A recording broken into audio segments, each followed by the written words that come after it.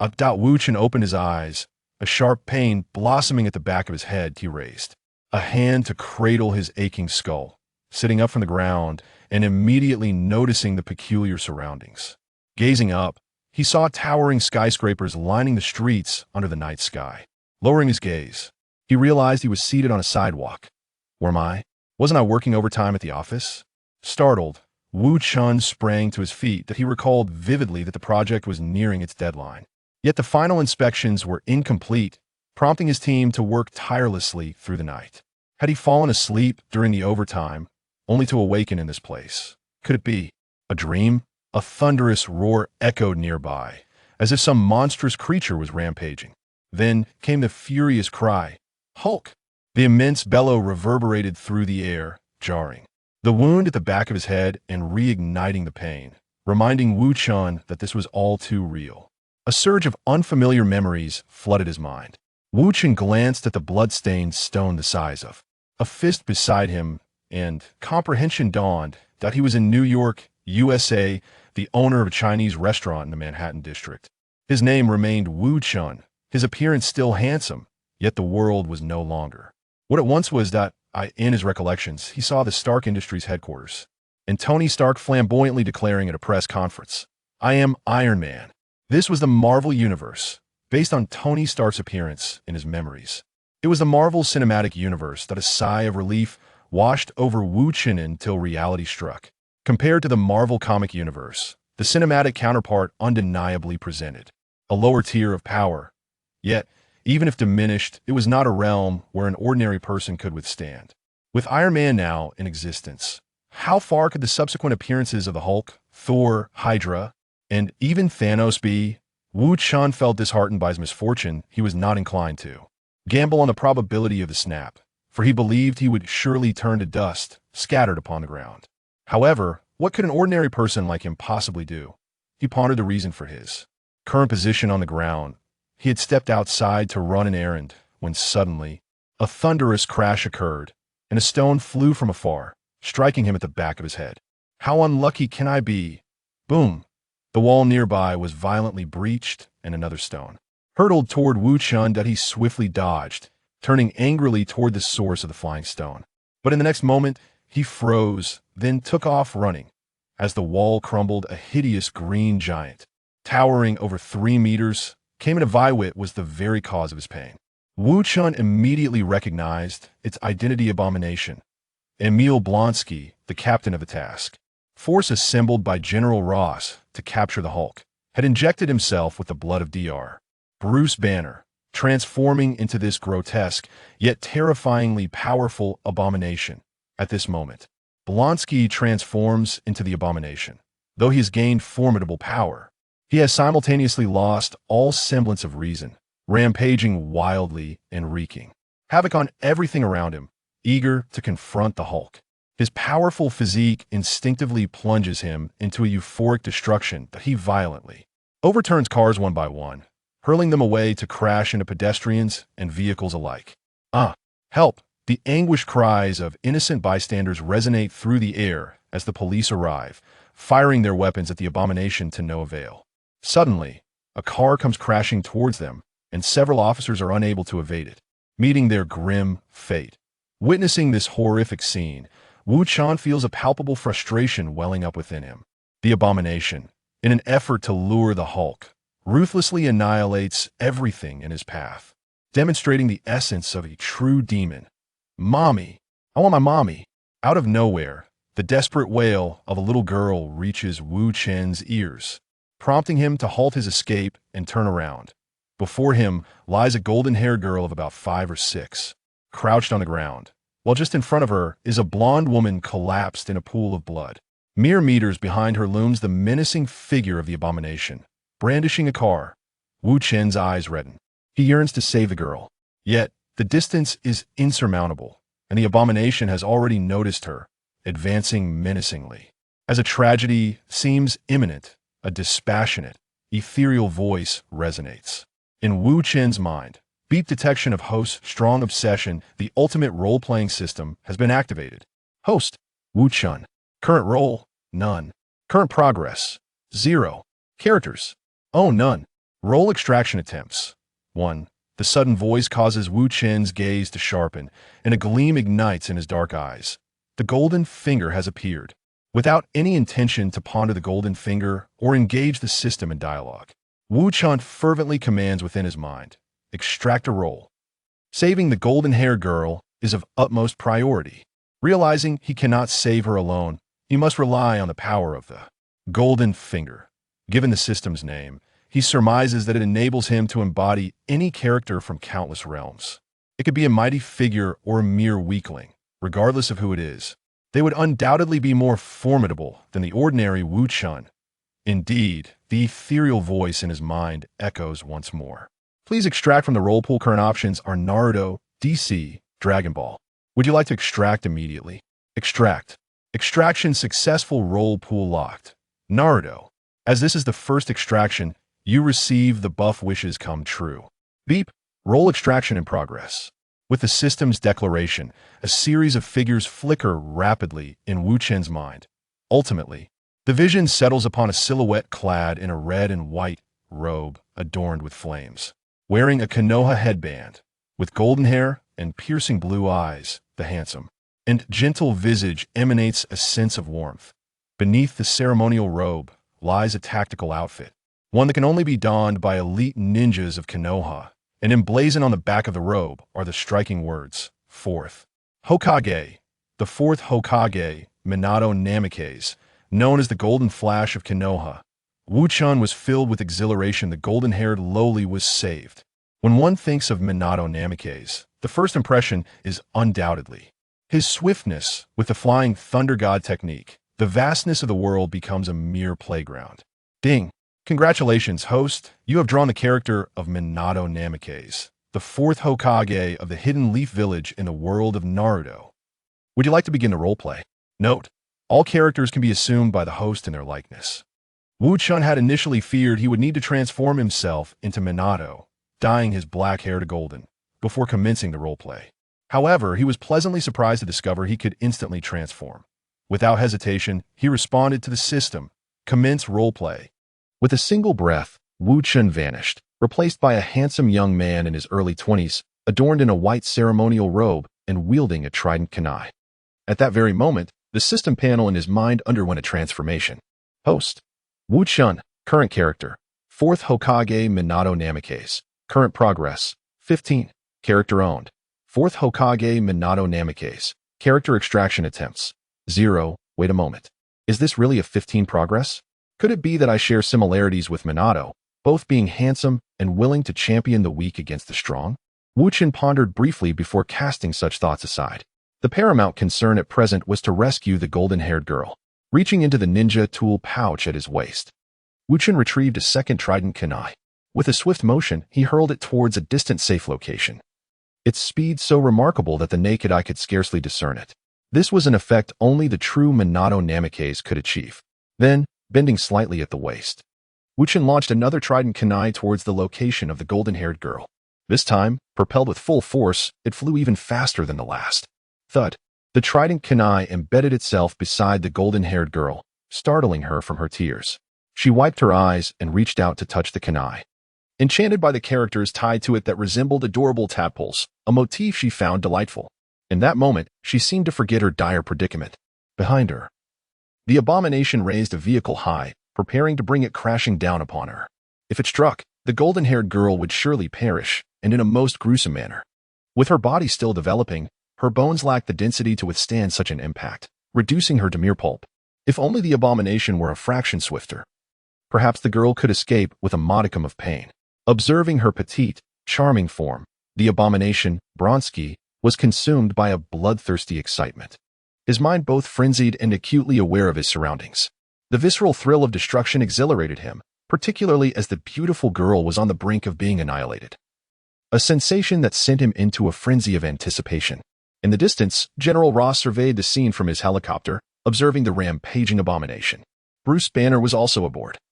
Having been captured along with his girlfriend Betty, due to the injection of a suppressor, Dr. Banner was unable to transform into the Hulk and was left defenseless. Yet, witnessing the tragic events unfold, he implored General Ross, "Ordinary people cannot contend with the abomination. Let me intervene." "No. Betty cried, throwing herself into Banner's embrace. You are no longer the Hulk. You cannot go and face death. However, Dr. Banner shook his head, sensing that the suppressor merely held the Hulk at bay temporarily. Should he find himself in peril, the Hulk would undoubtedly resurface once more. Confronted by the unwavering gaze of Dr. Banner, Betty wept profusely yet ultimately nodded in acceptance. Bestowing a gentle kiss upon her, Dr. Banner leaped from the helicopter under General Ross's watchful eye. Thud. He created a crater upon impact with the ground. Yet the Hulk did not immediately emerge. Bruce. Betty cried out, but General Ross abruptly interjected, Quick. Fly over there. Look at that man. What is happening? At his words, Betty lifted her gaze. Roar. The abomination bellowed, ready to hurl the car in his grasp. The blonde girl finally became aware of the chaos behind her. Her mouth agape in terror, she was suddenly shielded from view. Out of nowhere, a dashing blonde young man appeared beside her. His striking visage surpassed even that of her father, radiating not just handsomeness but also a warm aura akin to a small sun. With a gentle smile, he grasped the trident kunai she had been holding, cautioning her that such a dangerous weapon should not be trifled with. Whoosh. Bang. The abomination's strike missed its target, incensed.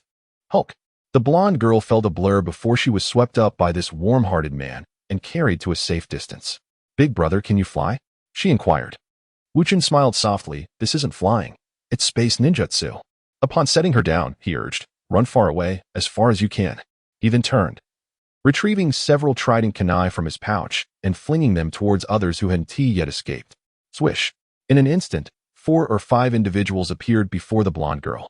There were women with golden hair and blue eyes, Asians with black hair and eyes, and individuals of African descent, all rescuing innocent bystanders from the vicinity of the abomination. Fixing his narrowed gaze upon the creature, Wu Chen felt his pent-up frustration transform into righteous fury. Bullying the weak and rampaging indiscriminately. I care not for your motives. Your actions disgust me. I shall vanquish you. With that declaration, he launched several trident kunai at the abomination before vanishing from sight. The abomination, unable to comprehend Wu Chen's words, recognized only the provocation, fueling its rage further.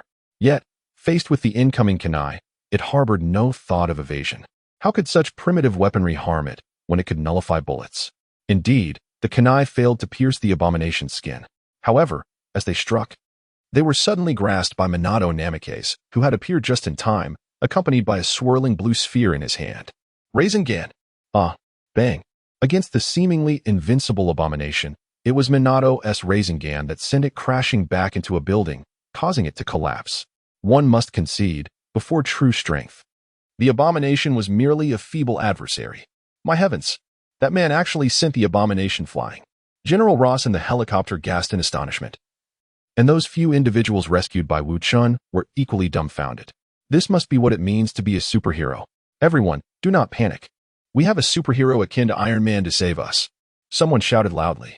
A growing crowd gathered, captivated by the spectacle. To be fair, it was not unusual for there to be fewer foreigners present. The collapsed building stirred up dust, quickly enveloping the area and obscuring the ominous figure entirely. Wu Chen glanced at the onlookers, choosing to disregard them. He had no intention of concerning himself with the foolhardy.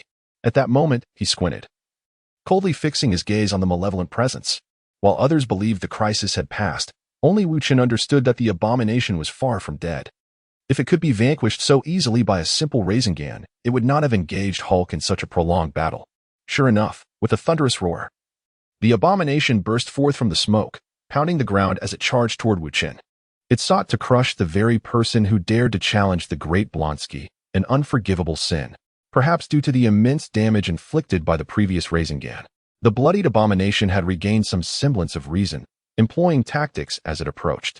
Vehicles were lifted and hurled at Wu Chen, who effortlessly evaded them. However, amidst this chaos, a massive fist hurtled toward Wu Chen's face. The abomination seized the opportunity to strike. Yet, Wu Chen remained unfazed. Just as the abomination's fist was about to make contact, he vanished from sight, reappearing atop a distant shuriken. Boom. The abomination struck the ground once more, its fury intensifying. You coward! Do not hide. Wu Chen furrowed his brow, realizing it was time to put an end to this menace. Although he could continue the fight, further combat would undoubtedly reduce the surrounding area to ruins. Thus, he closed his eyes, preparing to enter Sage Mode. Indeed, Minato Namikaze had also mastered Sage Mode, identical to Naruto's perfect version. The Abomination, witnessing Wu Chen's closed eyes, perceived it as an act of contempt and was consumed by rage, charging toward him. "Oh my goodness!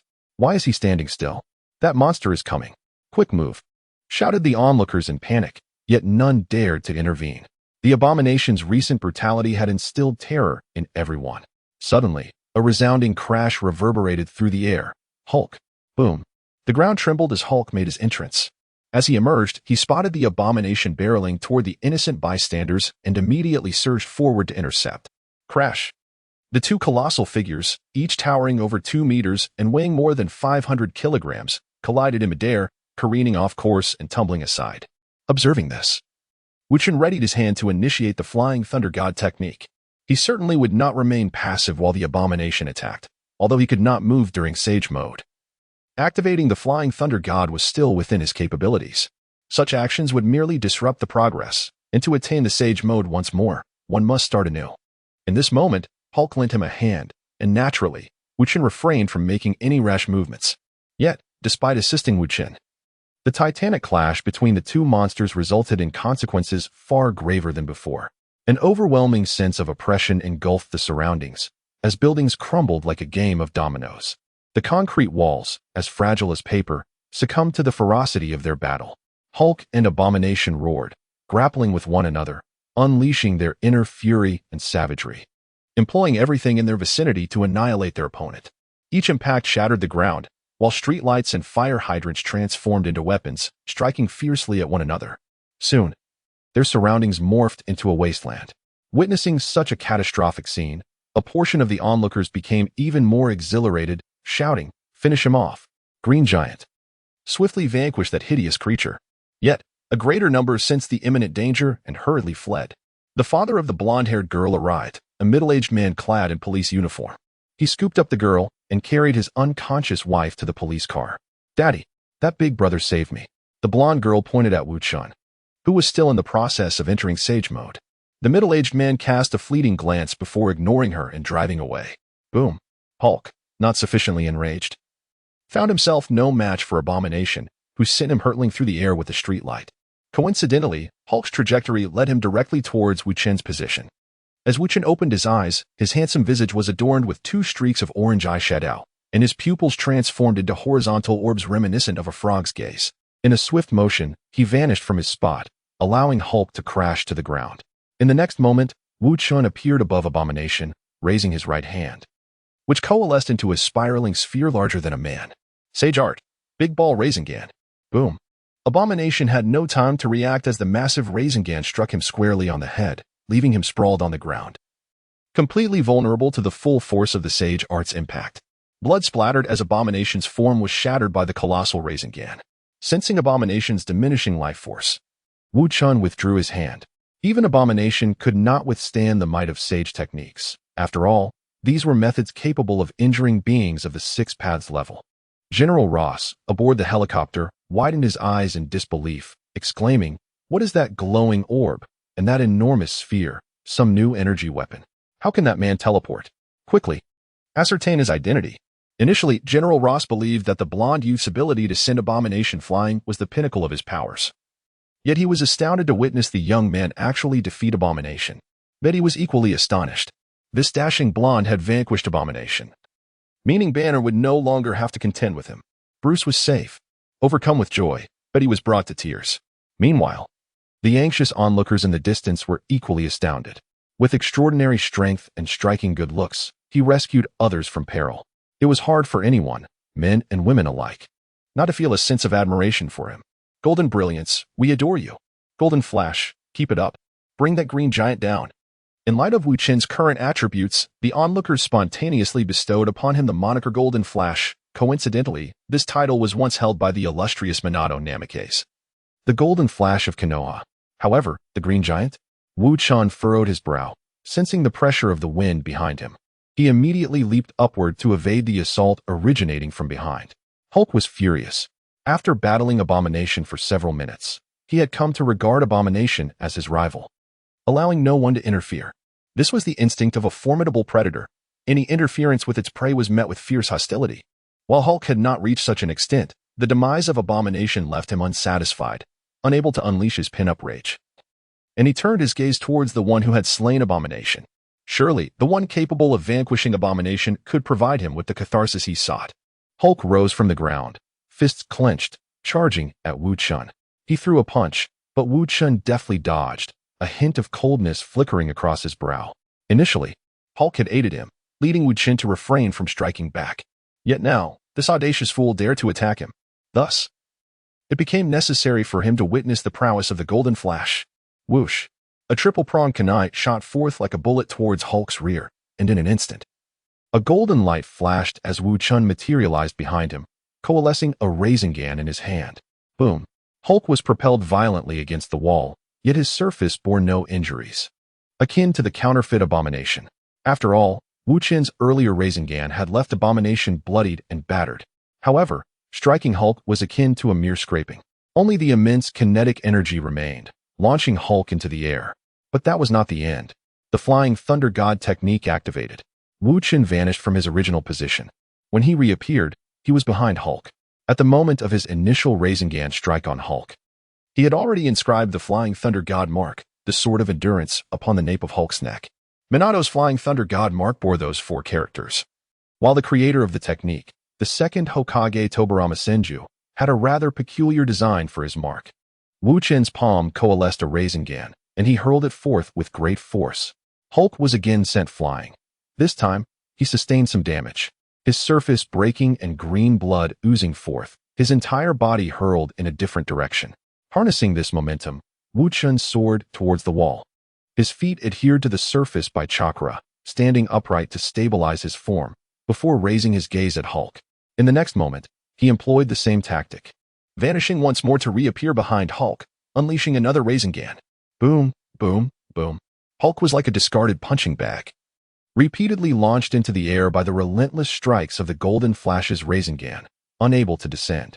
This cycle continued for dozens of iterations, leaving Hulk bloodied and battered. He roared in fury, yet was relegated to a position of passive suffering. Such was the exquisite utility of the Flying Thunder God mark. This is a realization that Wu Chen has only recently come to grasp. Just moments ago, while engaging in battle against Abomination, he had not yet fully acclimated to the formidable powers of Minato Namikaze.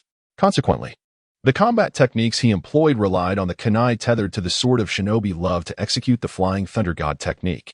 Clearly, leaving a Flying Thunder God mark on the target proved to be a far simpler, more convenient, and practical method.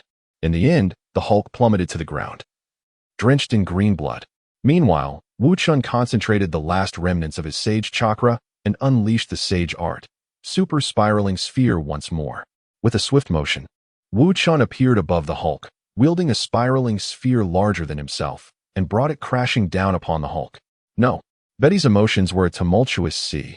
She felt relief at the demise of Abomination, yet her anxiety surged as the Hulk turned to assault Wu Chen. Her heart raced as she witnessed the Hulk being relentlessly beaten by Wu Chen. Now, seeing Wu Chen prepare to unleash the same technique that had vanquished Abomination, she could no longer contain herself. Stop. Don't kill Bruce. Yet Wu Chen remained undeterred, pressing down with unyielding force. With a resounding crash, light dissipated, revealing the Hulk motionless, as if lifeless. However, Wu Chen knew that the Hulk was not truly dead. He could never perish. As the Green Giant of the Marvel Universe, a vessel of a certain powerful entity, the Hulk would not simply vanish, which was precisely why Wu Chen did not relent. Gradually, the Hulk began to shrink, ultimately transforming back into Bruce Banner. Astonishingly, Wu Chen had managed to revert the Hulk back to his human form. Only 2 individuals possessed the capability to achieve such a feat: Tony Stark in his anti-Hulk armor and Thanos himself. Wu Chen slowly withdrew his hand, surveying the devastated surroundings with a hint of reluctance in his eyes. At that moment, General Ross's forces encircled the area, dispersing the civilians. General Ross then emerged not far off, addressing Wu Chen with gratitude. "Thank you for defeating the Hulk and Abomination. I believe we may have some common ground."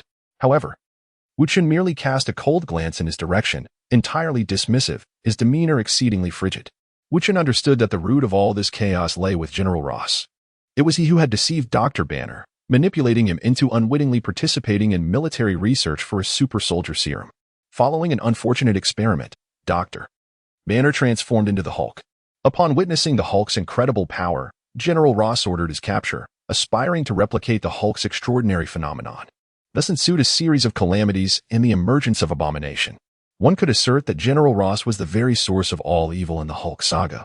Faced with such a man, Wu Chen's decision not to strike immediately was a testament to his restraint, let alone offering him any semblance of civility. He also comprehended the reason behind General Ross's seemingly amiable demeanor at that moment. It was merely a desire to obtain Banner and the remains of Abomination. You want them? I shall deny you. Wu Chen resolved to take away the corpses of Abomination and Banner, leaving nothing for General Ross. At that moment, a group of agents clad in black arrived, led by a bald man with an eye patch. General, we shall take over from here. It's time for you to withdraw. He commanded. Who are you to seize our military achievements? General Ross glared at the bald man before extending an invitation to Wu Chen. This esteemed gentleman, I believe the army would greatly benefit from your talents. Your abilities are akin to that of a born killing machine. Come with me. Wu Chen was taken aback that General Ross had set his sights on him. His eyes glinted with coldness, and in an instant, he vanished. The next moment, he materialized beside General Ross, where a three-pronged kunai had embedded itself. With a swift motion, he struck the general's neck while leaving behind the sword of endurance, rendering him unconscious, and then repeated his technique, taking down each armed soldier around him. Wu Chen did not kill them, he merely incapacitated them. Throughout this ordeal, not a single soldier dared to fire their weapon, fearing they might harm their comrades. In Nick Fury's perspective, he witnessed a flash of golden light, after which General Ross and his troops collapsed one by one. Realizing the gravity of the situation, he immediately raised his weapon at Wu Chen. Don't be alarmed. I merely rendered them unconscious, Wu Chen explained, raising his hands in a gesture of peace, and then he lifted Dr. Banner, preparing to leave. He did not retrieve the three-pronged kunai, trusting that S.H.I.E.L.D. would take care of it. Soon, he could visit the S.H.I.E.L.D. headquarters directly. Wait, sir. Nick Fury called out, having discerned Wu Chen's intent. Thank you immensely for averting this disaster. May I inquire your name and where you hail from? Wu Chen, recognizing Fury as a decent individual, softened his demeanor and responded. I am the fourth Hokage of the Hidden Leaf Village, Minato Namikaze. After speaking, he leaped onto a high wall with Dr.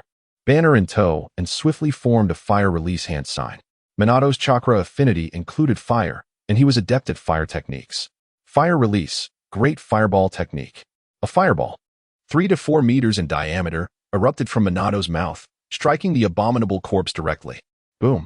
The area where the abomination stood exploded, igniting in flames. Hidden Leaf Village? Fourth Hokage? What are these? Nick Fury pondered in deep confusion, questioning why he had never heard of such a place or its formidable inhabitants after all this time. Nick Fury was already aware of Hulk's capabilities, and in his eyes, this individual was even more powerful than Iron Man, a far more suitable candidate for his Avengers initiative. Yet now, such a formidable Hulk, alongside the equally powerful Abomination, had been defeated by the very Minato Namikaze before him, with the Abomination meeting its demise. Fury could not contain his astonishment. But what astounded Nick Fury even more was that this Minato Namikaze not only possessed incredible speed but could also conjure flames. The massive fireball radiated intense heat, and the shockwave from the explosion compelled the agents to stumble back a few steps. Witnessing this scene, Wu Chen hoisted Banner onto his shoulder and leapt away from the sight. The abhorrent corpse blazed fiercely. Fire! Quickly, extinguish the flames. Yet, it was already too late. By the time the fire extinguisher spewed forth its white foam, the body had been thoroughly charred. This was utterly unsuitable for research purposes. Glancing up, Wu Chen and Banner had long vanished, leaving Nick Fury with an unprecedented sense of defeat. However, he quickly regained his composure and roused General Ross and the others to manage the ensuing matters. Click, click, surrounding individuals captured the moment with their cameras, and Nick Fury found himself unable to intervene in time. In this age of global connectivity and information proliferation, everything here was destined to be public. That very evening, footage of the battle between the abhorrent creature and Hulk was uploaded to YouTube, instantly skyrocketing to the top of the trending charts. Wu Chen's unguarded remarks had inadvertently elevated the stature of the Hidden Leaf Village and the title of Hokage. Countless netizens speculated about the whereabouts of the Hidden Leaf Village and the significance of the Hokage. Wu Chen's self-identification as the fourth Hokage provided a clue, suggesting that such a designation might only be used in Japan. Could the Hidden Leaf Village be located in Japan? Was it a Japanese organization? As for the Hokage, It appeared to be the leader of the Hidden Leaf Village. If everyone in the Hidden Leaf Village were indeed that formidable, the world would have been under their dominion long ago. Such conjectures were embraced by officials, prompting the S.H.I.E.L.D. and the United Nations to apply pressure on Japan, demanding the location of the Hidden Leaf Village. Japan, caught in a predicament, had no answers. They were unaware of the village's existence.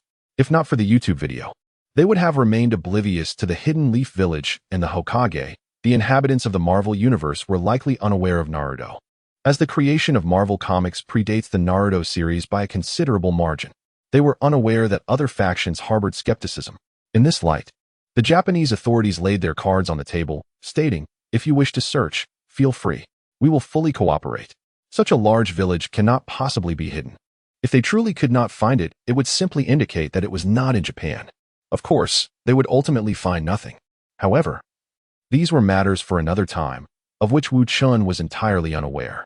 At this moment, the doctor he carried, Banner, stirred from his slumber. The Hulk was indeed resilient.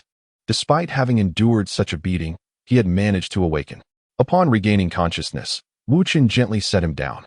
He still retained the form of Minato Namikaze, seemingly able to maintain this appearance indefinitely unless he chose to revert. "You defeated the Hulk?" Bruce Banner's gaze was complex. Though phrased as a question, his tone conveyed certainty. Banner and Hulk did not share memories, yet during his transformation, Banner caught fleeting glimpses of events. It felt akin to fragments of a dream.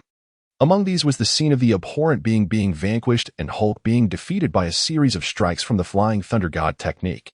Wu Chen nodded, acknowledging that this was not something he needed to conceal. "Very well, now that you have recovered, I shall take my leave." Is Banner considered a good person? Certainly. That is why Wu Chen displayed a courteous demeanor.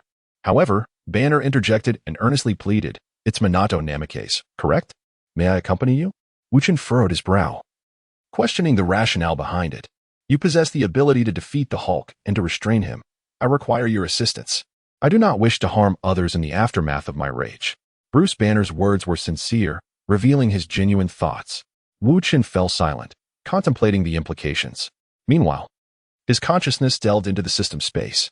Previously preoccupied with saving lives and battling foes, he had not the opportunity to explore his newfound abilities. Now, he took this moment to reflect and comprehend his unique powers. Host: Wu Chen. Current character: 4th Hokage Minato Namikaze. Current progress: 25. Character ownership: 4th Hokage Minato Namikaze. Character extraction attempts: 0, if memory serves.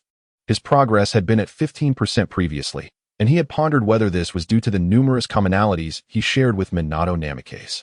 Could it be that my recent defeat of Abomination and my victory over the Hulk, as well as the nefarious General Ross, fulfilled the lingering desires of my predecessor?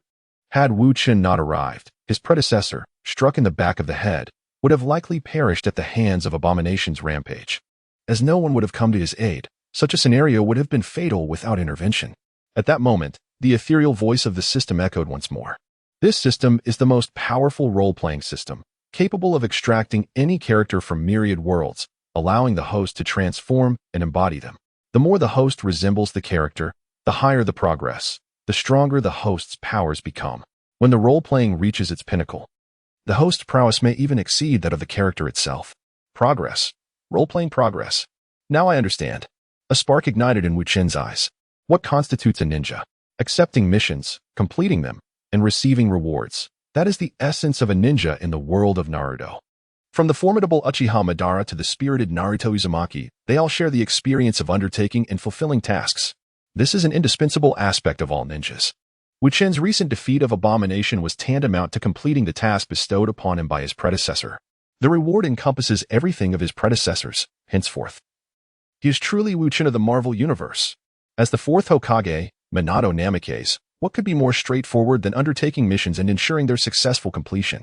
In this moment, Wu Chen grasped how to portray Minato Namikaze moving forward. It is not merely about acting in accordance with Minato's character traits, but also about utilizing missions to enhance his role-playing progress. With this realization, Wu Chen devised a response to Dr. Banner's request. "Are you suggesting that I should request your assistance by issuing a task?" Bruce Banner, having lived for so long, found this to be an exceedingly peculiar proposition. However, as he found himself in need of the other party's assistance, Banner had no choice but to comply with Wu Chen's instructions. Afterward, Wu Chen nodded, confirming that the task at hand was to prevent Banner from harming others once he transformed or to thwart his transformation altogether. This was to be a long-term commitment, with each transformation regarded as a completed task. Indeed, that was the case. Banner nodded in agreement. Wu Chen reciprocated the gesture, indicating it was time to discuss the matter of remuneration for the task. Banner appeared taken aback, seemingly unprepared for this turn of events. Wu Chen, with a hint of displeasure, remarked, "Surely, you do not think I am engaged in philanthropy?" No. What kind of reward do you seek?" Banner quickly shook his head. "Let's do this. You serve me, and that shall be your reward for the task," Wu Chen proposed after a moment's reflection. "For every time I stop you, you shall assist me with a task. How does that sound?" "Assist you with a task?" Banner hesitated, harboring concerns that this enigmatic figure might demand he continue his nefarious research. After all, Bruce Banner's worth, aside from being the Hulk, lay solely in his scientific prowess. Sensing Banner's apprehension, Wu Chen reassured him, "Rest assured, I will not ask you to do anything that violates your principles." Instantly, Banner felt a wave of relief wash over him, nodding in agreement. "That works for me. It's a deal." With a smile, Wu Chen continued, "However, I shall not accompany you. I will appear only when you require my assistance. Fear not, for I have left a mark on you. And as long as you remain on Earth, I can reach you in an instant." With that, Wu Chen utilized his teleportation technique and vanished. Banner stood alone on the rooftop, wanting to voice his thoughts. "Hey, at least escort me down the building." After distancing himself from Banner, Wu Chen reverted to his handsome self and began his journey homeward. Although he had not sustained any injuries during the battle, he felt a considerable weight on his mind. It was imperative that Wu Chen took a moment to unwind and alleviate his stress. Nothing could soothe his spirit more effectively than a restful slumber in the comfort of his own home. However, as he made his way back, an unexpected thought struck him. How would he portray other characters apart from the enigmatic figure he had just embodied? Conveying this inquiry to the system, he heard its response echo in his mind. The host will gain an opportunity to draw a character once the portrayal progress of each character reaches 50%? It did not seem like a daunting task, considering he already possessed an initial 15%. Having fulfilled his predecessor's wish had further boosted his progress by 10%. Perhaps with a few more tasks, he could easily elevate his standing to 50%. Wu Chen perceived this as quite manageable. As he made his way home, ignoring the watchful gazes of several onlookers, he opened the door to his restaurant and promptly secured the doors and windows. Such caution was warranted given the surroundings. The street adjacent to Wu Chen's restaurant was situated in the heart of Manhattan, New York City, encompassing merely 8 blocks yet infamous as a den of vice known throughout the underworld. Here lies a name of distinction, Hell's Kitchen. Unless you have lived with a sense of impatience, it would be wise to keep your distance from that infernal place. Many of the more seasoned New Yorkers are familiar with this phrase and recognize that that infernal place refers to Hell's Kitchen. This neighborhood has birthed countless formidable figures, among whom the most renowned is the undisputed king of the New York underground, Kingpin. Furthermore, Hell's Kitchen has long been regarded as a no-man's land, with North American authorities choosing to overlook it for various reasons. This disregard is one of the primary factors contributing to its reputation as a den of iniquity. Adjacent to the restaurant lies Hell's Kitchen, which has long since developed a habit of locking its doors when not in operation. Wu Chen, wishing to conceal his unique attributes, preferred to avoid unnecessary complications. Returning to his bedroom, he lay down on the bed and suddenly recalled something. During the previous draw for character roles, there were 3 options: Naruto, DC, and Dragon Ball. He had drawn from the Naruto pool, which meant that the characters he would embody henceforth would be powerful figures from the Naruto universe. After inquiring with the system and receiving a positive affirmation, Wu Chen furrowed his brow. Although the Naruto universe boasts formidable powers, they are evidently insufficient when compared to the Marvel realm. Just a single entity, Thanos, is beyond the reach of even the most ordinary strong characters within Naruto. Even the Sage of 6 Paths would likely struggle against him. Moreover, there is no guarantee that he would be able to draw the Sage of 6 Paths. However, if he were to draw from the DC or Dragon Ball universes, the situation would be considerably more favorable. The Titans of the DC universe possess power sufficient to rival Marvel, while Dragon Ball is even more formidable. To illustrate, the cosmic overlord Frieza alone could easily defeat Thanos. Thus, Wu Chen, filled with anticipation, inquired, "System, is it possible to change or expand the character role pool?" The character role pool will automatically expand after reaching 100 progress in the strongest character role currently being portrayed. The system's response plunged Wu Chen into contemplation. So, I must first draw the Sage of Six Paths or the complete form of Kagaya Akatsuki before I can access characters beyond Naruto. Undeniably, the apex of strength in the Naruto universe is represented by these two beings. Even Madara Uchiha, who attained power granted by the Sage of Six Paths, pales in comparison to them. The entire narrative of the Naruto universe revolves around the domestic affairs of the Akatsuki clan. Wu Chen understood this situation with crystal clarity. However, what good does this understanding do? Can it help him draw the Sage of Six Paths or Kagaya Akatsuki? Wu Chen became increasingly vexed. Nevertheless, this concern did not linger in his mind for long. Currently, he was merely portraying his first character, needing to elevate the portrayal progress of the strongest character in the Naruto universe to 100, a task that felt distant. Even if he were to dwell on this to the point of despair, it would serve no purpose. Moreover, the immediate priority was to enhance the portrayal progress of Minato Namikaze to 50, thereby unlocking the opportunity to draw new character roles. Having contemplated this matter thoroughly, Wu Chen ceased his aimless thoughts and allowed himself to drift into slumber. The following morning, he awakened, surveying the surroundings that felt both familiar and foreign. It dawned on him that the events of the previous night were indeed real. He had traversed into the Marvel universe and assumed the role of the fourth Hokage, Minato Namikaze, vanquishing the Abomination and besting the Hulk. This indicated that the arc of the indomitable Hulk had concluded, paving the way for the narratives of Iron Man 2 and Thor. Wu Chen began to ponder how he might leverage these significant events to advance his own character's progression. He mulled over various possibilities, yet it became evident that relying solely on Minato Namikaze would prove insufficient. Thus, the objective he had set the night prior was undeniably correct. He must expedite the enhancement of his portrayal as Minato in order to acquire new characters. With that in mind, he resolved to seek out others and undertake missions. First, Wu Chen conducted an inventory of his possessions. It was an unavoidable necessity. Even Minato required sustenance, let alone an ordinary individual like Wu Chen. Upon completing his assessment, he discovered that he possessed approximately $50,000 to $60,000. Such a sum would suffice for his basic needs for quite some time. With financial concerns temporarily alleviated, he was ready to take immediate action. The restaurant was devoid of patrons. There were neither waitstaff nor chefs, all of whom once had their roles fulfilled by a singular individual. Lacking family or friends, he felt akin to a specter haunting the streets of New York.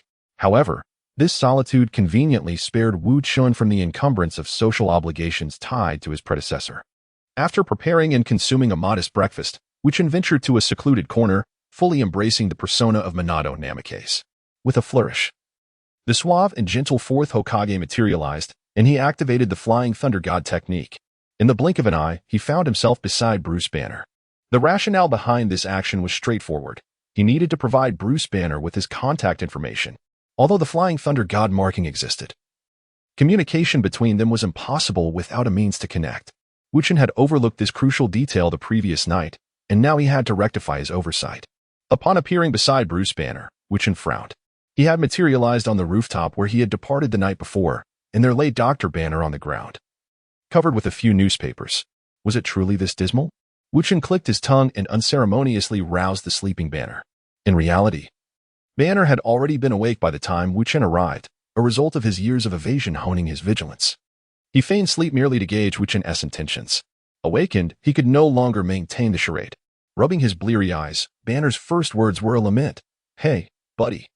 You should have taken me somewhere else last night. The rooftop door is locked." Wu Chen felt a twinge of embarrassment, pondering why Banner had not simply broken in instead of spending the night there. "I couldn't," Banner replied, adjusting his glasses. "That might have provoked the Hulk. So, what brings you here today?" As Wu Chen recalled his priorities, he handed his phone number to Banner, along with some money, and guided him down from the rooftop. This descent was not through the stairs. Instead, he adhered to the wall using chakra, defying gravity as he carried Banner downwards. Once their feet touched the ground, "Doctor," Banner exclaimed in astonishment. "What was that? How could you walk on the wall like that?" Wu Chen merely glanced at him and uttered, "Chakra," before vanishing from Banner's sight. He had his own plans to execute and no time to waste with Banner. Though slightly disappointed, Banner remained intrigued by the concept of chakra. What could it possibly be? Stepping out of the alley, Wu Chen strolled along the streets of Hell's Kitchen, maintaining a calm demeanor akin to that of Minato Namikaze.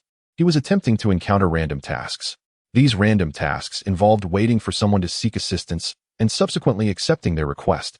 He certainly could not approach a random individual and declare, "I shall help you with your affairs, and you shall reward me," as that would lack dignity and appear overly contrived. Hence, after a night of contemplation, he devised a method to accept random tasks. As long as he remained in a sufficiently chaotic environment, someone was bound to seek his help.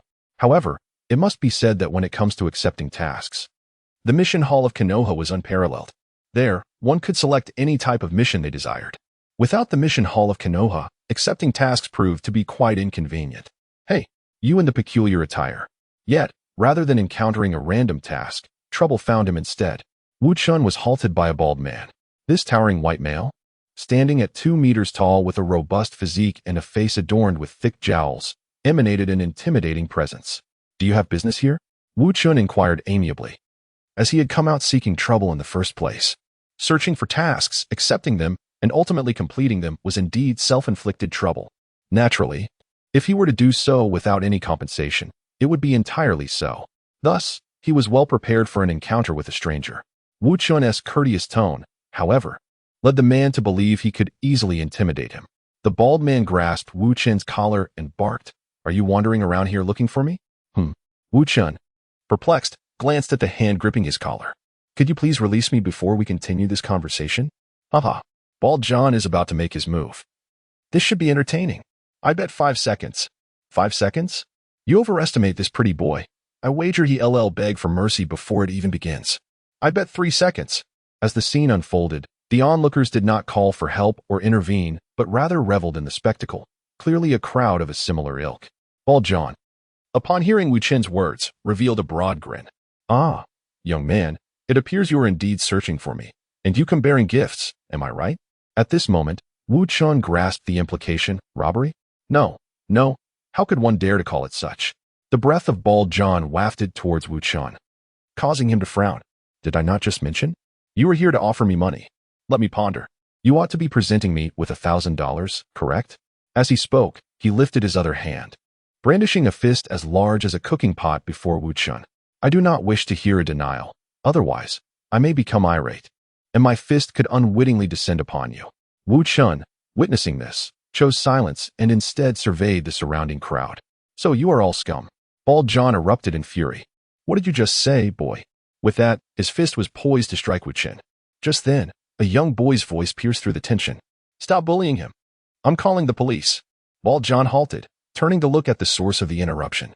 Wu Chen retracted his hand, which had been preparing to unleash a spiral attack, and glanced over as well. The boy, around 10 years old with tousled brown hair, clutched a phone in his hand, summoning all his courage to shout, "Let him go." Laughter erupted from Bald John and the onlookers. Approaching the boy while still holding Wu Chen, Bald John bent down and sneered, "Little one, surely you do not believe the NYPD would respond to a place like this?" The boy appeared visibly frightened, yet he insisted. "But the police just said they were on their way." That was a lie. They only arrive after the chaos has subsided, to clean up the mess. Bald John's laughter echoed, and the crowd joined in, guffawing at the boy's expense. 11-year-old Peter Parker felt a chill run through him. Despite his youth, he understood all too well the peril he faced by confronting such a thug. The best-case scenario involved a brutal beating and the loss of his possessions. The worst was too dreadful to contemplate. He had merely stepped out to purchase something, fortuitously located in this neighborhood, only to encounter such a situation. Possessed by a strong sense of justice, he could not stand idly by. Yet, he was not foolish enough to charge him blindly. Instead, he opted to call the authorities. However, to his dismay, the police seemed indifferent to the plight at hand. What should I do? Observing the boy's distress, Wu Chen felt compelled to act. This brave and kind-hearted child had ventured into danger to assist him, and Wu Chen felt a profound admiration for him. Naturally, he resolved to protect him. Thus, Wu Chen raised his hand and seized Bald John's wrist, which was gripping his collar, gradually applying pressure. A sharp crack echoed as bones fractured, and the hand that had clutched Wu Chen slackened, granting him his freedom. Immediately after, Bald John began to wail, "Ah, my hand. My wrist is broken. Ah." Wu Chen maintained his grip, firmly clutching the right hand of Bald John, ensuring that everyone, including Peter Parker, witnessed the spectacle. Instantly, the onlookers' expressions shifted dramatically. Bald John would never acquiesce to such a handsome adversary's theatrics, Thus, his hand was indeed fractured. A sharp intake of breath echoed through the crowd. Who was this golden-haired youth, capable of shattering Bald John's bones with mere bare hands? Such strength was astounding. Quietly, some spectators began to disperse. Survival in the treacherous Hell's Kitchen required not only the requisite force but also keen discernment. One must understand whom to provoke and whom to avoid. Offending the wrong individual could lead to an untimely demise, often without the victim comprehending the danger they courted. Clearly, anyone able to crush bones with their bare hands was not to be trifled with, regardless of their identity. Some individuals, deeming the incident irrelevant to them, chose to leave. Yet, others departed out of fear that this golden-haired gentleman might seek vengeance against those who had mocked him moments prior. Such a scenario was certainly plausible. The ruffians of Hell's Kitchen, possessing a keen sense of self-preservation, reached this conclusion. Nevertheless, a greater number opted to linger, their motives simple. They reasoned that no matter how formidable this golden-haired lad might be, could he truly take on a crowd alone? Ignoring the spectators' reactions, Wu Chen cast a glance at young Peter before continuing to exert pressure on Bald John's wrist. A sickening crack resounded. The bone had completely shattered. The severed hand dangled limply from the wrist, devoid of any visible wound, yet the swelling was significant, a testament to the prowess of Wu Chen's technique. Crushing bones without breaking the skin required not only strength but also a degree of finesse. This technique, drawn from his memories of the Wave Wind Watergate, was initially employed during interrogations of prisoners in Konoha. It appeared that this method was not solely effective for intimidation during interrogations, but also served well to intimidate ordinary individuals. Bald John writhed on the ground, clutching his hand in agony, while young Peter instinctively recoiled a few steps in fright. Wu Chen approached, gently pressing down on his head, speaking soothingly. "Child, do not be afraid. Could you tell me your name?" Since he was seeking someone to trigger a task, he might as well choose someone appealing to him. This child was rather endearing. And even though he lacked the means to reward Wu Chen for a task, he was certainly preferable to assisting those nefarious individuals. Thus, Wu Chen contemplated having this child as his employer, commissioning him with tasks. I'm Peter Parker." Despite the fear instilled by the unfolding scene, young Peter managed to utter his name. This older brother did not seem entirely benevolent. Wu Chen raised an eyebrow, scrutinizing young Peter's features, confirming that he was indeed the future Spider-Man. Unexpectedly, a casual search for a random task had led him to encounter a superhero, albeit a future one. Nevertheless, young Spider-Man was quite charming, and Wu Chen remained resolute in his intention to establish a plan, undeterred by Peter Parker's eventual identity. Upon observing Peter Parker's expression, Wu Chen discerned his thoughts and explained, "Young Peter, how do you believe one should deal with wrongdoers?" To the 10-year-old Peter Parker, wrongdoers were merely those who bullied others. Drawing from his own experiences, he contemplated a response, to persuade them, to make them cease their bullying. Yet, what if persuasion fails? Wu Chen gestured towards the groaning bald man on the ground, John, stating that there are indeed individuals whom words cannot sway. In such a case, what would you do? Young Peter fell into contemplation and after a moment replied, "I would run away, far enough that he cannot see me." While evasion may be shameful, it proves effective. This mentality resonates with many when confronted by villains, and it is not without merit.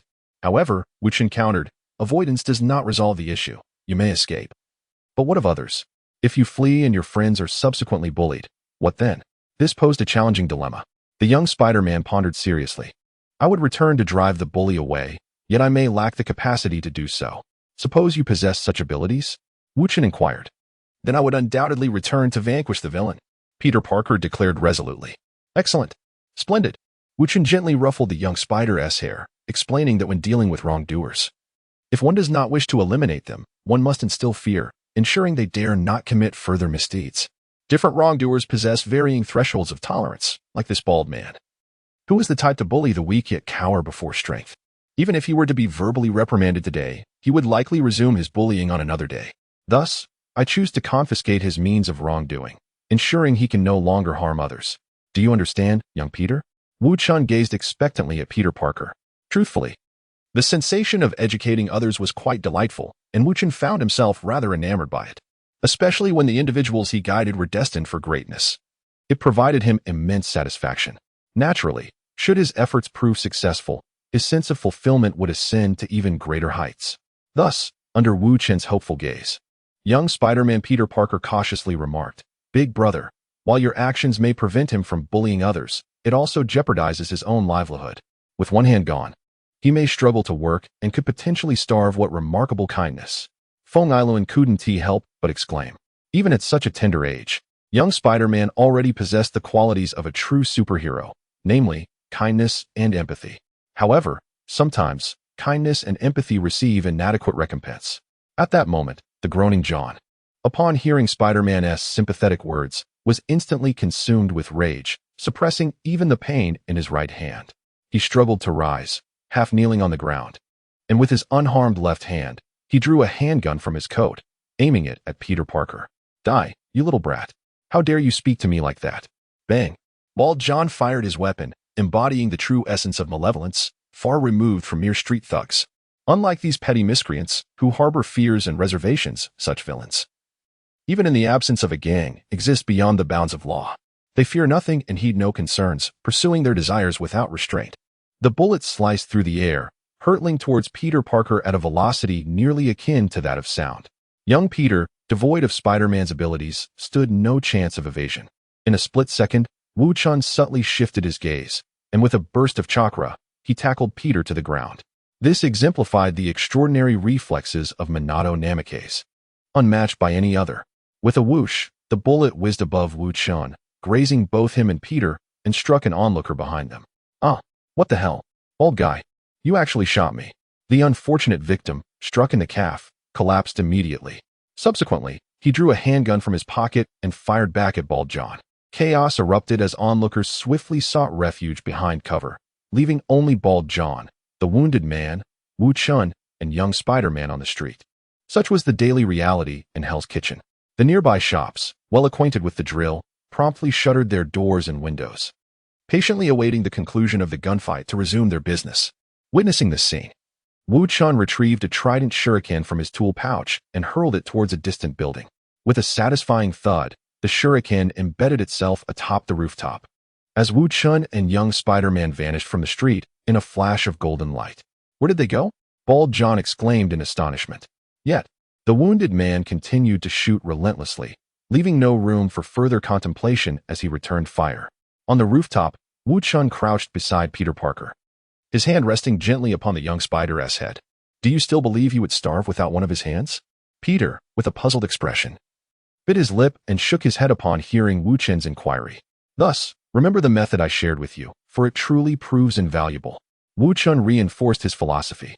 However, young Spider-Man remained transfixed, gazing downwards, before eventually uttering, Big brother, you're so strong. Can you stop them? You wish for me to intervene? Wu Chen's eyes gleamed, sensing the boy's astuteness. Indeed, their actions are wrong, the young Peter declared. Of course, but I must ask, are you entrusting me with a task? Wu Chen adopted a more formal tone. Entrusting a task? Young Spider-Man pondered briefly before nodding. I entrust you to stop them. Excellent. But what shall be the reward for this task? This caught young Spider-Man off guard, and he rummaged through his pocket to produce a lollipop, presenting it to Wu Chen. Will this suffice? It's all I have right now, absolutely. Wu Chen accepted the lollipop with a radiant and gentle smile. Remain here and do not move. Simply watch my performance. With that, the scene was set. In a fleeting flash of light, Wu Chen vanished from the rooftop, reappearing at the right side of the Bald John. He had just left a flying thunder god mark at John's right hand. Without uttering a word, he swiftly kicked, sending John's gun flying from his grasp. With a flick of his wrist, he hurled a trident kunai towards the direction of the wounded individual. Accompanied by a glimmer of golden light, Wu Chen materialized beside the person, raising his foot once more. Instantly, the gunfire on the street ceased. Casting a smile at little Peter, Wu Chen unwrapped the lollipop and let it rest in his mouth, while his consciousness delved into the recesses of his system space.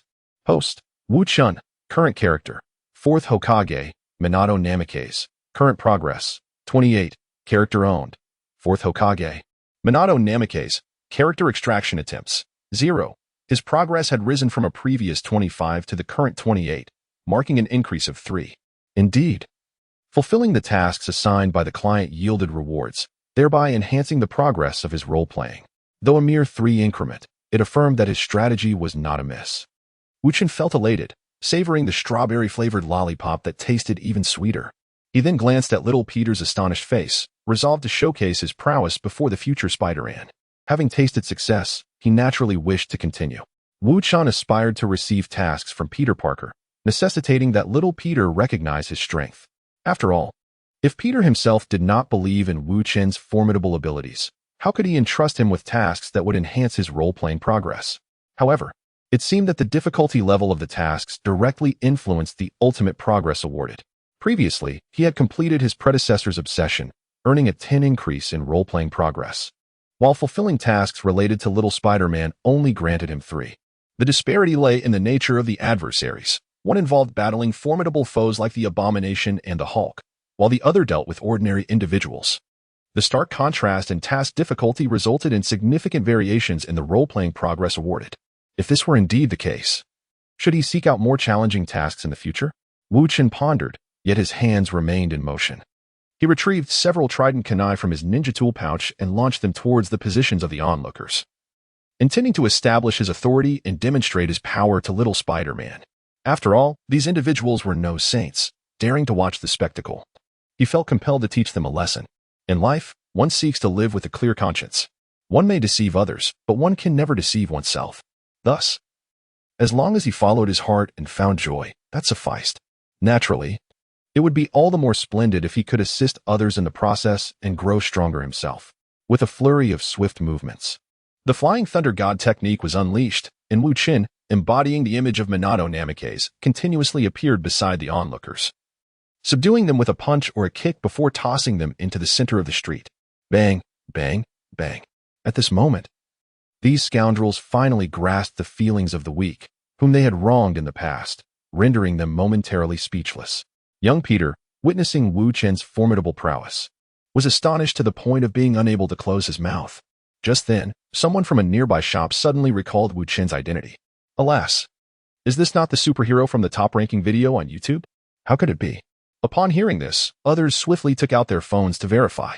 My goodness, it truly is the 4th Hokage of the Hidden Leaf Village, Minato Namikaze. How could such a powerful superhero be in Hell's Kitchen? Is he here to cleanse this place? Wu Chen's eyes brightened at the thought of purging Hell's Kitchen.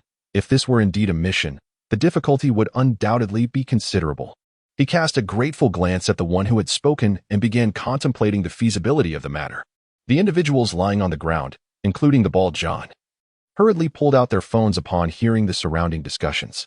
They beheld the images of Wu Chen, embodying Minato Namikaze, vanquishing foes and delivering crushing blows to the Hulk. That kind of strength, that technique, how incredibly powerful. They exchanged glances, each perceiving regret mirrored in the other's eyes. Why hadn't they utilized their phones more? Had they known Minato Namikaze was this formidable, how could they have acted as they did? Moreover, given Minato's immense power, why was he disguising himself? Why not reveal his identity and command reverence instead of concealing his name and playing the role of a humble observer? It was already the year 2022. Despite their grumbling, those who understood Wu Chen's exploits and identity pressed themselves firmly to the ground, not daring to rise. Bald John was no exception. Even though his wrist had been brutally crushed by Wu Chen, he silently cursed the latter in his heart, yet dared not express it outwardly. The fear of death proved to be more effective than any persuasion. At that moment, a sleek sports car came to a halt outside Hell's Kitchen, and a female agent clad in a black bodysuit emerged. She possessed a delicate visage, with alluring curves and an enticing presence. Her chestnut waves swayed gracefully as she moved, exuding a sensual aura.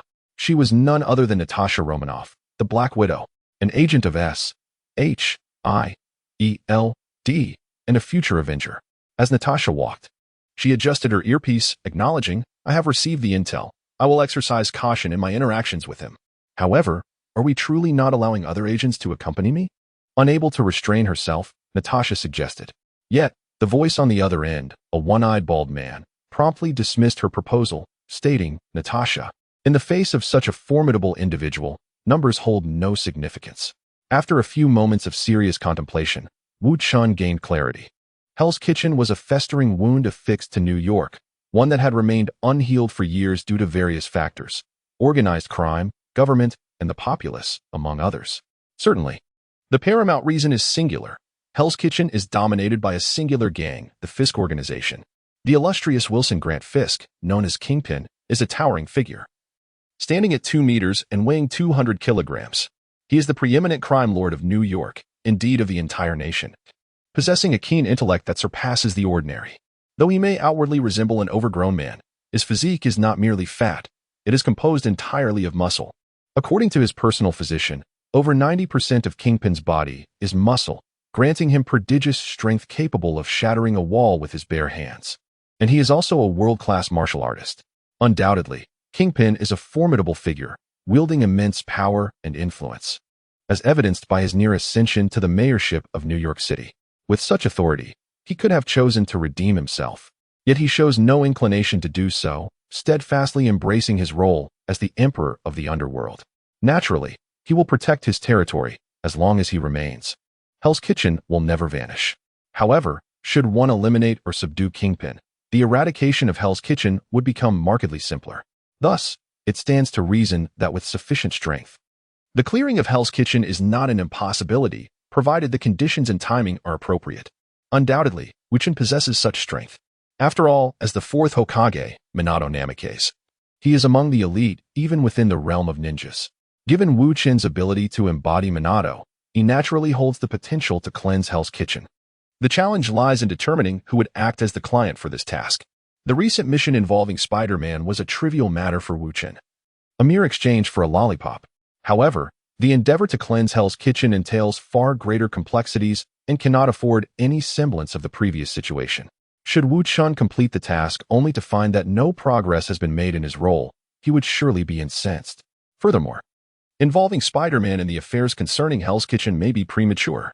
Were he 16 or 17, Wu Chen would have unhesitatingly guided him to undertake the assignment, and together they would have purged Hell's Kitchen. Yet now, Peter Parker is merely a child in his early teens, exposing him to such perilous undertakings.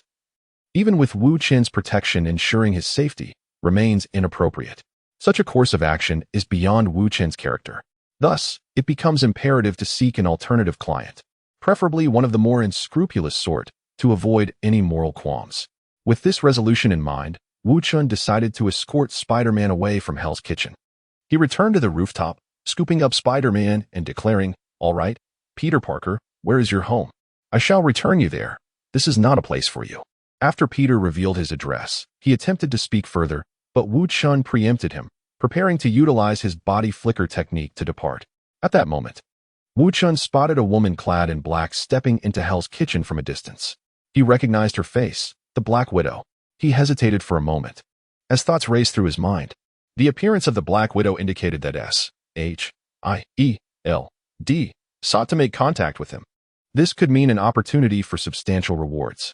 They would be able to take responsibility for the cleanup of Hell's Kitchen and offer commensurate task compensation, which aligned perfectly with Wu Chen's desires. Moreover, while S.H.I.E.L.D. presented itself as an official agency, it was, in reality, the Serpent Society. Wu Chen would have no hesitation in demanding task rewards. It was decided. He left a trident-shaped kunai at the spot and activated his teleportation technique, vanishing from the rooftop. Natasha sensed she was being observed and immediately turned to look, but saw nothing. She raised her hand to adjust her earpiece and said, "I have a feeling the target may no longer be in Hell's Kitchen, Director. Can we access the nearby surveillance feeds?" While Natasha searched for Wu Chen's whereabouts, he had brought young Peter to Queens, where Peter Parker currently resided. Upon locating the precise address, Wu Chen promptly set the young Spider-Man down, preparing to leave. His actions seemed akin to evading a plague, a last resort. The reason was simple. Even the young Spider-Man was quite chatty, once assured that Wu Chen posed no threat. Peter's mouth began to fire questions like a machine gun. "Big brother, what is your name?" "Minato Namikaze." "Big brother, are you that superhero from YouTube? I remember you defeated the big green monster and the Hulk." "Yes, that's correct." Initially, Wu Chen managed to answer each question with patience. "Are their skins tough? How can they withstand bullets? What is that blue energy ball you use to defeat them? Is that magic? And how can you teleport? How can you run so fast like this?" "Generally tough, yes. Those aren't magic. They are ninjutsu. I am a ninja." "Ninjutsu? A ninja? Big brother, I want to be a ninja too. Do you think I can?" "Also, I've played games where ninjas are featured, but they weren't very impressive." "Big brother, why are you so formidable?" "Big brother, does being a ninja require patience? Why do you make those hand signs when you shoot fireballs?" "You." However, as Peter continued with his barrage of questions, Wu Chen found himself losing the will to respond. In just a minute or two, He had managed to ask dozens of questions, each more verbose than the last. Wu Chen considered himself not averse to children, nor to the young Spider-Man. But he was on the brink of exasperation. I can surpass all the ninjas you know because I possess chakra. After answering the final question, Wu Chen activated the Flying Thunder God technique, leaving young Spider-Man alone, brimming with excitement. Ninjas are truly amazing. As Wu Chen returned, his figure, accompanied by a golden light, appeared atop the roof, a scene clearly witnessed by the Black Widow, who happened to glance upward from a distance. This was, of course, a deliberate act on Wu Chen's part. His intention was for the Black Widow to notice him. Only then could events unfold as he desired. Otherwise, while assuming the guise of the space-manipulating Minato Namikaze, Wu Chen could remain undiscovered if he so wished. Once the Black Widow spotted him, Wu Chen became aware of her scrutinizing gaze and immediately employed the body flicker technique to appear beside Natasha. "Greetings, madam. You seem to be in search of me. Do you require my assistance?" Despite the initial distance of several dozen meters, he was before her in an instant. Even though Natasha was informed of this ability through intelligence, she couldn't suppress her astonishment. Was that instantaneous movement? Instantaneous movement? Wu Chen hesitated. While it could be termed so, it was more accurately the body flicker technique. Body flicker technique. So, when you intervened with Hulk and Abomination last night, you also utilized this technique? Natasha seemed to find Minato Namikaze agreeable, engaging in casual conversation while subtly probing for information and fostering rapport. That was something different, Wu Chen replied, shaking his head. He was well aware of Natasha's intentions but chose not to expose them. Discreetly revealing a modicum of information served as a demonstration of power. If it is not the body flicker technique, then what is it? Natasha inquired, slightly lifting her face. Her makeup leaned towards East Asian aesthetics as S.H.I.E.L.D. speculated that Minato Namikaze was likely of East Asian descent. Although blonde-haired and blue-eyed, his features did not conform to Western standards, suggesting a high probability of mixed heritage. At this moment, the Black Widow appeared delicate and charming, a visage that could be quite effective in her interactions with East Asian men. Yet, Wu Chen was fully aware of the Black Widow's true nature, and he felt no inclination towards her. Nonetheless, he bore her no animosity.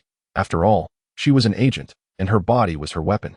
Moreover, he had no intention of altering his strategy, so he replied earnestly, "It is a space ninjutsu, Flying Thunder God technique.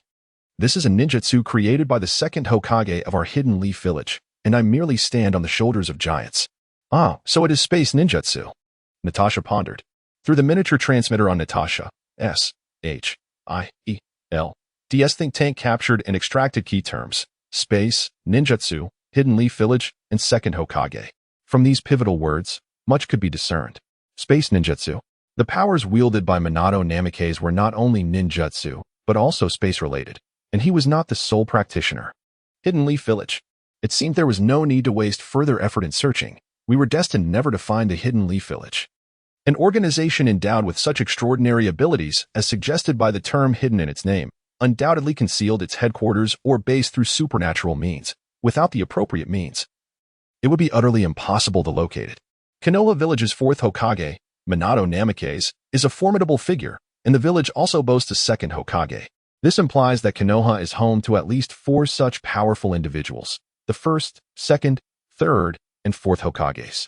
Upon hearing the analysis from the think tank, Nick Fury, the one-eyed, bald director of S.H.I.E.L.D., promptly instructed Natasha, inquire about the histories of the Hokages from Konoha. Additionally, ascertain whether their extraordinary abilities can be imparted to others. Most importantly, uncover the purpose of this fourth Hokage's visit to New York. Given the formidable nature of Minato, S.H.I.E.L.D. could not entirely rely on Natasha's capabilities, despite their faith in her skills. Remote monitoring was a prudent measure, one that Natasha understood and accepted. Thus, upon receiving Nick Fury's directives, Natasha hesitated momentarily before addressing Minato. "Mr. Namikaze, may I refer to you as such?"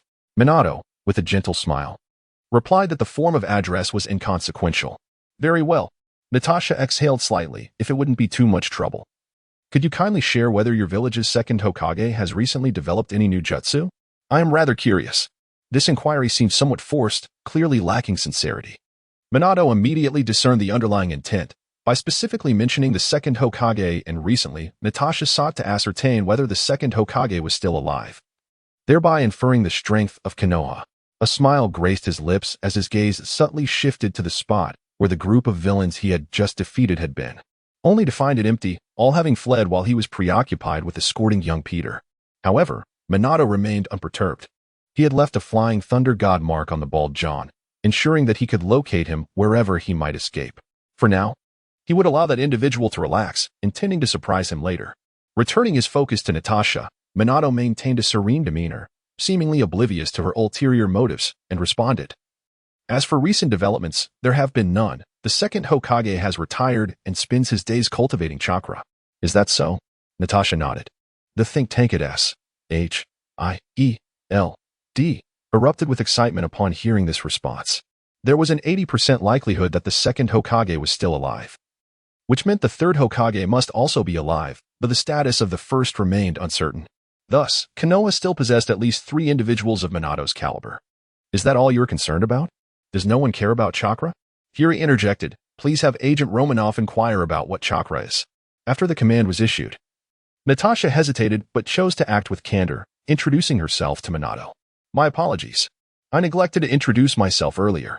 My name is Natasha Romanoff, a level 7 agent of S.H.I.E.L.D.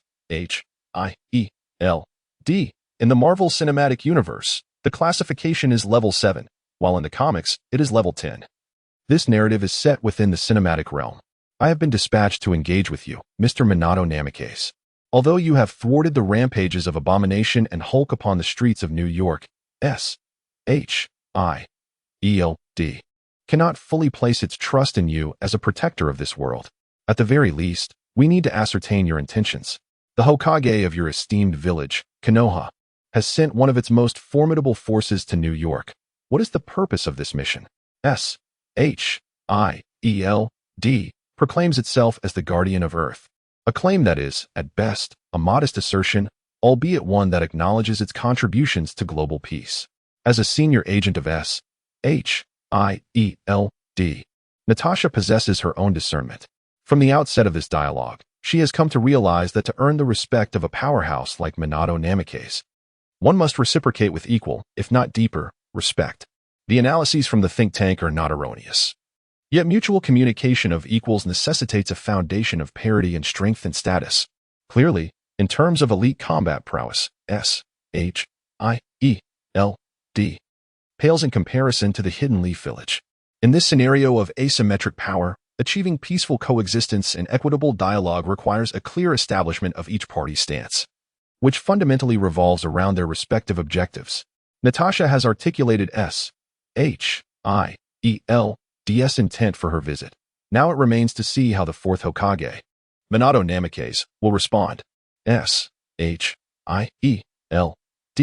adopts a distinct approach when addressing a formidable organization compared to an individual powerhouse. If Minato were merely an isolated entity, S.H.I.E.L.D. would not be as solemn in its dealings, while courtesy would still prevail. The earnestness of this engagement would not manifest with a multitude of advisors guiding from the shadows. It is evident that Wu Chen's initial bravado regarding the Hidden Leaf Village has become one of his critical supports. The next step is to determine whether Wu Chen intends to dismantle the deception or fortify it. If it is merely a fabrication, it cannot remain concealed indefinitely. It is destined to be unveiled one day. Thus, a decision must be made. Upon hearing these words, Wu Chen felt a stirring within, bowing his head in silent contemplation of the potential gains and losses. Soon, he reached a resolution to embellish the falsehood, transforming it into a semblance of truth. Consequently, the task of clearing out Hell's Kitchen would need to be postponed slightly. If the sole objective were to eliminate a significant target, it would indeed be feasible to employ S.H.I.E.L.D. as a pawn and S.H.I.E.L.D. in its effort to placate the formidable Minato Namikaze would likely not refuse. However, this would result in a fleeting opportunity. Once the target is eliminated, there would be no further chances.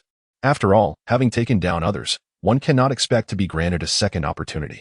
If Wu Chen can only masquerade as Minato Namikaze, then a single assault followed by retreat would suffice. It is merely a matter of achieving absolute portrayal, with ample opportunities to realize it in the future.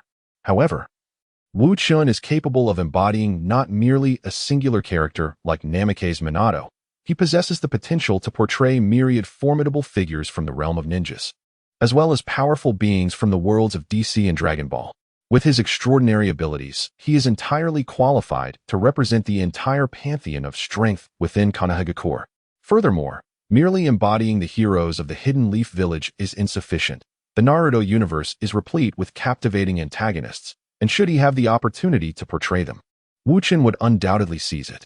In the Naruto narrative, the most notorious villainous organization is undoubtedly the Akatsuki. This group intricately weaves through the entirety of the Naruto storyline, and many fans regard the antagonists of the Akatsuki with equal, if not greater, affection than the protagonists, Naruto and Sasuke. Wu Chen is naturally enamored with the Akatsuki as well, and if he could resurrect them within the Marvel Universe, he would certainly endeavor to do so.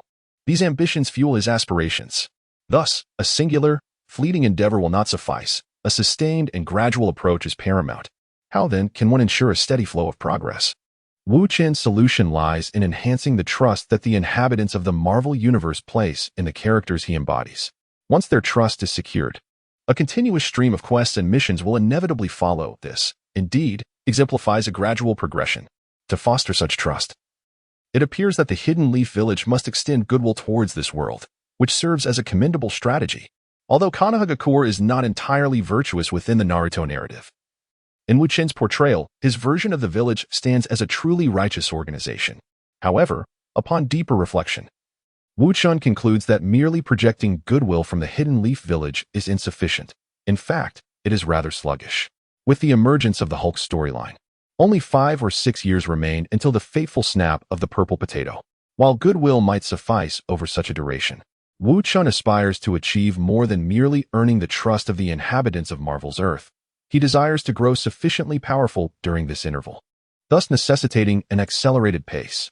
So, how can he hasten this progress? After careful contemplation, Wu Chen arrives at a revelation: crisis. To expedite the trust-building process, a crisis must arise. When the denizens of the Marvel Universe find themselves in peril, Wu Chen, embodying a character from the Hidden Leaf Village, can rescue them, thus solidifying their trust. Fortunately, the Marvel Universe is already rife with crises, making it relatively easy to orchestrate such events. Moreover, even if complications arise, he can unleash the Akatsuki's antagonists to create turmoil and generate crises. At present, however, he can only portray Namikaze Minato, which necessitates deferring the plan to cleanse Hell's Kitchen. For now, he silently prays that his next character to embody will be a villain. The more he contemplates, the more exhilarated Wu Chen becomes. This strategy is akin to a self-inflicted conflict, a means of generating warfare profits, a truly lucrative endeavor. As for the potential collateral damage, Wu Chen reassures himself that since he is merely pitting one side against another, he will exercise careful control over the intensity of the conflict, leaving no cause for concern. With these thoughts in mind, Wu Chen finally attains enlightenment. He completely abandoned the notion he had recently devised of seeking out a wealthy dog owner to take over the task of clearing Hell's Kitchen, and instead resolved to start deceiving S.H.I.E.L.D. from this moment forward. Not only S.H.I.E.L.D., but the entire Marvel Universe. He looked up at Natasha, ready to spin a tale. Agent Romanoff, correct? I just linked with the village using mind ninjutsu and inquired about your S.H.I.E.L.D. situation. According to our intelligence system, your current circumstances appear rather bleak. However, it is somewhat credible, and you are the first official organization from the mundane world willing to engage with us in good faith. So, let me disclose the purpose of my visit to New York. Wu Chen's words left Natasha, the think tank within S.H.I.E.L.D., and even Nick Fury somewhat astonished.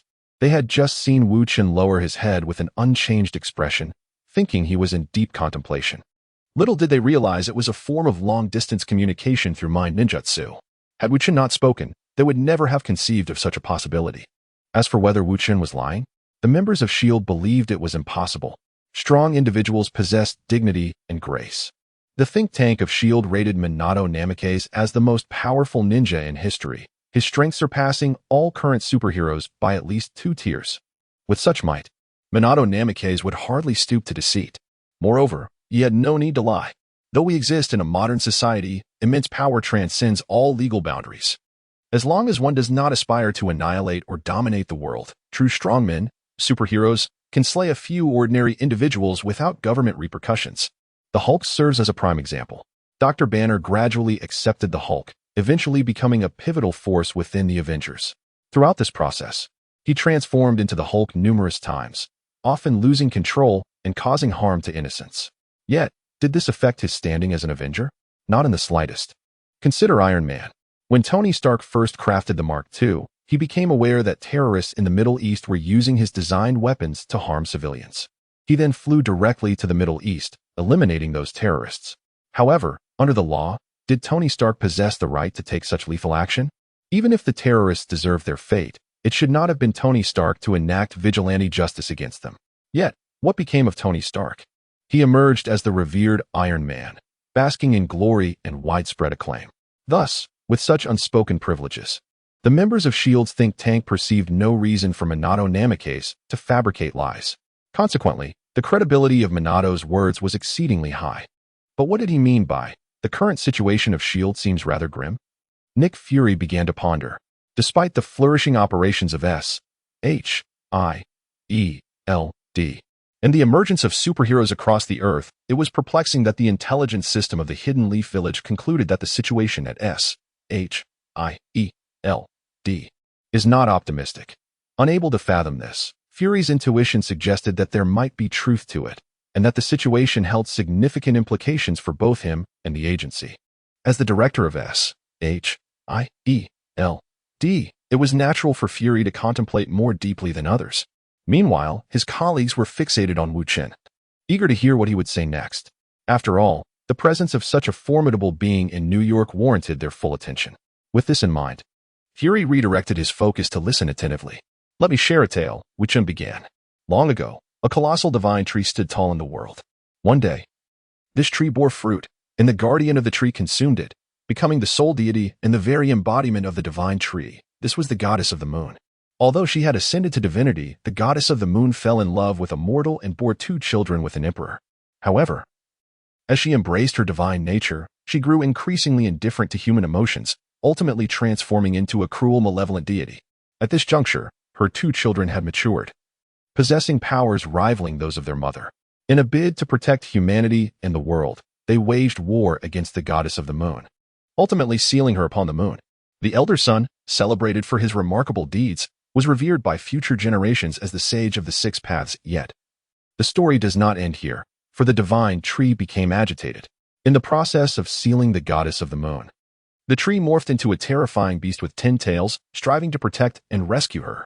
This creature was immensely powerful, and only the sage of the 6 paths could quell it.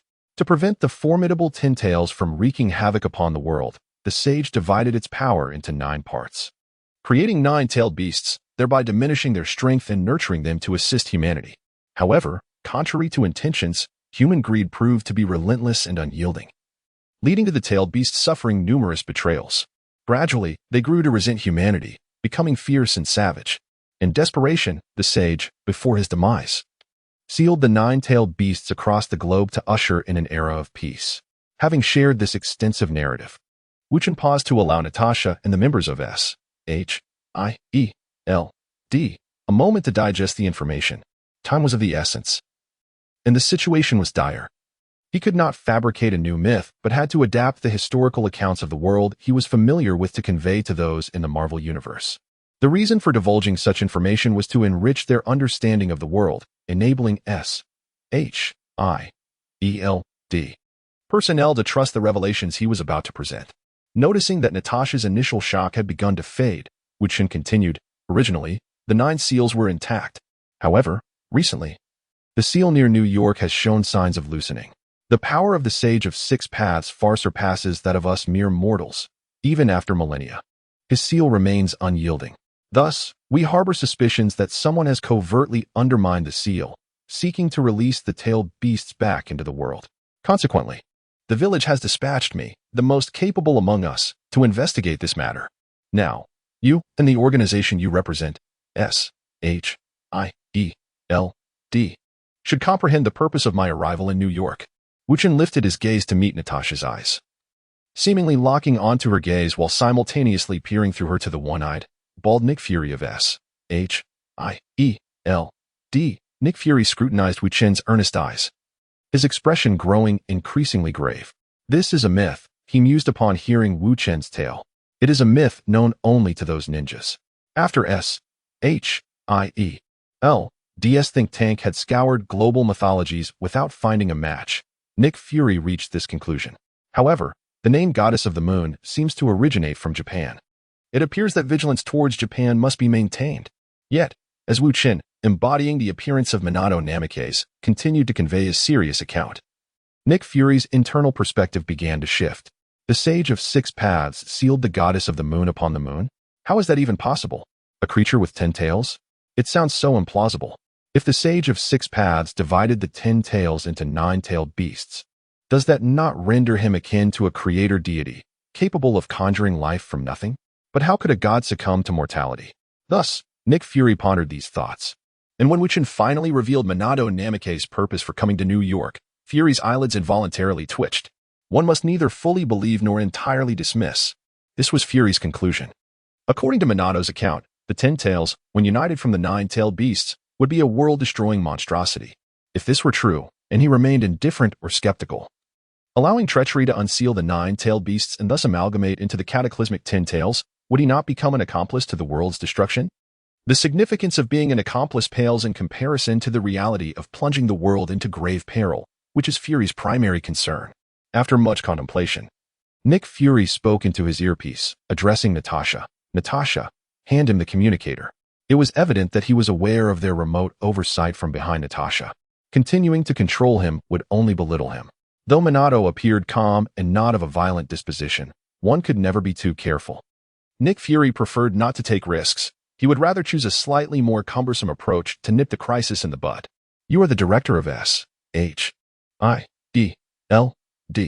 The mild tone of Nick Fury's voice provided a measure of reassurance. Such a gentle individual should not be prone to reckless actions, right? Moreover, this amiable demeanor might pave the way for potential collaboration with S.H.I.E.L.D. Contemplating this possibility, Nick Fury's pupils instinctively dilated, and his breath quickened slightly. However, this minor anomaly was swiftly concealed by the seasoned Nick Fury, unnoticed even by Agent Maria Hill, who stood beside him. Yet Wu Chen, with his keen ninja senses, caught the subtle change. A faint smile graced his lips. His heart was indeed unsettled. This indicated that the story he had recounted was not in vain. Mr. Wave Wind, may I confirm whether such entities as tailed beasts truly exist in this world? Perhaps due to the amiable demeanor exhibited by Wu Chen, Nick Fury grew somewhat bolder and directly posed one of the critical inquiries. Indeed, tailed beasts exist. Our first Hokage from the Hidden Leaf Village once battled against the mightiest of the 9-tailed beasts, the 9-tailed fox, and subsequently subdued it. Wu Chen spoke with a tone imbued with reverence. The 9-tailed fox? Is that not a figure from Eastern mythology? Nick Fury, who had just consulted mythological records, furrowed his brow and remarked, moreover, when did your first Hokage engage in combat with a tailed beast? Why are we entirely unaware of this? Additionally, did you not assert that the seal of the Sage of Six Paths remains robust even after many years? How then did the 9 tails emerge to battle your first Hokage? Wu Chen had anticipated these questions, and he responded systematically, they are not the same entity. Please do not conflate them. Although both are foxes with 9 tails, the tailed beast, the 9-tails fox, is colossal and cannot assume human form. Do not confuse the two. As for when the first Hokage battled the tailed beast, that occurred 5 years ago, on a day marked by a significant earthquake or a similar natural disaster. The reason for your ignorance is simply that we chose to conceal it.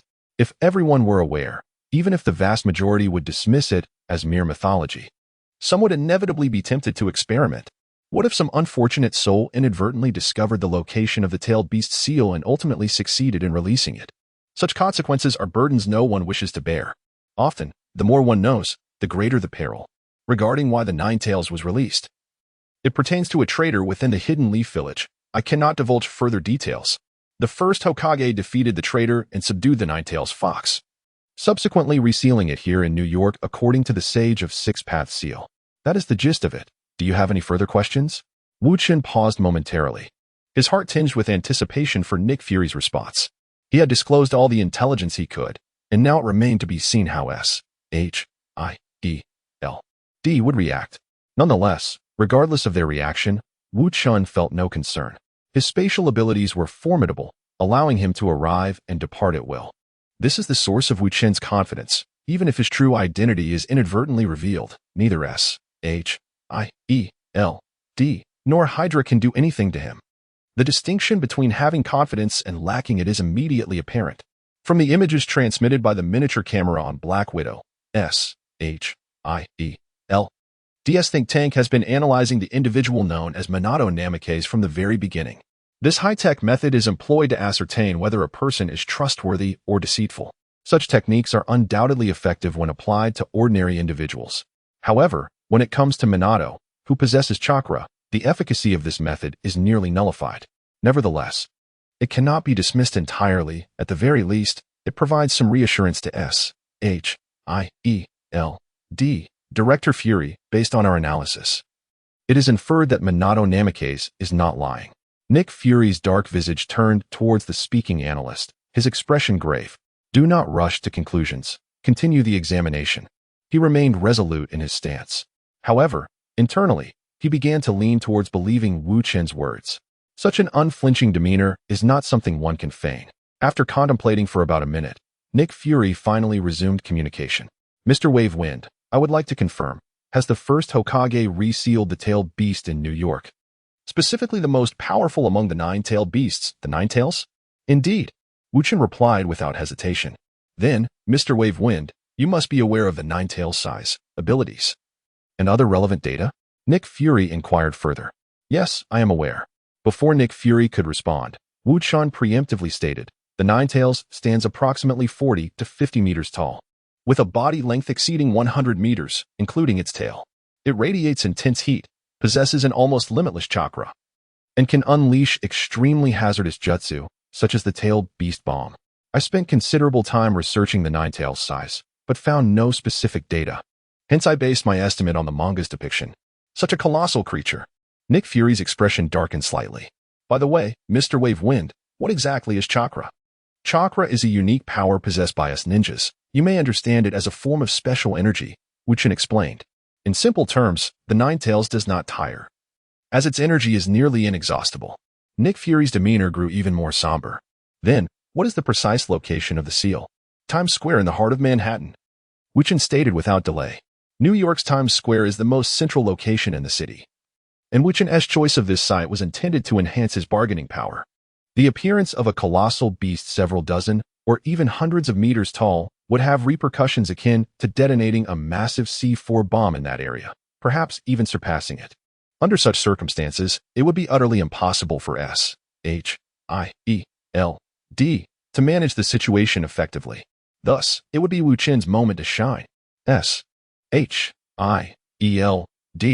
would request assistance, and he would agree to provide it for a fee, all the while advancing his own agenda. What a delightful prospect. Indeed, the subsequent developments unfolded precisely as Wu Chen had envisioned. Nick Fury gravely inquired, Mr. Beaufort, do you believe you can defeat the Nine Tails? Wu Chen responded with a hint of determination, while I may not match the prowess of the first Hokage, I should be able to manage against the Nine Tails. With a bit of sacrifice, there is a considerable chance I could seal it. Fury then asked, in that case, may I request your assistance? If the Nine Tails were to break free, would you be able to seal it away? Wu Chen nodded affirmatively. That is precisely why I am here. Splendid. The Hidden Leaf Village certainly lives up to its reputation as a guardian of world peace, Fury remarked, his expression remaining impassive as he offered praise. Yet, before he could finish, Wu Chen interjected, now, let us discuss the remuneration for this series of tasks. A series of tasks? Remuneration? Fury thought to himself, sensing trouble. He had a foreboding feeling that S.H.I.E.L.D's budget might be strained. Although I am here for that purpose. You must understand that being a ninja is akin to being a mercenary. Each of our missions comes with a price, Wu Chen revealed, flashing a sharp smile. Even saving a city demands considerable effort and cost. Under such circumstances, requesting a fair compensation seems reasonable, does it not? Indeed, it is reasonable, Fury acknowledged, seizing the opportunity. What exactly constitutes this series of tasks you mentioned? Wu Chen elaborated. The tasks entail tracing the mastermind, preventing the Nine Tails from breaking free, and once it does, sealing it away. These three components together form this series of tasks. So, is S.H.I.E.L.D. willing to offer compensation for my services in this endeavor? Absolutely. It is only natural to seek external assistance when we lack the capacity to independently avert a looming crisis. What else could we do? Stand by and watch the calamity unfold? It would be unbecoming of S.H.I.E.L.D, which prides itself as the protector of the world, to take such a passive stance. After some deliberation, they agreed upon a remuneration of $10 million, alongside S.H.I.E.L.D's full support in completing the mission. Now, finances are no longer a concern. Wu Chen mused as he utilized the Flying Thunder God technique to return to his bedroom, grinning at the sight of a large suitcase filled with cash. He meticulously inspected the suitcase and its contents, ensuring there were no tracking devices or any other unpleasant surprises. The advance payment from S.H.I.E.L.D was a clear indication of their sincerity. Moreover, with S.H.I.E.L.D's assistance, progressing the role of Minato Namikaze would pose no significant challenge. After securely locking the money in a safe, Wu Chen activated the Flying Thunder God technique once more, reappearing at the location of Black Widow Natasha. She was in a moving sports car, and he materialized in the passenger seat beside her, where a trident shuriken lay. Considering the differences between the genders, Wu Chen refrained from leaving the Sword of Patience mark on Natasha, instead gifting her a trident shuriken adorned with the Flying Thunder God mark. Noticing Wu Chen's sudden arrival, Natasha's lips twitched. The unexpected presence of another in her cherished vehicle stirred a complex mix of emotions within her, as she found herself unable to dismiss him. Even though Natasha had long anticipated that this situation might frequently arise in the future, she could not discard the trident kunai. This was due to the directive from Nick Fury, the director of S.H.I.E.L.D. From this moment forth, Natasha Romanoff, a level 7 agent of S.H.I.E.L.D., was appointed as the exclusive intelligence liaison, with her designated subject being Minato Namikaze. This appointment implied that whatever demands Minato might have in the future, he could relay them to S.H.I.E.L.D. through the Black Widow, effectively making her a human conduit for communication. Due to the nature of the command, no matter what Natasha thought internally, she had no choice but to comply with the arrangements and follow orders. This was one of the drawbacks of being part of an organization. In truth, Natasha's role extended beyond merely being a human megaphone. She was also a key player in S.H.I.E.L.D's use of charm and seduction tactics. It was reasonable to believe that if sparks were to fly between Minato and Natasha, S.H.I.E.L.D. would be quite pleased to witness such an occurrence. After all, nothing binds a person more effectively than matters of the heart. Wu Chen was unaware of S.H.I.E.L.D's intentions in this regard. Had he been informed, he would have disdainfully scoffed. The Black Widow was undoubtedly a stunning beauty, but her tumultuous personal life was a turnoff for Wu Chen, who harbored a certain aversion to chaos. He mused that such entanglements were not to his liking. Moreover, the paramount focus was on enhancing his performance and fortifying his own capabilities. Romantic entanglements could wait. Of course, if a casual fling were to arise, he would not decline. However, it could not involve Minato's appearance. It had to be his own. If he were to engage intimately with a woman while assuming Minato's form, it would raise an insurmountable question. Was it Wu Chen or Minato who had engaged with the woman? This tangled web was one he wished to avoid, particularly given his mild obsession with mental clarity. The roar of the car's engine filled the air as Natasha noticed Wu Chen dutifully seated in the passenger seat. She inquired, "Mr. Namikaze, what are your plans now? I have received orders to accompany you throughout this mission. Should you have any requests, please do not hesitate to inform me." Wu Chen raised an eyebrow, pondering whether any request was permissible. He feigned a suggestive gaze, which made Natasha uneasy. After a prolonged silence, she finally responded, "Yes." This admission drained her of all bravado, for she was acutely aware of her role. "Very well, I find myself in need of some funds. Does S.H.I.E.L.D. have any lucrative tasks available for me?" Wu Chen seemingly uttered this casually. Natasha was taken aback. Given Minato's earlier demeanor, his subsequent suggestion of a rendezvous did not surprise her, and she had braced herself for such a proposition. However, the peculiar request for task assignments was unexpected. Were ninjas truly obsessed with missions? Did they feel discomfort if a day passed without engaging in one? Natasha transmitted this peculiar request to S.H.I.E.L.D. through her voice transmitter. Nick Fury and others exchanged glances, finding Wu Chen's actions somewhat perplexing. Under Nick Fury's direction, Natasha inquired, "Mr. Beaufons, Did we not just remit $10 million to you? How is it that you still find yourself in need of funds? Wu Chen sighed in resignation, explaining, the $10 million has already been returned to my village. It is intended for the community's welfare. The profits I earn henceforth will be my own.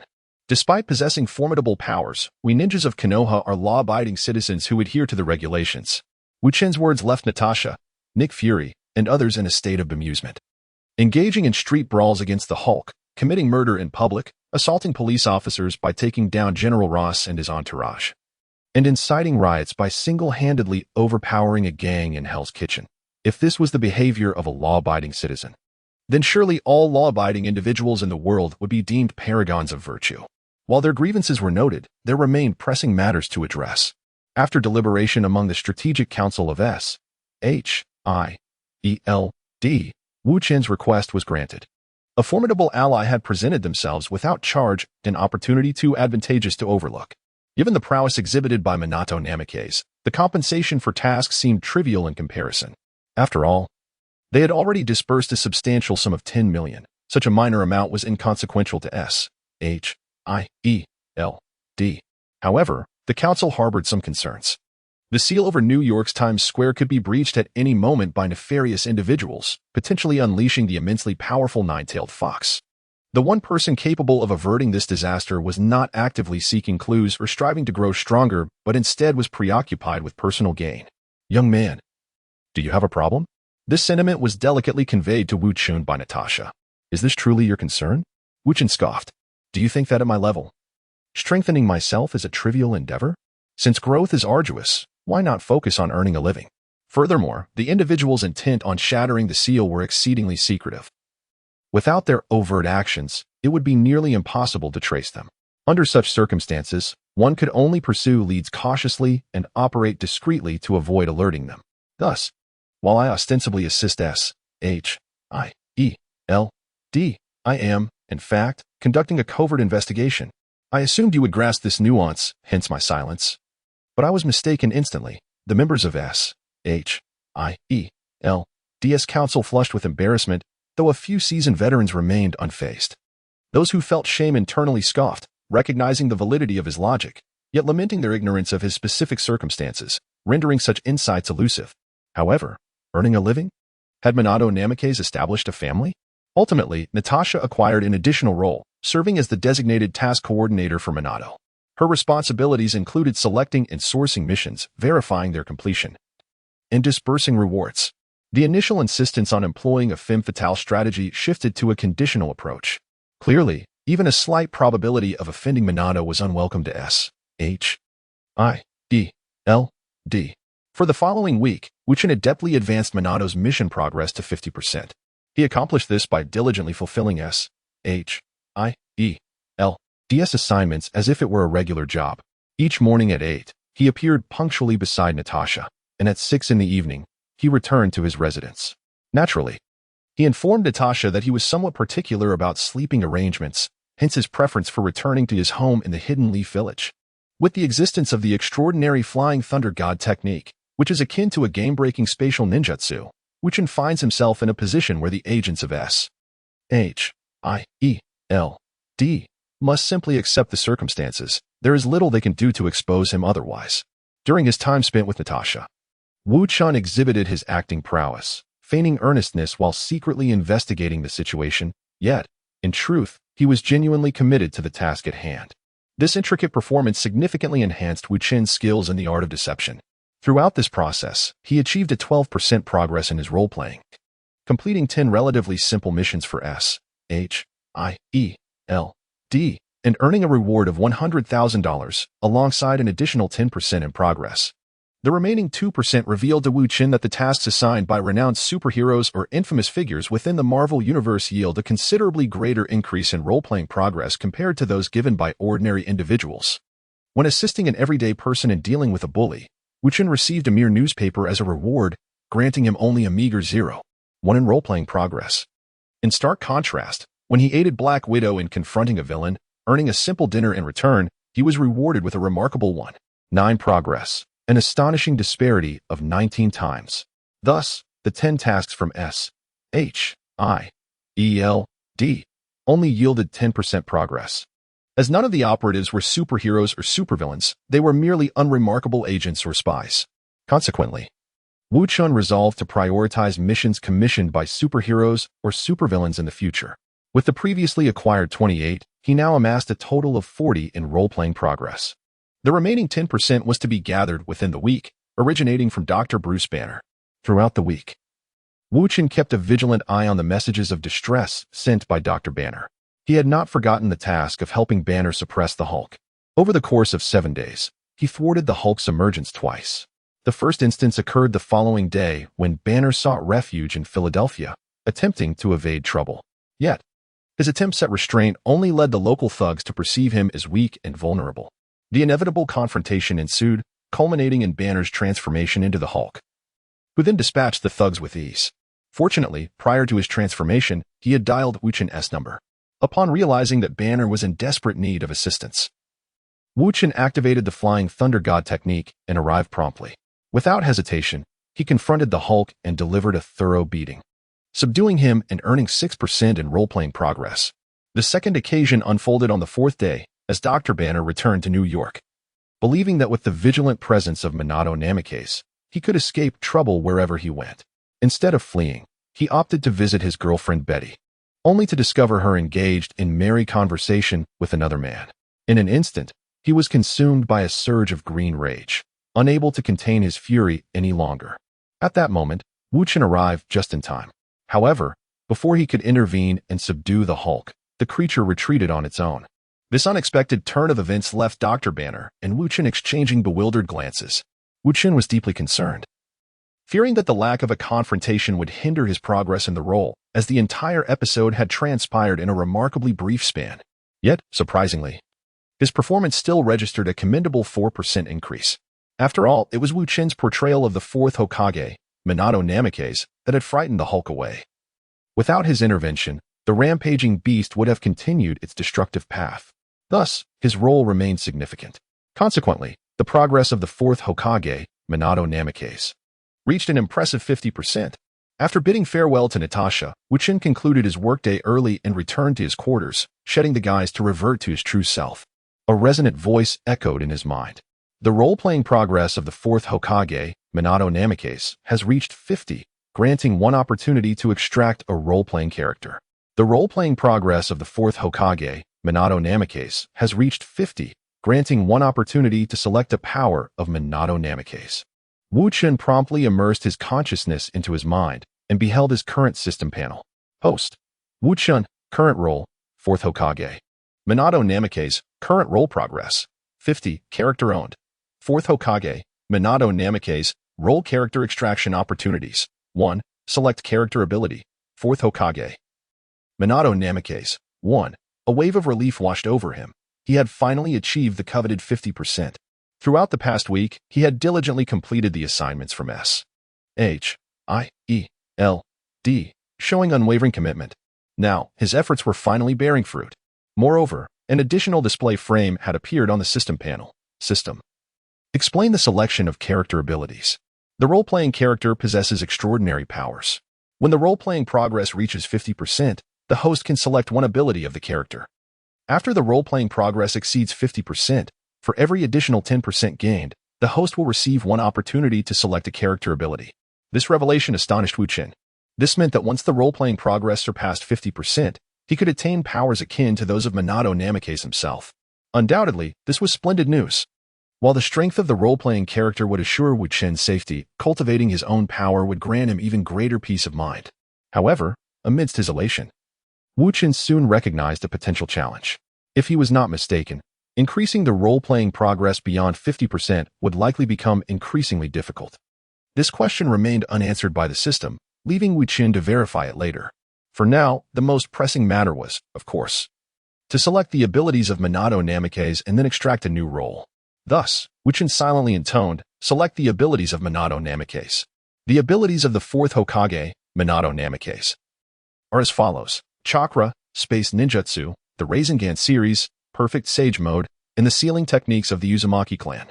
Wu Chen pondered, wondering why there was no Ninetales Chakra mode available, given that this was the era of the 4th Hokage. He recalled vividly that during the 4th Great Ninja War, The reanimated Minato was capable of utilizing the Ninetales chakra mode, owing to the fact that half of the Ninetales was sealed within him at that time. Now, however, Wu Chen could sense that Minato was devoid of any such power. Yet, it was what it was. Undoubtedly. The dazzling Ninetales chakra mode was what Wu Chen desired most, versatile in both offense and defense, with astonishing speed. Who would he wish for such prowess? After a moment of contemplation, Wu Chen began to make a serious choice. Moments later, he furrowed his brow as he realized that he could truly select only one ability, chakra. The reasoning was simple. The remaining 4 options, regardless of which one, undoubtedly required chakra to be effective. Without chakra, even space ninjutsu would be rendered useless. After all, ninjutsu is fundamentally powered by chakra, an energy unique to the world of Naruto. Individuals from other realms could not possibly extract chakra. How frustrating, Wu Chen lamented. Resigning himself to the option of chakra. Selection successful, commencing chakra infusion. The ethereal voice of the system resonated, and Wu Chen felt a warm current surge within him. It was soothing, gentle, and quite pleasant. This warmth spiraled around his lower abdomen before gradually expanding, ultimately filling his entire being with chakra. The sheer volume astounded Wu Chen. It was equal to that of Minato as chakra. As someone who had embodied Minato, he was well positioned to assess this. As Hokage, Minato possessed a significant reservoir of chakra, certainly surpassing that of an average jonin. It seemed he had struck gold. Initially, he had feared he would only be able to extract chakra, but his mood lifted significantly. Then, Wu Chen noticed an intriguing thought. If he could sense Minato's chakra volume, could he not directly employ the ninjutsu that Minato mastered? This hypothesis ignited in his mind, growing stronger with each passing moment. With the entirety of Minato's memories at his disposal, Wu Chen would presumably know all of Minato's jutsu, or at the very least, possess a thorough theoretical understanding of how to execute them. In that light, could he not master the other abilities classified by the system through practice? Consequently, he promptly attempted various techniques: the body flicker technique, shadow clone jutsu, Rasengan, sage mode, flying thunder god technique, and so forth. Ultimately, he discovered that he could successfully utilize the body flicker technique and shadow clone jutsu, but the others eluded him. Upon reflection, Wu Chen concluded that there were 2 reasons for this discrepancy. Firstly, the ability to control chakra is insufficient, and secondly, he lacks the talent for mastering sage techniques and the flying thunder god technique. The Rasengan, an unmarked ninjutsu, demands significant chakra control, and both the body flicker technique and shadow clone technique similarly require such proficiency. To be precise, all ninjutsu necessitates adept chakra control. Wu Chen possesses a modicum of talent in this regard, yet it is not sufficiently high. However, this is of little consequence, as chakra control can be enhanced through training. And Wu Chen is well versed in the methods of such training. In time, he will undoubtedly be capable of performing the Rasengan and various other ninjutsu. Thus, this ability need not be prioritized. However, sage techniques and the flying thunder god technique are fundamentally different. Both rely heavily on innate talent. Without such talent, one cannot attain mastery. There is no alternative. Therefore, when selecting abilities in the future, sage techniques and space-time ninjutsu should take precedence. With that, the selection of abilities is complete, and Wu Chen has reaped considerable rewards. Not only has he acquired chakra, but he has also discovered a means to enhance his original form. After calming his excited spirit, Wu Chen silently resolved, extract a new character. According to system detection, the host's wish fulfillment buff has expired. Subsequent extractions will proceed normally. Special reminder, this system has been activated by the host's strong obsession. The host may mentally specify the range of character extraction, increasing the probability of obtaining a corresponding character. Wu Chen was genuinely surprised to find that normal character extraction could involve such a mechanism. Although the wish fulfillment buff had vanished, this normal extraction function is akin to a diminished version of the wish fulfillment buff, is it not? Had it not been for the system's reminder, Wu Chen might have squandered this opportunity for extraction. Expressing his gratitude to the system with a simple thank you, Wu Chen began the extraction process while mentally repeating, Akatsuki, Akatsuki. At present, Wu Chen is in dire need of a villainous character to complement his plans. Strength alone does not suffice. It must be a villain. Ding, character extraction in progress. As the system's words faded, a flurry of figures raced through Wu Chen's mind. Finally, the imagery settled upon a shadowy figure clad in a black robe. With black robes and short, spiky hair, the figure's face was obscured by a yellow and black-striped single-eye mask. Ding. Congratulations, host. You have drawn the character, The mysterious masked man from the Akatsuki in the world of Naruto, Uchiha Obito. The mysterious masked man. The one who identifies himself as Uchiha Madara, Uchiha Obito. It is indeed he. Wu Chen felt a surge of astonishment, contemplating his plans while reflecting upon Uchiha Obito's exploits. He could not help but exclaim, "This is truly an opportunity for me to stage AQB chaos in New York." Yet, fortuitously, Uchiha Obito arrives at just the right moment, ensuring that Minato Namikaze need not engage in a charade. To be fair, among the Akatsuki, aside from Pain, the only one capable of standing against Minato Namikaze is Uchiha Obito. After all, the difference between possessing space-time abilities and lacking them is monumental. Minato Namikaze and Obito Uchiha serve as striking exemplars of prowess in the shinobi world. What accounts for Minato's formidable reputation during the Third Great Ninja War? It is none other than his mastery of the space-time ninjutsu devised by the second Hokage, the Flying Thunder God technique. The swiftness of spatial movement surpasses all other forms of mobility, thereby elevating Minato to the status of the fastest shinobi in existence. His adversaries could not evade his assaults, and even when besieged, he could effortlessly retreat. Other elite Genin and even Kage would find it impossible to defeat opponents of equal caliber within a mere minute. Whereas Minato could leverage the convenience of the Flying Thunder God technique to eliminate foes of similar rank with ease. He could dispatch one or two with little effort. And on occasion, he single-handedly vanquished dozens of enemy Genin in a single battle. Such impressive feats compelled rival villages to issue directives stating that any mission encountering Konoha's Yellow Flash could be abandoned without consequence. This privilege speaks volumes. Perhaps the first Hokage and Uchiha Madara experienced similar treatment, but it was not until after their demise that such a decree surfaced again.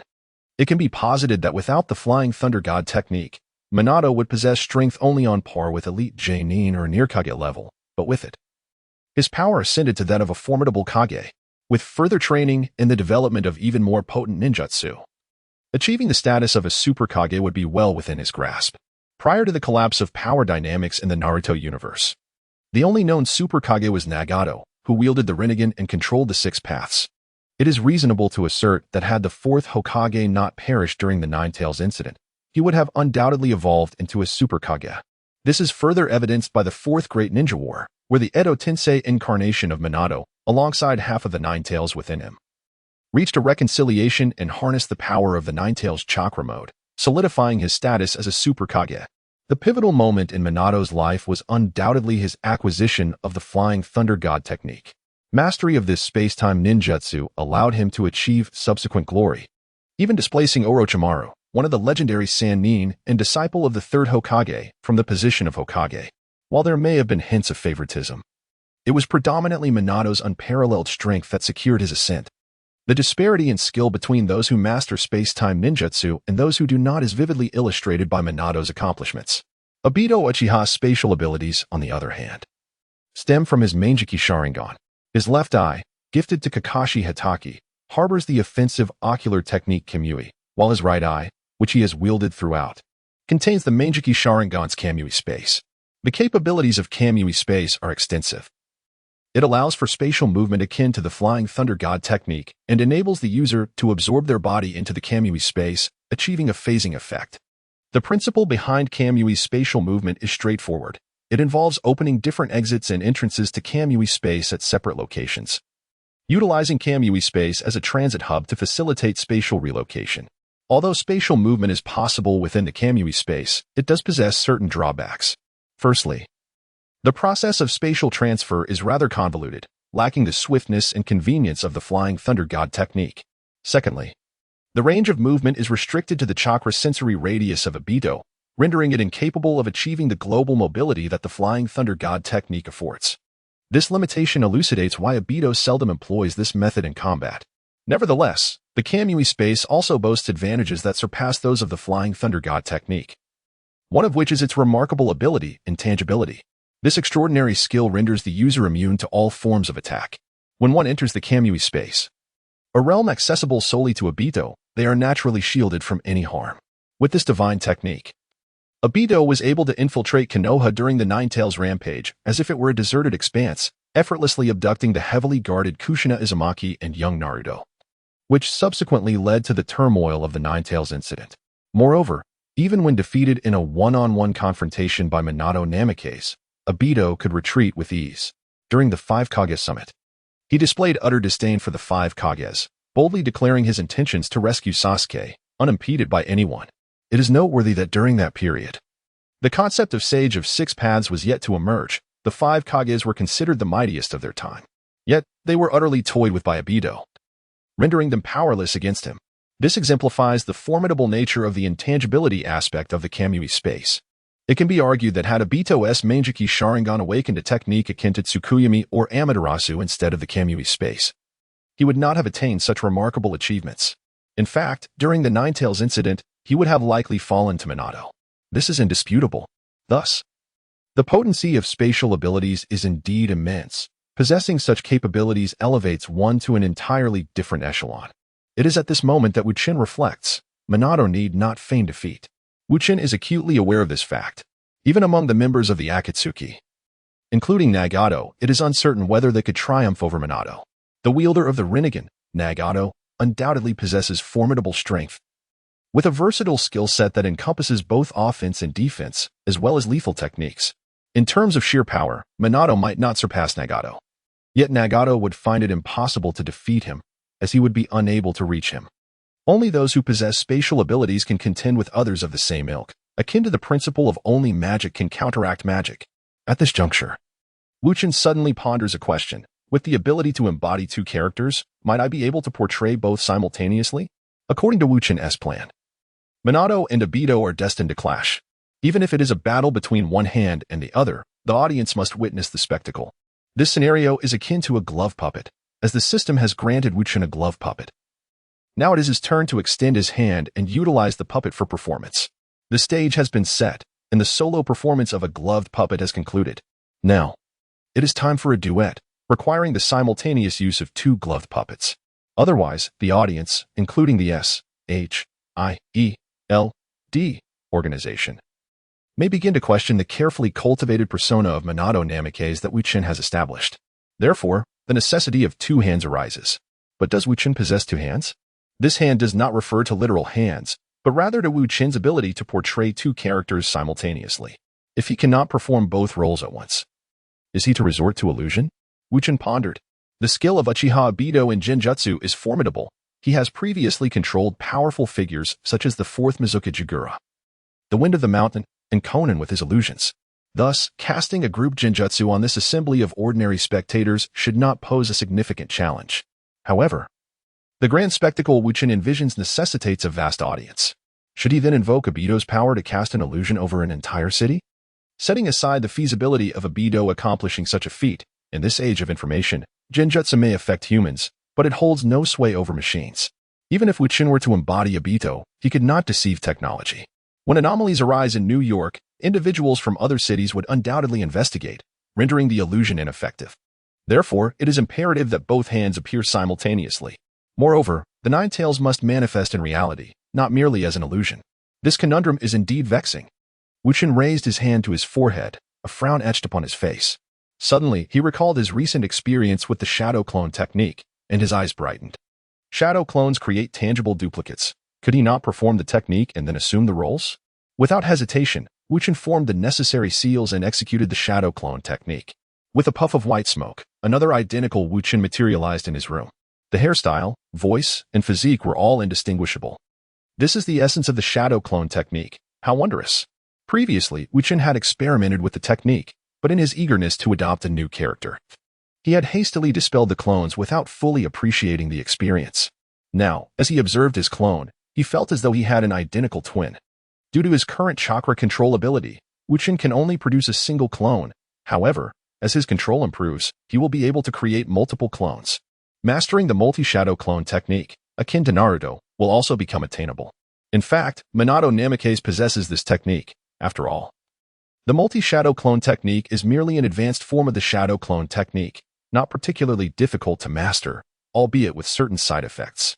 Minato's chakra reserves are not as abundant as his son's, and coupled with other offensive capabilities, he seldom employs it. Wu Chen exhaled deeply. And now it remains to see if the shadow clone can convincingly portray a character. He glanced at the clone, which nodded in understanding of its purpose, and silently intoned.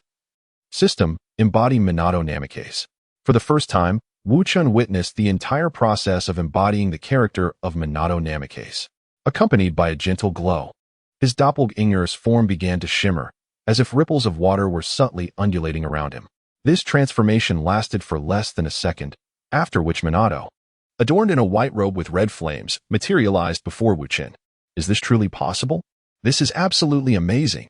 Filled with excitement, Wu Chen approached Minato, raising his hand to pinch the character's arm, only to discover that the sensation was identical to his own experience of portraying Minato. At that moment, Minato suddenly spoke. Stop pinching. You've played this role before. Wu Chen was momentarily taken aback, realizing that this was indeed another aspect of himself. He then patted Minato on the shoulder, saying, Brother, for now, you shall take on the role of Minato. Oh, Minato nodded, then pouted slightly. Don't call me brother. I am you. That title sounds rather odd. Well, it does feel a bit strange. I shall call you Minato, as you are currently embodying him. As Wu Chen. He comprehended the sentiment expressed by his doppelganger. That works, Minato agreed, then added, By the way, why not try embodying Obito Uchiha? I'm curious to see which version of Obito you will portray. Is that even necessary? The masked man is quite evident. Clearly, it is Obito during the Nine Tails assault. Controlling the Akatsuki and manipulating the fourth Mizukage, Yagura. Wu Chen scoffed at Minato's suggestion, then quickly restrained himself. This is indeed me. Critiquing myself, I have issues. Let us not dwell on trivialities. Transform and see. Minato urged, clearly understanding Wu Chen's current awkwardness. The sensation of needing assistance and alleviating his embarrassment felt rather peculiar. Regaining his composure, Wu Chen silently intoned, System, transform into the masked man. With a whoosh, after a brief moment, Wu Chen vanished, leaving behind a figure clad in black robes, standing at a height of 175 centimeters, adorned with a single-eye mask of pale yellow adorned with black stripes. Wu Chen adjusted to his new perspective, observing the world through his right eye while sensing the presence of an eyeball in his left. Lifting his hand to remove the mask, he gazed into the mirror, recognizing the familiar visage of Obito, his left eye exhibiting a three-tomo Sharingan. Evidently an implant from another Uchiha. Why must I expose one when both can see? Wu Chen couldn't help but critique. At that moment, Minato approached, gazing thoughtfully at Wu Chen, who now resembled Obito. Though there are scars on your face, I find it rather handsome. Indeed. I also think it looks quite dapper. Wu Chen examined himself, yet despite the charm, he must not allow Obito's ideologies to influence him. They are far too extreme and unrealistic. If you wish to avoid being swayed by his beliefs, how do you intend to play Obito? Minato inquired. After contemplating for a few moments, Wu Chen resolved, never mind. I will rely on Obito's experiences and aspirations. It will make the portrayal easier. Should I say, how delightful? In a moment of exasperation, Minato Namikaze could not help but remark, just moments ago, you advised against being swayed by Obito's ideology, and now you find it appealing. Coughing lightly, he added, Is it appropriate for you to critique me in such a manner? Wu Chen shot a glare at Minato before stating, Gathering all nine-tailed beasts to execute the Eye of the Moon plan will create a world where Rin exists. As long as we adhere to these principles of action, Obito can easily play his part. At this juncture, Wu Chen suddenly hesitated.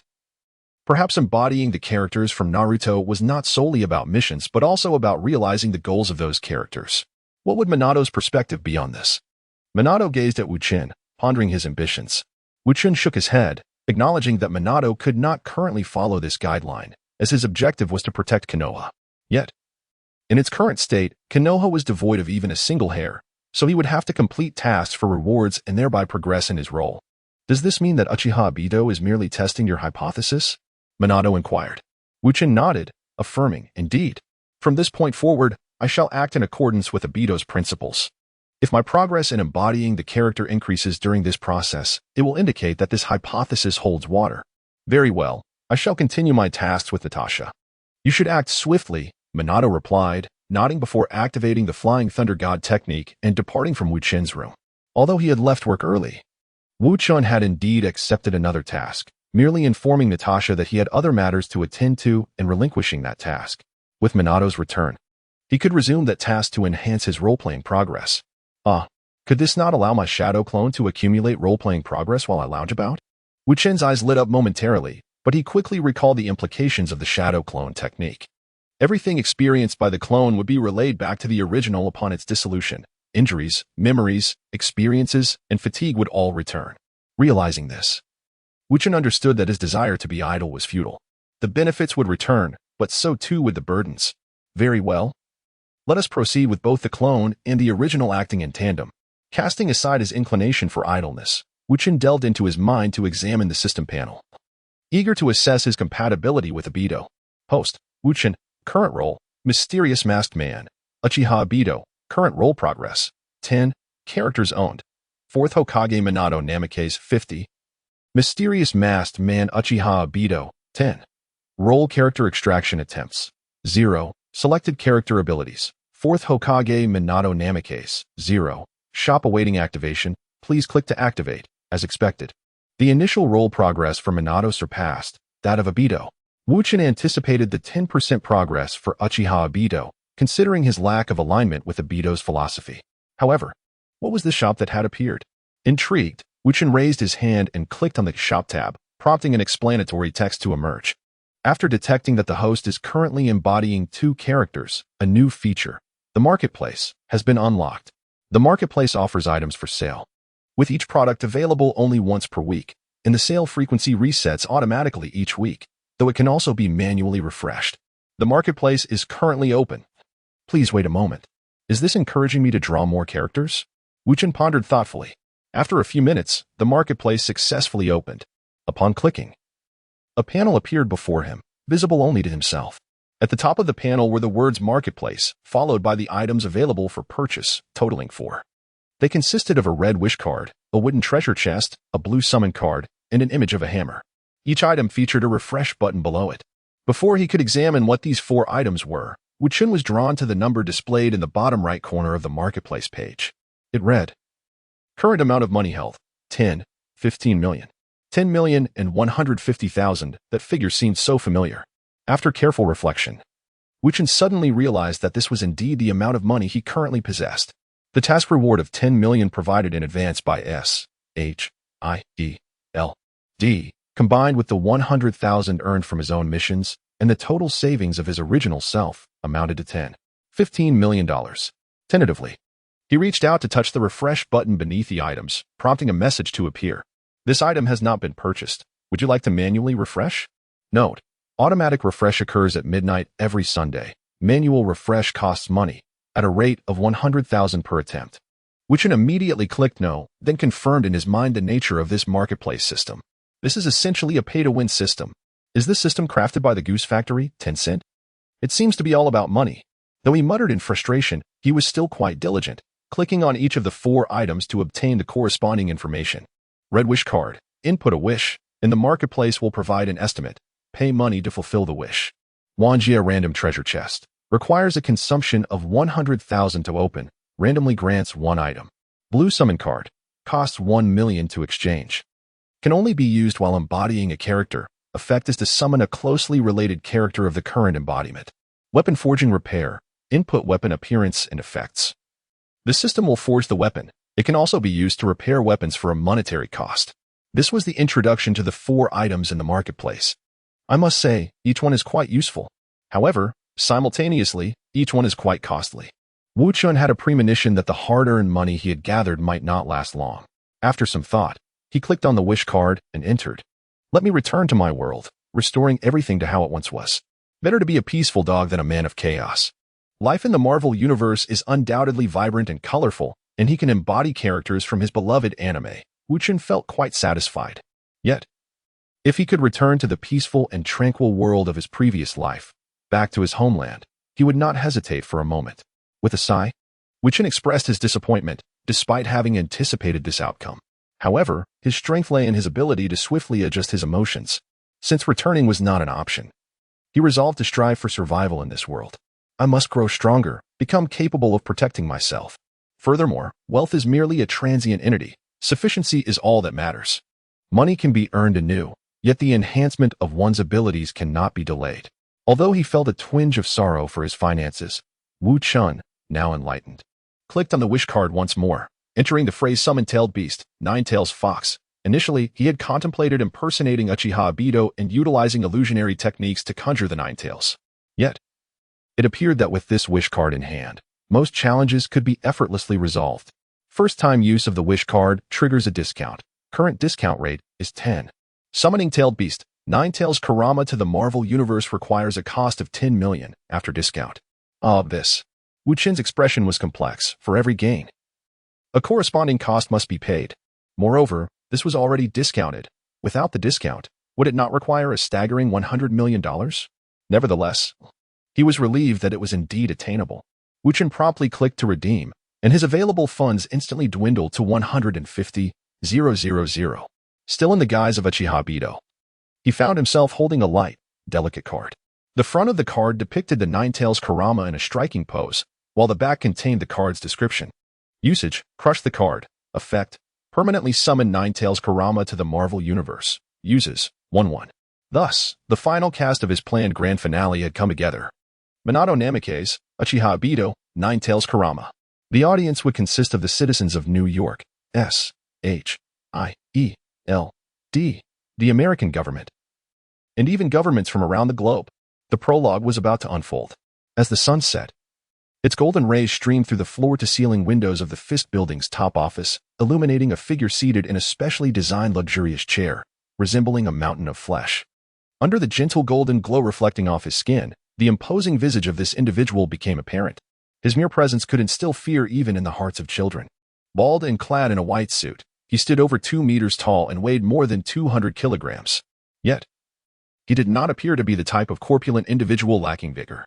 Beneath the tailored white suit lay an abundance of formidable muscles, coiling like dragons across his frame, hinting at unparalleled power. He was Wilson Grant Fisk, the kingpin, the emperor of the New York underworld, and indeed all of North America's criminal enterprises. The Fisk building served as his stronghold, situated on the border of Hell's Kitchen, adjacent to Brooklyn. Even Kingpin preferred not to have his residence entirely immersed in the chaos of Hell's Kitchen. At this moment, he sat there, gazing intently at the footage displayed on his computer screen. The imagery depicts a scene where a golden-haired youth is fiercely assaulting a group of ruffians. The young man, with his flowing golden locks and adorned in a billowing white ceremonial robe, wields an unusual weapon known as a kunai. Despite being utterly outmatched, the ruffians, though battered, exhibit a brazen demeanor, shouting defiantly, "You little brat, we are the subordinates of Kingpin. Do not act so arrogantly." However, the golden-haired youth remains indifferent, his gaze unaltered by their taunts. Without uttering a word, he transforms into a flash of golden light, swiftly overpowering the thugs, leaving them with bruised faces and unconscious on the ground. Undoubtedly, this is Wu Chen portraying the character of Minato Namikaze. This footage was captured 2 days prior, at a time when Wu Chen was diligently working to enhance his portrayal of Minato, undertaking missions for S.H.I.E.L.D. to achieve this goal. After completing a task and parting ways with Natasha, he encountered the ruffians.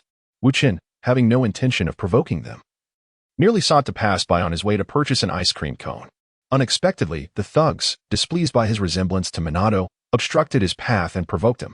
Consequently, Wu Chen, without hesitation, retaliated against them, undeterred even by their invocation of Kingpin's name. After all, Wu Chen had initially intended to cleanse the entire Hell's Kitchen, and Kingpin and his faction were certainly included in that scope. It is akin to fearing that a chick you raise might invoke the name of a rooster. However, those unaware of the situation held a different perspective. In the office atop Fisk Tower, several individuals remained present, yet none dared to interrupt Kingpin at that moment.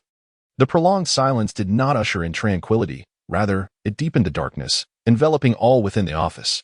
I pondered whether my prolonged dwellings in the shadows had led people to forget the significance embodied by the name Kingpin.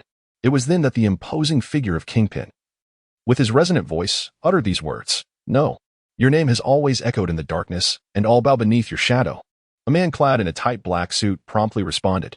"Then why do such individuals dare to disregard and provoke my esteemed reputation?" Kingpin's tone grew menacing. Although videos of Minato's confrontation with the Hulk had already surfaced on YouTube, a portion of these clips had been suppressed due to S.H.I.E.L.D's intervention. Upon learning of this, Wu Chen had confronted S.H.I.E.L.D, but after their explanations, he chose not to pursue the matter further. The reason being, S.H.I.E.L.D's financial compensation was exceedingly generous. A trivial issue that barely affected Wu Chen resulted in a direct apology accompanied by a check for $500,000. Truly extravagant. However, this check could only be utilized after being converted into actual currency, thus not being recognized by the system's marketplace. The reason why S.H.I.E.L.D acted in this manner was not due to their desire to suppress the fame of Minato Namikaze, but rather because they deemed such an approach too ostentatious. They believed it more effective to discreetly utilize Minato as a formidable asset. Furthermore, they engaged a special effects company to assert that the circulated footage was merely a product of cinematic effects, while generating anticipation for the forthcoming blockbuster Ninja vs. Giants expected to premiere next year. Consequently, many uninformed individuals accepted this explanation, especially since the authorities had corroborated it. Jin Bing and his associates shared a similar sentiment. Despite his impending ascent to the mayoral position, Jin Bing remained barred from accessing true secrets. As he spoke, Jin Bing rose to his feet, his imposing figure casting a colossal shadow. His physique, well beyond the ordinary, coupled with the defined musculature beneath his white suit, rendered him both ominous and destructive. The individual who had just conversed with Jin Bing stood up immediately, declaring, "Though I am unaware of how that fellow manages to dart about, I perceive him as merely an inconsequential pawn." "No, Lester. That individual possesses some measure of capability," Jin Bing retorted, shaking his head. In a deep, unhurried tone, he addressed the figure before him clad in a black bodysuit. "Yet, that is all there is to it. Even the most insignificant of beings must be met with annihilation should they dare to reveal their claws against us. They must understand unequivocally what actions are permissible and which are not. This world demands order, and Jin Bing embodies that order." Such a declaration was undeniably brazen, clearly. Even with the suspicion of Minato's exceptional abilities, Jin Bing held him in contempt. This mindset was entirely rational. For Jin Bing himself represented the pinnacle of power attainable by an ordinary person, not to mention those with unique abilities. He had several subordinates who fit this description. Among those present in the office at that moment were Lester, the Marksman, Dr. Octopus, the Green Goblin, and Scorpion King. Marksman Lester was a professional assassin, endowed with an innate talent for throwing, capable of hurling any object toward a target with astonishing precision. In addition to his accurate throwing skills, he was a proficient martial artist and an adept marksman with both conventional and melee weapons, with superior physical attributes encompassing agility, endurance, speed, and reflexes. It could be said that Lester was exceptionally well-rounded. As for the Green Goblin and Dr. Octopus, they were well-known acquaintances, requiring no further introduction. Scorpion King, also known as Mike Hagen, was a mercenary clad in a scorpion-like exoskeleton armor, exuding formidable prowess. However, this armor influenced one's temperament, rendering its wearer as vicious and bloodthirsty as a scorpion. Yet, this unruly assembly found themselves compelled to observe the exchange between Jin Bing and the marksman. Were they, then, adherents of decorum? No, they were simply bowing to the oppressive authority of Jin Bing. This illustrates the extent of Jin Bing's power. As for why Marksman Lester could engage in a normal dialogue with Jin Bing, it was because he was one of Jin Bing's earliest associates, effectively a confidant, thus enjoying certain privileges. Upon concluding his words, Kingpin grasped his specially crafted cane, lifted his foot, and stepped towards the imposing floor-to-ceiling window behind him. Standing poised at its edge, he lowered his gaze, silently surveying the encroaching night over New York City. He reveled in this sensation, as though the entirety of New York lay within his dominion. Of course, this was contingent upon the absence of those meddlesome vigilantes, such as Daredevil, the Punisher. Spider-Man had yet to emerge, and the principal adversaries opposing Kingpin in the shadows were these lesser-known heroes, overshadowed by the Avengers. After all, one side sought to save the world, while the other fought against the mob. Daredevil indeed seemed somewhat trivial in comparison. Presently, perhaps he should seek to recruit a certain Golden Flash. Bullseye, locate that individual, and extend an invitation. Should he agree to join us, all prior grievances would be absolved. And if he refuses? Bullseye inquired. Kingpin turned, a shadow passing over his eyes as he caressed his cane, then spoke in a slow yet audacious tone. "Do I need to enlighten you, Lester? Only through death can the ignorance of the impudent be purged." "Indeed," Bullseye replied promptly. Just as he was preparing to act, a raucous laughter erupted throughout the office. Ha ha. Bullseye and the others were taken aback, for they saw that none among them were laughing, nor was Kingpin, and the voices in the office did not belong to them. This laughter was youthful and brazen. Who, then, dared to be so disrespectful in the presence of Kingpin, the emperor of this dark realm? Following the sound of laughter, they turned towards the corner of the room, discovering an unexpected figure, a man clad in a black robe, adorned with a mask of yellow adorned with black stripes, his dark hair framing his face, who was reclining against the wall, clutching his stomach in uncontrollable laughter, though obscured by the mask. The demeanor and actions of the man revealed to all present that it was indeed he who was laughing. "Who is this fool? You seek death." Bullseye, ever loyal, immediately drew a dart, ready to throw, but Kingpin interjected. "Lester, hold on." Stopping Bullseye in his tracks, Kingpin stepped forward, addressing the masked man. "Who are you? What brings you here? Why this unwarranted laughter? Should you fail to provide an explanation, your offense will not go unpunished." Kingpin faced the masked figure directly.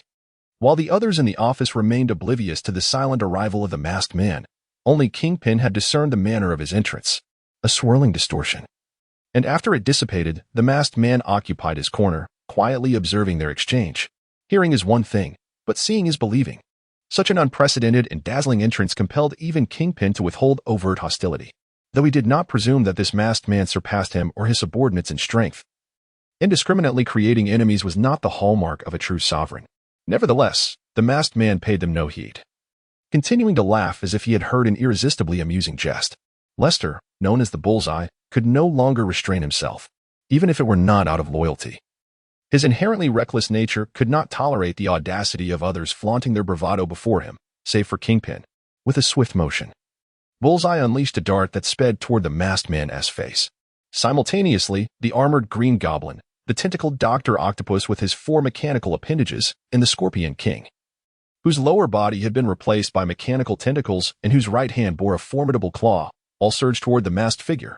These three, who managed to coexist with Kingpin and Bullseye, were equally arrogant and brazen. Furthermore, in their eagerness to demonstrate loyalty to Kingpin, they launched their full-scale assault, mirroring Bullseye's fervor. This time, Kingpin did not intervene. As the emperor of the New York underworld, he too possessed a temper. After speaking so courteously, he found the audacity of this mysterious masked man intolerable. Thus, he permitted Bullseye and the others to teach this insolent individual a lesson. As for whether the masked man would meet his demise, Kingpin deemed that a matter beyond his concern. After all, one must bear the consequences of their actions. If one provokes Kingpin's ire, they must be prepared to face the repercussions. Whether the masked man could withstand the onslaught would depend on his own strength. Those lacking power were unworthy of standing before Kingpin. Calm and composed, Kingpin observed his 4 formidable subordinates charge at the masked man, who showed no inclination to evade their attacks. Was he blind? No, he was not incapable of perceiving the danger. Rather, he regarded the oncoming assault with disdain. Did they not even merit the chance to injure him? This thought spurred the 4 to intensify their efforts, as if expending every ounce of strength they possessed. The Scorpion King, Green Goblin, and Dr. Octopus pressed on, while Bullseye grit his teeth and drew a second dart, swiftly launching it forth. At that moment, the masked man finally spoke.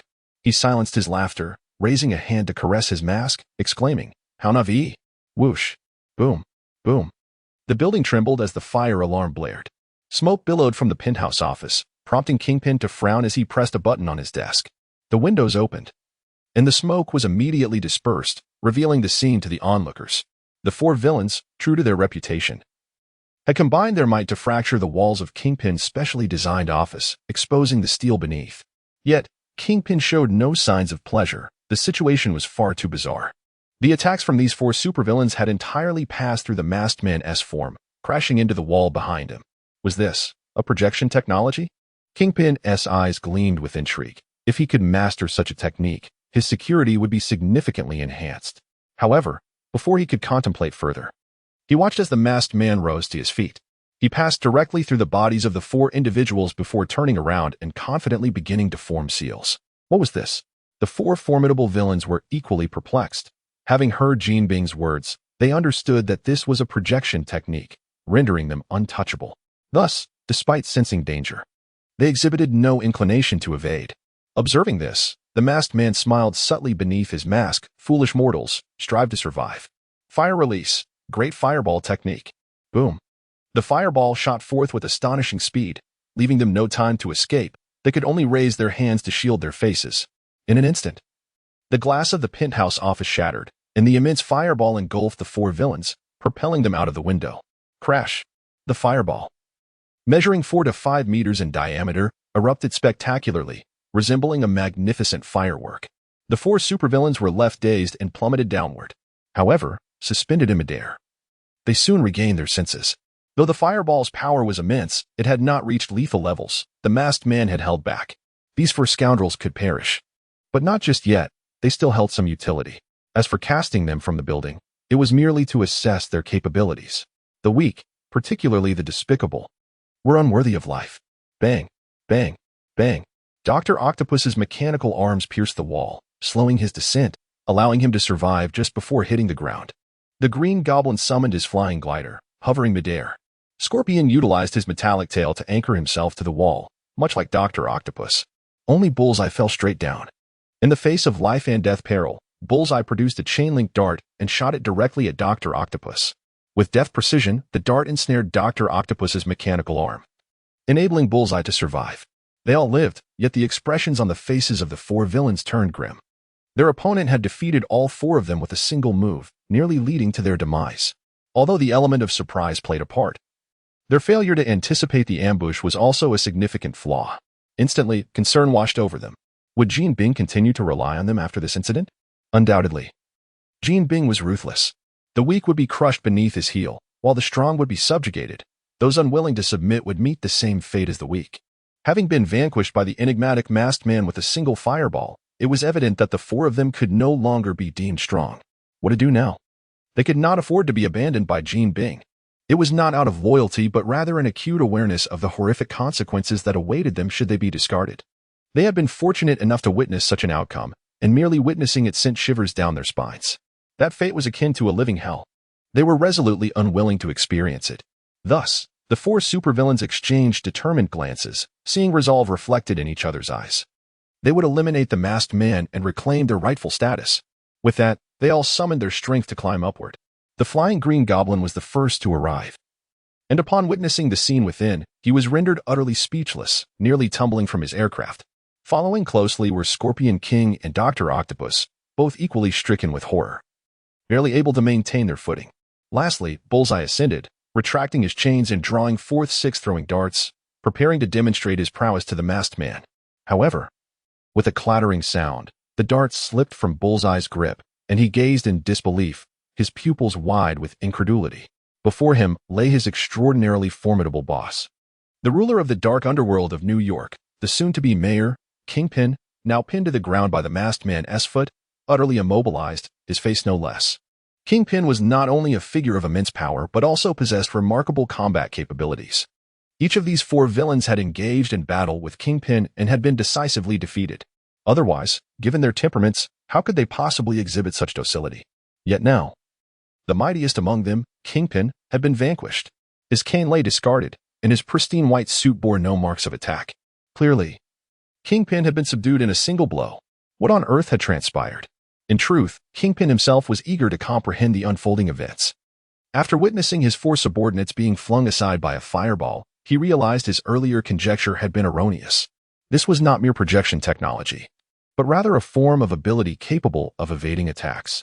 Swiftly, he raised his cane, seizing the opportunity while the masked man had his back turned, and struck down fiercely. There was no shame in ambushing. It was the disgrace of perishing at the hands of adversaries that one ought to dread. However, to his astonishment, not even a ripple stirred. Kingpin's cane passed through the masked man's body and struck the ground with a resounding thud, creating a fissure in the earth, one larger than those made by the four villains. This indicated that Kingpin's strength surpassed that of his foes. Yet, it proved inconsequential.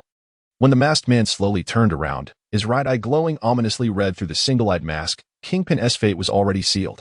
Within those crimson depths, a peculiar triangular dart spun languidly. Kingpin found himself involuntarily drawn to it, as if his very soul were being ensnared. When he regained his senses, he realized he was now beneath the masked man's foot. Even more terrifying was the realization that he felt no inclination to resist. This is my master. I must pledge my loyalty to him. This mantra echoed in Kingpin's mind, and gradually, his restless spirit found tranquility. Despite being unaware of the masked man's name, appearance, or intentions, Kingpin felt an undeniable certainty. This was his master, the one to whom he would devote his life in unwavering loyalty. At that moment, Wu Chen, who was impersonating a Beidou, stood in utter astonishment.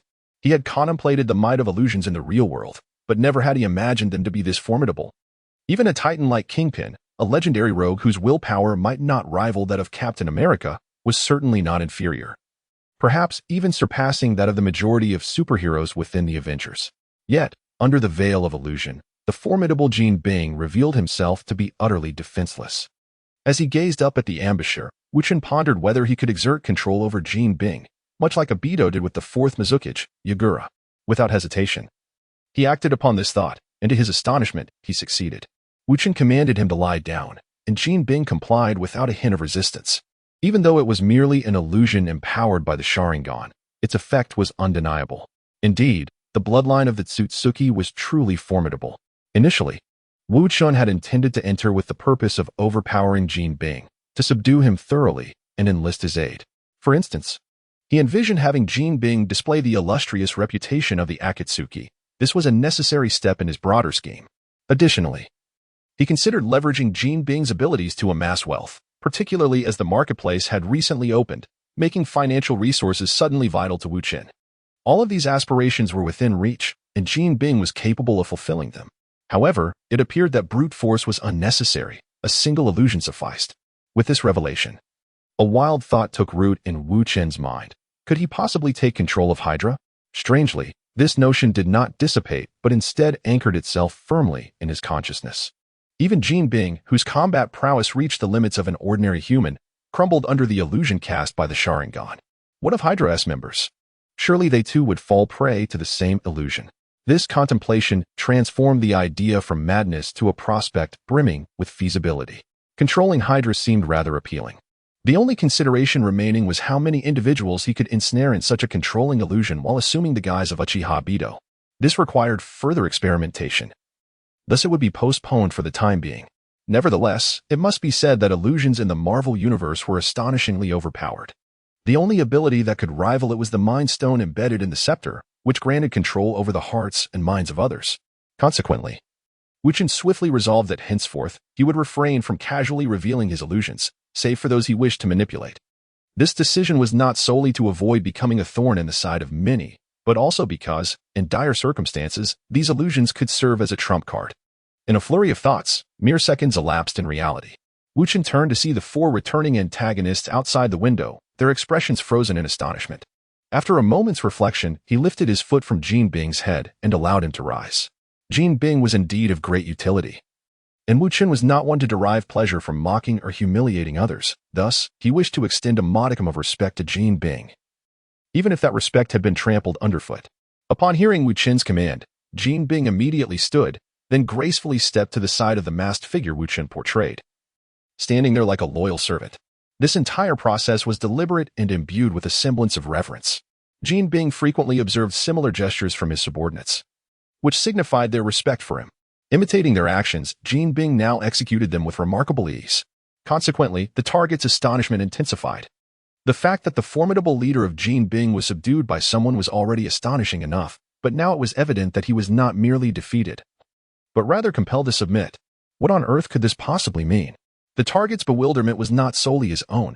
It was a shared confusion among the four villains. Soon, this perplexity was resolved. Jin Bing, bowing respectfully, leaned towards the masked man, and upon receiving a nod from him, stepped forward with a solemn expression and declared, "This is my master. Everything that transpired was merely a test of my abilities, so there is no need for concern." Master? The four villains were taken aback, their jaws nearly dropping. They had heard this title before, but it was always in reference to Jin Bing himself. Now, Jin Bing was addressing a masked man as master. Observing the expressions of these four, Wu Chen realized that the display of prowess he had just exhibited was insufficient to compel their submission. From their faces, he discerned surprise, shock, fear, and disbelief, yet not the same subservient demeanor displayed by Jin Bing. Disobedient subordinates were unacceptable. Thus, he resolved to take action against the four villains without further ado. He had no intention of using illusions to control them. After all, Wu Chen was still unaware of how many individuals he could manipulate with his powers. If the number was limited, it would indeed be a waste on such lowly adversaries. As for Jin Bing, employing illusions on him would not be a squander, for his contributions were significant. However, before Wu Chen could make his move, Jin Bing anticipated his intentions and, preempting him, knelt before him on one knee. "Master, there is no need for you to sully your hands with these disobedient wretches. Allow me to rectify my earlier failures." Wu Chen gazed at Jin Bing with mild surprise, recalling what he had previously read about him. While possessing combat abilities that reach the pinnacle of human potential, Jin Bing's intellect is exceptionally astute. Indeed, this was apparent. With a subordinate to assist, Wu Chen welcomed the opportunity for leisure. He stepped back, granting space for Jin Bing and the four villains. Jin Bing's fierce gaze bore down on the target and his companions, making them tremble uncontrollably. Clearly, their fear of Jin Bing had become an instinctive response. "Lester, come here." Jin Bing intoned slowly, his deep voice seemingly suppressing something. The target hesitated before instinctively approaching. Slap. Jin Bing seized the target's head and forced it to the ground, rendering him immobile. "Boss." The target writhed desperately, attempting to escape Jin Bing's grasp, but to no avail. Jin Bing crouched down, his voice and gaze still brimming with ferocity. "You struck my master twice. Thus, you shall receive 2 punches from me, and I shall grant you forgiveness." The target froze, his expression becoming vacuous. The others, witnessing this spectacle, were engulfed by profound fear. Indeed, Jin Bing has recognized this masked man as his master. Amidst their fear, they also came to a realization: this Jin Bing remains the terrifying figure they have always known. Despite the peculiar event of Jin Bing acknowledging a master, his menacing aura has not diminished in the slightest. Setting aside the enigmatic strength of the masked man, even Jin Bing alone is an insurmountable force.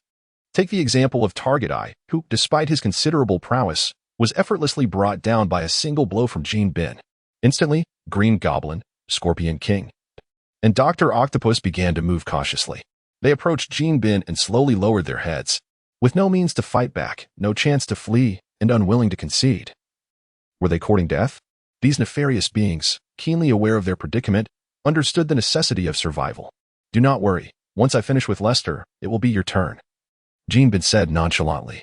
This statement caused the 3 villains to freeze momentarily, their gazes drawn in unison to Target Eye, who lay subdued beneath Jin Bing's hand. Like a dreamer stripped of hope, Target Eye was indeed finished. The reason was simple. Jin Bing's power was beyond the comprehension of ordinary mortals. While Target Eye possessed commendable physical attributes, akin to that of an athlete, he remained ultimately human.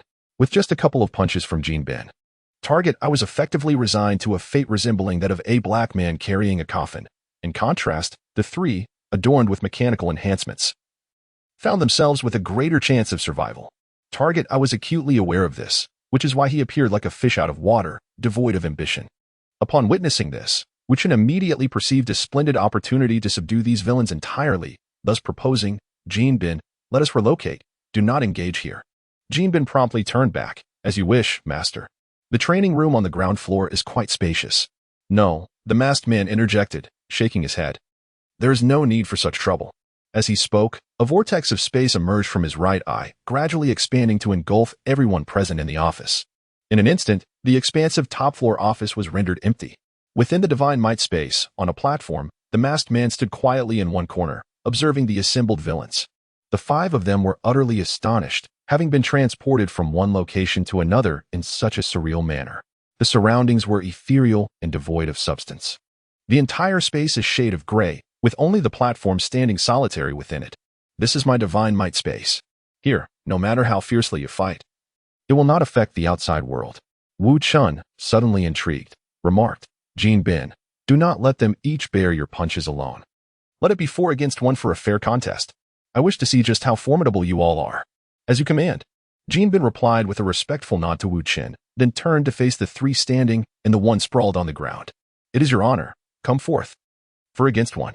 Green Goblin and the others exchanged glances, and Target Eye hastily rose to his feet. If that were the case, their chances of victory were significantly heightened. United as 4, they might just manage to defeat Jin Bing and earn the favor of this formidable master. The 4 antagonists are by no means foolish. They have all grasped this notion. It is hardly surprising that their allegiance has shifted so swiftly and shamelessly. For villains inherently possess little in the way of moral scruples. Wu Chen's ability to transfer the group into an alternate dimension has made them abandon their petty reservations, fostering a sense of submission towards him. While these villains are cunning, they are also rather naive in their simplicity. As long as one is sufficiently powerful, the fear of betrayal is non-existent. Conversely, should one's strength fail to earn their respect, one risks being undermined at any moment.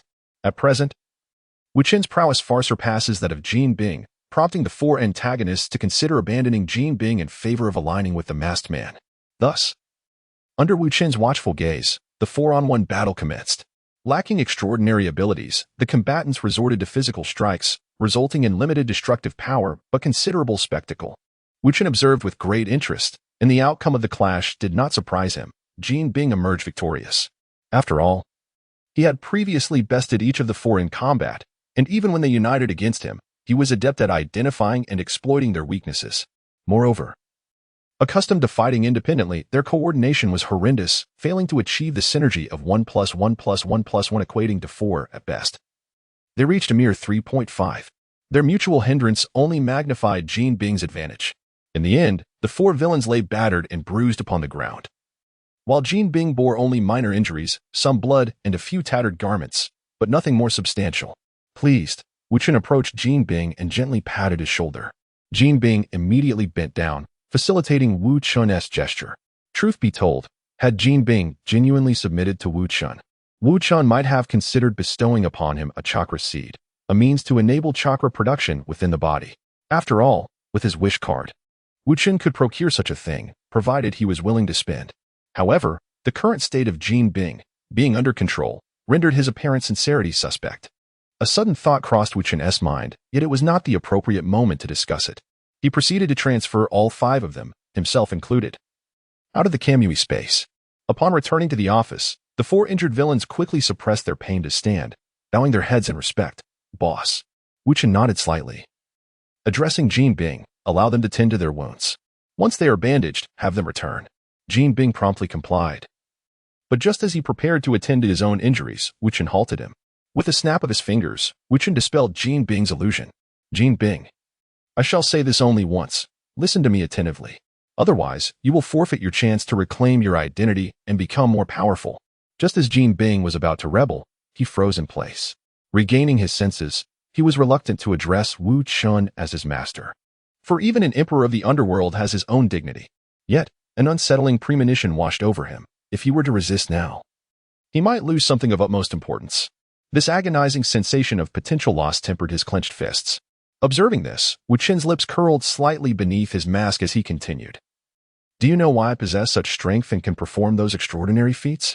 Jin Bing remained silent, resembling a brooding figure. Wu Chen, not pressing him further, infused chakra into his feet and ascended the office wall, ultimately standing on the ceiling, facing Jin Bing. This is because I wield a power known as chakra. Chakra? Jin Bing finally spoke, curiosity evident in his voice.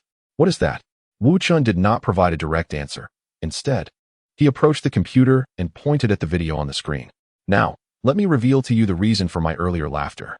This man, even I cannot claim with certainty that I could defeat him, yet you dare to call him a mere nobody. Should I not find that amusing? Jin Bing fell silent. Staring at the figure of Minato Namikaze on the screen, disbelief etched across his features. Wu Chen offered no further explanation but clicked on another video, the one showcasing his initial overpowering of Xingwu and Hulk. Did you think this was merely a special effect? Isn't it? Jin Bing instinctively retorted. Wu Chen shook his head. This exemplifies Minato Namikaze's prowess. He wields the same power as I do chakra. The abilities he employs, be it the swift flying thunder god technique or the spiraling Rasengan, all fall under ninjutsu. And ninjutsu requires chakra as its driving force. Of course, the pivotal moment arises when an individual possesses chakra. They can then learn ninjutsu and ultimately transform into a true powerhouse. Jin Bing, in my eyes, you are inconsequential. And the reason is simple. You are merely an ordinary person. In our world of ninjas, even a slightly formidable genin could easily defeat you. Now, I present you with an opportunity. I shall bestow chakra upon you and teach you some ninjutsu. Will you submit to me? This offer provided Jin Bing with a chance not only to gain his own agency, but also to enhance his strength. This was not initially part of Wu Chen's plan. It was a spur-of-the-moment decision. However, should Jin Bing sincerely choose to submit, adding a capable member to the Akatsuki would be quite advantageous. Moreover, Wu Chen believed that regardless of the outcome, Jin Bing would never pose a significant threat, so granting him some power was of no concern. After all, winning someone over requires more than just a stick. A bit of honey is also necessary. With that, Wu Chen casually took a seat in Jin Bing's chair, rummaging through his drawers while awaiting Jin Bing's response. Jin did not impede Wu Chen's actions. Instead, he bowed his head, deeply engrossed in contemplation of his gains and losses. However, the path laid before him was singular. It entailed submission to the masked man before him. To refuse submission would result in the obliteration of his self-awareness, coupled with an enforced capitulation. Conversely, yielding would not only preserve his consciousness but also provide a means to further augment his strength, with the sole cost being his freedom. relegating him to the status of a subordinate to the individual before him. How long had it been since he had been someone's subordinate? Back then, Jean had just joined the gang, still under the aegis of a leader. Through his audacious spirit, formidable prowess, and astute intellect, he had ascended to his current position. Now, however, Jean found himself bereft of further avenues for growth. More precisely, he could no longer discern a way to strengthen himself without transformation.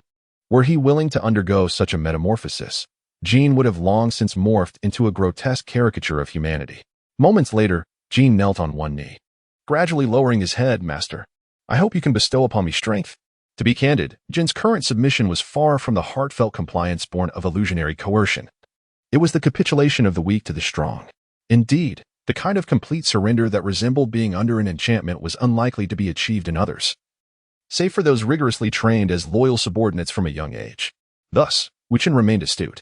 Observing Jean with his head bowed, he spoke in a calm tone. Lift your head and do not resist.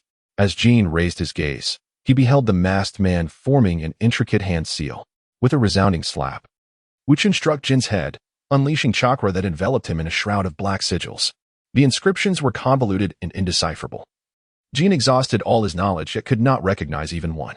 Unperturbed by Jin's actions, Wu Chen continued to focus on his incantation, ultimately drawing all the sigils into Jin's forehead, where a peculiar pattern emerged. This technique was known as caged bird. Under normal circumstances, it posed no issues and could even assist in enhancing chakra during training. Yet, once triggered, it would render one's existence a torment. This precautionary measure also served as the mark I bestow upon you. So, Jean, you understand what you must do henceforth, do you not? After being resurrected by the aged Uchiha Madara, Uchiha Obito absorbed a wealth of knowledge, including sealing techniques. Without such expertise, he would not have been able to execute the formidable tailed beast sealing technique, illusionary Dragon 9 seals. Thus, Obito's proficiency in sealing techniques was considerable. Among the texts on sealing arts imparted by Madara to Obito was the account of caged bird. This technique was a method employed by the main branch of the Hyuga clan to control its cadet branch, being both powerful and tyrannical. Upon witnessing it years ago, Obito studied it briefly, but he never found the opportunity to employ it. At this moment, Wu Chen adeptly put it to use. However, his rendition of caged bird differed from the original. The original targeted the eyes, safeguarding the Byakugan from external theft. The caged bird employed by Wu Chen was a modification he devised on-site, specifically targeting the brain. Utilizing Jean Bing as the experimental subject, he unexpectedly achieved success. Should anyone attempt to manipulate Jean Bing's mind, it would automatically incinerate. Alternatively, Wu Chen could activate the caged bird to inflict pain and damage Jean Bing's brain, showcasing another application of this method. The reason for this complexity, rather than simply employing illusions to control Jean Bing, stemmed from Wu Chen's concern regarding the limitations of simultaneously controlling multiple individuals through illusions. Thus, if he were to utilize illusions, they would be reserved for those who were unequivocally resistant to submission. For individuals like Jean Bing, who harbored the potential for compliance, the caged bird would suffice. Indeed, after listening to Wu Chen's elucidation, Jean Bing felt a deeper sense of allegiance. Master, your will is my command. I shall strive valiantly for you. Acutely aware of the mark upon his forehead, he dared not entertain any dissenting thoughts. Simultaneously, he felt a twinge of reflection, recognizing that he had ultimately submitted to the man before him. However, this masked individual was formidable enough that such acceptance was not entirely unwelcome. Excellent, Wu Chen replied with a smile. No need to address me as master. Simply refer to me as sir. From this day forth, you shall be an outer member of the Akatsuki. Akatsuki? Jean Bing inquired, perplexed. Before dawn comes the darkness. The darkest moment heralds the break of dawn. We, the Akatsuki, aspire to be that dawn, bringing peace and illumination to this world. Wu Chen earnestly articulated the principles of the Akatsuki, a philosophy he genuinely endorsed. However, following the death of Yahiko and Nagato's subsequent manipulation by Obito, the Akatsuki had morphed into a villainous organization within the Naruto universe. Now, as a new iteration of the Akatsuki emerged, Wu Chen sought to repurpose this ideology. Upon hearing this philosophy, Jean Bing felt a momentary disorientation, recalling a time when he too harbored similar ideals. Yet, life's pressures had compelled him to join a gang for survival. It now appeared that the organization to which he pledged his loyalty was not inherently malevolent. However, the very nature of Wu Chen's methods indicated that the Akatsuki was not an entirely legitimate organization.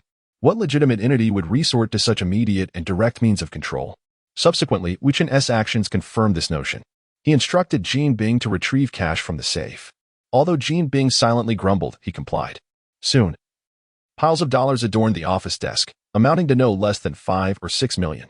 This money now belongs to me, Wu Chen remarked, glancing at Jin Bing, who nodded in agreement. Wu Chen then delved into the system space, observing that the progress of impersonating Obito Uchiha had increased by 12, a modest rise. Yet it affirmed that his strategy was sound. The art of impersonation for a ninja encompassed not merely the acceptance and completion of missions, but also achieving the objectives of the character being portrayed. Satisfied, Wu Chen opened the system marketplace, noting the figure in the lower right corner. 15 million. Jin Bing was quite affluent indeed. Wu Chen sighed briefly before collecting all the banknotes into the divine space. He had just realized that the divine space could also serve as a storage space. Ignoring Jin Bing's peculiar gaze, Wu Chen clicked on the red wish card and utilized the manual refresh function. With a swish, 100,000 cash vanished into thin air. And the red wish card was available for use once more. A chakra seed that can grant chakra to those who have none. Wu Chen entered this command. The discount has expired. Wish card used successfully. Chakra seed grants chakra to those who previously lacked it, requiring a payment of $1 million. $1 million for a chakra seed? Quite expensive. Yet, Wu Chen gritted his teeth and exchanged it. After all, it was not his own money. Remaining balance, 505 million. With a whoosh, a blue orb the size of a thumbnail appeared in Wu Chen's hand, and as he touched the orb, its usage instructions materialized before his eyes. Usage, simply swallow it. Just then, the office door was knocked upon. It was the voices of the 4 villains who had just gone to bandage their wounds. Boss, we're back. Wu Chen raised an eyebrow, glancing at Jin Bing. Realizing this was a splendid opportunity to establish a model, he then invited the 4 villains inside. Come in. With a click, the Green Demon, Target Eye, and the others filed in, gazing at the blue orb in Wu Chen's hand. Boss, what is this? Target Eye, already deeply enamored with Wu Chen, was the first to inquire. Do not call me boss. Address me as master. Wu Chen corrected their titles, then explained. This is a seed of power that allows the user to attain the same strength as mine. The same strength as yours. Target Eye and the Green Demon exchanged glances, their minds racing back to Wu Chen's recent displays of skill, a surge of ecstasy blossoming within them. Master, whom do you intend to bestow this seed upon? Target Eye immediately asked, envisioning how such spatial abilities combined with his throwing techniques could render him even more formidable. The Green Demon and the others wore expressions of envy, clearly desiring the power akin to that of the masked man. However, they mistakenly believed that the power Wu Chen spoke of was the ability to manipulate space. Understanding their misconception, Wu Chen chuckled softly, of course. I shall grant it to my loyal Wilson. With that, he gestured for Jin Bing to open his mouth, and then he tossed the blue orb inside. As the orb entered his body, Jin Bing felt an overwhelming warmth enveloping him, reminiscent of his mother's embrace during childhood. Subsequently, a peculiar energy began to manifest within him. Master, is this chakra? Jin Bing exclaimed, a blue aura appearing around his hands, clearly indicating that he had transferred the chakra to his palms. Wu Chen was slightly astonished. Jin Bing's chakra control ability was remarkable, managing to attach it to his hands so soon after acquiring it. Jin Bing, ascend to the ceiling. Upon hearing this, Jin Bing's agile eyes darted around before the chakra in his hands dissipated, concentrating entirely at the soles of his feet. Then, under the watchful gaze of the Target Eye and the Green Goblin, the imposing figure of Jin Bing ascended the wall. He moved at a right angle to the wall, climbing vertically upwards. Upon reaching the ceiling, Jin Bing placed his feet upon it, only for his chakra to suddenly vanish. With a sharp gasp, he twisted his body midair, ultimately landing half-kneeling on the ground without embarrassing himself. Witnessing this, Wu Chen remarked, your chakra has only recently manifested, and its quantity is quite limited. You must engage in more extensive training. I possess a method for refining chakra, along with the 2 most fundamental ninjutsu techniques. Take them and practice. There are 3 basic ninjutsu techniques: the substitution technique, transformation technique, and shadow clone technique. However, Wu Chen only provided the substitution and shadow clone techniques. The rationale was simple. The transformation technique was overly complex, allowing one to assume the appearance of others, akin to a diminished version of Mystique's powers. And how formidable is Mystique? Although the Marvel Cinematic Universe lacks mutants, Wu Chen had seen relevant films from the mutant universe where Mystique effortlessly toyed with a host of powerful mutants, relying on her unparalleled shape-shifting abilities. While the transformation technique may not rival Mystique's capacity, it still permitted one to transform into another person. In a world predominantly inhabited by ordinary individuals, such a power would thrive. Wu Chen was reluctant to share this ability with others, preferring to keep it solely for himself. After speaking, Wu Chen created a new document on Jin Bing's computer and inscribed the information therein. Oh, and this must remain confidential. If you want what's necessary, arrange for me 10 million in cash. Upon hearing this, Jin Bing promptly nodded and quickly picked up the phone to instruct someone to fulfill the request. He felt no reluctance, for he had just experienced the profound strength of chakra. Setting aside the ninjutsu, the mere existence of chakra was already astonishing. His jumping ability had significantly increased, and his running speed had similarly surged, not to mention a considerable enhancement in strength. Most importantly, possessing chakra rendered the terrain inconsequential. He could scale walls and hang from the ceiling like a spider. The only drawback was his inability to fly. Moreover, the chakra refining method and the two foundational ninjutsu techniques that his mentor had just mentioned were of paramount importance. While chakra was extraordinary, it was insufficient on its own. Its quantity needed to be augmented. Furthermore, if chakra was already wondrous, what marvels awaited in the use of chakra through ninjutsu? Jin Bing considered the 10 million as the price for acquiring the chakra refining method and the two ninjutsu techniques. It was a bargain beyond measure. And how could he not be elated? With joy, Jin Bing eagerly delivered the funds. And the target eye and the others finally realized their misunderstanding regarding Wu Chen's mention of the powers he intended to bestow upon him. It was not spatial abilities but rather the formidable force known as chakra. Yet, even chakra was a power capable of elevating one beyond the ordinary. The four villains exchanged glances, each reflecting the desire they discerned in the other's eyes. The target eye was chosen by 4 individuals to represent them. They stepped forward and bowed their heads, pleading, "My lord, might you bestow upon us the chakra seeds?" Although they were formidable villains, their strengths lay solely in physical prowess and mechanical might. This method of advancement, while not inherently flawed, differed significantly from the generation of energy within one's being, which facilitates growth through the evolution of that energy.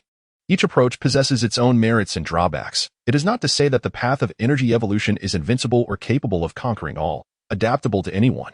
Consider the genius mechanic Tony Stark. Is it truly suitable for him to cultivate chakra? Mastering chakra is not akin to sporadically fishing for 3 days and sunbathing for 2.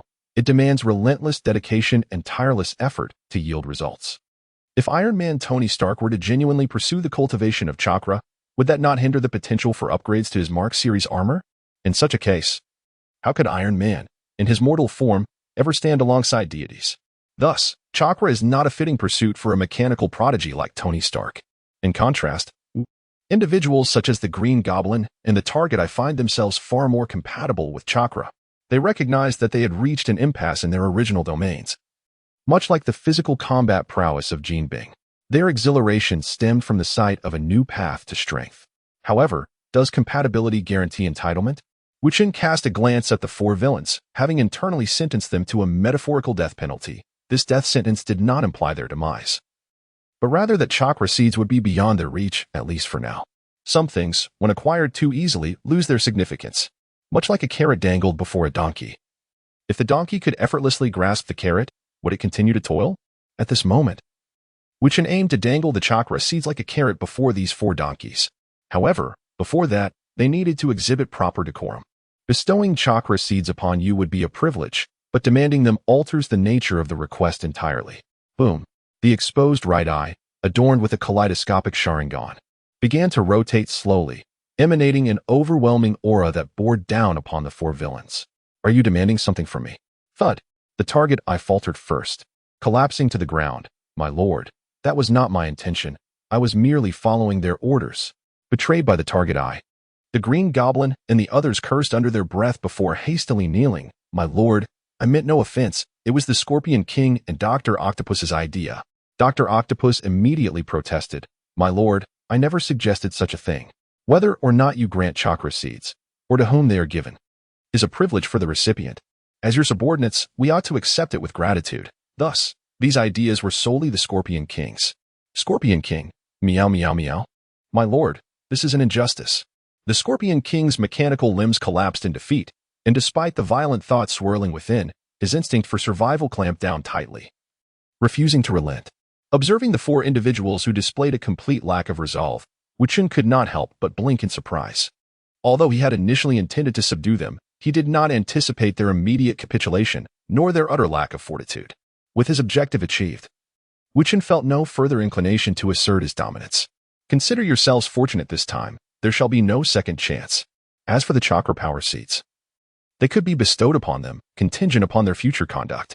The 4 members of the target group, Green Demon, were instantly overwhelmed with joy. They had assumed they had failed, but now realized an opportunity still lay before them. Was it merely servitude? Was it simply being sycophants? Surely, anyone could manage that. Moreover, they had not anticipated that Jin Bin, with his prominent brow and striking eyes, had foreseen this development, hence his direct acknowledgement of Wu Chen as their master. Truly, he was quite cunning. Upon witnessing their elation, Jin Bin's expression turned stern, and he admonished in a low voice, "Shouldn't you express your gratitude to the master?" The 4 antagonists quickly regained their composure and offered their thanks. Wu Chen waved his hand dismissively, exuding an air of indifference. Now that allegiances had been established, it was time for them to commence their tasks. Wu Chen's objective for this journey is to subdue the underworld of New York, leveraging its intelligence network to unearth the location of the sealed entity. However, this is not his true aim. Rather, he seeks to dominate the underworld and orchestrate this entire facade. He wishes to inform the outside world, particularly S.H.I.E.L.D. and various national governments, that a clandestine force lurks in the shadows, coveting the tailed beasts as described by the legendary figure, Naruto Uzumaki. He intends to convince the world of the tangible existence of these tailed beasts, which are insurmountable and beyond the common man's ability to combat. Once they accept this reality, Wu Chen will find it significantly easier to advance the incarnations of characters from the Naruto universe in the future. Although the initial stages may seem convoluted, they are essential for facilitating future endeavors. The true climax is meticulously crafted through preparation.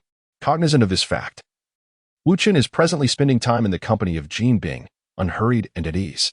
Furthermore, it has only been less than half an hour since he arrived, so there is ample time. Wu Chen is not in a rush to depart. He is finalizing the prologue. This includes instructing Jin Bing and his associates to search for the sealed location of the Nine Tails. According to Wu Chen's design, the Akatsuki's masked leader is unaware of the specific sealing site of the Nine Tails. They only know it is somewhere in New York, but its exact whereabouts remain a mystery. Thus, they seek the assistance of Jin Bing, the emperor of New York's underworld, to exploit the local expertise in locating the Nine Tails seal. After assigning this task to Jin Bing and his crew, Wu Chen elaborated slightly on the power of the tailed beasts. Instantly, expressions of astonishment appeared on their faces. As the master described, these tailed beasts are akin to reusable nuclear weapons endowed with consciousness. And here in New York, one such beast lies sealed. The Akatsuki's interest in the tailed beasts is not without a plan. It is well known that human emotions are often disconnected. While some may laugh heartily, others merely perceive it as noise. Such simple contradictions can ultimately evolve into wars between nations. Desire and greed are decisive factors that ignite conflict. Take, for instance, America's invasion of Iraq. Its rationale is flimsy, couched in anti-terrorism. But is it truly about combating terrorism? Iraq, situated in the Middle East, is rich in oil resources. And as a major consumer of oil, the United States seized upon the pretext of anti-terrorism following the events of 9/11 to deploy military forces onto Iraqi soil. Thus, a regulator is required to oversee all of this. The regulator wields formidable weapons capable of annihilating an entire nation in an instant. This fear of destruction ensures that nations can sit at the negotiating table, striving for peaceful resolutions. The Akatsuki serves as this regulator, while the tailed beasts are the weapons. When the 9 tailed beasts unite, they will forge the invincible 10 tails, controlling it and seizing the pulse of the world, ultimately ushering in genuine peace. Indeed, the Akatsuki's actions are all in pursuit of world peace. The current suffering is merely a precursor to tranquility. The darkness before dawn will soon pass, and a brighter future shall be crafted by the hands of the Akatsuki. It must be said that Wu Chen, portraying Uchiha Ibito, possesses remarkable potential for oration. Even in his straightforward delivery, his words ignited fervor among Jin Bing and the others. If given a choice, who would willingly embrace the role of a villain? Are we not all coerced by this merciless society? Now, as members of the Akatsuki, we are no longer nefarious. We are engaged in righteous endeavors. Observing this scene, Wu Chen smiled with satisfaction. Subsequently, he took the 10 million sent by Jin Bing and utilized the transmission capabilities of the Kamui space to depart from the Jin Bing building, returning to his abode. Wu Chen had been reluctant to leave early, not merely to assign tasks to Jean Bing and the others or to instill the ideology of the organization, but also because he had yet to collect his 10 million. With the money in hand and back in the safety of his dwelling, Wu Chen turned his gaze towards the marketplace, a smile gracing his lips. Meanwhile, back in the Jean Bing building, after the masked man departed, Jean Bing gradually settled back into his specially designed chair. Target Eye, observing Jean Bing's new appearance, noted the peculiar black marks adorning his forehead and inquired, "Jean Bing, what has happened to you? How did you suddenly acquire those forehead tattoos?" Upon hearing this, Jean Bing furrowed his brow, yet before he could respond, the Green Goblin leaned in with a mischievous grin and suggested, "Jean Bing, why not perform that trick for us again?" The Scorpion King nodded in agreement, saying, "Yes, yes. Show us the chakra again. We haven't seen enough." Only Dr. Octopus, recalling the earlier incident where Jean Bing single-handedly overwhelmed 4 opponents, refrained from speaking, quietly watching the 3 provoke their own demise. As expected, Jean Bing's fierce gaze widened, and his massive form slowly rose, a deep voice rumbling from his throat. "What gives you the audacity to speak to me in such a manner? Have you forgotten the pain you just endured?" At this reminder, Target Eye immediately shuddered. Stepping back 2 paces, "Boss, I had nothing to do with that. It was their idea." The Green Goblin and the Scorpion King exchanged glances, yet they did not retreat, instead directing their malevolent gazes at Jean Bing. Among the 4 villains, aside from Target Eye, the other 3 possessed questionable intellect. Dr. Octopus, influenced by his mechanical arm, was perpetually fixated on creating a miniature sun. The Green Goblin had awakened an evil persona within, a lunatic bent on destruction. The Scorpion King, the most formidable, was entirely swayed by his mechanical devices, evolving towards a scorpion-like disposition. However, in this moment, Dr. Octopus maintained a state of clarity, initially suppressing his impulses, thus refraining from acting on the wicked intentions that stirred within him against Jean Bing. In contrast, the Green Goblin and the Scorpion King were entirely different. Before the overwhelming might of the masked man, they could restrain themselves, but now, in the presence of Jean Bing, they were unwilling to suppress their impulses. Compared to that esteemed individual, Jean Bing was insignificant, was he not?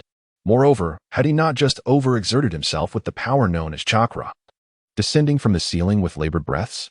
Perhaps this very facade of Jean Bing was merely an act of endurance, and they believed they might seize the opportunity to overthrow him and become the favored subordinates of the esteemed one, acquiring the coveted power known as chakra. It is precisely due to such vested interests that the 2 dared to act defiantly, even after having been ruthlessly beaten by Jean Bing. Under normal circumstances, they would not have the audacity to behave in such a manner. Ultimately, it is a manifestation of their erratic thinking that led to a grave misjudgment, as they believed that they were stronger together than Jean Bing. However, reality would soon teach them who truly holds the reins of power in Jean Bing's domain. Channeling his chakra into his fist, Jean Bing unleashed a colossal blow, akin to a massive cauldron, that sent the Scorpion King sprawling to the ground, blood gushing from his nose, rendering him unconscious. The Green Goblin, witnessing this, was reminded of the fear he had just experienced at the hands of Jean Bing. But it was already too late. Jean Bing, wielding a gigantic fist shimmering with a cerulean aura, struck the Green Goblin's armored chest with a resounding crack. The sound that echoed was not the breaking of Jean Bing's fist, but rather the shattering of the Green Goblin's metallic armor. The Green Goblin was sent hurtling backward, crashing into the wall, his armor fractured, exposing him within.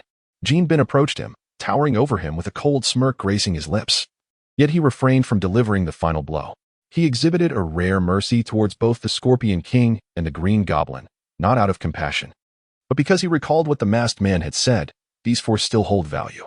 Not wanting to tarnish his standing in the masked man's eyes due to the incompetence of these 2, Jean Bing chose to show them mercy this once. "You have heard the Master's orders," Jean Bing stated coldly, fixing his gaze on the 4 villains, the Green Goblin and Dr. Octopus. "Utilize your influence to search in the East and West districts. Target Eye, Scorpion, each of you will take a team from me to scour the South and North districts. Is that clear?" "Yes." The 4, having been subdued once more by Jean Bing, complied obediently. Target Eye suddenly pondered, "If we are searching all 4 districts of New York, what will you be doing?"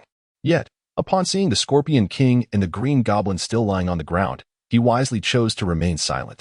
Had Jean been aware of Target Eye's current thoughts, he would surely have slapped him to the ground, disdainfully retorting as a subordinate, "Your duty is to alleviate the leader's burdens, while the leader attends to his own matters."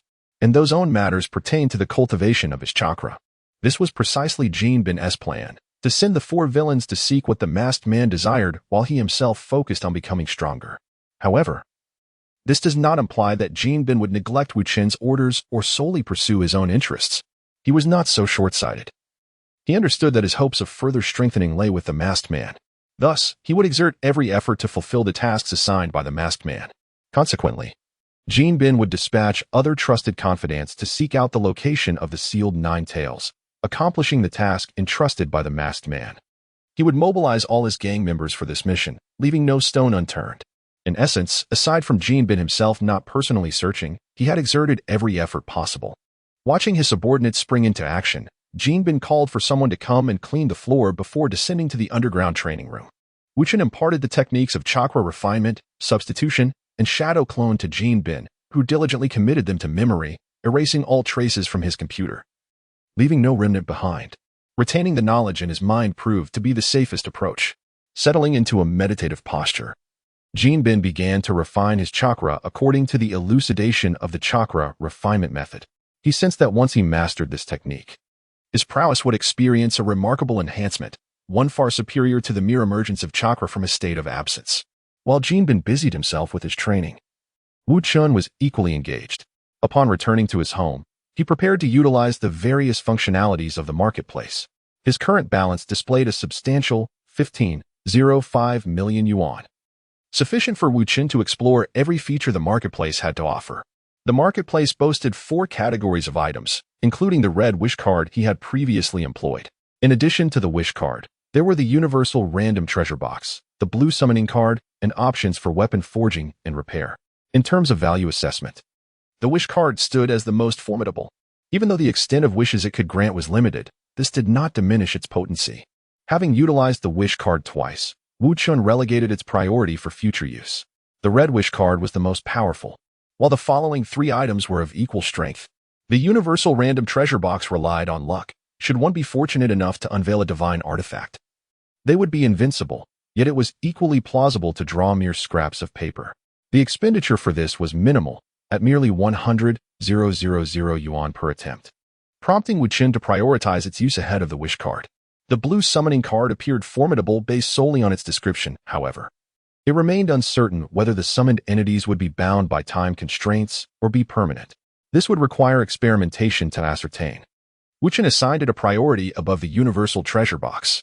As for the weapon forging and repair options, these were exceedingly advantageous, prompting Wu Chen to elevate their priority to the highest level, planning to address this before any other endeavors. Although, in the later stages of the Naruto universe, the most coveted weapon was the Seeking Orb, Wu Chen was far from reaching that level of capability. Thus, he recognized the value in forging the 7 legendary ninja swords of the Mist Village, the Uchiha fan, various tools bequeathed by the Sage of 6 Paths, and an array of chakra-infused weaponry. For instance, he could forge a suitable weapon for Obito. Minato Namikaze had no need for additional weaponry, as his tool pouch was replete with tridents, and he consistently retrieved them after use. However, Obito's situation was quite different. At this juncture, Obito's evasion capabilities were nearly unparalleled. Yet his offensive power was lacking. His arsenal consisted primarily of fire-style jutsu, shuriken techniques, and hand-to-hand combat skills, with little else at his disposal. In truth, Obito was also proficient in wood-style techniques, having successfully transplanted the first Hokage's flesh, enabling him to utilize an array of wood-style jutsu, all of which boasted considerable strength and remarkable effects. However, Wu Chen's progress in embodying Uchiha Obito remains modest, making it challenging for him to successfully execute wood-release techniques. This conclusion was drawn from his observations of Minato Namikaze.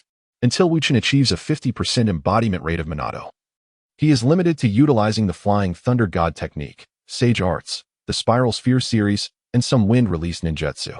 Upon reaching the 50% mark in embodying Minato, although untested, Wu Chen senses that he will be able to access a broader array of Minato's techniques.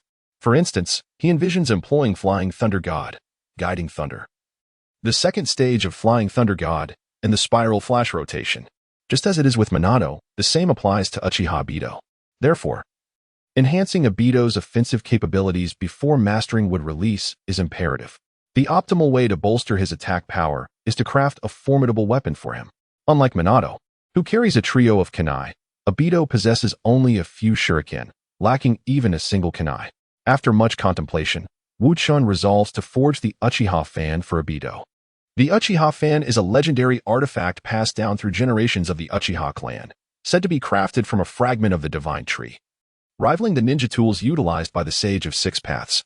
Its unique ability allows it to absorb energy and impacts, converting them into wind-based counterattacks, a technique known as Uchiha counter or Uchiha rebound. The synergy of the wind attribute fan with Obito's fire attribute will undoubtedly yield a result greater than the sum of its parts. Thus, the Uchiha fan is the most suitable weapon for Obito. Furthermore, during the Nine Tails turmoil, Obito demonstrated considerable prowess with chains as weapons, executing a series of remarkable maneuvers against Minato. Although the outcome saw Minato triumph, it illustrates that chains can significantly enhance Obito's combat effectiveness.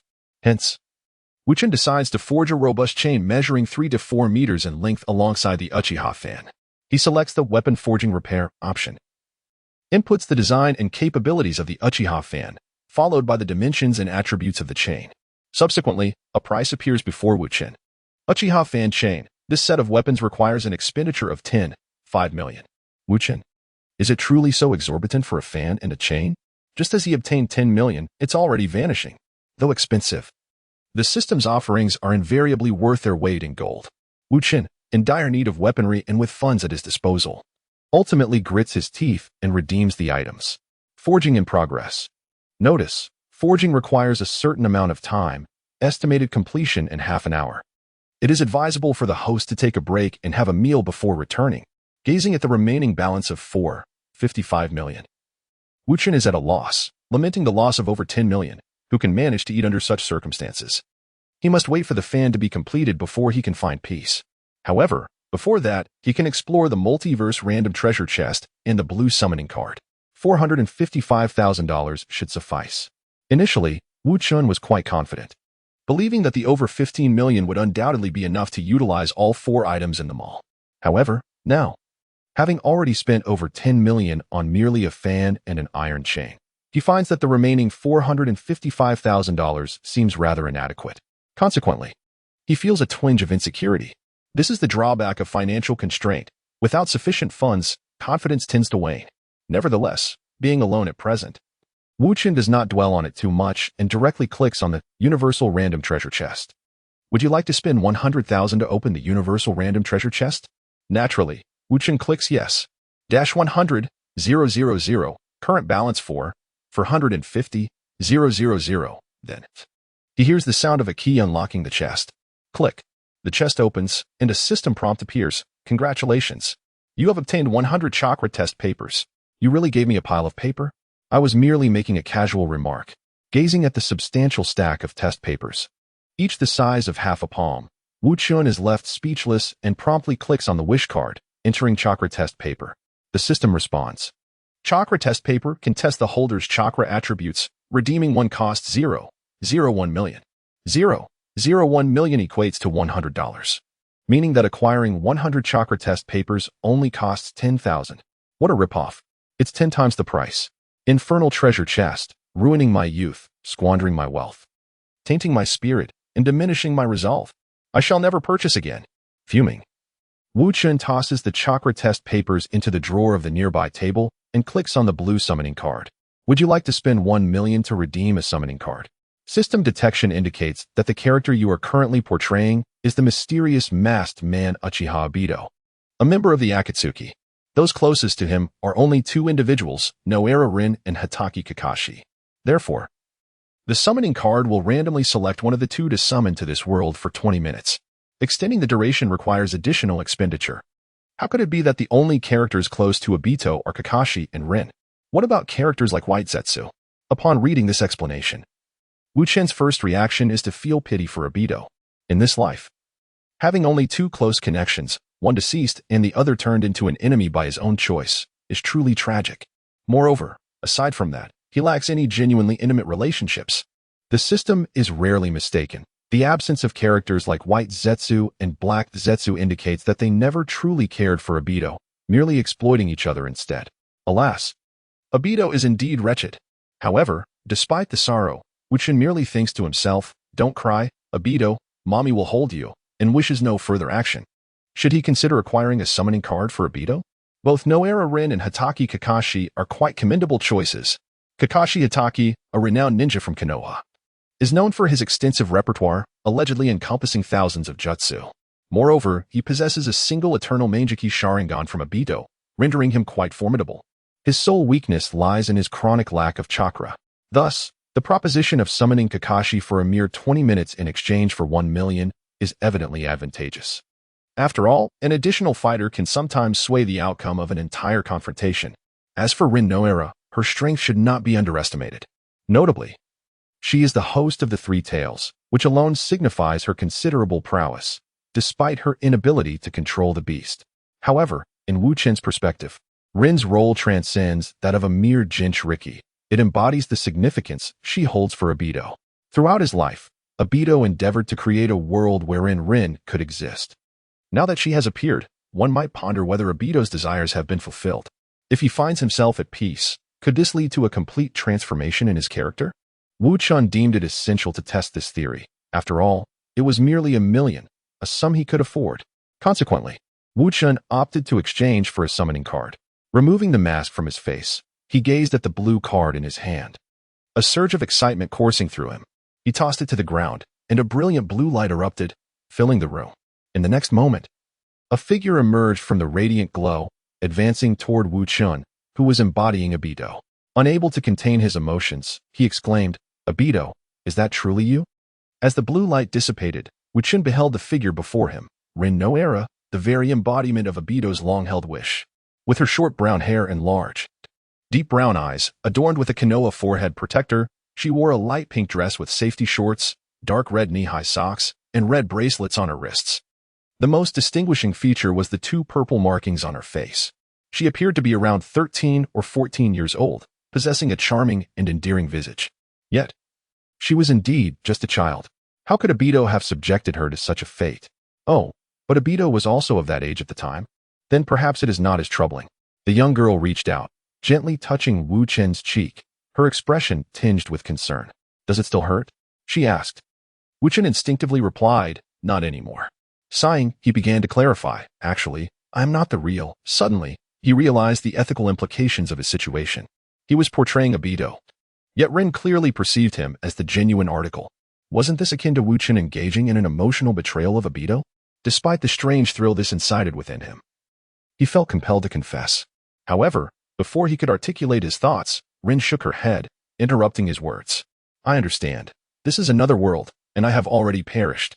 But that is of no consequence. As long as Obito remains Obito, I am elated to see you again."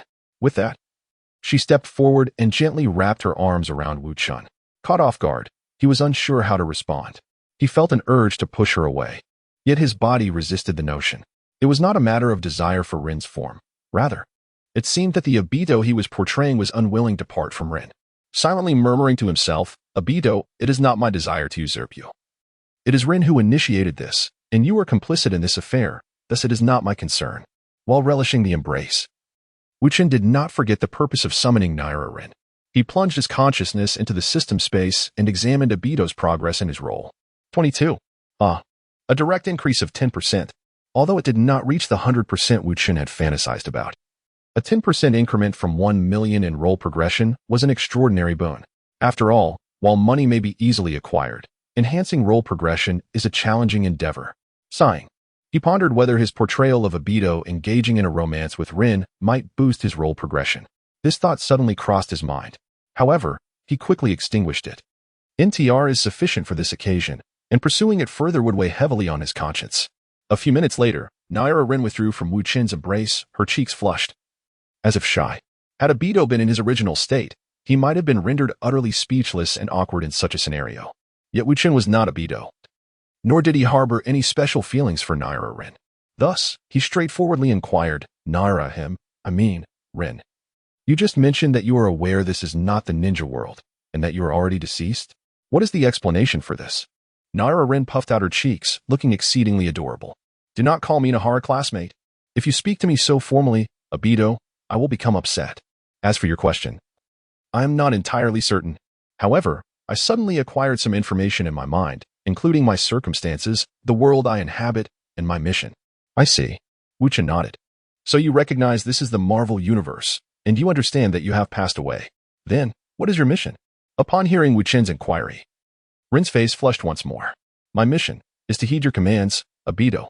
Whatever you ask me to do, I will comply willingly. Wu Chen, gazing at Rin's blushing, enticing demeanor, a certain lowly enthusiast might imagine that in 10 months, Rin would give birth to an adorable child.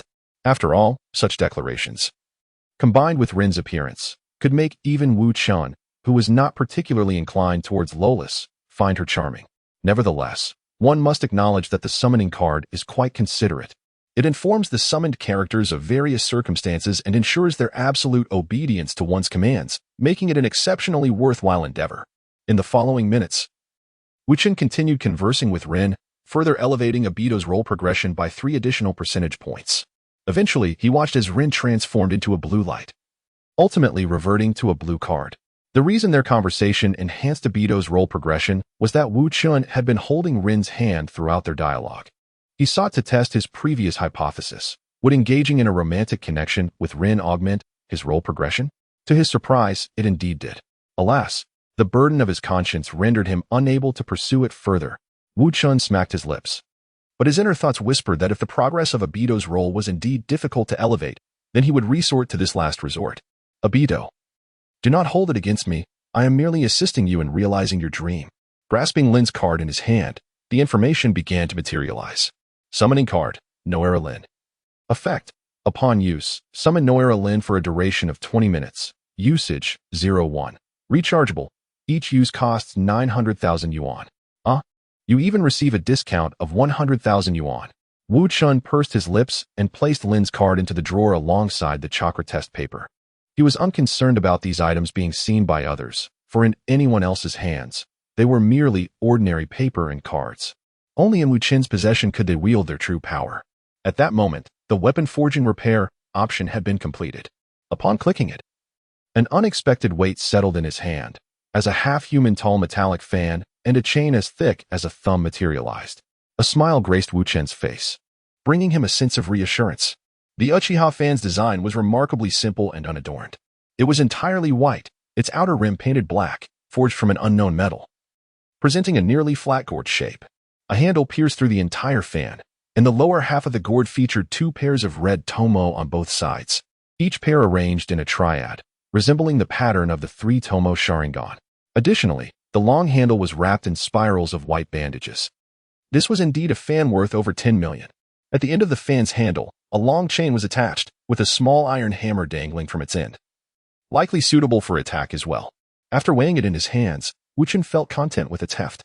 After all, this was not merely a fan, but an investment of over $10 million. With his new weapon in hand, Wu Chen could finally dine at ease.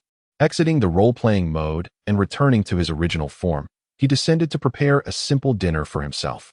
After the meal, he transformed back into Uchiha Abito and entered the Kamui space. He was eager to test the prowess of his new weapon. Within the Kamui space, nothing would be disclosed to the outside world, allowing him to experiment without restraint. Upon entering, Wu Chen immediately formed hand seals to create a shadow clone. Thus, 2 mysterious masked figures stood facing one another. The clone understood its mission and began to perform hand seals directly. Fire style, great fireball technique. Whoosh. A fireball with a diameter of 3 to 4 meters roared towards Wu Chen. Without a moment's hesitation, he raised the fan to deflect the fireball. Then, under Wu Chen's watchful gaze, the fireball began to shrink, diminishing in size until it completely vanished, absorbed by the fan. Strangely, Wu Chen sensed that the fan in his hand brimmed with power, and he could not help but softly utter, Uchiha rebound. Boom. In the next moment, a violent gust of wind erupted from the fan's surface, surging toward the masked clone.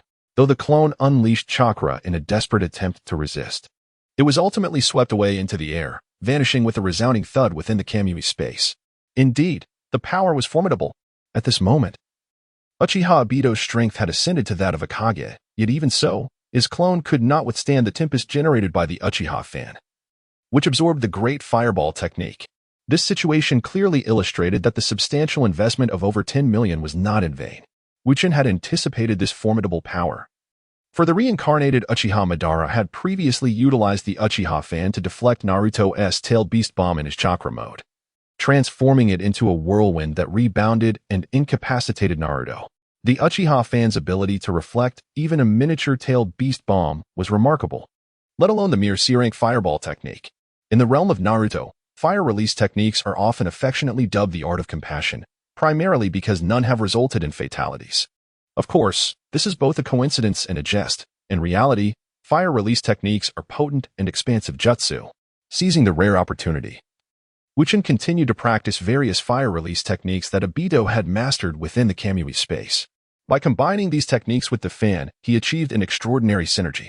A typical great fireball, under the enhancement of the Uchiha fan, swelled from a mere 3 or 4 meters to an impressive 10 meters. The Uchiha fan was indeed a divine artifact of fire release. It was precisely because of these exceptional characteristics that it had been treasured as a family heirloom within the Uchiha clan, ultimately passing into the hands of Uchiha Madara. Wu Chen's investment had successfully augmented Obito's offensive capabilities, and he had even discovered new methods to enhance his transformation progress. The rewards were plentiful. Noticing that the night was still young, Wu Chen returned to his room, disengaged from his transformation mode, and reverted to his original form, commencing his training in chakra control. Mastery over chakra control was essential for learning additional jutsu.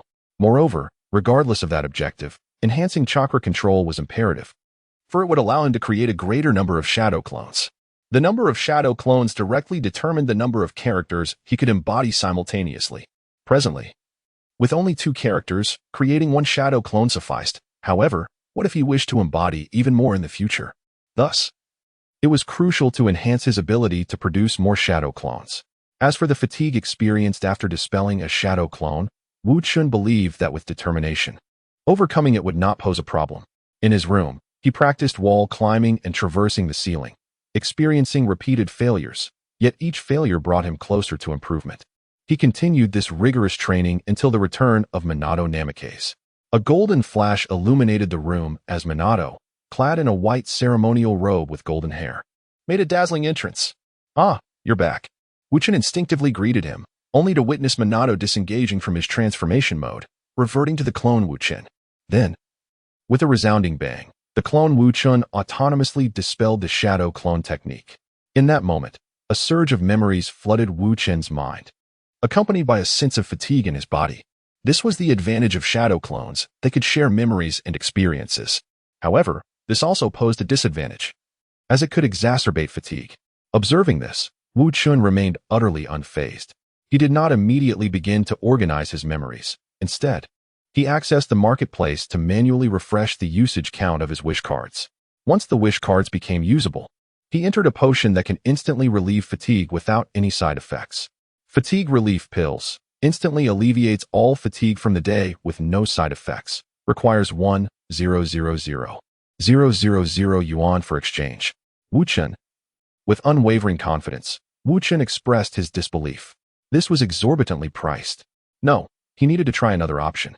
A potion that can relieve fatigue without any side effects. Fatigue Relief Potion gradually alleviates all fatigue from the day within a few hours after consumption. Recommended for use before sleep. Requires 1,000,000 yuan for exchange. Can be consumed up to 10 times. This was slightly more affordable. Yet even a single use demanded a staggering 100,000 yuan. This was utterly draining his finances. Undeterred, Wu Chen experimented with other fatigue relief potions, ultimately realizing that only the initial 2 options were worthwhile. The alternatives, while cheaper, were fraught with numerous side effects. For instance, some would induce immediate sleepiness, while others could provoke intense desires. In short, none of them were satisfactory. After much contemplation, Wu Chen resolved to purchase the fatigue relief potion. 1,000,000 yuan. Upon exchange, a small blue vial materialized in the palm of Wu Chen's hand. The vial was exquisite, crystal clear with many facets, sparkling beautifully under the light. Simultaneously, an instruction manual appeared before him as he touched the fatigue relief potion. Precautions: the potion must be consumed in one go. Otherwise, there is a chance of ineffectiveness. After consumption, the potion automatically replenishes after 12 hours. Ah, so that is why the vial is so small. Wu Chen unscrewed the cap and drank it in one swift motion. The potion was sweet, flowing down his throat with a refreshing sensation. Almost immediately, he felt a cool breeze enveloping his body, bringing him a profound sense of relaxation. After sealing the cap and placing it in a drawer, Wu Chen glanced at the time, took a shower, turned off the lights, and lay down in bed, preparing to rest while organizing the memories of his other self. Today, Naruto Uzumaki's experiences were quite ordinary.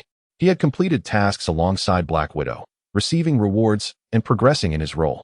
The reward for this round of tasks was $50,000, which raised Wu Chen's balance from 2,350,000 to 2,400,000. However, the progress in his role only yielded a mere 0.1. This confirmed Wu Chen's earlier suspicions that after reaching 50%, the difficulty of acquiring role progression increased significantly. Nevertheless, there was no need for haste. Wu Chen now understood that embodying a ninja involved more than merely accepting and completing tasks. He could also align his actions with the character's trajectory and objectives. Obito Uchiha served as an excellent example. With all matters settled, it was time to sleep. Perhaps due to the fatigue relief potion, Wu Chen enjoyed an exceptionally deep and sweet slumber, sleeping soundly until dawn broke. In the ensuing 2 or 3 days, everything unfolded as Wu Chen had anticipated. Under the command of the antagonists led by Jean Bing, peculiar individuals began to populate the streets of New York. Some were thugs, while others donned black suits. They were deemed strange due to their incessant wandering, pausing intermittently to search the streets as if in pursuit of something elusive.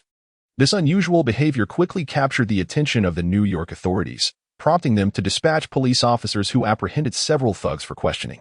One officer, with a frosty gaze, interrogated a thug before him, demanding to know the reason for his aimless roaming. The thug retorted defiantly, "Why? Is it not permissible for me to stroll freely on the streets?" He exhibited no fear, for he shared the same skin color as the officer. Had he been black, he might have divulged everything out of sheer terror. This is not to imply that black individuals are timid, but rather that white officers often resort to violence against them, as highlighted by recent news of a police officer choking an unarmed black man to death in the streets. Thus, it is common for black individuals to cooperate exceedingly in order to preserve their lives. The thugs remained tight-lipped, leaving the New York police with no alternative but to deliver a verbal reprimand before releasing them. Nevertheless, the peculiar situation persisted and escalated, eventually captivating the entire citizenry of New York as if they were swept up in a fervent treasure hunt. This prompted the S.H.I.E.L.D. and even higher echelons of the U.S. government to take notice. If this were merely the erratic behavior of thugs, it would be inconsequential after all. Eccentric individuals are a perennial presence, and this year simply seemed to witness an unusual surge. However, the entire city of New York appeared to be in search of something which surpassed the ordinary. Clearly, someone was covertly instigating this fervor. It was highly plausible that the dark force spoken of by Naruto was indeed at play. Moreover, it was possible that the tailed beasts he mentioned truly existed. Consequently, Nick Fury reluctantly began to entertain the notion that Naruto's assertions might hold some truth. After careful contemplation, he resolved to dispatch agents to investigate the matter. At that moment, Naruto was seated in a CAF, conversing with Natasha. The reference to Naruto was natural, as this was Wu Chen's shadow clone in disguise. He had previously established a rule that all clones portraying characters would be addressed by the names of those characters. Meanwhile, Wu Chen's original self was enhancing his chakra control while operating a food stall in front of Stark Tower. The rationale behind this was straightforward. Wu Chen had recently succumbed to temptation and opened several random treasure chests from various realms. This time, he had procured an assortment of culinary items, a cooking apparatus that enhances the flavor of food, a mobile food cart that elevates the aesthetic appeal of dishes, and most importantly, the exclusive recipe for the SpongeBob SquarePants delectable Krabby Patty. The exquisite cooking apparatus resembled an ordinary gas stove, while the mobile cart was a hand-pushed, fully metallic structure, characterized by its minimalist design and pristine cleanliness, capable of housing the cooking apparatus, storing ingredients, and preparing meals. As for the limited edition Krabby Patty recipe, it is quite unique. Simply carrying the recipe and following its instructions allows one to create a delectable Krabby Patty that anyone would rave about. These 3 items cost Wu Chen a total of $500,000. After all, unboxing 3 times necessitated 2 manual refreshes. To throw away such a sum only to receive this was disheartening, and had Wu Chen not possessed culinary skills, these items would have been utterly worthless.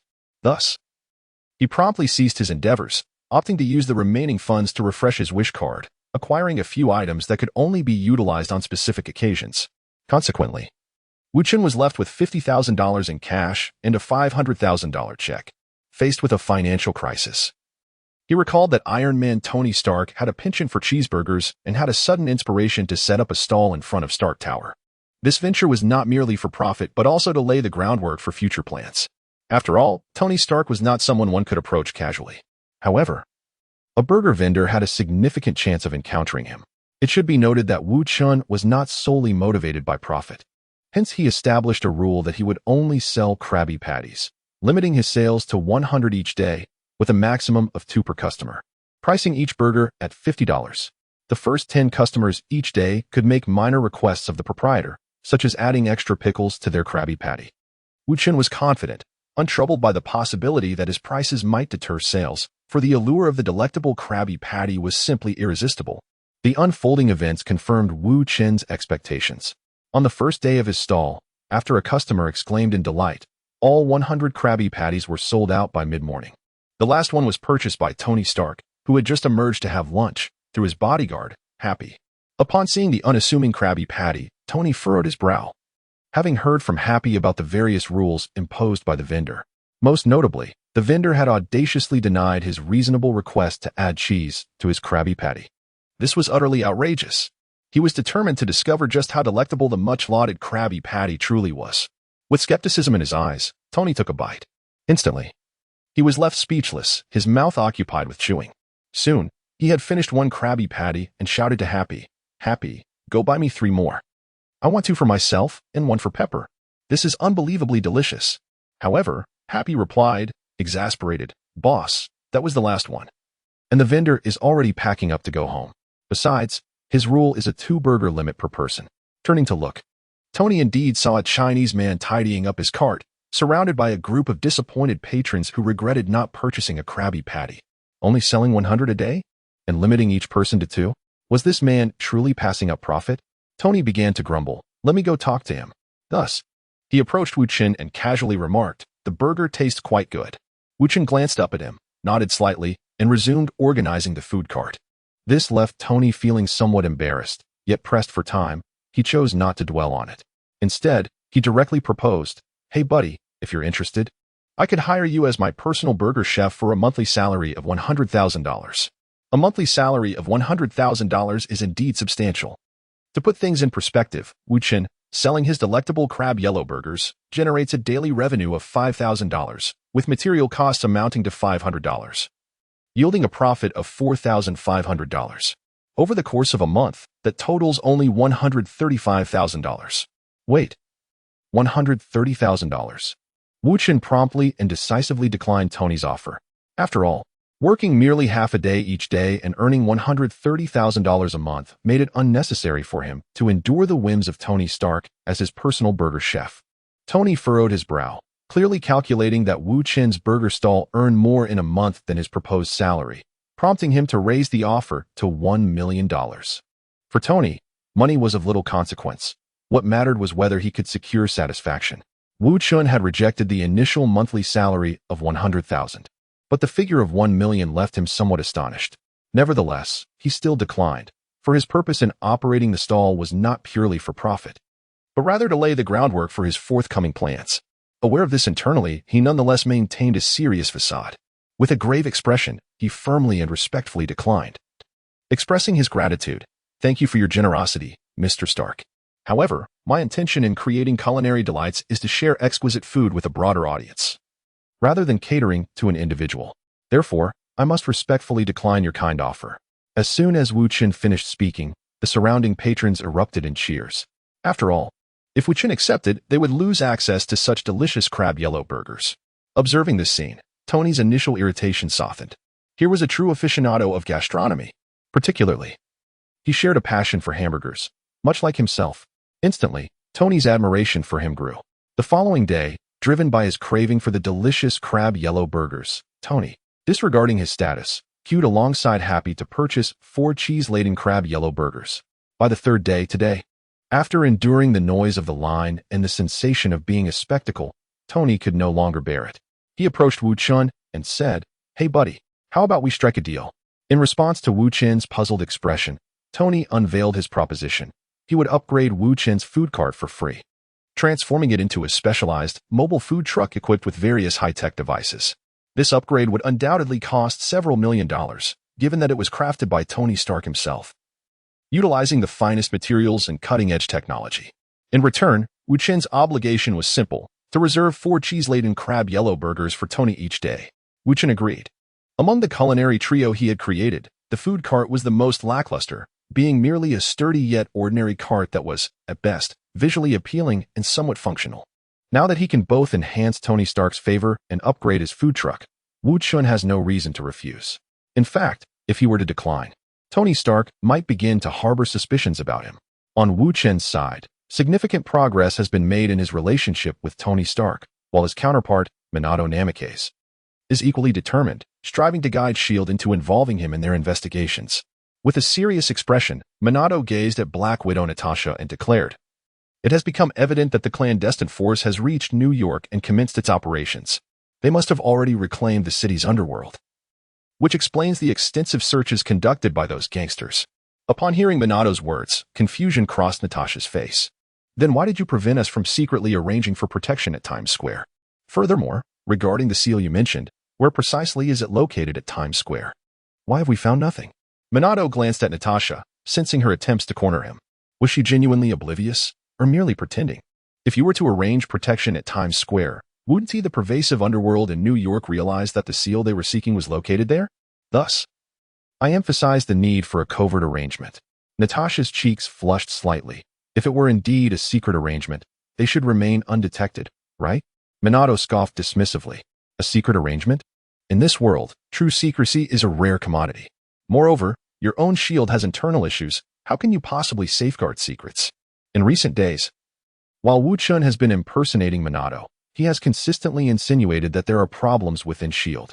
His intention is to provoke Hydra, hoping that Obito would move in and take control of their entire nest. Yet, for reasons unknown, no one from Hydra had approached him up until today. Logically, they should have made contact, attempting bribery or worse, yet nothing has transpired thus far.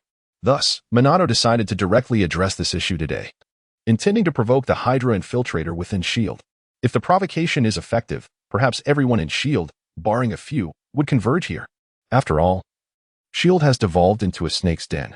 Minato's insinuations momentarily left Natasha speechless, but she quickly regained her composure. Where exactly is the seal? Why can't we locate it? Can you enlighten us?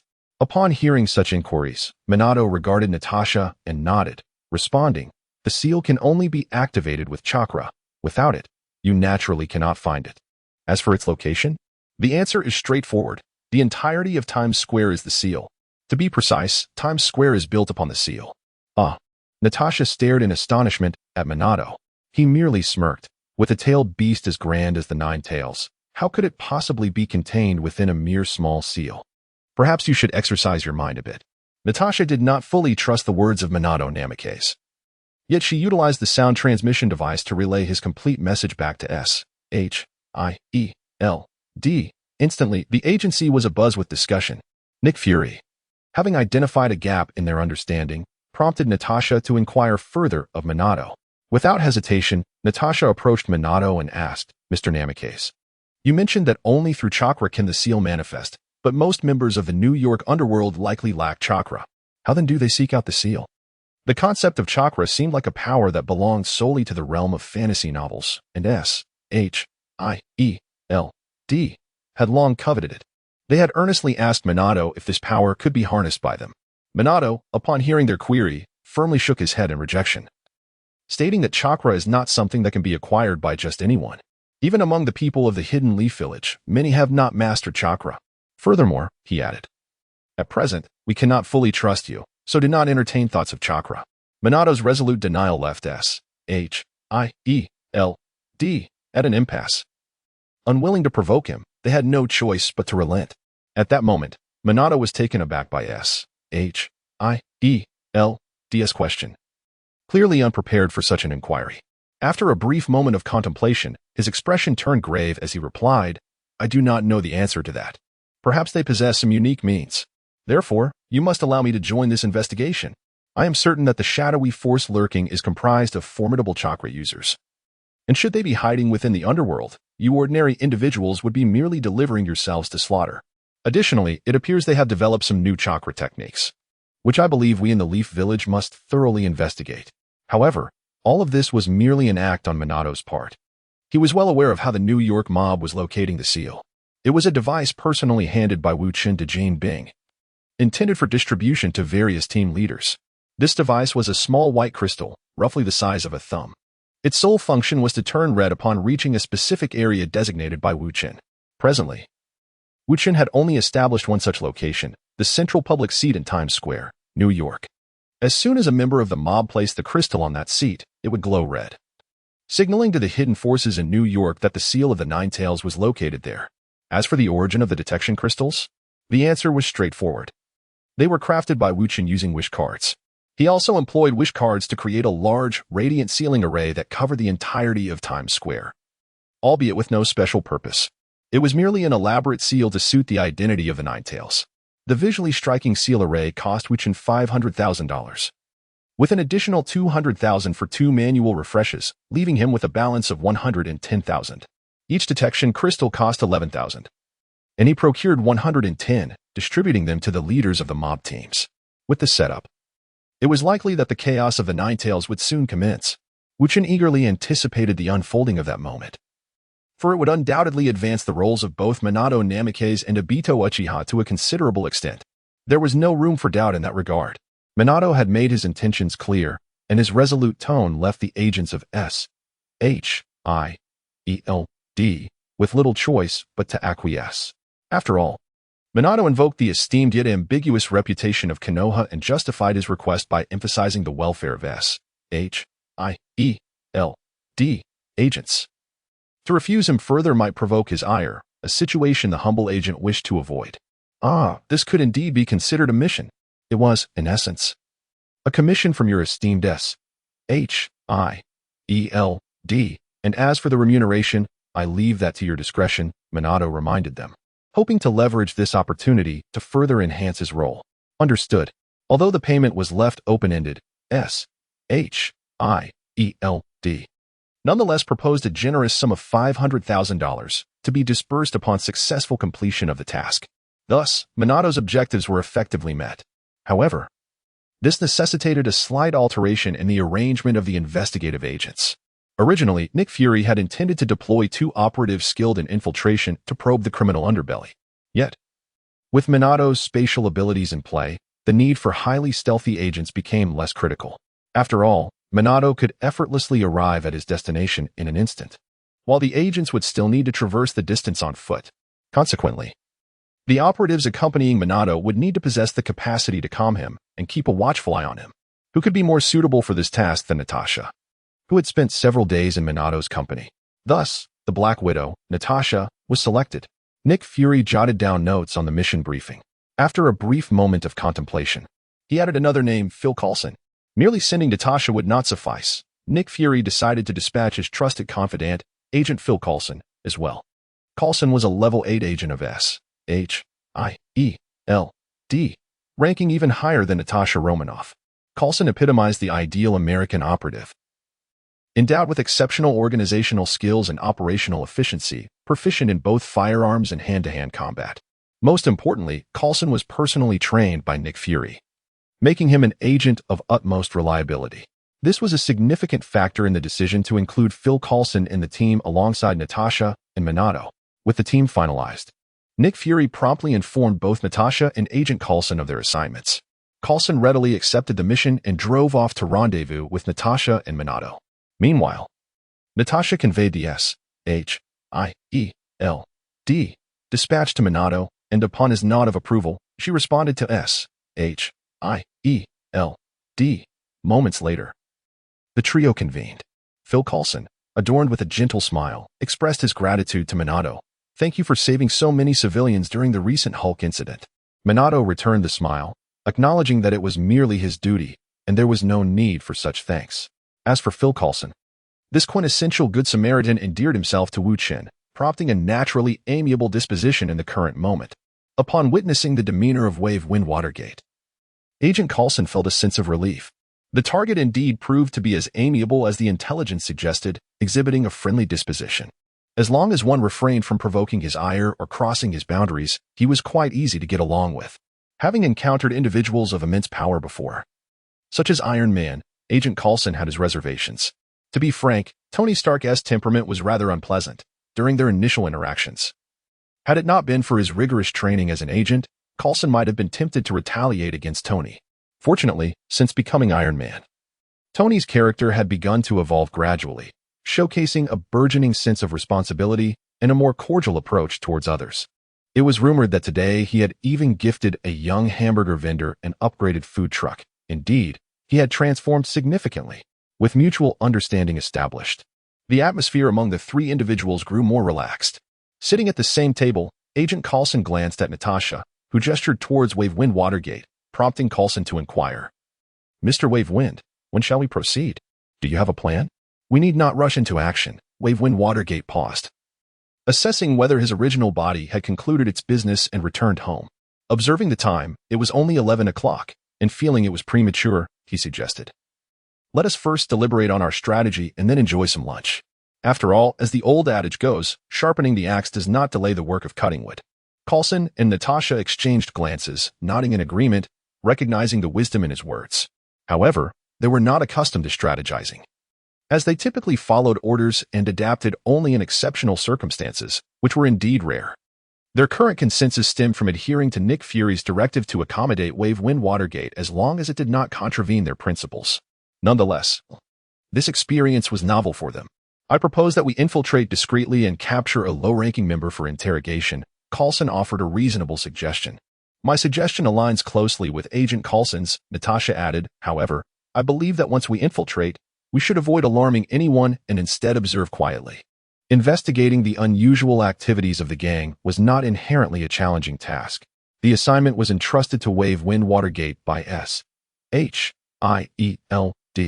due to the potential presence of chakra-wielding individuals from mysterious organizations. Given the task's manageable nature, it would facilitate a smoother execution. Wave Wind Watergate concurred with Coulson and Natasha's recommendations but raised an objection regarding the infiltration phase, stating, I have left a flying thunder god mark in Hell's Kitchen. We can simply teleport there without the need for stealth. Is this not something you are all aware of? Why must I be the one to mention it? Natasha and Coulson found themselves in a rather awkward situation. They could hardly admit. I was too tense around you to consider this. Fortunately, Minato Namikaze refrained from pressing further, instead choosing to ease the tension by continuing the conversation. Let us make this our plan. I will lead you both into the fray. Once we reach the gang's territory, we shall observe discreetly before seizing an opportunity to interrogate a low-ranking member. Natasha enthusiastically extolled the brilliance of the plan, despite it being an idea conceived by her and Coulson. Catching Natasha's encouraging glance, Coulson quickly added, the success rate of this approach is remarkably high, Mr. Namikaze truly embodies the spirit of the fourth Hokage. Minato chuckled heartily, appearing quite pleased by the flattery. The trio lingered in the CAF, engaging in light conversation and sharing a modest meal until the clock struck midnight. Now, surely my original self should be ready to act, Minato mused. Before informing the two agents, I will step into the restroom. Let us depart upon my return. Coulson and Natasha had no objections. Watching as Minato transformed into a flash of golden light and vanished from his seat, Coulson furrowed his brow, questioning the necessity of such theatrics for a trip to the restroom. Natasha shrugged, suggesting perhaps he has a peculiar affinity for toilets. I remember him behaving similarly before. However, Minato certainly did not have a penchant for toilets. He was returning home to check on his original self. Upon arrival, he saw his true form pushing a small cart into the dining area, preparing to set it up.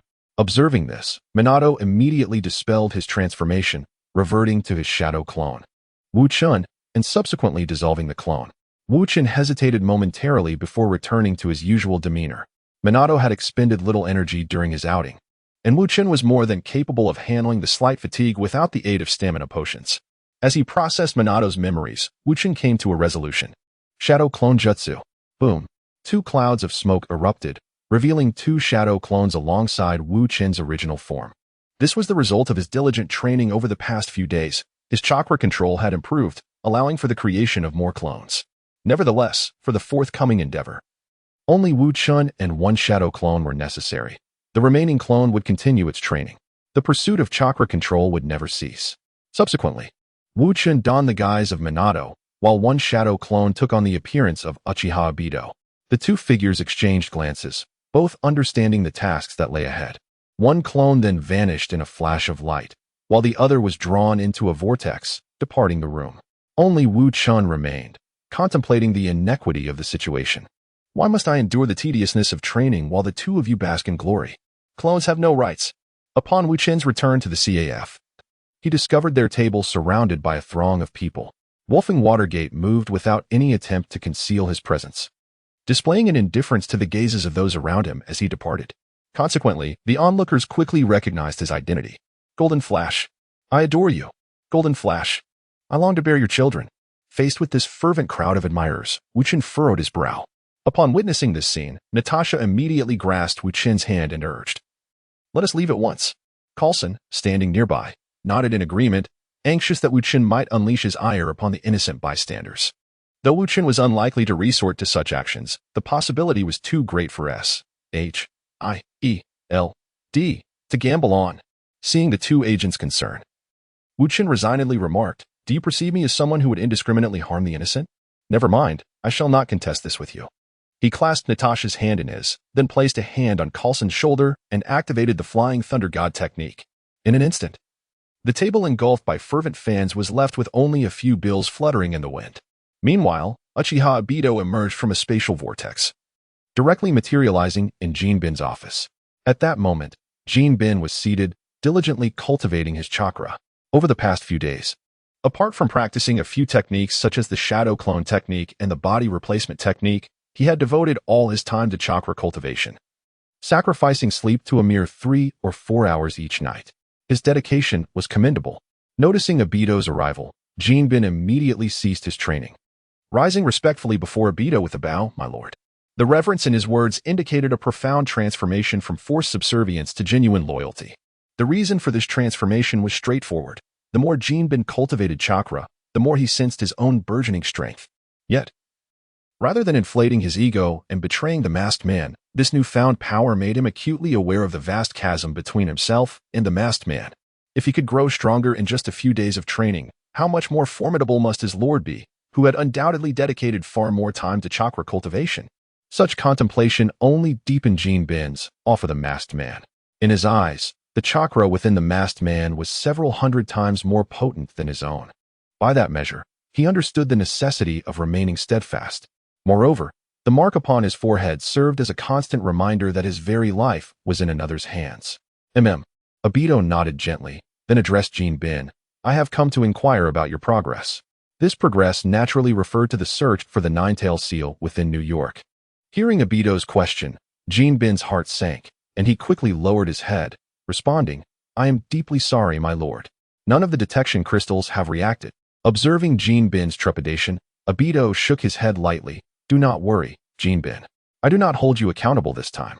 After all, New York is vast, and it is only reasonable that it requires some time." The masked man spoke slowly. Jin let out a sigh of relief, but before he could utter a word, the masked figure before him spoke again. "I shall grant you 3 more days. After that, I expect to know the precise location of the seal.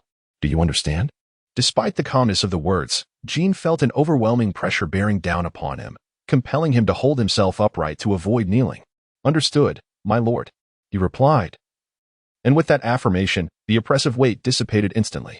The masked man casually seated himself in Jin's chair and inquired, "Since we have time, do you have any questions regarding your training? Feel free to speak, and I shall provide answers to the best of my ability." Jin exhaled deeply, then hurriedly began to articulate some of the challenges he had been facing. The figure patiently addressed each of his concerns. However, the expression of the clone beneath the mask, Wu Chen, grew peculiar. Based on the issues Jin had just articulated, had his chakra already reached the level of a CH-9? It had only been a little over 2 days. Could it be that Jin possessed a natural aptitude for chakra? After all the effort to cultivate a tool that would never betray him, Wu Chen naturally wished for this tool to become as formidable as possible. Consequently, Wu Chen beckoned Jin to approach and extend his palm. Observing the large hand before him, Jin placed his hand upon it, allowing the figure to sense his chakra. Indeed, it was at the CH-9 level. Moreover, it was not merely the threshold of CH-9, it was the chakra of a seasoned CH-9. A sense of joy welled within him clearly. Jin was blessed with an abundance of chakra, which was excellent news.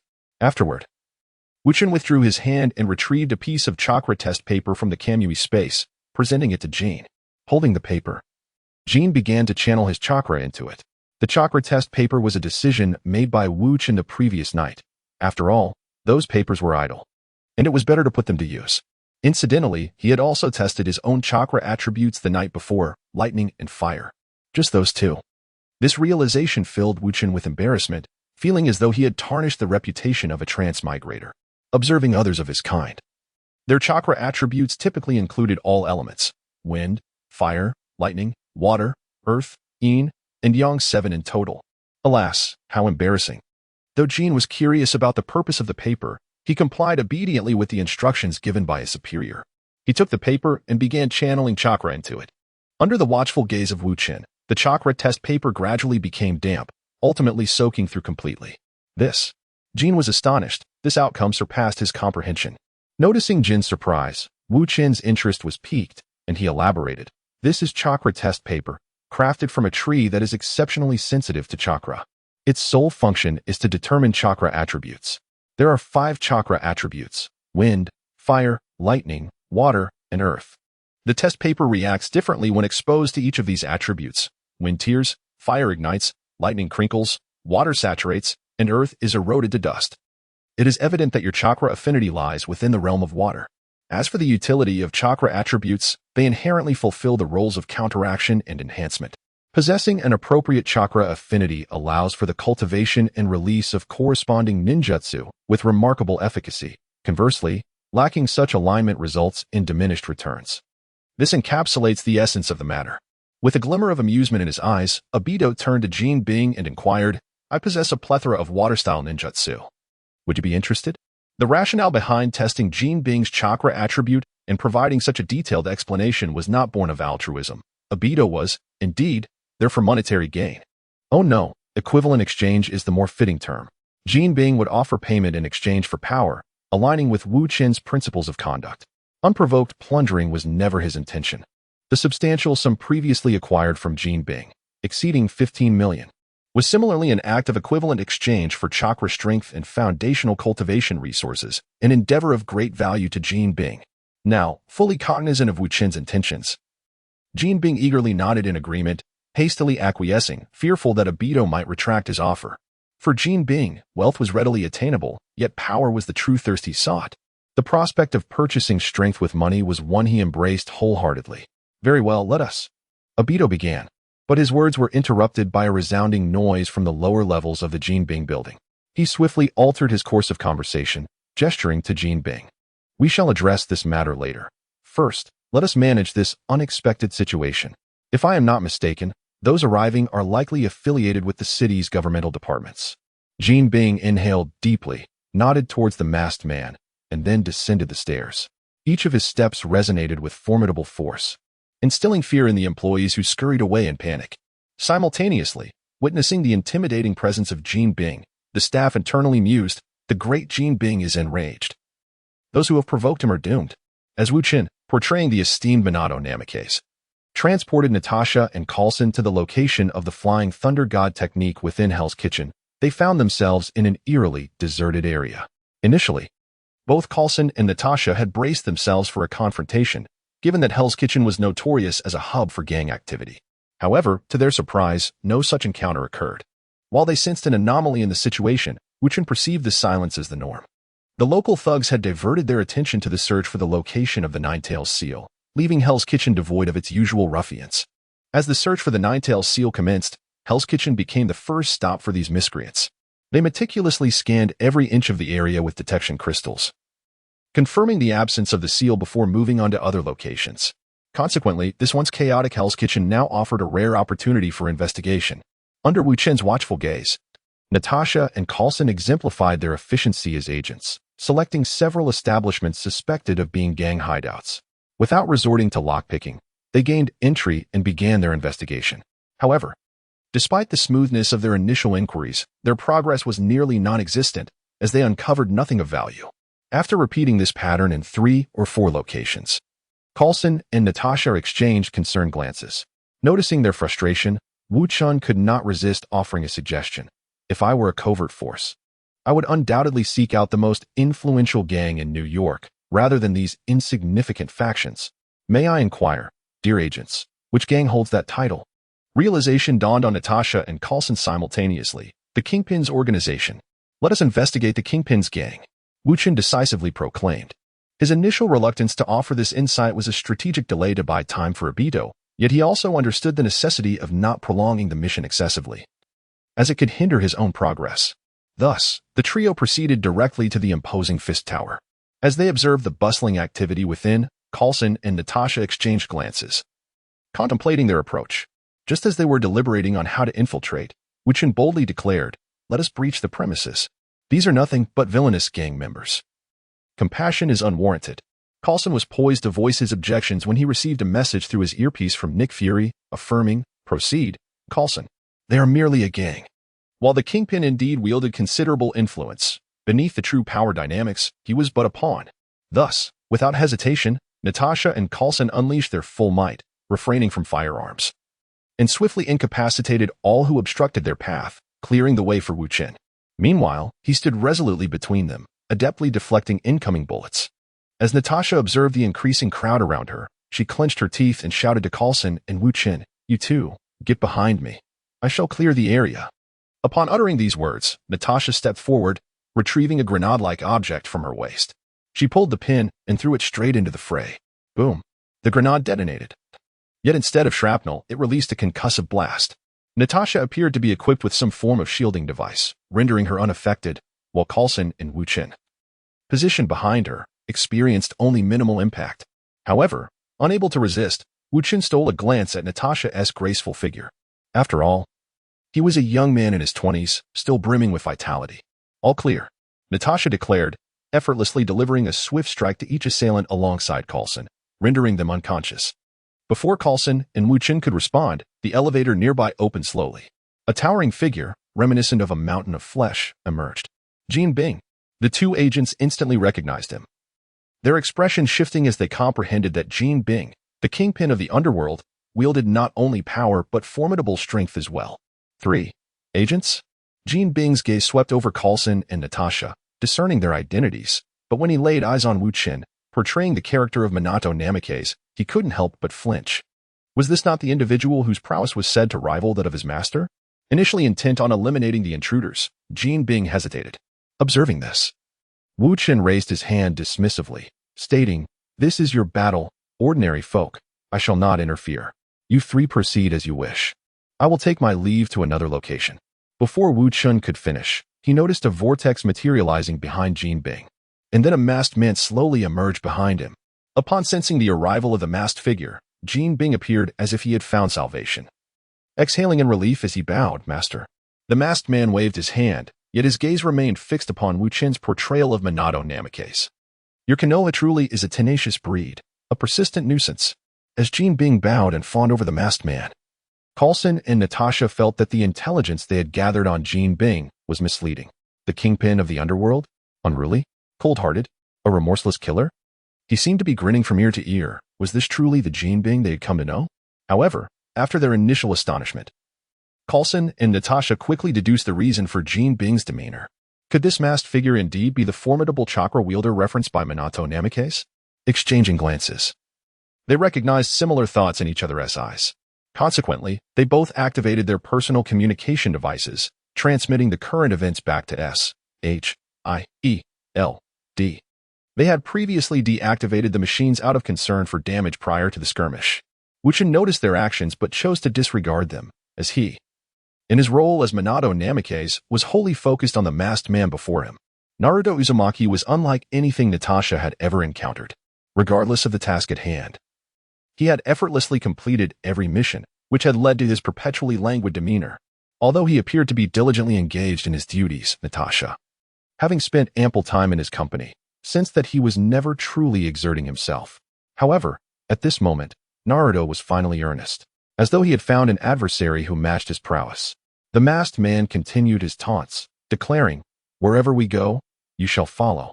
Much like a needy infant seeking nourishment, Wu Chen narrowed his eyes, a dangerous glint flashing within them. He had not anticipated that there were indeed forces conspiring in the shadows. I am the fourth Hokage of Konohagakure, Naruto Uzumaki. And you are? Upon hearing this, the masked man squinted, intrigued. Want to know who I am? Defeat me first. With that, he launched 2 shuriken directly at Wu Chen. The shuriken, moving with remarkable speed, was dangerously close to the necks of Coulson and Natasha, ultimately aimed at Naruto. Reacting swiftly, Wu Chen executed a body flicker technique, positioning himself in front of the 2 agents. With a deft twirl of his 3-pronged kunai, he sent both shuriken flying. The clinks echoed as the shuriken embedded themselves into the wall, half their length buried within.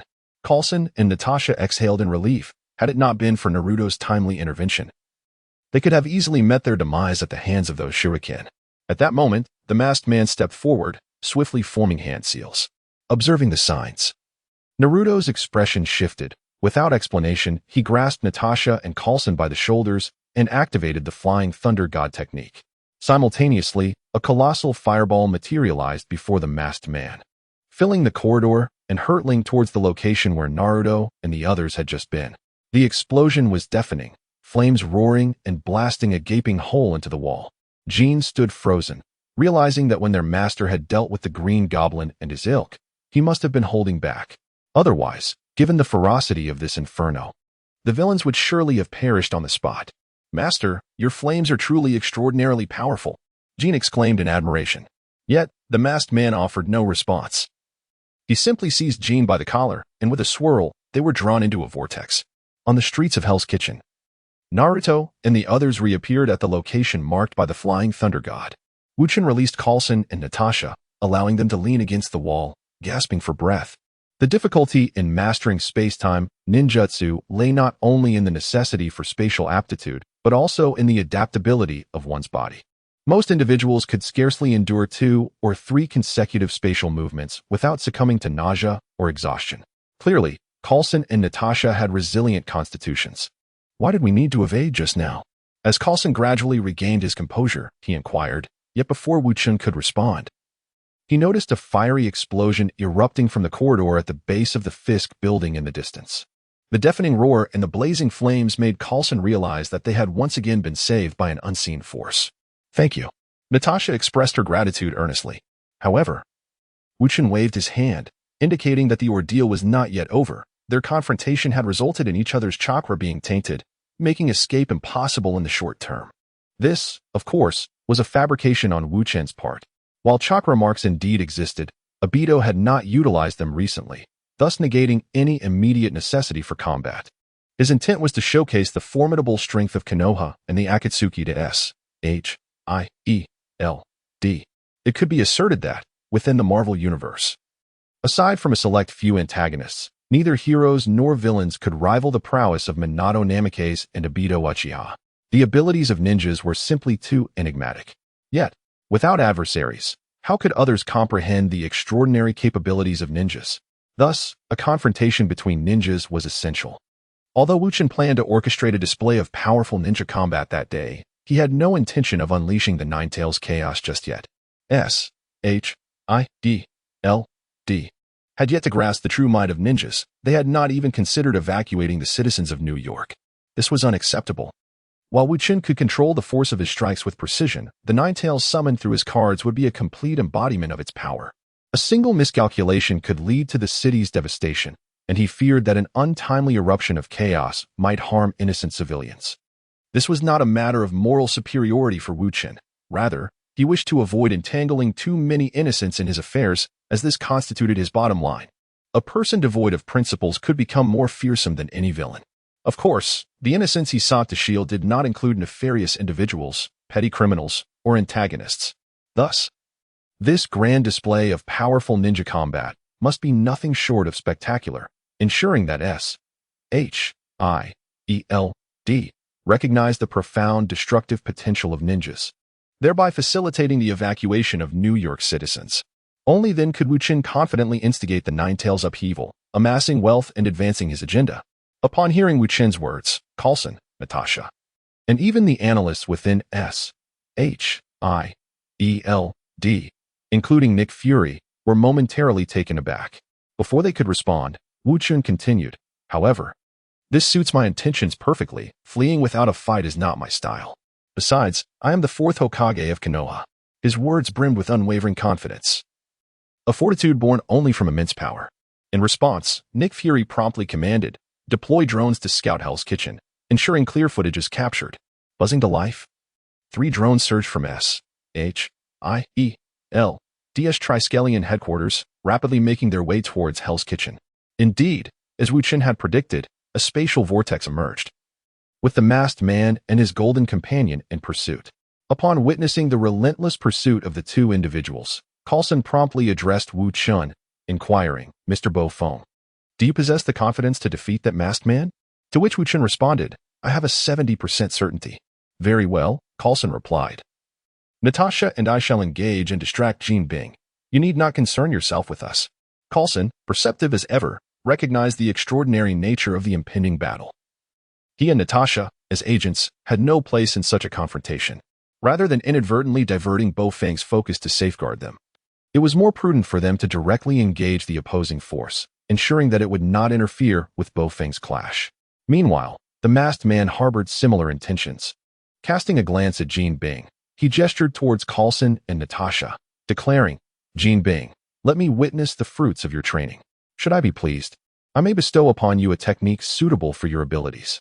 Jean Bing, filled with elation, felt his combat spirit surging, glaring at the 2 agents with fierce intensity. Instantly, the battlefield seemed to divide into 2 realms. One was occupied by the agents facing the formidable Jean Bing, while the other was a standoff between Beaufort and the masked man. At this juncture, a surveillance drone from S.H.I.E.L.D. arrived, its propellers humming, akin to a clarion call heralding the onset of battle. The 2 arenas erupted into conflict. Natasha and Coulson finally drew their firearms, discerning that Jean Bing, given his imposing stature, was likely immensely powerful, with formidable defenses but lacking in speed. In such circumstances, if they did not employ lethal weaponry, they would likely struggle to breach his defenses, let alone subdue him. As the 2 agents brandished their guns, a sinister grin crept across Jean Bing's face. While firearms could indeed inflict harm upon him, the crux of the matter lay in the accuracy of their aim. Having acquired chakra, Jean Bing's agility had significantly improved. He was no longer the slow-moving colossus of yore. Although he could not outpace bullets, he was swift enough to evade the agent's aim. As long as he evaded the line of fire, he would remain unscathed. However, despite his overwhelming advantage over the agents, Jean Bing chose not to conclude the battle hastily. His cautious nature compelled him to first assess the agent's capabilities before engaging. Additionally, he was intrigued by the confrontation between the masked man and Beaufort for that battle, characterized by the use of chakra and ninja techniques, represented a true contest of skill. Thus, he juggled his attention, toying with the agents while remaining vigilant against any sudden attempts to overpower him, all the while quietly observing the adjacent skirmish. In stark contrast, the pressure on Natasha and Coulson was considerable. They had not anticipated that someone of Jean Bing's considerable size could move with such swiftness. Observing the azure glow emanating from his feet and hands, they deduced the terrifying truth: Jean Bing had mastered chakra. Moreover, the enhancement provided by chakra was astonishingly potent. Despite their focus on the battle between Beaufort and the masked man, even in a 2-against-1 scenario, Coulson and Natasha remained utterly engrossed in their confrontation with Jean Bing. Due to a momentary lapse in caution, they could be sent flying by Jean Bing with a single blow. Wu Chen paid some attention to the battle involving Jean Bing and his companions, yet his primary focus remained on the masked man. Even though he recognized that this adversary mirrored himself, Wu Chen felt a surge of adrenaline. Constantly dominating the battlefield lacked excitement. Battles where forces are evenly matched are the most thrilling. Moreover, Wu Chen was eager to test the limits of his character's abilities. At that moment, the anticipated equilibrium and power had arrived. With adrenaline coursing through his veins, Wu Chen drew forth a trident kunai and hurled it towards the masked man. The masked figure slightly lifted his head, producing a slender chain with a casual flick, exhibiting an air of indifference as if he regarded Beaufort Shui-min with disdain. As the trident kunai approached, the masked man neither evaded nor flinched, merely observing the rapidly advancing projectile. This scene prompted furrowed brows among the members of S.H.I.E.L.D. The think tank buzzed with chatter, questioning the audacity of the masked man, pondering how he could confront Beaufort Shui-min in such a manner. Surely, he was doomed. I wouldn't be so certain. He exudes confidence and likely possesses some formidable skills. Only Nick Fury remained fixated on the screen. seemingly trying to discern the visage beneath the masked facade. In a flash, golden light flickered as Wu Chen, who had been standing still, suddenly appeared before the masked man. Seizing the airborne trident kunai and thrusting it forcefully towards the masked man's neck. Indeed, Bofeng Shuimin was powerful. One member of the think tank reiterated their belief while watching the live feed from S.H.I.E.L.D. Yet, the situation did not unfold as anticipated. The masked man did not succumb to decapitation, and the crisis did not dissipate. Instead, the trident kunai, along with Bofeng Shuimin's hand, passed through the masked man's neck as if he were a mere illusion. What in the world is happening? Nick Fury could no longer maintain his composure. Shouting at the think tank, quickly analyzed this situation. Chaos erupted within S.H.I.E.L.D. At that moment, the masked man moved. Leaning forward, he grasped both ends of the chain and dashed through Bofeng Shuimin's form, retreating further into the distance. The chain was flung high into the air, forming a perfect arc. As the chain approached, Bofeng Shuimin, portrayed by Wu Chen, appeared oblivious to the impending danger, failing to evade and becoming ensnared by the chain. Perhaps there was no time to evade at all. In an instant, the roles of attack and defense shifted, with the chain now in one hand. The masked man began to weave hand seals, invoking the fire release, dragon fire technique. Flames erupted seemingly from nowhere at the chain's end, surging along the length of the chain towards Bofeng Shuimin. Despite the absence of any combustible material on the chain, the flames blazed fiercely, reaching heights of 3 to 4 meters. As the flames were about to engulf Bofeng Shuimin, disaster loomed. With a loud bang, Bofeng Shuimin transformed into a chair, breaking free from the chain's grasp and appearing at the roadside a short distance away. A substitution technique. The wooden chair was directly struck by flames, transforming into a blazing fireball. This bewildering situation left the strategic think tank of S.H.I.E.L.D. utterly perplexed. They simply could not fathom how the masked man achieved such a feat at this moment. Wu Chen, portraying Minato Namikaze, feigned confusion, his expression grave and his gaze contemplative. After a brief pause, Wu Chen formed a series of hand seals and unleashed wind release, great breakthrough. A tremendous gust of wind erupted from his mouth, hurtling towards the masked figure who was gathering chains.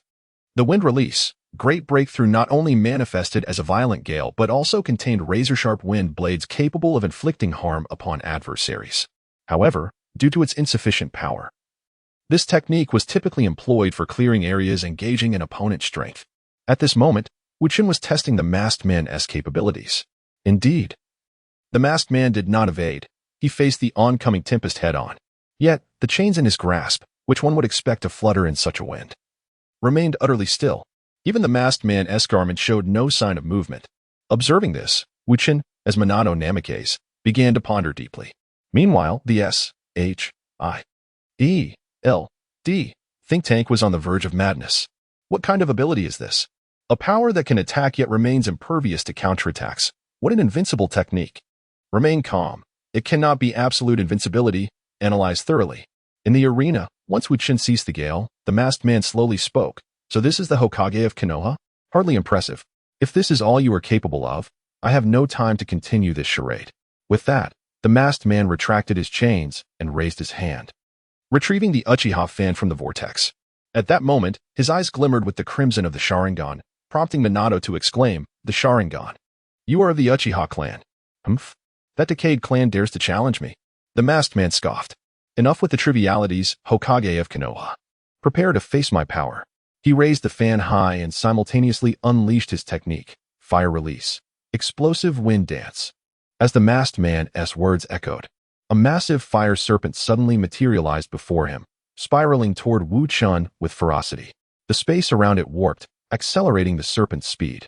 Furthermore, as the fire serpent extended, its size rapidly increased, soon reaching a diameter of 2 to 3 meters. But that was not the end. With a swift motion, the masked man swung the raised Uchiha fan, infusing the fire serpent with an inexplicable wind, causing it to swell even further. In no time, a colossal fire serpent, reminiscent of a monstrous python, emerged, its diameter expanding to several dozen meters, instantly engulfing the streets of Hell's Kitchen. Witnessing this, Wu Chen did not even consider resisting. He activated the Flying Thunder God technique, teleporting to Natasha's side, delivering a powerful kick that sent Clint flying, while simultaneously seizing Coulson and activating the Flying Thunder God technique once more. Whoosh! a few kilometers away, not far from Wu Chen's residence.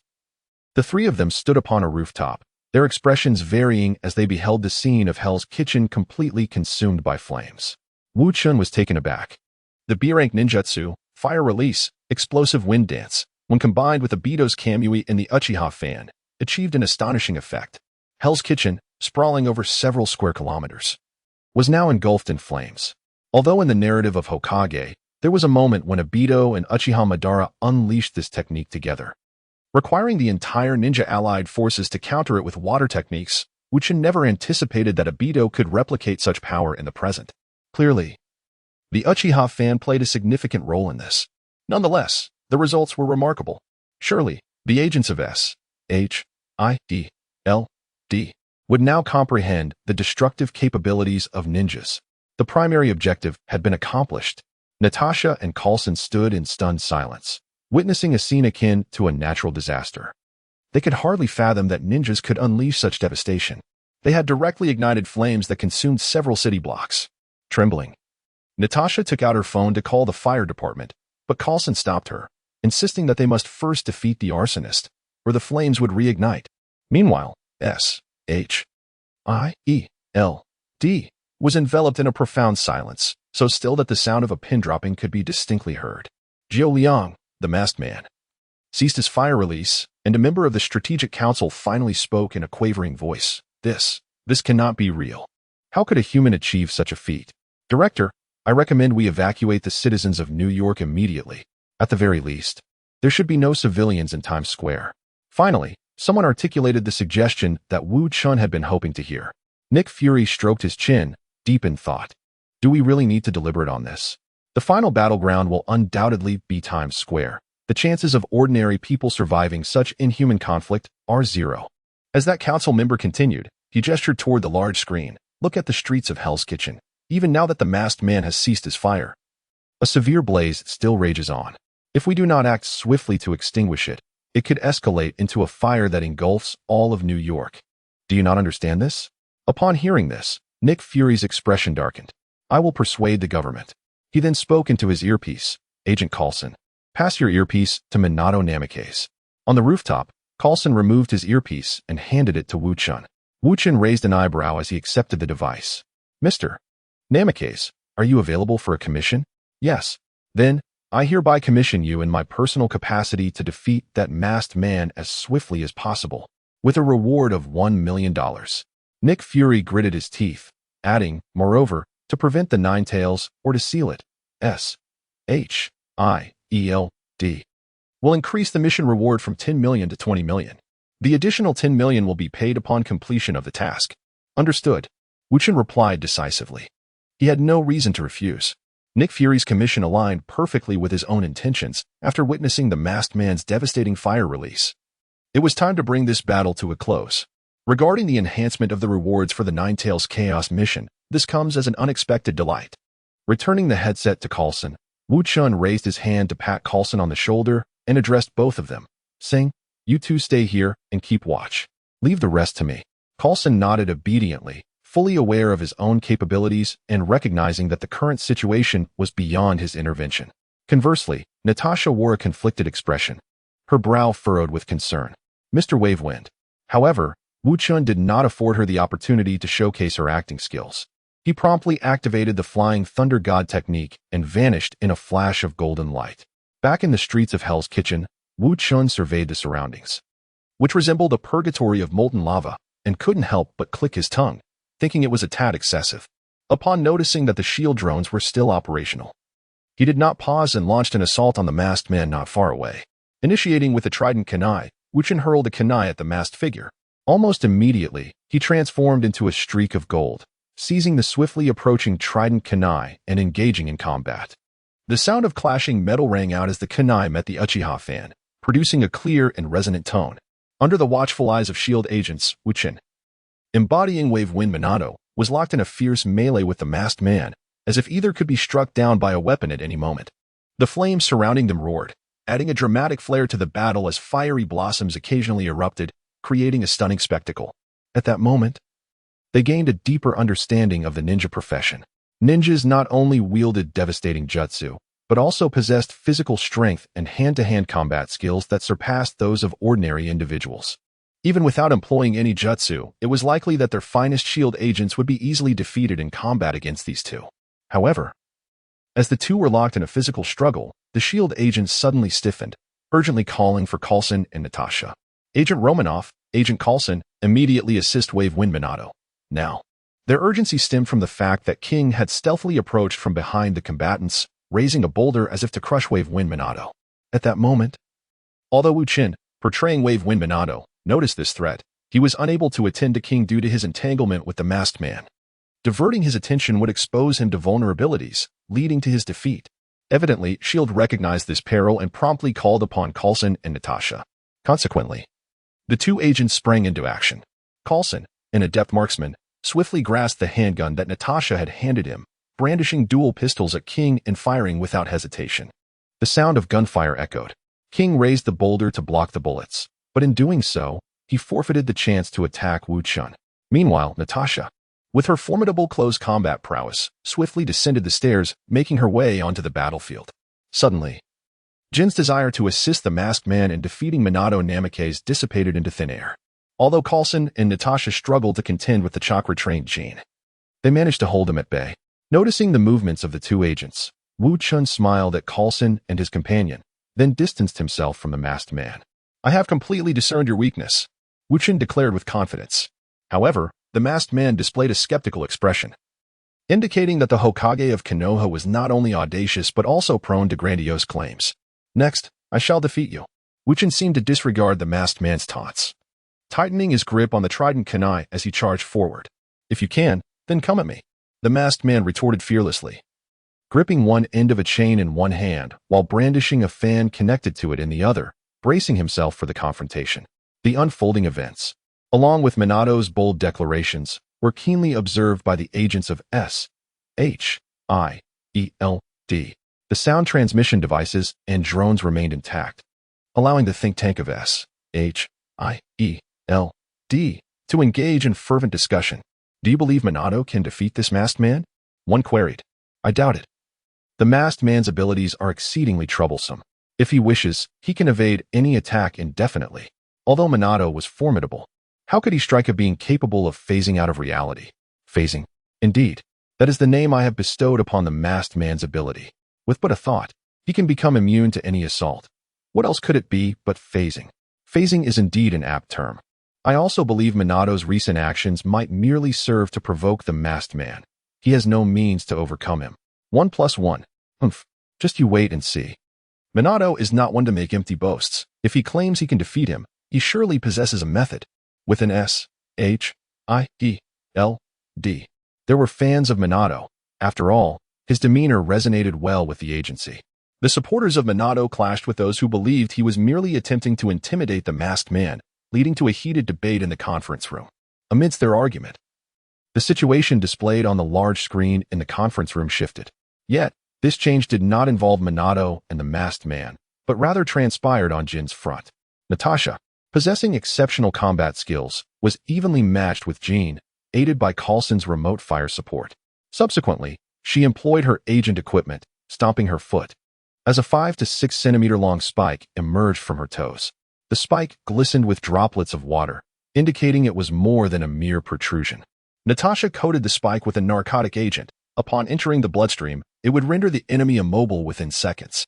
Therefore, after deploying the spike, Natasha altered her combat style, aiming to sacrifice a small cost to pierce Jin's skin with the spike, thereby incapacitating him and securing victory in battle. It seemed as though Jin Bing remained oblivious to her intentions, foolishly taking the bait she offered. Natasha deliberately exposed a vulnerability at her side.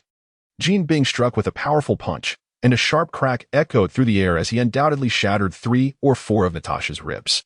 Gritting her teeth against the pain, Natasha lashed out with her foot, aiming to deliver a lethal blow. However, at that moment, Jin Bing revealed a peculiar smile. He had employed a substitution technique. With a resounding thud, his massive form vanished, replaced by a wooden post he had strategically placed in anticipation of the encounter. Consequently, Natasha's pointed strike embedded itself deep within the post, rendering her unable to withdraw it. Seizing this opportune moment, Jin Bing advanced, raising his fist to deliver a devastating blow to Natasha's head. Should it connect, it would surely result in her immediate demise. Yet, she found herself with no avenue for escape, as the post severely hampered her mobility. Coulson rushed to provide gunfire support, but was thwarted by the car door Jean Bing had torn off during the skirmish. Jean Bing was determined not to allow Coulson a clear shot, and as he approached, Natasha sensed the chilling breath of death upon her. Just as she faced her impending doom, a thought of the ever-present Minato Namikaze flickered in her mind. "You must defeat the masked man and save New York," she silently implored, as if uttering her last words. In a flash of golden light, Wu Chen appeared behind Natasha, wrapping his arms around her slender form and vanishing once more, evading Jean Bing's onslaught. Although Wu Chen disapproved of Natasha's seductive tactics, he could not bear to witness her demise at Jean Bing's hands. Thus, he signaled to the engaged masked man, who immediately understood and fell back, granting Wu Chen the opportunity to utilize the Flying Thunder God technique to rescue Natasha. In an instant, they reappeared on the rooftop where Coulson stood, with Wu Chen cradling Natasha in his arms. "Is this truly the spirit I know you by, surrendering so easily?" Wu Chen began. But he was met with an expression from Natasha that left him feeling uneasy, prompting him to relinquish her to Coulson. "Rest assured, I shall handle everything," he declared. From a distance, Natasha observed Minato Namikaze returning to the battlefield, enduring the pain in her side while her gaze flickered with determination. Coulson glanced at her, words caught in his throat, ultimately choosing silence.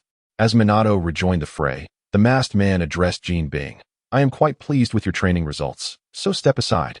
Now witness as I personally defeat this Hokage." "Yes, my lord." Upon hearing the words, Jean swiftly retreated to the edge of the battlefield. To be honest, after witnessing the elusive abilities of Minato Namikaze, Jean had no desire to engage in combat with him, although he could not attain the level of his master, where only he could strike while others could not touch him. It was still far beyond Jin's capability to confront. Thus, when the masked man instructed him to withdraw, Jean complied with eagerness. After all, as long as his master was satisfied, the water release jutsu would surely follow. In an instant, the battlefield reverted to a one-on-one confrontation. Seeing this, Wu Chen revealed a smile, remarking on the unexpected display of samurai spirit in his opponent. "Humph, I merely believe that in dealing with you, I require no assistance. Otherwise, it would be a disgrace." The masked man did not acknowledge Wu Chen's compliment, instead watching him warily, bracing for an attack. At that moment, Wu Chen made his move. This time, he did not first launch a trio of kunai, but charged directly towards the masked man. With a swift motion, he threw a kunai, seemingly without intent to inflict harm, merely as a probe. The masked man had no intention of evading. He transformed into an ethereal form, allowing the kunai to pass through him. In that instant, the distance between Wu Chen, masquerading as Minato Namikaze, and the masked man diminished greatly. The masked man reached out, seemingly attempting to grasp Wu Chen's garment. Observing this, Wu Chen's lips curled into a smile. He did not immediately unleash his jutsu, but instead timed his action perfectly. Just as the masked man's fingers brushed his clothing, he activated the Flying Thunder God technique. With a whoosh, Wu Chen appeared above the masked man, one hand gripping the kunai that had just traversed the masked man's form, while the other held aloft a spiraling orb glowing with azure light. As he twisted his body, before the masked man could react, Wu Chen delivered a devastating Rasengan to the masked man's back. Boom. This was the second stage of the Flying Thunder God. Wu Chen's voice resonated across the battlefield as the Rasengan erupted. The masked man was driven forcefully into the ground, fully absorbing the impact of the jutsu. Moreover, this marked the first time he had been struck by an external attack. It was a success. Within S.H.I.E.L.D, those who supported Minato Namikaze were even more exhilarated than Minato himself. "I told you Minato could defeat the masked man. What do you have to say now?" Supporters fervently chastised the skeptics, who, unable to refute, could only accept their punishment with resignation. After all, they had misjudged the situation. Nick Fury also displayed a rare smile, though it was soon followed by a grimace at the thought of the $1 million. Natasha, supported by Coulson, watched the unfolding drama from afar, smiling as she said, "I knew you could do it." Jin's eyes widened in disbelief. How could such a powerful master be defeated at this moment? This was inconceivable. With a snap, Wu Chen left a Flying Thunder God mark on the masked man. And as the smoke cleared, the masked man sprang backward, leaping several times. Upon witnessing this scene, Jean breathed a sigh of relief. The adult could still move, indicating he was likely unharmed. Observing Minato Namikaze, the masked man's voice was tinged with pain, astonished that he could discern his true nature. In that case, let us temporarily cease our hostilities today. Before he could finish his sentence, Wu Chen's golden light flashed, and in the next moment, he appeared before him. With a resounding thud, Wu Chen delivered a powerful kick that sent the masked man flying. Seeing this, Jin quickly positioned himself to intercept, catching the masked man mid-flight. After being caught, the masked man remained silent, instead channeling chakra to his fingers and swiftly erasing the flying thunder god mark from his back. With a swift motion, the mark was eliminated, and the masked man showed no inclination to continue with threats, directly pulling Jin into a vortex. Finally gone, a cheer erupted within S.H.I.E.L.D. After witnessing the masked man's formidable and enigmatic prowess, they had not entertained the thought that Minato Namikaze could effortlessly resolve the situation. Merely driving the opponent away was already a considerable achievement. Subsequently, S.H.I.E.L.D. sprang into action, dispatching nearby fire brigades to extinguish the flames raging in Hell's Kitchen. Meanwhile, Wu Chen, observing the departing masked man and Jin, wore a bewildered expression, seemingly taken aback by the masked man's abrupt departure. In a flash of light, Wu Chen returned to Coulson and Natasha's side. "Allow me to escort you to the nearest hospital," he declared, placing a hand on Coulson's shoulder, preparing to lead the two away. However, Natasha, with great effort, detached herself from Coulson's support and leaned against Minato Namikaze, enduring her pain. Wu Chen found himself reluctant to abandon her, as she was gravely injured. Thus, he embraced Natasha and guided both her and Coulson away from the still-burning Hell's Kitchen. Upon arriving at the hospital entrance, Wu Chen disregarded Natasha's pitiful gaze and activated the Flying Thunder God technique to depart. Back at home, he reverted to his original form. Resting his hand against the window as he gazed at the inferno-consuming Hell's Kitchen, softly murmuring, "Does this count as indirectly cleansing Hell's Kitchen?" Suddenly, a loud bang interrupted him. The shadow clone of Wu Chen, diligently honing his chakra control, felt an irate surge upon witnessing his original self's display of arrogance.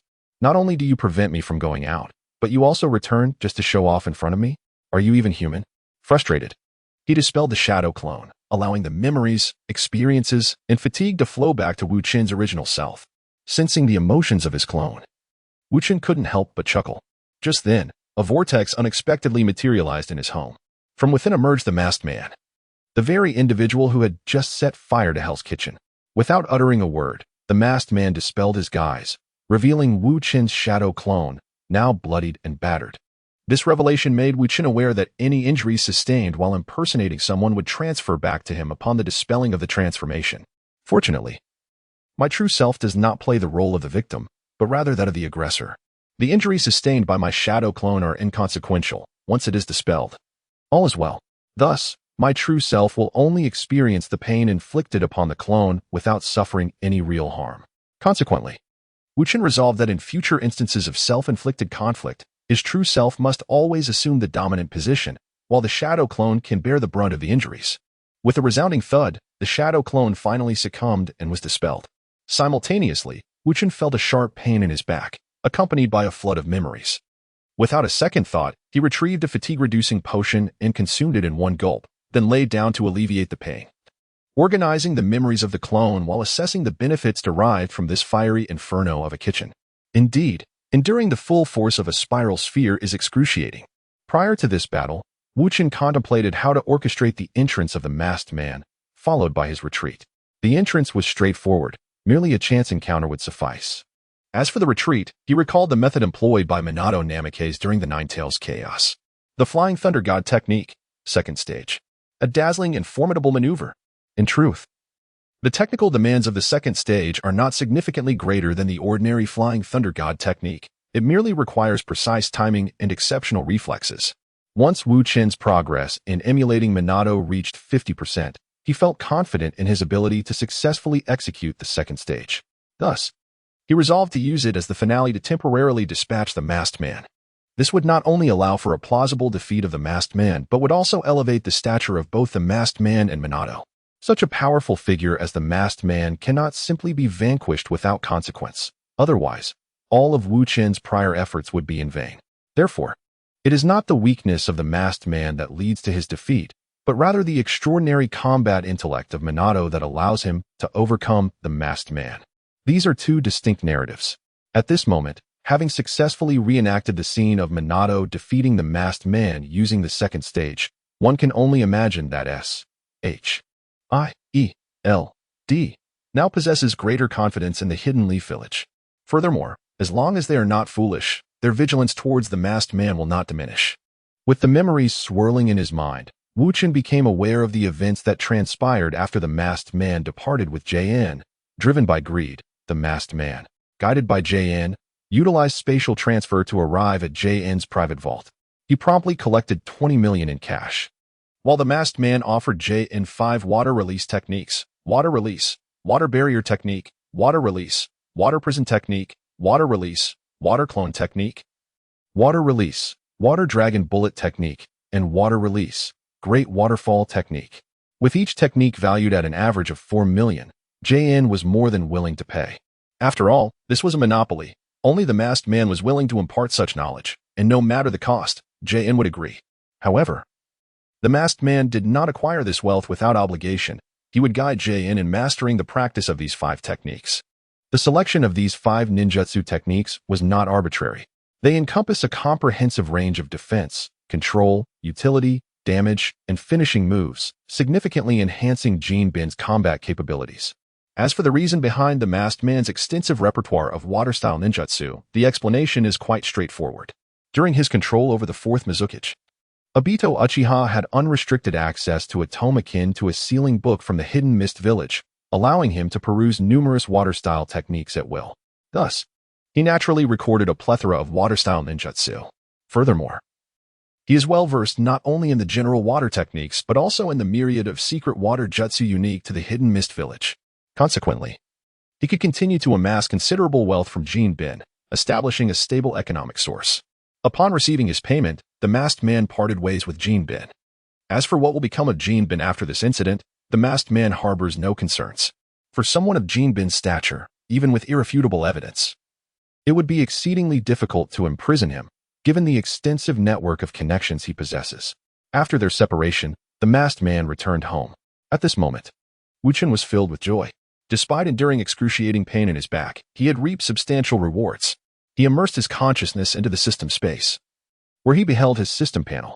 Host: Wu Chen. Current character: not yet assumed. Current progress: none.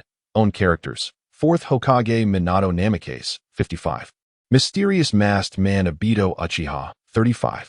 Character extraction attempts: 0. Character ability selection: 4th Hokage Minato Namikaze, 0. Indeed, as he had anticipated, Minato Namikaze had rescued Hell's Kitchen, saved the agents, and indirectly salvaged New York City, successfully completing the mission entrusted by S.H.I.E.L.D, thereby significantly enhancing his progress. It is noteworthy that surpassing 50% dramatically increases the difficulty of further progress.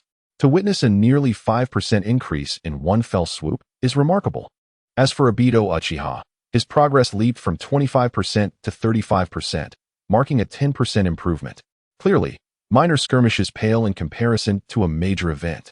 It appears that orchestrating significant events in alignment with character objectives is the most effective method for accelerating progress. Wu Chen felt a surge of emotion. Wasn't this prompting him to stir up trouble? Nevertheless, creating chaos was exhilarating. Manipulating everyone at his whim while growing stronger felt utterly sublime. In his excitement, Wu Chen momentarily forgot the pain in his back. Taking a deep breath to compose himself, he calmed his mind and opened the store to check his balance. 20,050. 000, the compensation of $500,000 for this S.H.I.E.L.D mission and an additional one, $000 for Nick Fury's private assignment had yet to be claimed, hence they were not reflected in the balance. However, what could he accomplish with 20,050,000? As Wu Chen gazed at the myriad options within the store, he couldn't help but feel exhilarated once more. Subsequently, Wu Chen drifted off to sleep. The fatigue-relieving potion and his injuries had combined to render Wu Chen unable to resist the allure of slumber, and he succumbed to sleep. When he awoke the next day, refreshed and invigorated, he resumed the tasks left unfinished the previous night. Opening the system shop, Wu Chen began to contemplate the necessity of the 4 items available for purchase. Weapons. He had no need for them. Wave Wind Minato was already well equipped, and Obito had the Uchiha fan at his disposal, rendering the option of weapon forging repair redundant. As for summoning characters, that was indeed a possibility. However, the summoned character could not be Abitos, as he had already been predetermined to summon Rin Noera. The system informed Wu Chen that a character could only summon one person with whom they shared a close bond. Once summoned, the character could not be resummoned unless the summoning card was damaged. Thus, he was left to summon friends or family of Wave Wind Minato. Fortunately, Minato had a considerable number of acquaintances: his wife Kushina Uzumaki, his son Naruto Uzumaki, his disciple Kakashi Hitaki, and his mentor Jiraiya, all viable candidates for summoning. Among these four, with the exception of Naruto, who might still be in his childhood phase and therefore of limited utility, the other three possess significant value. Certainly, they were all more formidable than Rin Noera. In terms of sheer strength, even if Naruto were not in his juvenile state, his combat prowess would surpass that of Rin Noera. Although Rin had some medical ninjutsu, her skills were rather mediocre. And Wu Chen had noticed during their handshake and conversation, while assuming Obito's form, that Rin did not harbor the three tails within her. Thus, it became evident that among the characters available for summoning, Rin was the weakest. However, weakness was inconsequential.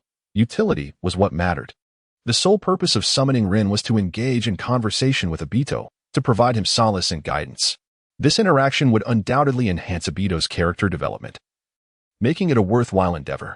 Therefore, Wu Chen's intention in summoning Rin was not predicated on her strength but rather on her significance to Obito. In this light, Rin was indeed formidable, as the others were either dispensable or potential targets for exploitation. While Obito's summoning character had already been established, Minato's options presented four potential choices. Despite having options, Wu Chen did not linger on this decision. Since the summoning character was randomized and could not be selected, any individual could potentially manifest. So he resolved to set aside 1 million as a summoning fund. Next, the multiverse random treasure chest? That too was an option. It is worth noting that Wu Chen's current connection to Tony Stark stemmed from items obtained from the multiverse random treasure chest, specifically culinary items. Without those, how could he possibly have interacted with the illustrious Iron Man, let alone forge a relatively amicable relationship? His desire to engage with Tony Stark was, of course, driven by his wish to undertake commissions from him and thereby progress in his character development. Wu Chen had not forgotten that by undertaking tasks from superheroes, he had accumulated far more progress in his role than an ordinary individual. As for how to leverage this connection, it was rather simple. All Wu Chen needed to do was act as an intermediary and make a slight introduction. For instance, he could tell Tony that he had fortuitously encountered someone capable of healing his injuries and, out of concern for his friend, recommended that Tony give it a try. Although Tony Stark was known for his sharp tongue and acerbic wit, he was generally quite generous towards friends he held in high regard.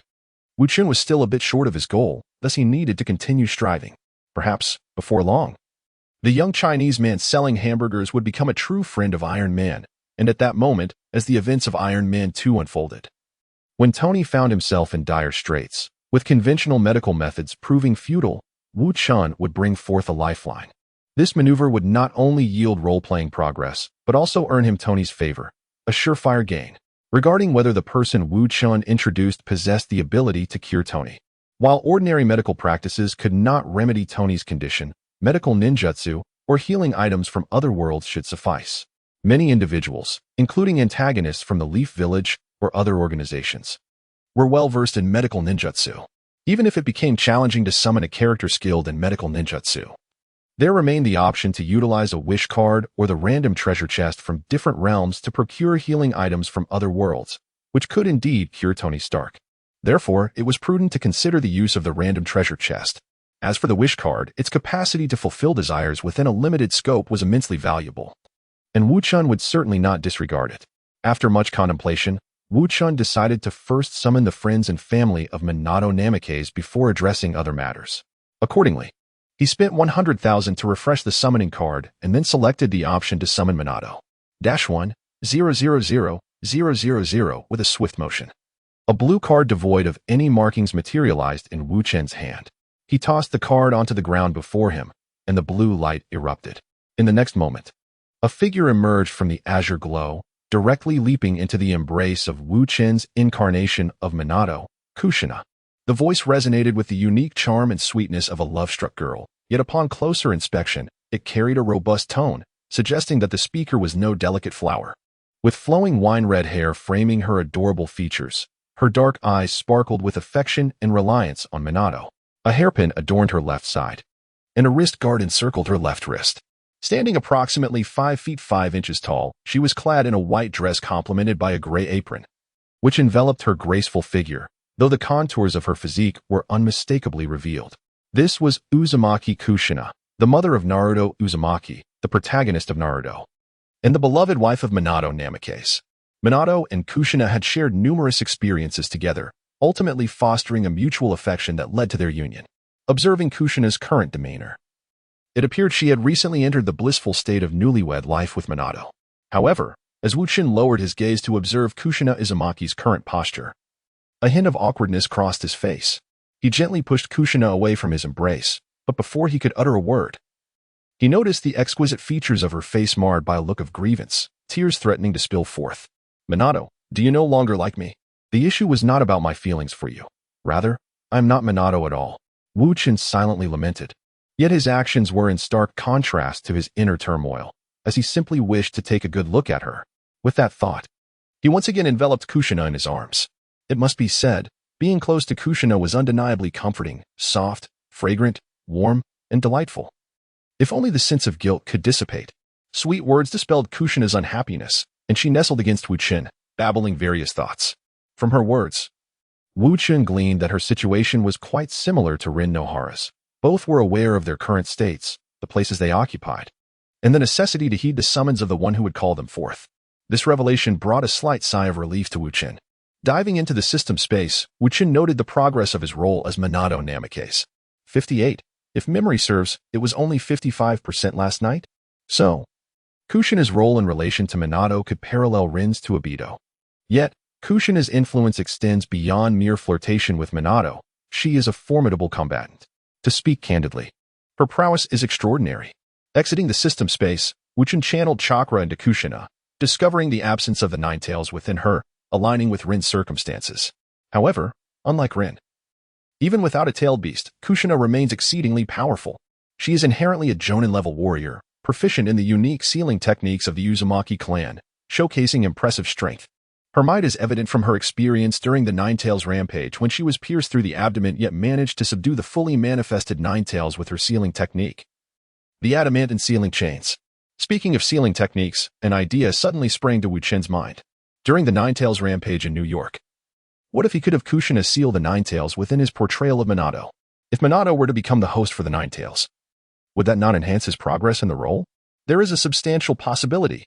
Originally, Wu Chen intended to seal the Nine Tails within New York City after the rampage, as his progress in portraying Minato had not yet reached 100%, preventing him from mastering the sealing techniques Minato possessed. However, with the arrival of Kushina, a master of sealing, Wu Chen could indeed transform his portrayal of Minato into the host of the Nine Tails. As for why Kushina, the original host, should not be reinstated, the reason is simple. Kushina incurs a cost of $1 million for every 20 minutes she exists. Summoning her occasionally is feasible, but one cannot simply have her present at all times. Breathing in the common air, while Kushina inhaled the essence of wealth. After engaging in conversation with Kushina for a while longer, Wu Chen witnessed her transform into a radiant blue light, which ultimately coalesced into a card that landed in his hands. A tinge of regret washed over him. Wu Chen shook his head, realizing that his progress in embodying Minato Namikaze had advanced by another percentage point, now standing at a mere fraction away from 60%. This milestone would allow Wu Chen to select yet another ability from Minato's repertoire. Nevertheless, he remained undeterred, resolute in his belief that he would reach that 60% today. With unwavering confidence, he thought that by completing the missions assigned by S.H.I.E.L.D, and perhaps putting in a bit of extra effort, he could surely enhance his progress by that elusive percentage point. Once he reverted to his original form, Wu Chen prepared himself a hearty breakfast. Afterward, he employed the shadow clone technique, conjuring 2 clones to assume the identities of Minato Namikaze and Obito Uchiha. Now, it was time to return to the matter at hand. The so-called business of Wu Chen was merely to receive payments from S.H.I.E.L.D, complete the transaction with the Golden Flash, and continue to enhance Tony Stark's favor. With little combat and no pressing matters demanding his attention, Wu Chen opted to send 2 of his avatars to impersonate Minato Namikaze and Obito Uchiha. Minato proceeded to S.H.I.E.L.D S.H.I.E.L.D. to collect funds and aggressively tackle several missions, advancing his impersonation progress to 60%. Meanwhile, Obito went to Golden Flash to instruct him in mastering 5 water-style jutsu. As for Wu Chen himself, he aimed to cultivate Iron Man's favor, all while relishing the joy of setting up a stall and observing the public's reaction to the previous night's events. Once the tasks were arranged, the 3 Wu Chens set forth. Minato and Obito vanished from the room using their respective methods, while Wu Chen leisurely wheeled out a cart and made his way outside. As he walked, given the proximity to Hell's Kitchen, Wu Chen feigned surprise, gazing intently at the neighborhood still emitting wisps of smoke, and inquired of a passerby. What transpired over at Hell's Kitchen? The person, a black man, looked astonished. You don't know? There was quite a commotion last night. Wu Chen shook his head, replying. I turned in early last night, and my home has excellent soundproofing. Could you enlighten me about what actually happened? Perhaps Wu Chen's use of handsome flattered the man, who promptly retrieved his phone to share a video. The footage, filmed from a distance, showcased the masked man unleashing fire-style jutsu, engulfing Hell's Kitchen in flames, and capturing the latter part of the battle with Minato. After watching, Wu Chen appeared incredulous, questioning whether it was merely a cinematic effect. How could a human accomplish such a feat? The black man, sensing Wu Chen's disbelief, grew indignant. He grasped Wu Chen's shoulder and pointed at the smoking ruins of Hell's Kitchen, exclaiming, Buddy, how do you explain this scene? Those firefighters are still clearing the debris. And look at where the flames were in the video. It matches perfectly with the current smoke. I assure you, this ISNT special effects, I witnessed it firsthand. That villain in the black cloak is no match for our Golden Flash. In the end, he was defeated by the Golden Flash. As he played the video, the man emphasized the authenticity of his words, unable to contain his excitement. Golden Flash is amazing. Minato is invincible. By the way, have you seen the debut video of Golden Flash? I'll show you. Wu Chen watched the entire sequence with a smile, eventually nodding in agreement with the man's assertions.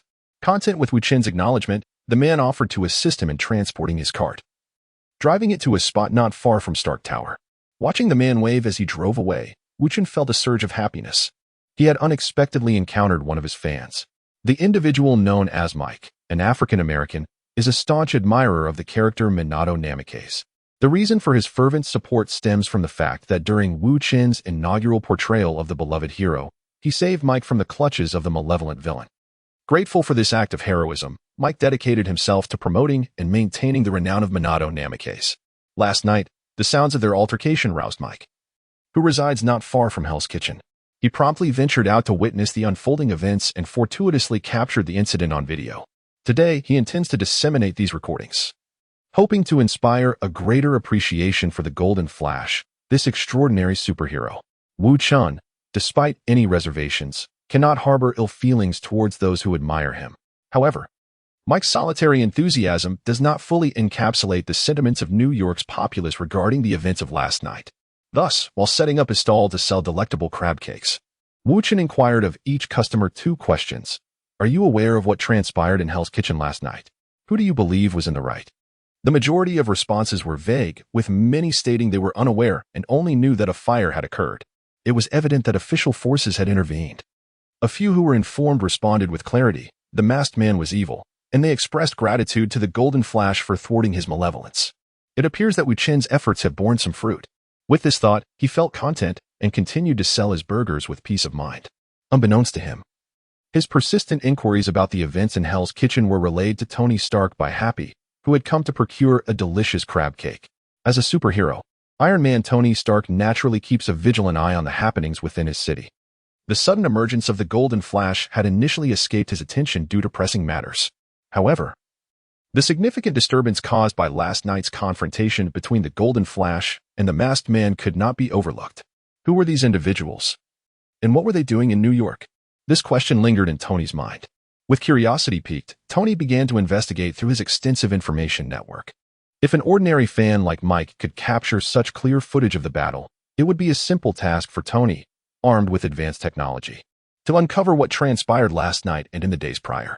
After meticulously reviewing and analyzing the videos, Tony arrived at a conclusion akin to that of the informed citizens. The Golden Flash is a hero, a worthy ally. This is evident from his decisive actions against the reckless villain and the rampaging Hulk. One cannot overlook the events of last night.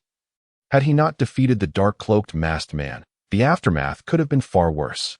As for the newly emerged masked man, he's undoubtedly a villain of the highest order. His reckless actions, which included incinerating several city blocks with his formidable powers, incited Tony's outrage, regardless of his motives.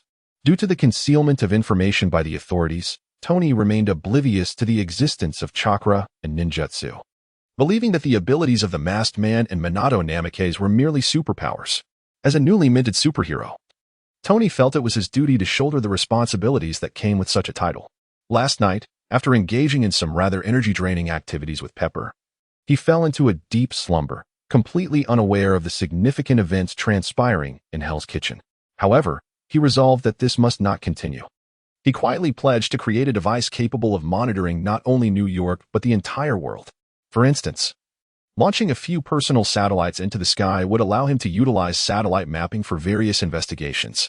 This way, he could swiftly ascertain where incidents occurred and promptly address them. Perhaps he could even enlist the help of the Golden Flash, whose speed was remarkable. Together, they could form a superhero team to combat evil and assist the vulnerable, a thrilling prospect indeed. Nevertheless, before embarking on such ventures, he needed to locate and deal with the ominous figure of the masked man.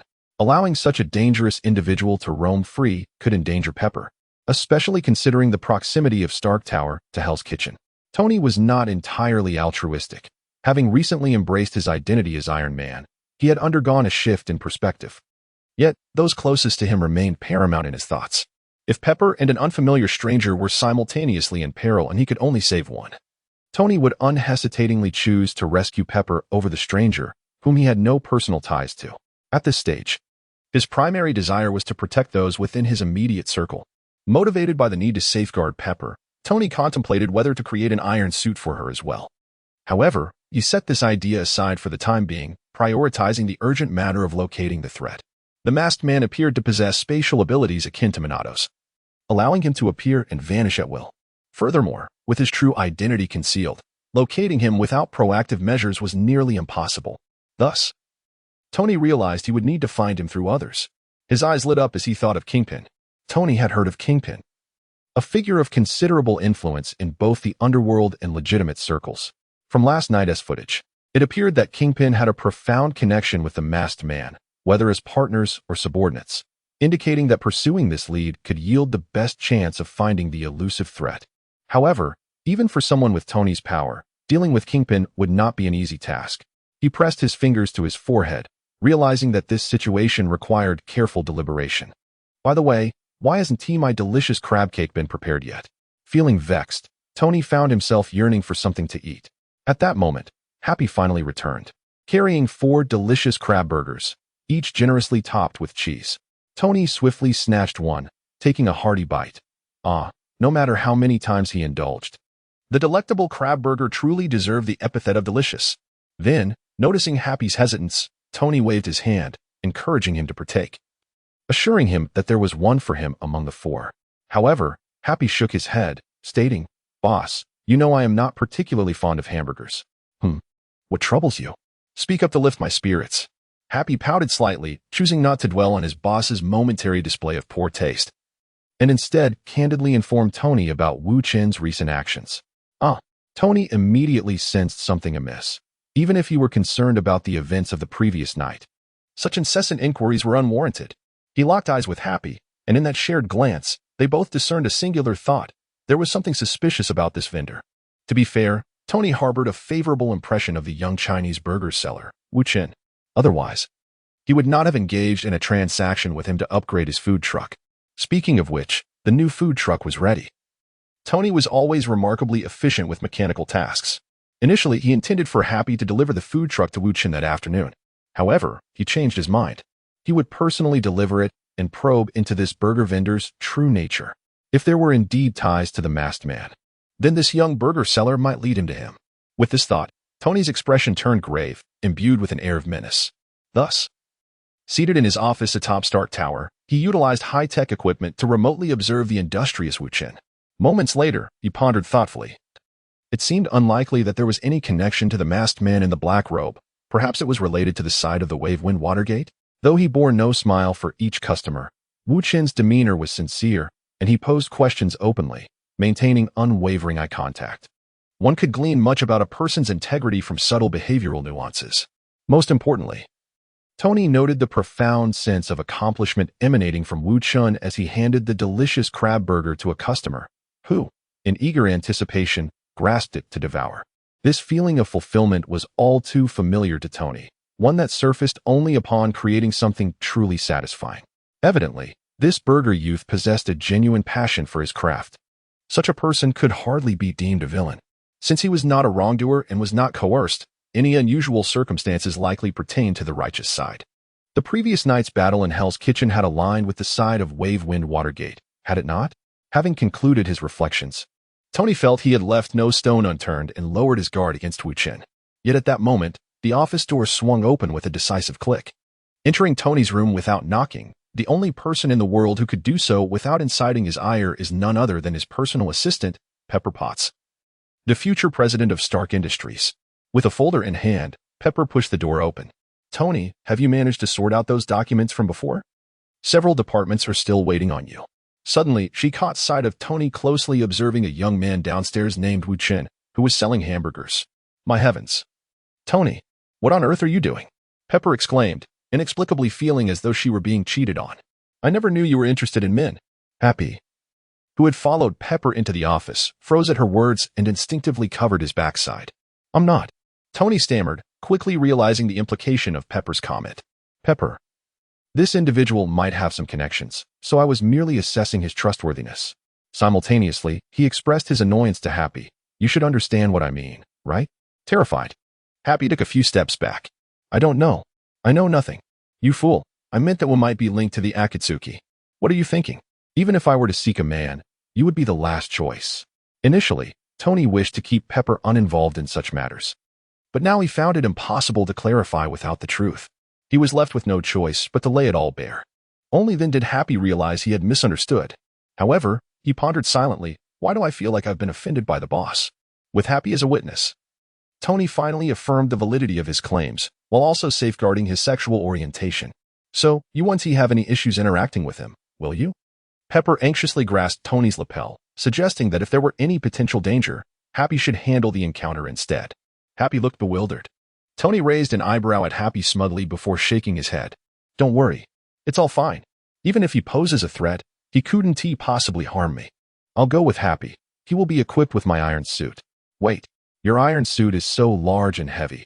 Happy might not have the strength for it." Pepper queried with curiosity. A proud smile spread across Tony's face. "I've developed a new model of the Mark Series armor. It appears just like a suitcase. Lightweight and convenient. When needed, it transforms into the iron suit." Once he had reassured Pepper, Tony resumed his work.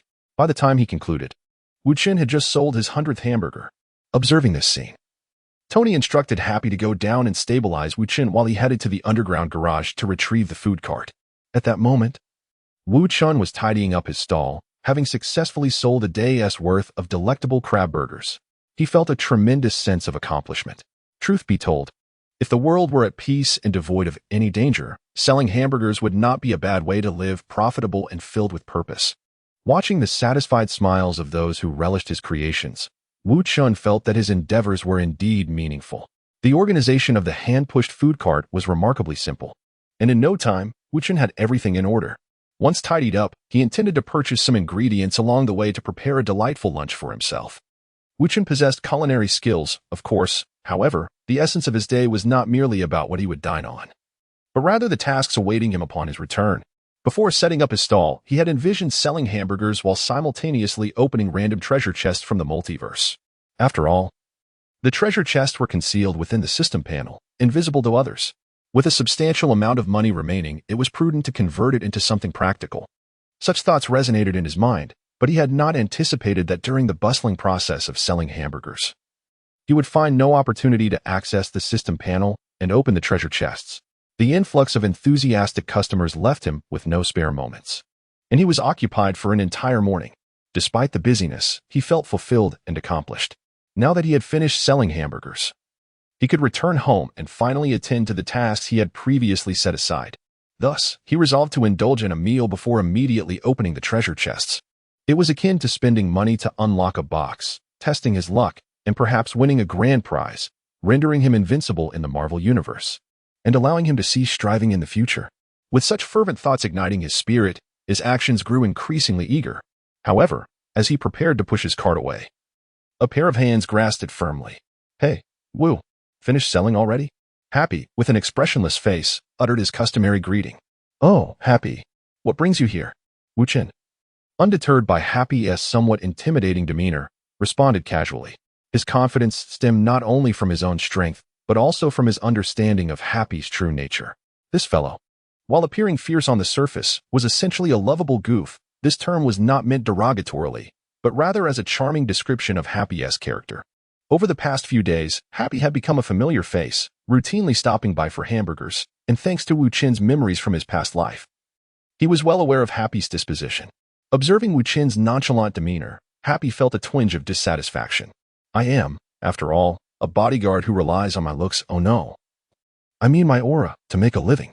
Could you not show at least a hint of fear and respect my professional image?"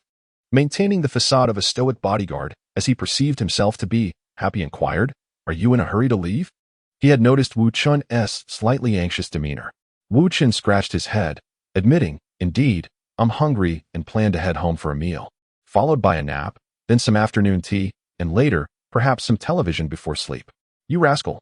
Happy gritted his teeth. Such a lifestyle was precisely what he had always desired. Nevertheless, given the reasonableness of Wu Chen's explanation, Happy chose not to press further. He offered a brief clarification regarding his interruption, stating, "My boss has fulfilled his agreement with you and is on his way with the food cart." Upon hearing this, Wu Chen's eyes lit up, and he no longer felt the urgency to rush home. Now he understood. Although selling hamburgers from a food cart is merely a side venture, Wu Chen derives immense joy from this endeavor and naturally desires to excel in it. After waiting a few moments with Happy, Wu Chen heard the vroom of an approaching vehicle. Turning his head, he spotted Tony driving a small silver delivery truck heading in their direction. The truck, gleaming in its metallic sheen, boasted a large, delectable model of a crab-yellow burger atop its roof, signifying its true identity, a mobile hamburger restaurant. How exciting! As soon as Tony stepped out, he noticed Wu Chen's eyes sparkling with delight at the sight of the food truck. No man can resist the allure of a vehicle, and even a food truck is cherished by its owner. Observing this, Tony immediately broke into a smile, asking, "What do you think? Isn't my design remarkable?" He then proceeded to introduce Wu Chen to the truck's features: automatic driving, a one-button transformation that converts the enclosed rear section into a mobile kitchen, GPS and WeChat navigation, and even counterterrorism measures. Wait, counterterrorism measures? Wu Chen looked at Tony in disbelief, while Tony, maintaining a serious demeanor, explained, "In this country, firearms are not prohibited. So you need to possess the means to protect yourself. In the event of danger, you can take refuge inside the vehicle, press this button, and the burger on the roof will transform into an automatic machine gun. The system within the truck will identify any threats to you or the vehicle and respond accordingly." Wu Chen's expression darkened at this revelation, yet he had to concede that such precautions were indeed necessary. After all, in a country where firearms are legal and racial discrimination is rampant, people of color must safeguard themselves. He expressed his gratitude to Tony, even though he was capable of defending himself. Noticing Wu Chen's exuberance, Tony glanced at Happy, who nodded and picked up his portable red and gold briefcase. "Wu, I have a question I wish to pose to you," Tony said, his gaze fixed intently on Wu Chen, his expression grave. This sudden seriousness caused Wu Chen, who had been in high spirits, to pause and respond with equal gravity.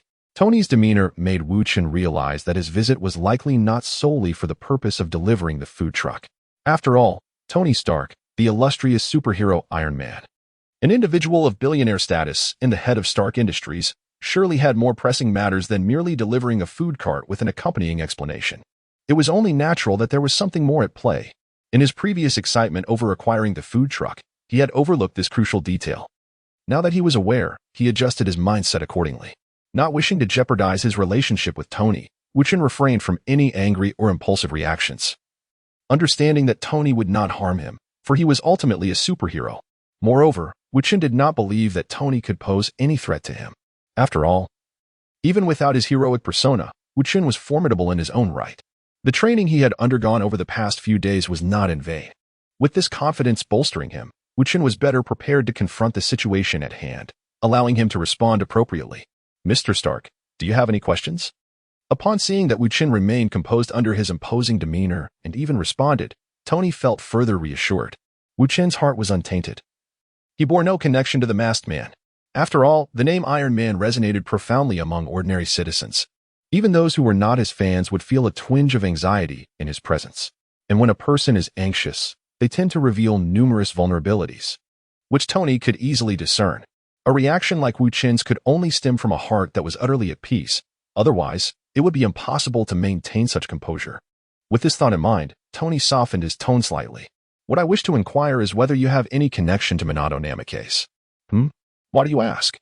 Wu Chen was taken aback. This question was indeed unexpected. Why would Tony pose such a query? Did he somehow discover that Minato was the character he portrayed? Wu Chen couldn't help but contemplate whether he should silence Tony to prevent this secret from leaking, noticing Wu Chen's lack of denial and his inquiry instead. Tony sighed in relief. He gestured for Happy to set down the briefcase and explained, I heard from Happy that you had been inquiring about the events that transpired in Hell's Kitchen last night, which struck me as odd. So, I decided to probe a bit, only to discover that you actually have ties to Minato Namikaze. So that's where the revelation lay. Wu Chen felt a bit conflicted. He clenched his palm, preparing to gather his chakra for a Rasengan. His chakra control had improved. He had already practiced with a shadow clone while selling hamburgers yesterday, and he could smoothly execute the Rasengan. At this distance, without his armored suit, a single Rasengan would suffice to eliminate Tony. Wu Chen had resolved to protect his secret, even if it meant shedding tears while striking down Tony. However, Tony approached and draped his arm over Wu Chen's shoulder, casually saying, Wu, you know I'm both a wealthy magnate and a superhero. So sometimes I yearn to connect with fellow practitioners. Therefore, would you be so kind as to inquire if Minato Namikaze would be willing to meet with me? I have a few matters I wish to discuss with him. Oh, and I want to leave you empty-handed. I will keep the secret safe. Happy has heard a thing. Tony turned to Happy, seeking affirmation. Right, Happy? Happy nodded, albeit reluctantly. Hearing this, Wu Chen's tense demeanor relaxed. Tony had approached with good intentions. He did not know that Wu Chen was Minato, but merely assumed a connection existed between them. With the most significant secret intact, there was no longer a need for silencing. It seemed he had overthought the situation. Wu Chen felt a touch of embarrassment. However, Tony's request aligned perfectly with Wu Chen's intentions. He had initially planned to cultivate a relationship with Tony before introducing Minato or others to him, thus collecting the progress of his portrayal. Now, Tony had presented the opportunity directly. Wu Chen had no reason to refuse. Therefore, he nodded. I can relay your message. But whether Master Minato will come is uncertain. Master? Tony's expression was one of astonishment. Wukong, is Minato Namikaze your teacher? The term master indeed conveys the essence of a teacher, albeit with a deeper connotation of lineage. The distinction between teacher and student. Master and apprentice, this was Wu Chen's clever way of defining his relationship with Minato Namikaze. Possessing chakra and capable of performing ninjutsu, Wu Chen had little to fear as long as his abilities remained undisclosed.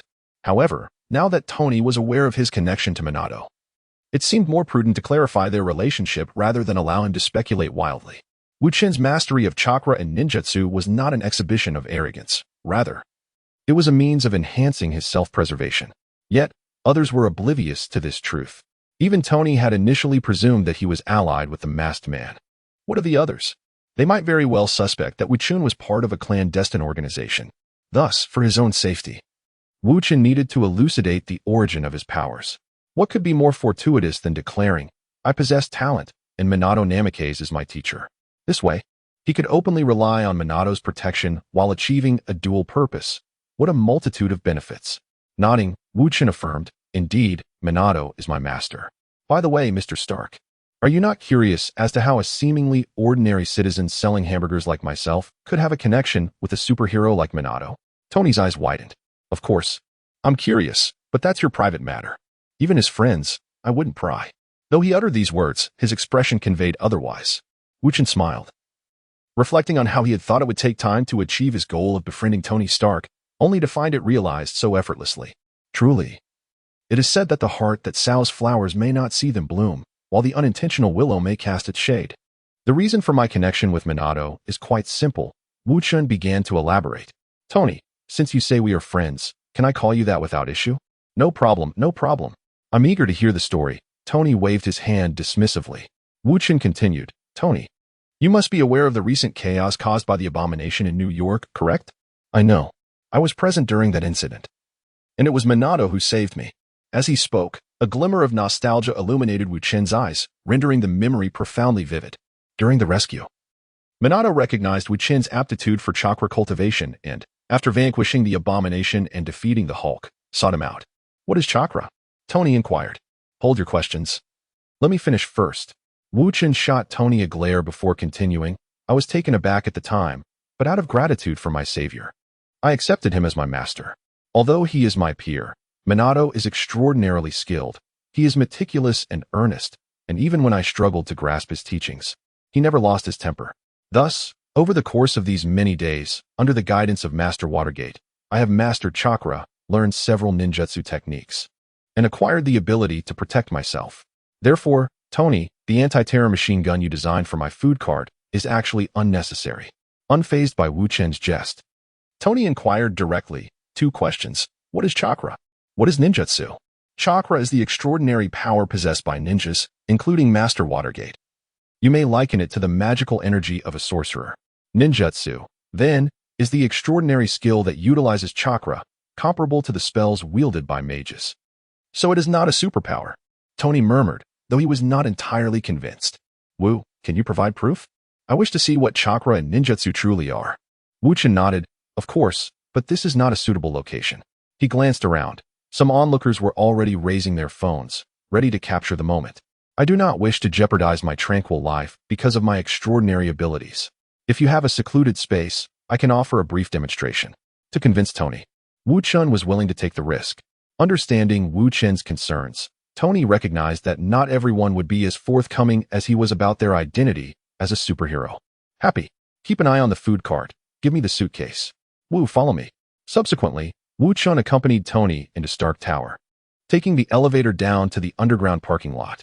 All the cars here belong to my family, so there will be no outsiders. You can demonstrate here. Upon entering, Tony's lavish remarks nearly caused Wu Chen to suffer a heart attack. Scanning the area, he noted there were at least dozens of luxury vehicles. Even though Wu Chen did not closely follow car brands, he could perceive the immense value of these automobiles. He pinched the bridge of his nose and thought, give me a target. I can't just use ninjutsu on thin air. I can first demonstrate the application of chakra. With that, Wu Chen infused his feet with chakra and walked up the wall, ultimately hanging upside down from the lofty ceiling of the parking garage. What? Tony exclaimed. Wu, come down. I need to inspect your shoes. After examining them, Tony was even more astonished. Is there really chakra? And it can be used like this? Wu, quickly see if I possess the talent for chakra. Wu Chen waved his hand. Let me showcase ninjutsu. Do you have any targets? Tony pointed to the wall. This wall seems quite sturdy. Wu Chen shrugged, gathered his chakra into a Rasengan, and forcefully struck the wall. With a resounding crash, a massive hemispherical crater was formed in the smooth surface, appearing almost beautiful. Is this ninjutsu? Tony was even more astonished. This power exceeds even my particle cannon. Wu, quickly check if I have any talent. Unable to refuse Tony, Wu Chen assessed him, channeling his chakra into Tony's body. After a brief moment, Wu Chen shook his head and said, I'm sorry, Tony, but you lack the innate ability to cultivate chakra. This is a foregone conclusion. In fact, without a chakra seed, no one in the Marvel universe possesses the talent for chakra cultivation. As chakra is a product of the divine tree, one must possess the Akatsuki bloodline to harness it. At the very least, one should hail from the Naruto world. Otherwise, one must rely on external means, a chakra seed, to master it. Jean is a prime example of this. Upon hearing Wu Chen's words, Tony felt a flicker of disappointment. Just moments ago, while Wu Chen was assessing his abilities, he had already begun to envision incorporating chakra into the design of his Iron Man suit, dreaming of an upgrade. Even if he did not use it in that manner, being able to wield chakra to perform ninjutsu like Wu Chen would be remarkable. After all, extraordinary power is a universal desire. Even in childhood, if presented with the choice to become a superhero or a highly intelligent scientist, the vast majority would opt to become the superhero. Though disappointed, Tony bore no ill will towards Wu Chen. After all, lamenting over one's lack of talent serves no purpose. This was something Tony had witnessed countless times from those envious of his own abilities. While he may be unable to possess the wondrous power known as chakra, this did not deter his curiosity about it.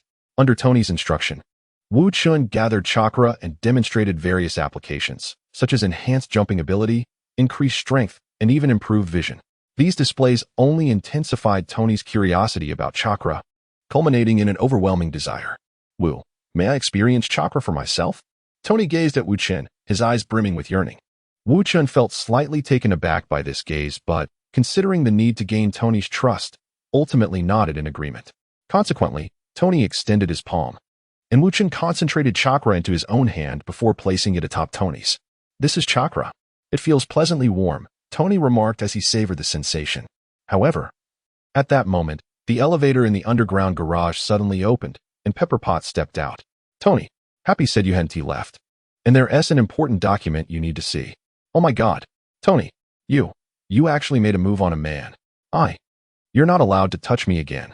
Startled by Pepper's panicked outburst, Wu Chen froze, realizing that his current position with Tony did indeed appear rather intimate.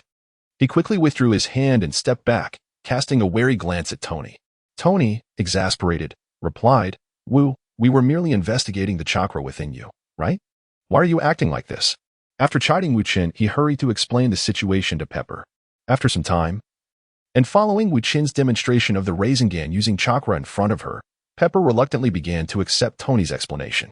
By the way, Miss Potts, my matters are my own, and I hope you will keep them confidential.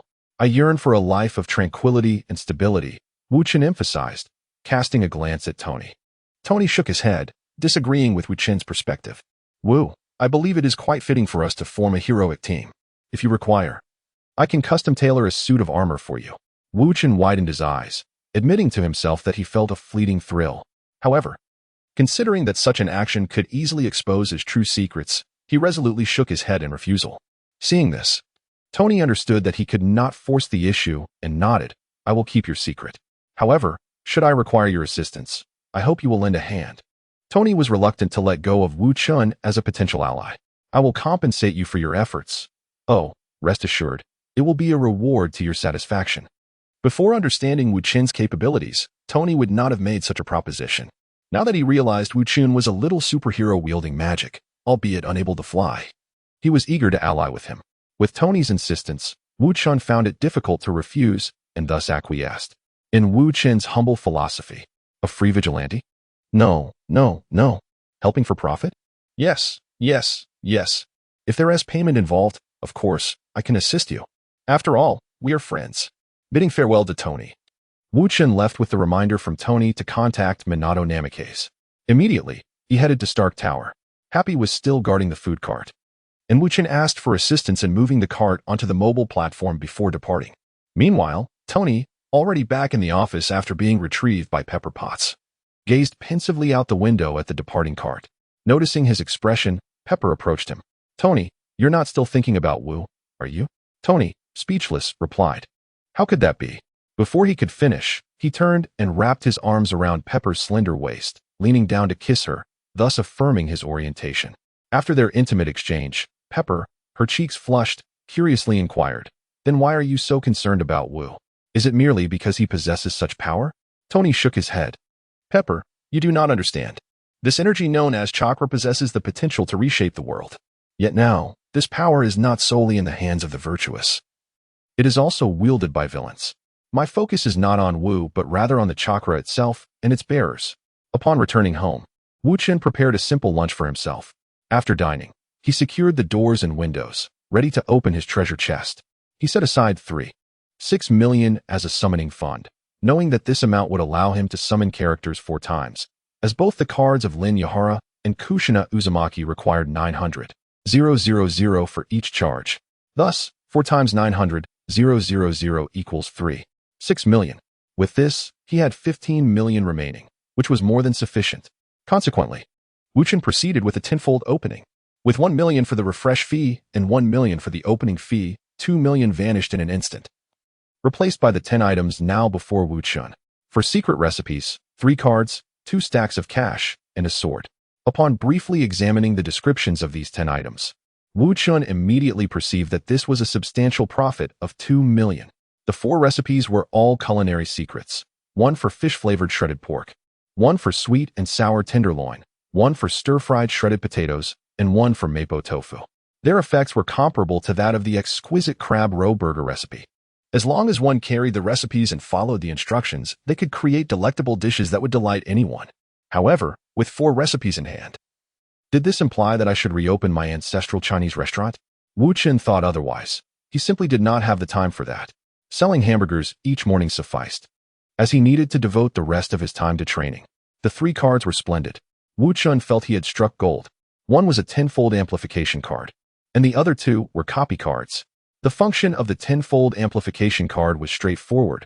Upon use, the next skill deployed would be amplified tenfold. This was limited to skills, meaning it could not apply to ordinary attacks like punches, but rather to ninjutsu. However, Wu Chen was not foolish enough to use such a precious card to amplify a mere punch into 10. Instead, he would unleash a crucial ninjutsu, and then employ the card. As for the copy cards, their utility was equally simple, yet incredibly practical. A copy card could record a skill once, and by using the card, one could unleash that skill in its entirety without any consumption. This was truly a trump card.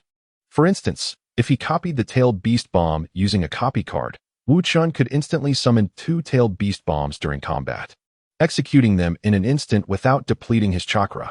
This significantly enhanced his combat power. However, he could not haphazardly copy any ninjutsu. Only formidable techniques would suffice, lest he waste the card. As for the 2 stacks of cash, they consisted of ordinary dollars, 1 stack totaling $10,000, which was a mere loss. Yet the final item, the sword, was the reason Wu Chen felt he had made a tremendous profit. This sword, named the famed Blade of Destiny, was an item from a mobile game he had played in his previous life, a life-saving equipment from Honor of Kings, and it boasted a strikingly cool silver design. The sword was approximately 1 meter in length, with a handle adorned with intricate wraps and several blue gemstones embedded along the blade, overall exuding great elegance. If it were merely aesthetically pleasing, Wu Chen would not have considered it a significant gain. The key lay in the sword's attributes. Famed Blade of Destiny, incredibly resilient material. Exceptionally sharp, capable of harnessing various energies. Special effect, Shadow Veil, upon receiving a fatal blow. Enter a brief invincibility state and increase movement speed by 30 for 1 second. Cooldown, 7 days. The value of being able to withstand a fatal injury was self-evident. If a clone of Wu Chen were to be injured, it would be inconsequential. But if his true self were to perish, the clone would vanish instantly. Thus, Wu Chen resolved that in the face of danger, he would always send a clone to confront it. Yet even then, it was not entirely foolproof. After all, if one does not seek danger, danger will inevitably seek them out. Hence, this once every 7 days life-saving ability was precisely what Wu Chen required. Not only that, but Wu Chen also estimated the value of this sword. Forged legendary blade, Siming, requiring an expenditure of 10 million yuan. Would you like to forge it? This was the prompt that appeared when Wu Chen attempted to utilize the forging function in the shop to create the legendary blade, Siming. 2 million exchanged for 10 million, along with 3 powerful cards and 4 recipe cards, was undeniably a profitable venture. It seemed that he could frequently open treasure chests in the future. Wu Chen felt as though a non-lucky individual had covertly crossed over to Europe, and at this moment, he was brimming with fortune. Therefore, he gathered all these items and then spent another 2 million to conduct a tenfold draw. Snap. 10 stacks of cash, each stack worth $10,000. Wu Chen, skeptical, continued with another tenfold draw, and 2 million vanished once more. Snap. Another 10 stacks of cash, each stack still worth $10,000. Unwilling to concede defeat, he gritted his teeth and persisted. Ultimately, 1.5 million yuan was spent, leaving him with merely 1 million, yet he acquired the initial 8 useful items, along with 62 stacks of $10,000 in cash. Remaining balance, 62 million yuan. Wu Chen let out a long, anguished howl, lamenting the destructive nature of a gambler's mentality. Even if he were to leap from the window, he swore he would never open another treasure chest again. Clearly, the first round of tenfold draws had yielded a substantial profit, yet by the end, he had incurred a significant loss, alas, perhaps not entirely. The legendary blade, Siming alone, was valued at 10 million. Those 3 cards, surely worth at least 5 million. With this thought, Wu Chen hastily used the wish card to input the acceptance of the 2 types of cards. Then, a joyful expression spread across his face. Tenfold amplification card, wish card exchange price, 10 million yuan. Duplication card, wish card exchange price, 5 million yuan. It seems I have not only avoided a loss but have actually profited by 15 million. Yet, why do I feel such profound regret? That evening, Minato Namikaze and Obito Uchiha returned. Wu Chen instructed them to disengage from their disguise mode and then dispel the shadow clones. Upon reviewing the memories of the shadow clones, an odd expression crossed Wu Chen's face. There were no issues with Obito's memories. He had merely been instructed by Jinping in ninjutsu training, who treated Obito as if he were his own son, allowing Obito to enjoy a day of luxury, except for the female model Jinping had summoned, whom he rejected. In contrast, there were significant issues with Minato's memories concerning Black Widow Natasha. Why was she so overly enthusiastic, and why did her gaze seem so inappropriate? Moreover, why was she so close to me, even leaning into me? After pondering for several minutes, Wu Chen, a solitary individual, finally realized, Black Widow Natasha is trying to seduce me. Isn't she? First, she lures me in, then captures evidence of my weakness to use as leverage. This is a classic honey trap. Wu Chen was immediately filled with rage, as he had never considered the possibility of Black Widow liking Minato. Well, Wu Chen had always excelled in reading comprehension. However, after much contemplation, he ultimately decided against taking any action toward Natasha. After all, she was a member of S.H.I.E.L.D. and a woman, which signified potential complications. Since she posed a trouble, it was best to avoid provoking her. With a resolve to request a different agent for liaison from S.H.I.E.L.D., Wu Chen opened the system panel. Host, Wu Chen. Current role, none. Current progress, none. Characters owned. 4th Hokage, Minato Namikaze, 60, Mysterious Masked Man. Obito Uchiha, 35, Role Selection Attempts, 0, Selected Character Ability, 4th Hokage, Minato Namikaze, 1. Today, Minato Namikaze's primary task was to accumulate 1% of role progress. With this objective achieved, Wu Chen could now select Minato's abilities. This time, he chose without hesitation the spatial ninjutsu talent. Although he had long known how to perform the Flying Thunder God technique, he had previously lacked the aptitude to execute it. Now, however, he could successfully utilize the Flying Thunder God technique. After trying it out, Wu Chen left his Flying Thunder God mark, Wu, on the wall, then promptly leaped out the window. In the next moment, he appeared at the position marked Wu on the wall. Indeed, he had succeeded. Wu Chen was elated. This meant he possessed at least 1/3 of Minato's strength. His chakra mirrored that of Minato, and he had also mastered the pivotal ninjutsu, the Rasengan. Most importantly, he could perform the Flying Thunder God technique, becoming a flash of black lightning. Compared to Minato, Wu Chen lacked a variety of ninjutsu, sage techniques, and sealing arts. Speaking of which, the Rasengan is a non-attribute ninjutsu. When infused with wind chakra, it transforms into wind release, Rasengan Shuriken. What would happen if he infused it with other elemental chakras? Wu Chen's chakra attributes were fire and lightning, akin to Sasuke. What would the Rasengan be like with fire chakra? And with lightning chakra? Nevertheless, developing new ninjutsu was quite challenging. Wu Chen resolved that when he amassed wealth, he would utilize the wish card to develop corresponding ninjutsu.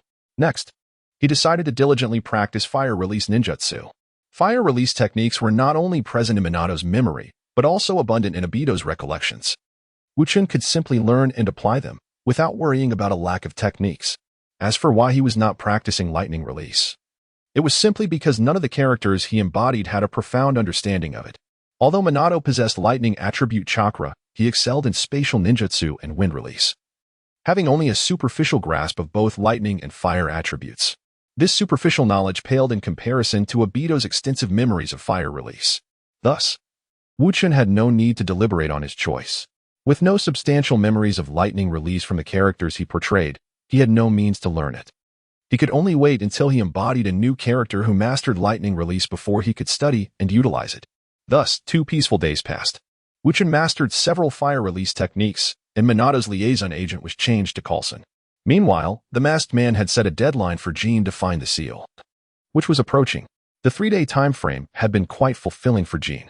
His chakra surged remarkably, escalating from the rank of a chunin to that of an elite jonin in a mere span of 3 days.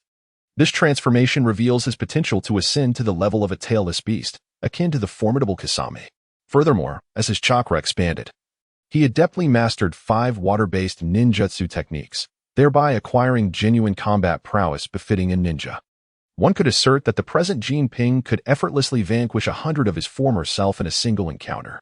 Despite this substantial enhancement in strength, Jinping now resembled a chastised child, kneeling upon the floor, his body trembling uncontrollably. For at this juncture, Neither he nor his subordinates had succeeded in locating the sealed resting place of the Nine Tails. After all, New York is vast. Even with 1,000 ruffians in Jinping's gang, it would be an insurmountable task to scour the entire city within just a few days. Moreover, it is crucial to note that Jinping had not actively participated in the search for the Nine-Tailed Seal. He had devoted his time solely to augmenting his own abilities. Striving for self-improvement is commendable, and the masked man did not admonish Jinping for this. Should they ultimately locate the Nine-Tailed Seal, all would rejoice, and Jinping would face no repercussions. However, failure to find it would render him culpable for not fulfilling the task entrusted to him by the masked man, and that would be irrefutable evidence against him. In such a scenario, according to the gang's customary methods, he could expect to have his limbs broken and be submerged in the waters of New York Bay. Thus, before the masked man could utter a word, Jinping knelt, seeking a chance for clemency. The masked man, observing with keen interest, inquired, "Jinping, raise your head. What do you believe you are doing?" "My lord, I am guilty," Jinping replied solemnly. "I should not have focused solely on my own matters, thereby neglecting your significant endeavors. Regardless of the circumstances, when misfortune strikes, the blame invariably falls upon the subordinate. Those who possess the insight to recognize their faults and willingly shoulder the blame are the favorites of their superiors." And Jinping exemplified this trait. Had it been another, they might have perceived Jinping's contrite demeanor as sufficient grounds for forgiveness. However, would the masked man be so lenient? Observing Jinping still prostrated, the masked man continued, "Jinping, you acknowledge your mistake. How do you propose to punish yourself?" Seemingly offering Jinping a choice in his punishment, the true intention was to gauge his attitude.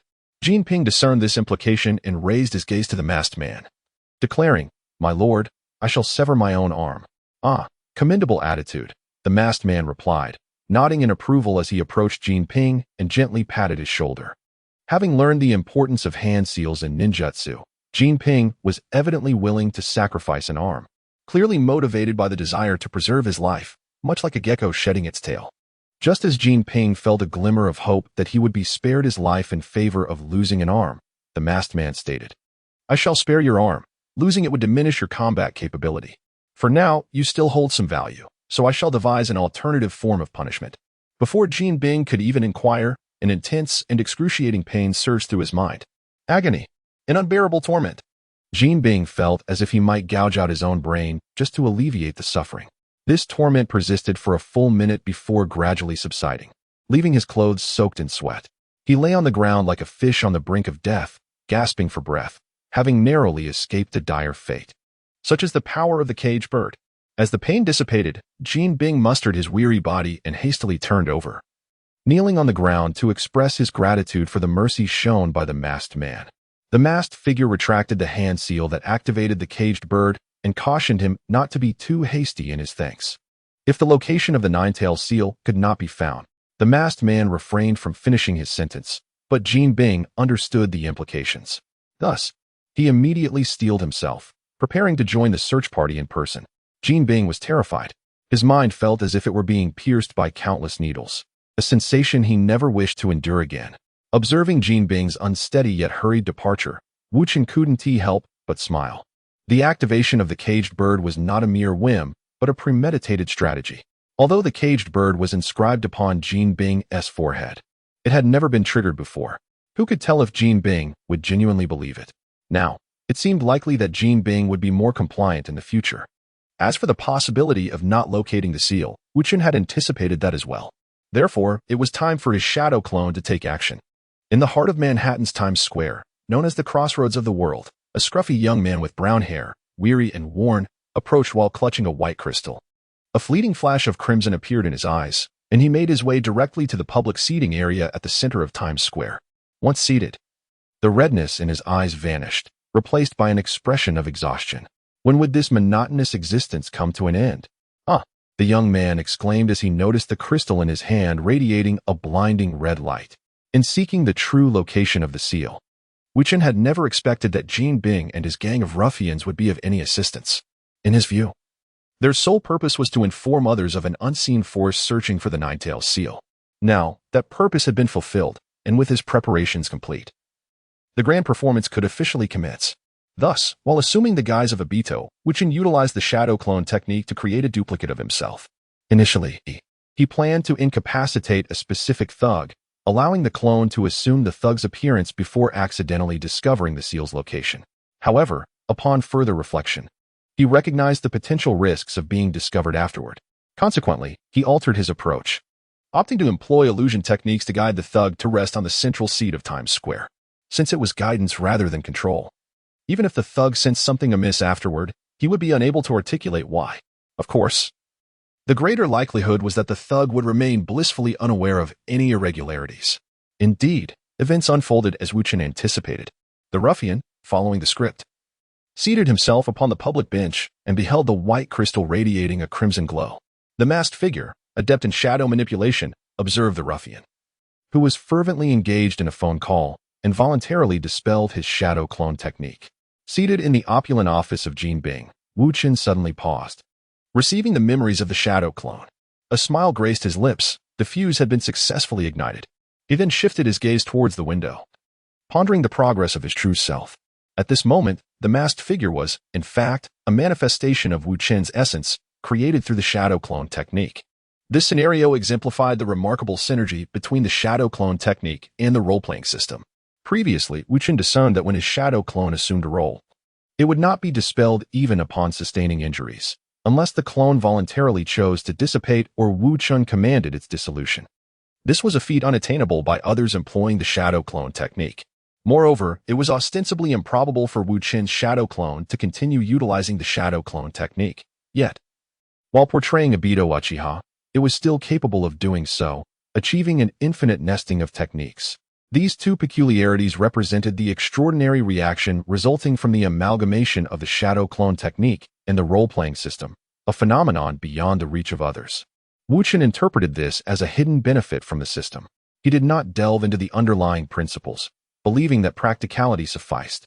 The shadow clone of Wu Chen, portraying Obito, had already located the sealing site, while his true self, accompanied by Minato Namikaze, arrived at the entrance of Stark Tower. This was to fulfill a promise made 2 days prior to Tony, who wished to engage in a meaningful dialogue with Minato. The delay of 2 days was not due to Wu Chen's desire to keep Tony in suspense, but rather because he had simply forgotten about it.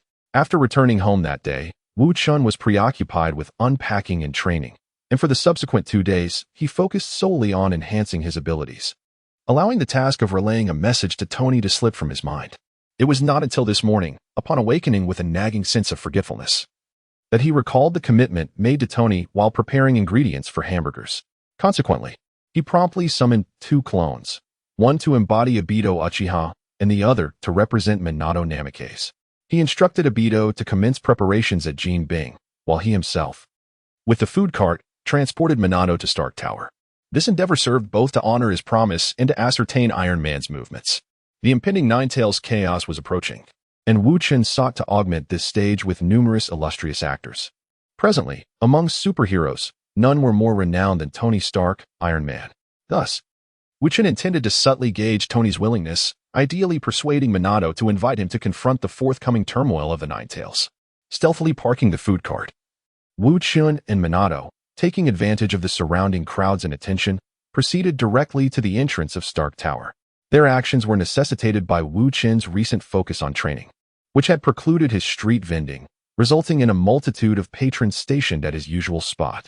Observing the furrowed brows of those who are deprived of the delectable crab yolk burgers, one can almost sense their grievances soaring to the heavens. In such a scenario, how could Wu Chen dare to reveal himself? Upon entering the building and approaching the front desk, the receptionist's eyes lit up upon his arrival. "Are you Mr. Wu Chen and Mr. Namikaze Minato?" Upon receiving their affirmation, she continued, "Mr. Stark has entrusted me to deliver this to you." With that, she produced a small black disc and handed it to Wu Chen, adding, "Moreover, Mr. Stark departed for Europe on a private jet this morning at 8 o'clock and will not return until tomorrow afternoon or the following morning." "Ah, I see," Wu Chen said, pursing his lips. The unpredictability of life is truly remarkable. He had initially intended to have Tony take the stage, yet he had unexpectedly slipped away. However, this turn of events might prove advantageous. With only familiar faces on stage, he could perform as he pleased. Extending his hand to accept the small disc, Wu Chen and Namikaze Minato utilized the Flying Thunder God technique to return to the food cart. The cart was rather spacious, and Wu Chen discovered a button on the disc. Upon pressing it, Tony's holographic image materialized, exclaiming, "Hey, Wu. Perhaps Mr. Namikaze is present as well. If you are seeing this, it means I am currently aboard a private jet heading to Europe."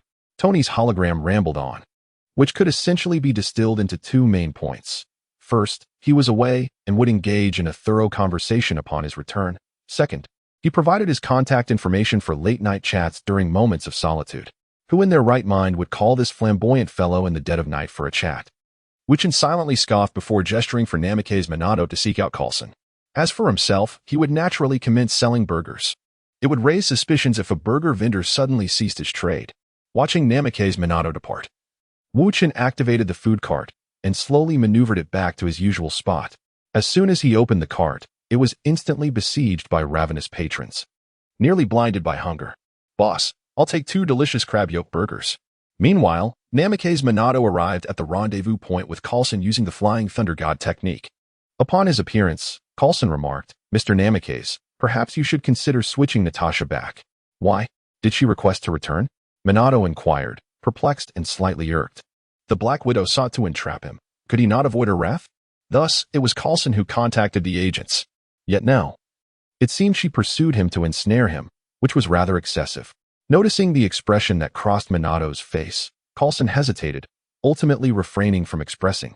"Natasha has feelings for you and wishes to be with you. It is not as you perceive. In matters of the heart." Coulson believed it best for outsiders to remain uninvolved. Perhaps Minato was already aware of Natasha's affections and was employing this method to decline her advances. "No, it's nothing." Coulson promptly shifted the topic. "Mr. Minato, here is today's task list. Please take a look and select the ones you wish to undertake." He produced a tablet and set it before Wu Chen. After 2 days of collaboration with the Hokage of Konoha, Coulson had learned how to interact with this formidable leader. In the past, Minato would have readily accepted the tablet, pleased with Coulson's gesture, and chosen tasks sufficient for the day.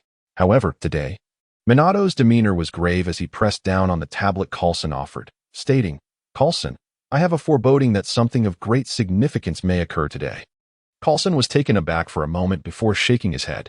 "Mr. Minato, I assumed that someone of your stature would not place faith in such premonitions." Yet, as he spoke, he realized that such premonitions were indeed a form of extraordinary insight. Minato possessed such extraordinary abilities. With this thought, Coulson's expression turned serious. "Mr. Minato, is your intuition reliable?" Minato nodded. "The last time I had such a premonition, a dreadful event transpired in our village." "What kind of dreadful event, if I may inquire?" Coulson asked with curiosity. Minato shook his head apologetically. "I'm afraid that is classified information, not to be disclosed to those uninvolved." Without allowing Coulson to respond, he continued. "The significant event I sense may be related to the Seal of the Nine Tails. You are aware of the incidents occurring at Times Square, are you not?" "Indeed. We have installed ultra-high-definition surveillance there," Coulson confirmed. "Then let us hasten to review it." At Minato's urging, Coulson contacted Nick Fury to report the situation. Upon hearing the details, Fury took the matter seriously and promptly accessed the footage from Times Square. He observed a ruffian holding a white crystal, seated on the public benches at the center of Times Square, whereupon the crystal transformed into a crimson hue. He transmitted the footage to Coulson, who viewed it alongside Minato. "They have already discovered the location of the seal," Minato exclaimed. "Quick! We must evacuate everyone from Times Square."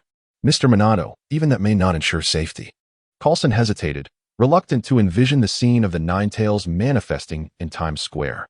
Minato interrupted him decisively. "Do not entertain any false hopes. Let me speak with your director." Grasping Coulson's earpiece, he relayed the urgent message to Nick Fury. He then continued, "If my intuition serves me correctly, that crystal is likely a chakra mineral, modified to be highly sensitive to specific chakra properties. The ruffian is probably affiliated with the organization of the Masked Man, possessing a crystal attuned to the nature of the seal. Director Fury, please take swift action. I will head over to Times Square to assess the situation. Once the battle commences, I will have no time to consider others. Mr. Namikaze, have you not already vanquished that Masked Man? Is it possible to defeat him before he breaks the seal this time? That would resolve our predicament." Namikaze shook his head, expressing the improbability of defeating him again. "The last time, he had been careless, unaware that I had discovered his weakness. This time, he would undoubtedly be vigilant and might not even engage me in combat. Moreover, to confront him, the prerequisite is to locate him, which I cannot manage. Thus, I intend to wait at Times Square like a hunter for prey. Can you find him? This question momentarily stumped Nick Fury. How could S.H.I.E.L.D. possibly locate the masked man? If they could, they would have already acted instead of passively allowing him to wreak havoc. In a flash, Namikaze transformed into a golden streak and vanished from sight, leaving Coulson staring wide-eyed at his earpiece.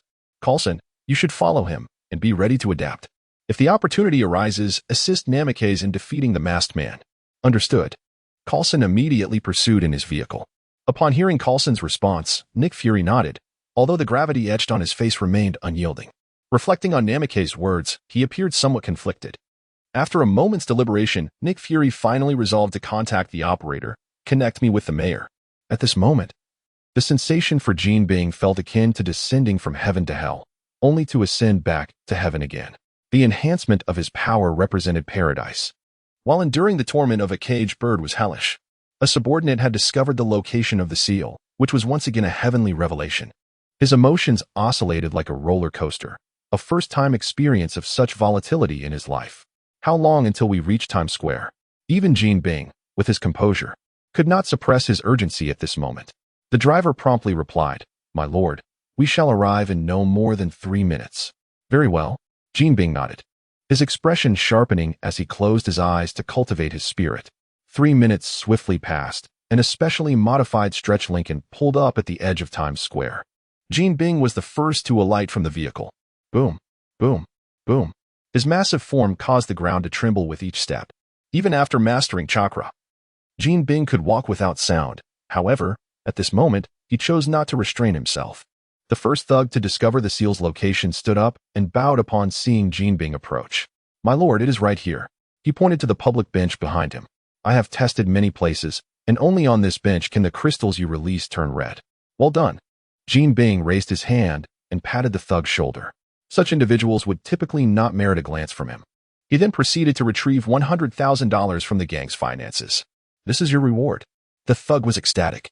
Thank you, my lord. Hold on. Don't rush off just yet. Tell me how you found this place. Jean remained vigilant, ever mindful of the formidable Hokage, Minato Namikaze. Lord Jean, he stated, I am tasked with the surveillance of this area. I scoured the vicinity for half the night and grew weary, thus seeking a place to rest.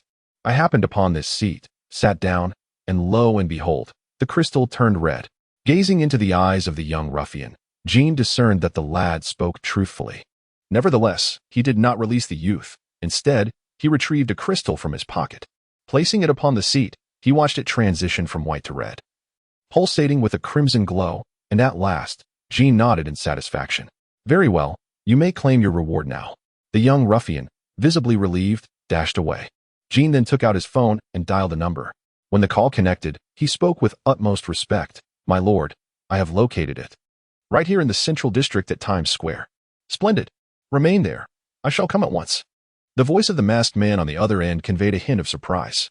By the way, if you wish for your subordinates to survive, instruct them to withdraw from that area. What is about to unfold is beyond the reach of ordinary individuals. Understood. Jean promptly ordered all others to evacuate, leaving only himself standing in Times Square. At that moment, Jean observed numerous government officials beginning to disperse the crowds and merchants, as if they intended to clear the entire area of Times Square. With a growing sense of apprehension, Jean heightened his alertness, preparing for any eventuality. Soon, Coulson arrived.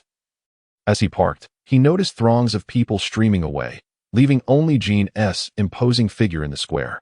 Scanning the surroundings, Coulson searched for the presence of Minato Namikaze.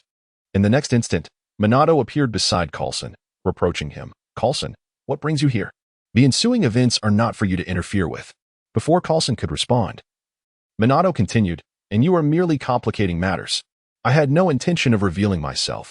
I was waiting for the masked man to appear first. Now that you are here, he will undoubtedly realize my arrival. Coulson opened his mouth to speak, but swallowed his words, his expression turning apologetic. I am truly sorry, Mr. Namikaze. I only wish to assist you. You sigh, never mind. Minato shook his head. You are no match for Jean. To put it bluntly, none of your S.H.I.E.L.D. agents can contend with him, for that man has mastered chakra. Thus, I shall summon someone to aid you. But you must first assure me that your S.H.I.E.L.D. will not disturb his life afterward. Though he possesses power akin to mine, he merely desires a tranquil and stable existence. Do you understand? Upon hearing this, Coulson immediately grasped that a new Leaf Village ninja had emerged, prompting him to swiftly report the matter to Nick Fury. Without a moment's hesitation, Nick Fury acquiesced, acknowledging that having an ally would be beneficial, even if it meant potential betrayal later. For now, it was imperative to agree to the terms and maintain stability. Seeing Coulson nod, Minato Namikaze contemplatively remarked, "Since I have made a promise, it is imperative that I fulfill it. Otherwise, I shall seek justice on his behalf. After all, he is my disciple." With that, Minato transformed into a beam of golden light, vanishing from the spot, leaving Coulson at a distance, standing face to face with Jean. Disciple? Upon hearing Nick Fury's incredulous exclamation in his earpiece, Coulson was taken aback. Minato, being merely in his 20s, could only have a disciple who was at most a mere teenager? What could such a child possibly contribute? This was merely complicating matters. Jean felt a surge of anxiety as he observed Minato's sudden appearance, his body trembling involuntarily. He had not forgotten the scene from 3 nights prior when Minato had effortlessly sent him flying with a single kick. It had been an utter annihilation. Even now, with his own power having increased, facing Minato left him with no glimmer of hope. Where's the master? Jean thought desperately. However, upon seeing Minato disappear, he breathed a sigh of relief. Yet, he did not immediately relax. Instead, he remained vigilant, watching Coulson. Was this agent from S.H.I.E.L.D? Did they intend to meddle as well? Meanwhile, Wu Chen's hamburger stand was thriving, with a staggering number of patrons accumulated over 2 days of absence, completely enveloping his food truck, which showed no signs of dispersing. Just then, Minato appeared inside the hamburger truck, disregarding the astonished gazes of the surrounding customers, and directly addressed Wu Chen. "Wu Chen, I require your assistance." Wu Chen, momentarily taken aback, quickly nodded in agreement, of course. He then offered an apologetic smile to the patrons before locking up the food truck. In the next instant, Minato grasped Wu Chen's shoulder, and the two vanished from within the truck. How cool. The master of the crab meat burger is actually a superhero, alongside Minato Namikaze from the Hidden Leaf Village. Oh no, please don't go. While saving the world is important, could you first prepare my crab meat burger? Wu Chen's decision to join the fray had been made in advance. The reasoning was simple. Iron Man was aware of his situation, and it was inevitable that he would join the Avengers. At that point, Wu Chen's strength would surely be exposed. Rather than allowing his capabilities to be revealed, he preferred to take control of the situation. By showcasing his strength and articulating his demands, he could prevent others from interfering, which aligned more closely with Wu Chen's modus operandi. Although he desired to remain low-key, such an approach could also invite fools to target him as a source of humiliation.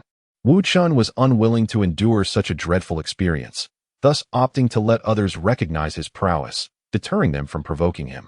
As for the potential dangers of this strategy, Wu Chen deemed it manageable, asserting that he could defend himself against threats. Besides, after training for so long without engaging in real combat, he was eager to truly test his fighting capabilities to establish a solid understanding of his own strength. If he wished to engage in genuine combat, it was essential to face an opponent who would not hold back. Thus, Wu Chen cast his gaze upon Jin Bing, a ninja endowed with the formidable chakra of a Jainin, exceptional physical prowess, and proficiency in various water-style jutsu. Judging solely by raw strength, Wu Chen was confident he could easily overpower Jin Bing, alleviating any concerns of unexpected defeat at his hands. However, the true measure of combat capability could only be discerned through actual engagement. Accompanied by Minato Namikaze, Wu Chen arrived at Times Square, where he noticed Minato nodding at Coulson before vanishing without a trace. "Greetings, I am Wu Chen," he said, acknowledging Coulson with a greeting, then disregarding the peculiar look from Coulson as his attention shifted toward the distant Jin Bing. "You remain here and stand by for support. I shall confront this behemoth first." Wu Chen instructed Coulson, then drew his renowned blade, the destiny of death, and swiftly approached Jin Bing with the speed of a Hokage. Such a reckless maneuver caused Coulson to furrow his brow. Although Wu Chen did not appear to be in his teenage years, he also lacked the solidity of Minato. Facing an adversary of uncertain strength without a preliminary assessment seemed exceedingly rash. Coulson deemed Wu Chen's actions imprudent, unaware of the latter's capabilities. Had he known that Wu Chen had mastered the Flying Thunder God technique, akin to Minato, he would surely have harbored a different perspective. It can be asserted that those who command spatial ninjutsu, such as the Flying Thunder God technique or Kemui, inherently possess an invulnerable position against any opponent. The ability to engage or retreat at will grants them complete command over their circumstances. This very mastery emboldened Wu Chen to confront Jinbing head-on.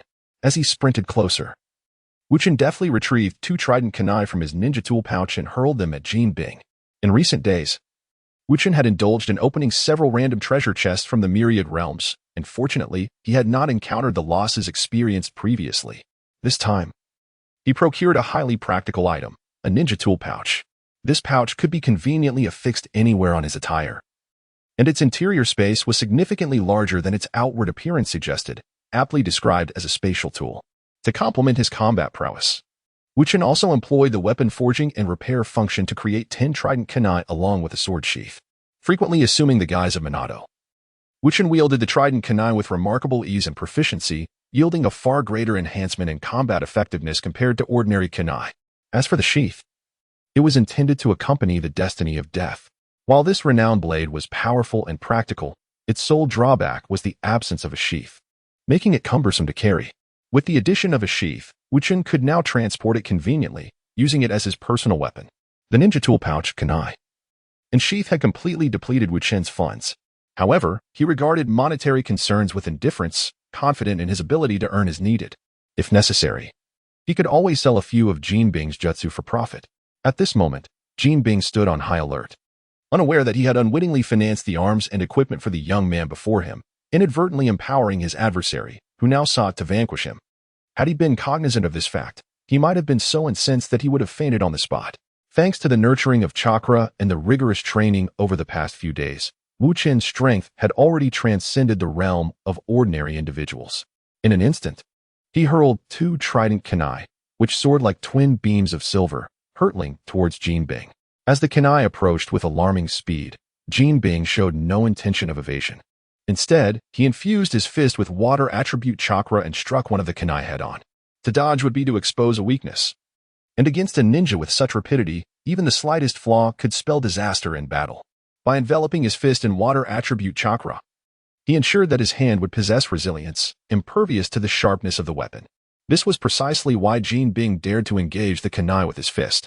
First, he would deflect the kunai, then teach this young upstart a lesson with his iron fist. Such a pathetic foe, missing even one kunai, yet daring to stand before him. Clearly underestimating Jinbing. Did he think he was Minato Namikaze? Boldly charging in like that, Jinbing would make him understand the profound truth that beyond man, there are men, beyond heaven, there is heaven. However, despite having scripted his thoughts, the narrative unfolded in a manner that Jinbing had not anticipated. For he had failed to notice that the 2 kunai were entwined with the Flying Thunder God seal, marked with the character Wu. Before his fist could make contact with the kunai, a flash of black light surged forth, and the dark-haired youth, who had previously been a considerable distance away, now stood before Jinbing. One hand gripped a kunai, while the other wielded a peculiar longsword, aiming a lethal slash at Jinbing's neck. Wu Chen intended to behead Jinbing directly. In a moment of peril, Jinbing had no time to ponder. He infused chakra into his left arm, slightly adjusted his stance, and raised his arm to withstand the impending strike. Swish! A chunk of flesh flew as Jinbing's left arm suffered a grievous wound, blood gushing forth. Simultaneously, Wu Chen activated the Flying Thunder God technique once more, positioning himself beside the kunai. Before Jinbing could react, he delivered a powerful kick that sent Jinbing flying. In the initial round, Wu Chen emerged victorious. This outcome was to be expected, as Wu Chen possessed comprehensive intelligence on Jinbing, while the latter knew nothing of Wu Chen. Coupled with Wu Chen's innate strength, it was effortless for him to overpower the underestimated Jinbing. Wu Chen understood the rationale, yet the onlookers remained oblivious. Phil Coulson stood agape as he witnessed Wu Chen swiftly dispatch Jinbing, involuntarily recalling the day he and Natasha had been ruthlessly bested by Jinbing. After the shock subsided, Coulson promptly utilized his earpiece to report the situation. Consequently, the agents at S.H.I.E.L.D. were left in utter astonishment. The ally summoned by Minato Namikaze was a Chinese individual named Wu Chen, who had effortlessly defeated Jinbing and was suspected of possessing the Flying Thunder God technique of Minato Namikaze. Nick Fury felt as though his face was being slapped repeatedly. Just as he doubted the capabilities of his adversary, that very individual effortlessly took down two of S.H.I.E.L.D's elite agents, who had proven formidable together against formidable foes, including Kingpin. As for Wu Chen's mastery of the water release technique, Fury found no reason for astonishment. After all, the two shared a master-disciple relationship. Wu Chen. Fury pondered this name, and suddenly a spark of realization illuminated his mind. He needed to ascertain whether there existed a Chinese individual named Wu Chen in New York City. The prospect of S.H.I.E.L.D. recruiting someone from the Hidden Leaf Village was daunting, but what if he was not affiliated with them? Fury began to entertain the possibility of S.H.I.E.L.D. harnessing chakra. Moreover, were the drones positioned to capture footage? He demanded the visuals be transmitted forthwith. Moments later, Wu Chen's biography materialized before Fury. After perusing it, he surmised how Wu Chen had come to study under Minato Namikaze. The potential for chakra cultivation appeared to be genuine. Fury had initially believed that Minato's assertion regarding the necessity of talent for chakra training was merely a ploy to withhold the knowledge from others. However, Wu Chen's emergence shattered that assumption. Wu Chen had once been an exceedingly ordinary individual, orphaned and devoid of friends, leading a rather tragic existence. The only remarkable aspect of his life was his uniquely crafted crab roe burger, which had garnered a fervent following among New York's gastronomes. It seemed improbable that Minato would impart the secrets of chakra training to someone with nothing to offer in return. Indeed, doing so could risk exposing those very secrets. Yet, Minato had done just that, and Wu Chen had not only mastered chakra, but had also honed it remarkably well. Thus, only one conclusion could be drawn. The assertion that chakra cultivation required innate talent was indeed true, and Wu Chen possessed the requisite aptitude, exhibiting extraordinary potential. Otherwise, it was unfathomable how he could so effortlessly defeat Kingpin and wield the Flying Thunder God technique, a skill exclusive to Minato. With this realization, Fury's intention to recruit Wu Chen into the Avengers he was assembling grew ever more resolute. At that moment, the drone arrived at Times Square, relaying high-definition footage back to the command center. Consequently, all eyes in the conference room turned to the large screen. Fury was no exception, his gaze fixated on Wu Chen, eager to discern his next move. Wu Chen's forthcoming action was, in fact, rather straightforward. He intended to continue battling Kingpin. Kingpin had not been rendered incapable of fighting. Wu Chen's recent strikes had merely wounded him, inflicting light injuries rather than incapacitating him. Thus, Kingpin was far from surrendering. However, Wu Chen did not pursue the assault recklessly. Having pushed Kingpin to the edge of the plaza, he recognized that the nearby foliage offered ample cover for an ambush. Wu Chen possessed a modicum of combat awareness. At that moment, Kingpin's voice echoed in Wu Chen's ears, "Water release, great waterfall technique." With a slight start, Wu Chen immediately activated the Flying Thunder God technique. Returning to Coulson's side, without allowing Coulson the chance to speak, he seized him and leapt onto the rooftops of the adjacent buildings. Standing atop the several-meter-high edifice, Coulson was about to inquire about the situation when he witnessed a colossal splash erupting from the thicket where Jean Bing was located. In an instant, a massive sphere of water, several dozen meters in diameter, coalesced midair and surged toward the location Wu Chen had just vacated. Boom! The enormous water sphere obliterated everything in its path, ultimately crashing into a two-story inn, collapsing it under the sheer force before dissipating back into a torrent.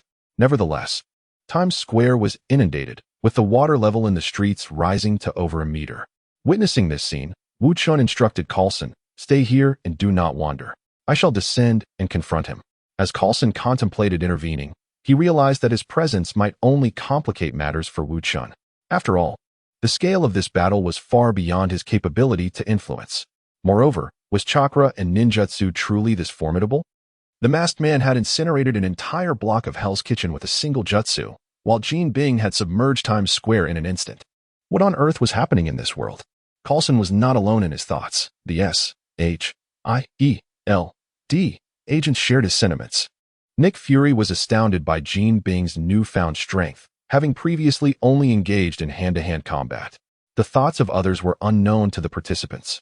Wu Chen leapt down from the small building, landing firmly upon the water's surface. At that moment, Jean Bing emerged, his arms already bandaged. Much like Wu Chen, Jean Bing stood upon the water, yet he displayed no desire for dialogue, immediately beginning to form hand seals. Observing Jin Bing's intricate seal formations, Wu Chen commenced his own. The exchange of ninjutsu was a unique romance inherent to ninjas, and Wu Chen was eager to partake in it. Judging by the complexity of Jin Bing's seals, Wu Chen deduced that he was preparing the water release, water dragon bullet technique. After all, Jin Bing had only mastered 5 water-based jutsus, and excluding the grand waterfall technique, he was left with 3 functional ninjutsu and 1 offensive technique. Given the multitude of seals, it was evident that he was invoking the offensive water dragon bullet technique. Thus, after careful consideration, Wu Chen resolved to counter with the fire release, great fireball technique. In the next moment, both completed their seals and unleashed their attacks simultaneously. A massive fireball erupted from Wu Chen's mouth, measuring 3 to 4 meters in diameter, a commendable execution of the great fireball technique. Jin Bing indeed conjured a water dragon, winding several meters high as it lunged directly toward Wu Chen. Undeterred, Wu Chen amplified his chakra supply, causing the fireball to swell an additional meter before propelling it toward the water dragon. Boom! The fireball was pierced by the water dragon's formidable cohesion, nearly extinguishing in the process.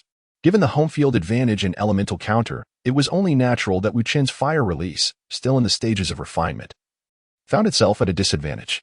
The collision of water and fire produced a vast quantity of steam, which continued to rise as the two engaged in a battle of ninjutsu. Witnessing this spectacle, Wu Chen did not hesitate. He promptly abandoned the confrontation of ninjutsu. Utilizing the substitution technique, he evaded the confines of the water dragon bullet's lock, then hurled a trio of kunai, preparing for a hand-to-hand combat with Jin Bing. Observing this, Jin Bing also refrained from foolishly maintaining the water dragon bullet, severing its chakra supply and warily watching the thick white mist. At this moment, Jin Bing had elevated his awareness and caution towards Wu Chen to the highest level. Although this youth could not compare to Minato Namikaze, he was equally formidable. Possessing the ability to wield space ninjutsu, he also exhibited prowess in fire techniques and physical combat. Fortunately, he did not know the Rasengan. Otherwise, Jin Bing mused, the fight would have been exceedingly challenging. Suddenly, he heard the sound of a blade slicing through the air and instinctively tilted his head to evade.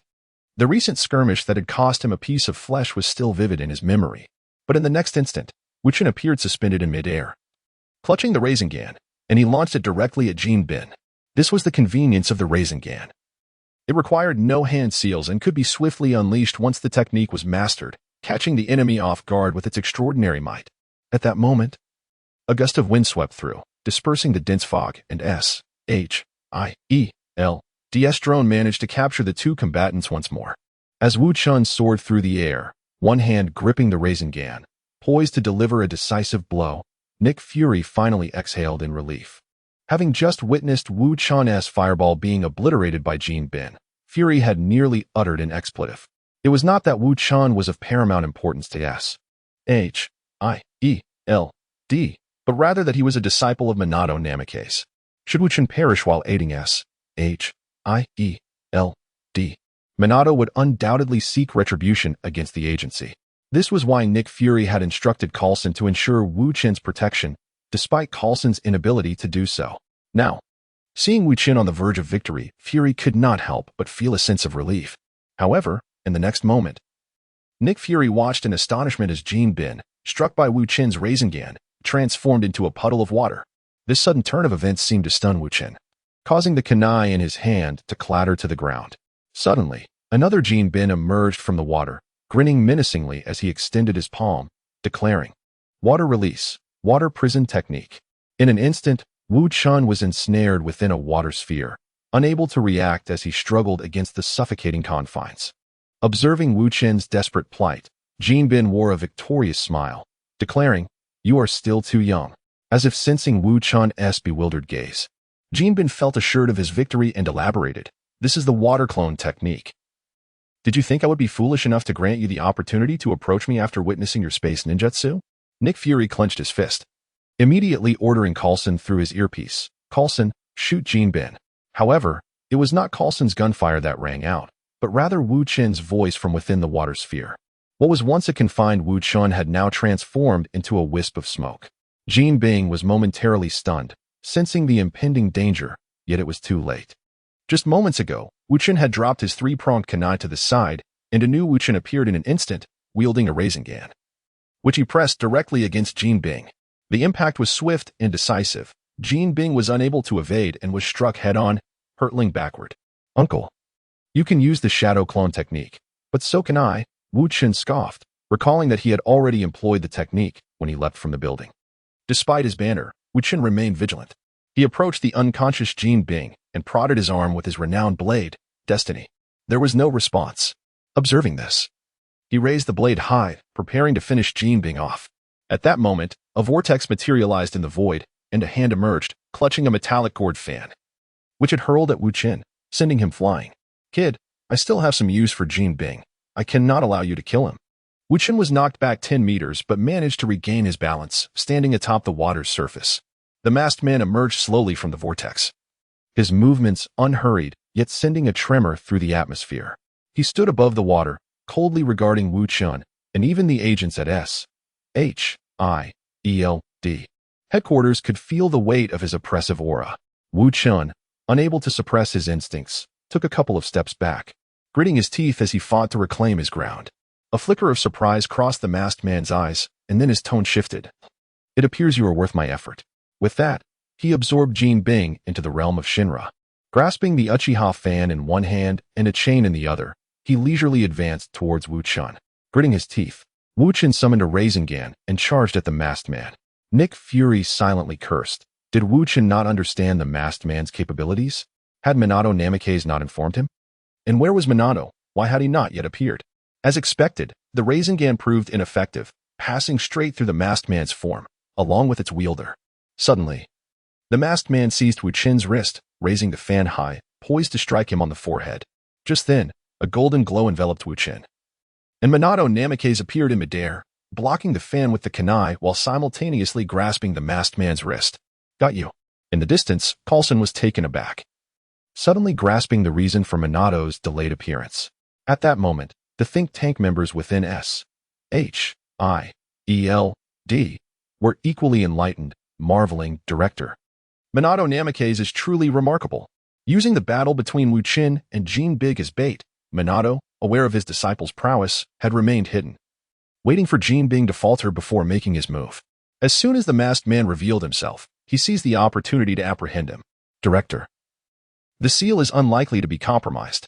Nick Fury felt a surge of relief, although he had already convinced the mayor to clear Times Square. It was preferable to avoid conflict altogether. After all, public facilities are all constructed with money. But can Wu Chen achieve his desires? Captured by masked man, he remains unfazed. He gestures towards Wu Chen and says to Bo Feng Shuimin, "Look at what your disciple has on his back." Upon hearing this, Bo Feng Shuimin turns to see a detonating talisman affixed to Wu Chen. Seizing the opportunity, masked man swiftly forms seals to ignite the talisman. Whoosh! The talisman burns rapidly. And as an explosion looms, Bo Feng Shuimin has no choice but to release masked man and remove the talisman from Wu Chen's back, tossing it away. Boom! The talisman detonates, while masked man enters a phasing state. How despicable! Resorting to such tactics, the think tank of S.H.I.E.L.D. berated. Alas, this is why villains often outshine superheroes. They are utterly unrestrained. However, did you notice that talisman? A mere piece of paper can explode like a grenade.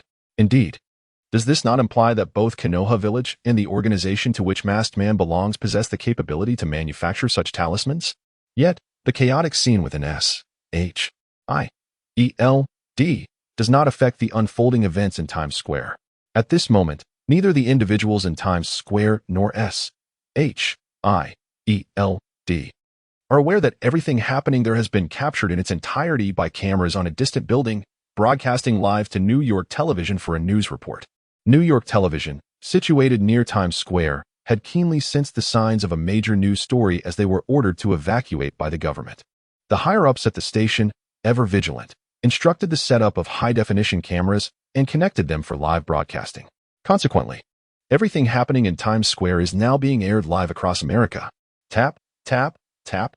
Masked Man strides towards the center of Times Square, his form passing directly through Wu Chen and Bo Feng Shuimin. They exchange a glance and shake their heads, realizing they cannot reach Masked Man. Whoosh! Wu Chen activates the Flying Thunder God technique, transporting himself and Bo Feng Shuimin to Coulson's side, and then employs the technique once more. Coulson, finding himself before Stark Tower, immediately expresses confusion. "Mr. Wu, Mr. Bo Feng, Shouldn't we stop Masked Man? In response to Coulson's inquiry, Bofeng Shuimin shakes his head, explaining that it is not a matter of whether to stop him, but rather that they are unable to do so. The moment they had him was the best chance. Yet he cleverly escaped. Wu Chen, upon hearing this, immediately apologizes. Master Shuimin, I am sorry. I have hindered you. Bofeng Shuimin shakes his head, saying, It is not your fault. Your ability to defeat Jin is already commendable. I should have considered more thoroughly. Coulson interjects into their conversation, asking, What shall we do now? Before Bofeng Shuimin could respond, a towering red beam of light erupts from Times Square. This covert maneuver by New York television has led to a surge in viewership for their news broadcast, instantly overshadowing other programs airing at the same time. As they evacuated, they left a message for the television news studio. We have been instructed to leave, not just us, but everyone in Times Square. We are uncertain about what will transpire next, but in the interest of the public's right to know, and as representatives of societal responsibility, we have decided to set up cameras to document everything that occurs in Times Square. Note, we do not know when the cameras will be turned off, nor if they will capture anything significant. We simply wish to fulfill our duties as journalists. Behold, such noble words directly captivated countless viewers eager to learn what was unfolding in Times Square. In truth, who is unaware of the ugly facade of journalists? In pursuit of a story, they often engage in actions that would embarrass ordinary individuals. This gamble by the New York television station, however, proved fortuitous for them.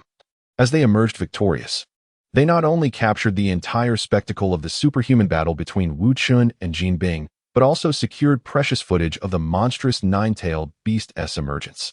The Masked Man advanced steadily toward the center of Times Square, where a public bench had just been obliterated by Jin Bing's waterfall technique. The Masked Man raised his arms high and forcefully pressed down onto the ground. Instantly, a luminous circular array composed of incantations appeared at the center of his hands. This array was vast, enveloping hundreds of square meters of Times Square. It was merely a frivolous creation by Wu Chen, intended to highlight the might of the Nine Tails. The true power lay beneath the Masked Man's palm, where a nine-tailed card resided. Chakra surged around the Masked Man as he shouted, Sealing technique, release. With a resounding crack, the immense luminous array shattered like fragile glass, disintegrating into particles of light that floated into the air before vanishing completely. Witnessing this, the members of S.H.I.E.L.D. fell into a somber silence. With Nick Fury speculating, it appears the last escape of the Nine Tails was no mere coincidence. That clandestine organization may possess the means to unravel the Sage of Six Paths seal. Director, your insight is astute. I concur. Director, you're remarkable. I want to express my admiration. Speaking of which, what do you envision the Nine Tails to be like? As they observed the imminent escape of the Nine Tails, some in the think tank were still engaged in light-hearted conversation. This is perhaps what one refers to as not caring when it does not concern oneself. Though they feigned urgency and concern, they were, in reality, anticipating a spectacle. However, their confusion was soon to be resolved. With the seal's dissolution, Times Square erupted in towering pillars of crimson light. Hundreds of meters were engulfed in this red radiance. Then, a thunderous roar echoed through the skies. Roar. Upon hearing this beastly cry, Minato Namake's expression tightened. He glanced at Wu Chen, who nodded in affirmation, and then turned to Coulson, saying, Coulson, immediately contact S.H.I.E.L.D. and arrange for pedestrians to steer clear of that area.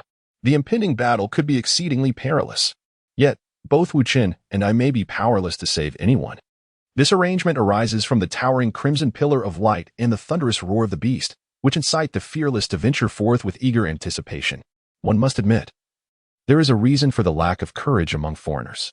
Upon witnessing this scene, Coulson immediately nodded and cautioned, Mr. Wave Wind, Mr. Wu, please exercise utmost caution. As for Wave Wind Minato, he is undoubtedly a good man. Although his acquaintance with Wu Chen has been brief, Coulson possesses an uncanny ability to discern character, and he is certain that Wu Chen is no villain. Such a person merits Coulson's genuine concern. Watching Coulson depart, a smile crept upon Wu Chen's lips. Soon, they would subdue the Nine Tails and vanquish the Masked Man. Wave Wind Minato nodded in agreement. Indeed. Let us proceed. With a swift flash, Wu Chen and Wave Wind Minato vanished from sight. Meanwhile, while Wu Chen and Wave Wind Minato were orchestrating Coulson's tasks, the Nine Tails manifested in reality. Beneath the crimson light, the massive head of the Nine Tails emerged first, its fiery fur and fierce gaze unmistakably indicative of its ferocity. Following closely were its colossal claws and enormous frame, culminating in the appearance of the 100-meter-long tailed beast, the Nine-Tails Fox, in New York's Times Square. This formidable creature towered over most buildings, and its mere presence instilled a sense of dread in all who beheld it. The thrill-seekers who initially approached were left frozen in place upon sighting the beast. Moments later, they quickly turned to flee, terrified and panicked. Subsequently, more thrill-seekers arrived, reacting in a manner identical to the first. However, due to their numbers, their escape produced an overwhelming cacophony, capturing the attention of the freshly manifested Nine-Tails. Despite its capability for speech and thought, the Nine-Tails harbored no desire to communicate with these insignificant creatures. Initially, it sought to engage with humanity in good faith, but was met with fear and covetousness for its power, leading to harm inflicted upon it. From that point onward, the Nine-Tails' goodwill towards humans gradually dissipated. Furthermore, within the ninja world, it was forcibly controlled by a man from the Uchiha clan, enduring a period of humiliation. Now, even in this new realm, the Nine-Tails' hatred for humanity remains intact. It could even proclaim vehemently, "I despise humans. How dare these insignificant insects disturb me?" Observing the fleeing pedestrians in the distance, the Nine-Tails narrowed its eyes and began to gather its tailed beast ball. Its jaws parted slightly, as countless black and red chakras surged from its surroundings, gradually converging within its mouth. Ultimately, a chakra sphere, several meters in diameter, materialized before it. Then, the Nine-Tails suddenly lowered its head and unleashed the massive chakra sphere. The sphere traveled at lightning speed, swiftly reaching the group of people. Should it strike true, not only would these individuals be obliterated, but the surrounding buildings would also be vaporized. At that moment, a trident kunai shot through the air, followed by a flash of golden light as Minato Namikaze appeared before the chakra sphere. Gripping the trident kunai tightly, he shouted, "Flying Thunder God technique." In an instant, a colossal array erupted from the kunai, enveloping the entire tailed beast sphere. Subsequently, the sphere was compressed and collapsed, ultimately being entirely absorbed into the trident kunai. The next second, in the desolate outskirts of New York City, a tailed beast sphere, several meters in diameter, emerged and then detonated with a thunderous roar. The immense shockwave captivated everyone's attention, resembling the explosion of an extraordinarily powerful C4 bomb, with a blast radius extending hundreds of meters, plunging S.H.I.E.L.D. and others monitoring the battle into an utter silence. "Evacuate everyone from Times Square immediately," Nick Fury commanded through his earpiece. Meanwhile, Wu Chen was also quite preoccupied. He was furiously pulling individuals back from the brink of their own recklessness. To be frank, he had no desire to save those foreigners who sought thrill at the expense of their lives. However, adhering to the principle that they were still human beings and lives at stake, and considering that he and Minato were positioned as superheroes, Wu Chen took action. Nevertheless, his methods were rather brusque. He would seize a person and swiftly relocate them using the Flying Thunder God technique, regardless of their discomfort, simply tossing them aside once done. Moreover, Wu Chen took note of their appearances, deciding that he would only rescue them this once. Should they dare to endanger themselves again, he would choose to stand idly by, or perhaps even give them a nudge towards danger. While Wu Chen was occupied, Minato and the masked man were not idle either. After the Nine-Tails unleashed the tailed beast sphere, the masked man leaped onto its head. After locking eyes with the Nine-Tails, the kaleidoscope in his gaze spun, plunging the recently liberated consciousness of the Nine-Tails into a state of subjugation. The Nine-Tails' eyes transformed from crimson slits into the Sharingan, instantly rendering it tranquil, as if it were always meant to be a steed for the masked man, calmly allowing him to tread upon its head. Now, it was time for the world to witness the power of the tailed beasts. As the masked man's words fell, the previously serene Nine-Tails sprang into action. It charged toward the towering buildings, effortlessly demolishing them with a mere flick of its tail, and once more began to gather tailed beast spheres. This time, instead of a single large sphere, it produced several smaller ones. The large sphere could be intercepted and transported away by Minato, but the numerous smaller spheres were beyond his capacity to thwart. Wu Chen still felt that a grand upheaval in New York was necessary. This was not merely an outlet for his fury, but also to execute his plans. If the world remained unaware of the tailed beast's might, how could they come to appreciate the significance of the Hidden Leaf Village and the Akatsuki? If they did not regard the Hidden Leaf Village and the Akatsuki with due seriousness, then even if Wu Chen orchestrated a grand event, the progress in his role would not see substantial growth. Conversely, should they place great emphasis on this matter, The progress of Wu Chen's character would significantly accelerate during the unfolding events. At this very moment, whether it is the progress of the character of Minato Namikaze or that of Obito Uchiha, both are advancing at a visibly rapid pace. Wu Chen surmises that by the time he concludes the Nine Tails chaos, the progress of both characters will ascend to a new realm. With a swift motion, several tailed beast balls, each the size of a human head, scattered like petals from a celestial maiden, radiating outward from the Nine Tails. The ground trembled as if bombarded by aircraft laden with massive explosives. The buildings surrounding Times Square were obliterated in an instant, reduced to mere ruins. Manipulating the Nine Tails, the masked man wreaked havoc upon everything in the vicinity of Times Square. At that moment, a drone operated by S.H.I.E.L.D. gradually approached the masked man, transmitting the voice of Nick Fury. "Masked man, what do you intend to accomplish?" The masked man paused briefly, then resumed his control over the Nine Tails, launching miniature tailed beast balls. He regarded the drone coldly, scoffing at the notion of conversing with a mere mechanical device. Fire release, great fireball technique. Boom. A torrent of flames erupted in the air, hurtling toward the S.H.I.E.L.D. drone. Suddenly, a tri-pronged kunai shot through the air, and Minato Namikaze materialized, seizing the drone and pulling it aside, narrowly avoiding destruction. "Is this thing alive?" Minato Namikaze mused curiously, prodding the drone. "Ah, thank you very much, Mr. Namikaze." Nick Fury deflected the conversation with gratitude, refraining from revealing that the drone he had just saved was of little value. At the same time, he requested Minato's assistance in communicating with the masked man. "That's not a request for help.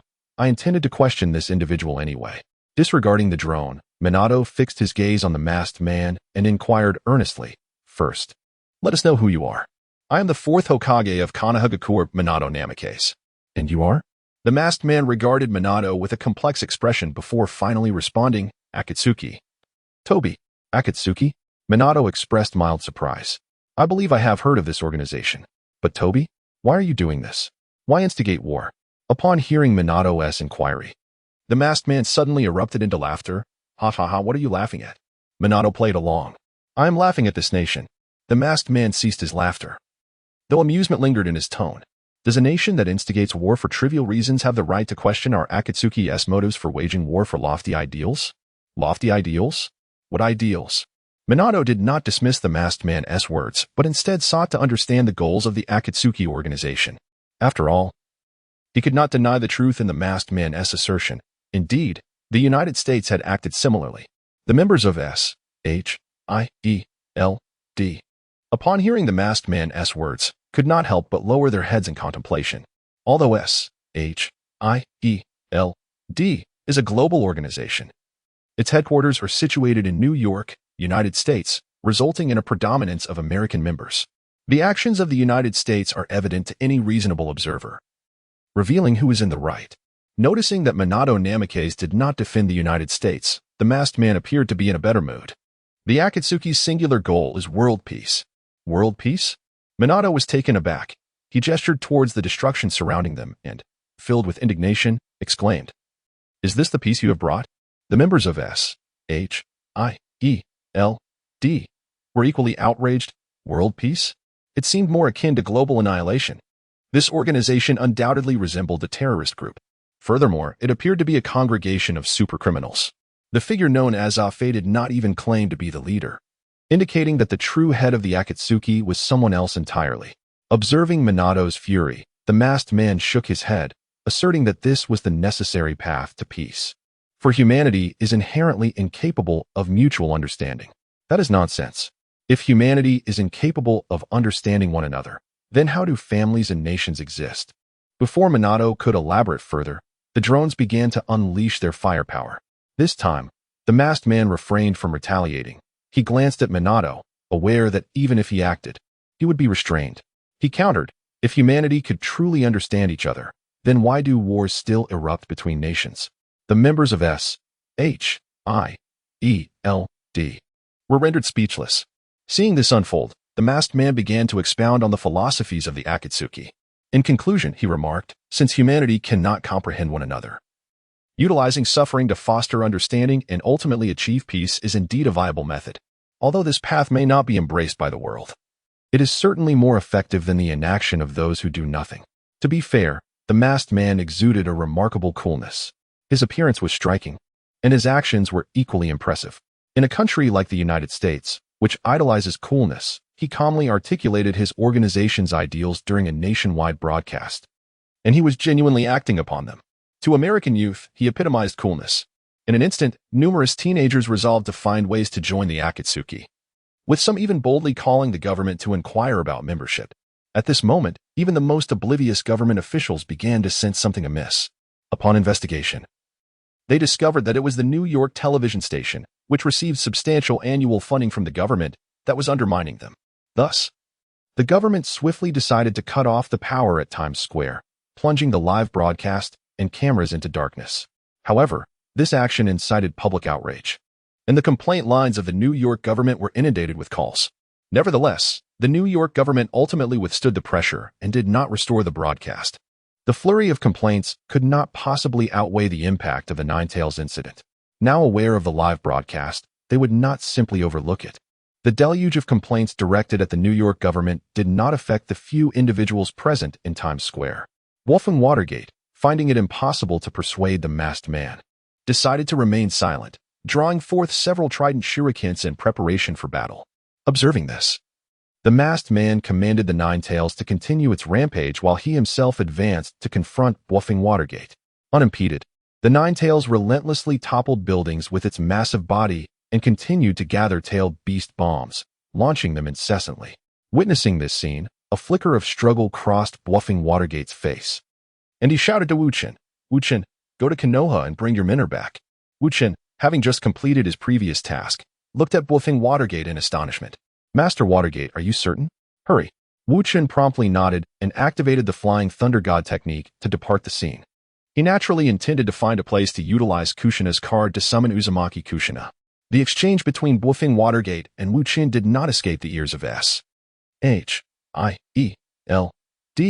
Leaving Nick Fury and others somewhat astonished. They had not anticipated that Wolfgang Watergate, at such a young age, had ventured into the depths of love, a truly unexpected revelation. However, was Wolfgang Watergate's wife truly formidable? Could she possibly contend with the Ninetales? While other S.H.I.E.L.D. members were filled with astonishment tinged with confusion, Black Widow Natasha Romanoff felt a mix of surprise and disappointment. It was her first genuine affection for someone. Yet he was already married. The thought of pursuing a married man was unfathomable to her. Thus, she resolved, "No, I refuse to believe it. At the very least, I must see this mentor before conceding defeat."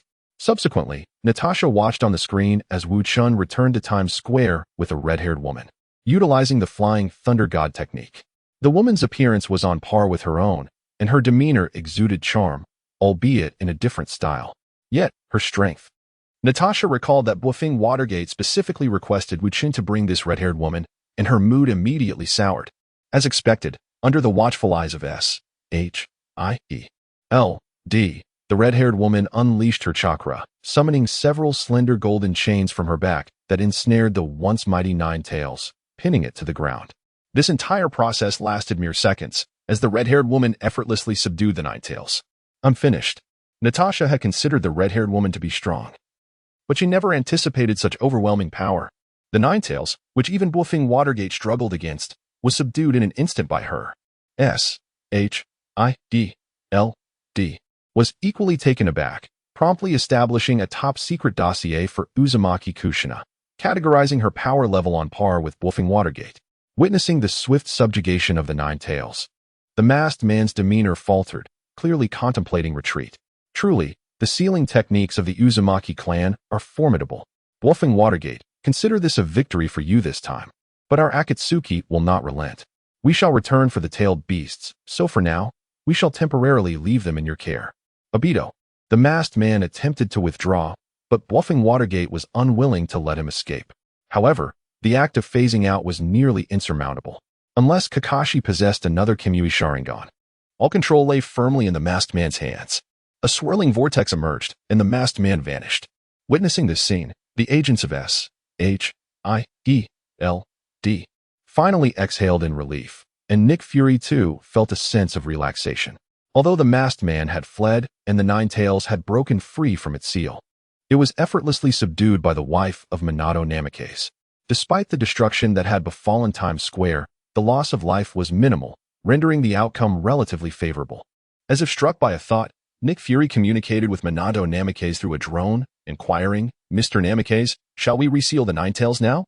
Would you like S.H.I.E.L.D's assistance?" Upon returning to the ground and glancing at Wu Chen, Minato replied, "Assistance is unnecessary. Simply ensure that no one else interferes. As for the Nine Tails, it must indeed be resealed, but I intend to employ a different sealing method." "A different sealing method?" Nick Fury questioned, intrigued. "Are we not sealing it in Times Square?" Minato shook his head. "Such a sealing method carries excessive risk. The masked man possesses the means to lift the seal, allowing him to release the Nine Tails at will. Therefore, I plan to seal the Nine Tails within a human body." "Seal it within a human body?" Nick Fury was taken aback. How can such a large entity be sealed? Is it truly feasible for a human to accomplish this? "Certainly," Minato asserted with conviction, leaving no room for negotiation. "My wife, Kushina Izumaki, is a master of sealing techniques, arguably the strongest in the world. With her assistance, creating a Jinchuriki for the Nine Tails will not pose any difficulty." A Jinchuriki. Nick Fury seized upon this pivotal idea. A Jinchuriki is a human host that contains a tailed beast within. They typically utilize the beast's chakra as a unique means of attack. In the world of Naruto, each major ninja village possesses its own Jinchuriki. However, most Jinchuriki face the peril of losing their consciousness to the tailed beast, risking total transformation into the beast itself. To draw a comparison, a Jinchuriki resembles an unstable, mobile nuclear bomb, one that has the potential to detonate repeatedly. Viewed solely from this angle, Jinchuriki appear to embody danger without any apparent advantages. Yet, when a Jinchuriki and their tailed beast reach mutual understanding and acceptance, the Jinchuriki can master the beast's chakra, becoming what is known as a perfect Jinchuriki. A perfect Jinchuriki is devoid of the typical risks associated with ordinary Jinchuriki. They forge a deep friendship with their tailed beast, which in turn will control its power and willingly lend it to the Jinchuriki. Moreover, a perfect Jinchuriki is immune to most Genjutsu control techniques, as it is impossible to ensnare both the Jinchuriki and the tailed beast simultaneously. Thus, as long as one remains conscious, they can disrupt the Genjutsu and awaken the other. In essence, it is a union of two souls working in harmony. Furthermore, a perfect Jinchuriki can fully transform into their tailed beast, akin to bringing the beast back into the world, yet maintaining their own consciousness intact, unaffected by the beast's influence. This is a being capable of communication with its own thoughts, a nuclear bomb with a mind of its own. The intelligence was not concealed by Wu Chen, who instructed Minato Namikaze to relay all information to S.H.I.E.L.D. His next course of action was to split the Nine Tails into two halves, sealing one portion within Minato's body and the other within his own. Such an endeavor could not remain a secret. Any attempt to obscure it would only sow seeds of distrust within S.H.I.E.L.D. Although the agency was not particularly useful, Nick Fury still held some significance. Wu Chen wished to preserve this fragile relationship unless absolutely necessary. However, S.H.I.E.L.D. was somewhat perplexed by this approach. "Are you certain this is feasible?" Minato nodded in affirmation. Nick Fury then inquired, "If it is possible to seal a tailed beast within a person's body, why was this not done previously? Had it been done before, we would now have several formidable combatants. The Masked Man and the Akatsuki organization would find it far more challenging to break the seals." Minato glanced at the drone with a hint of disdain in his eyes. "If even you are concerned about the safety of the Jinchuriki, what would ordinary people who are aware of them think?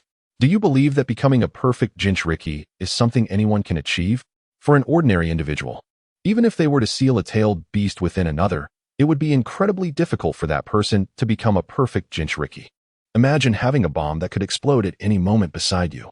How would you feel?" Nick Fury paused, suddenly grasping the potential situations such a Jinchuriki could face.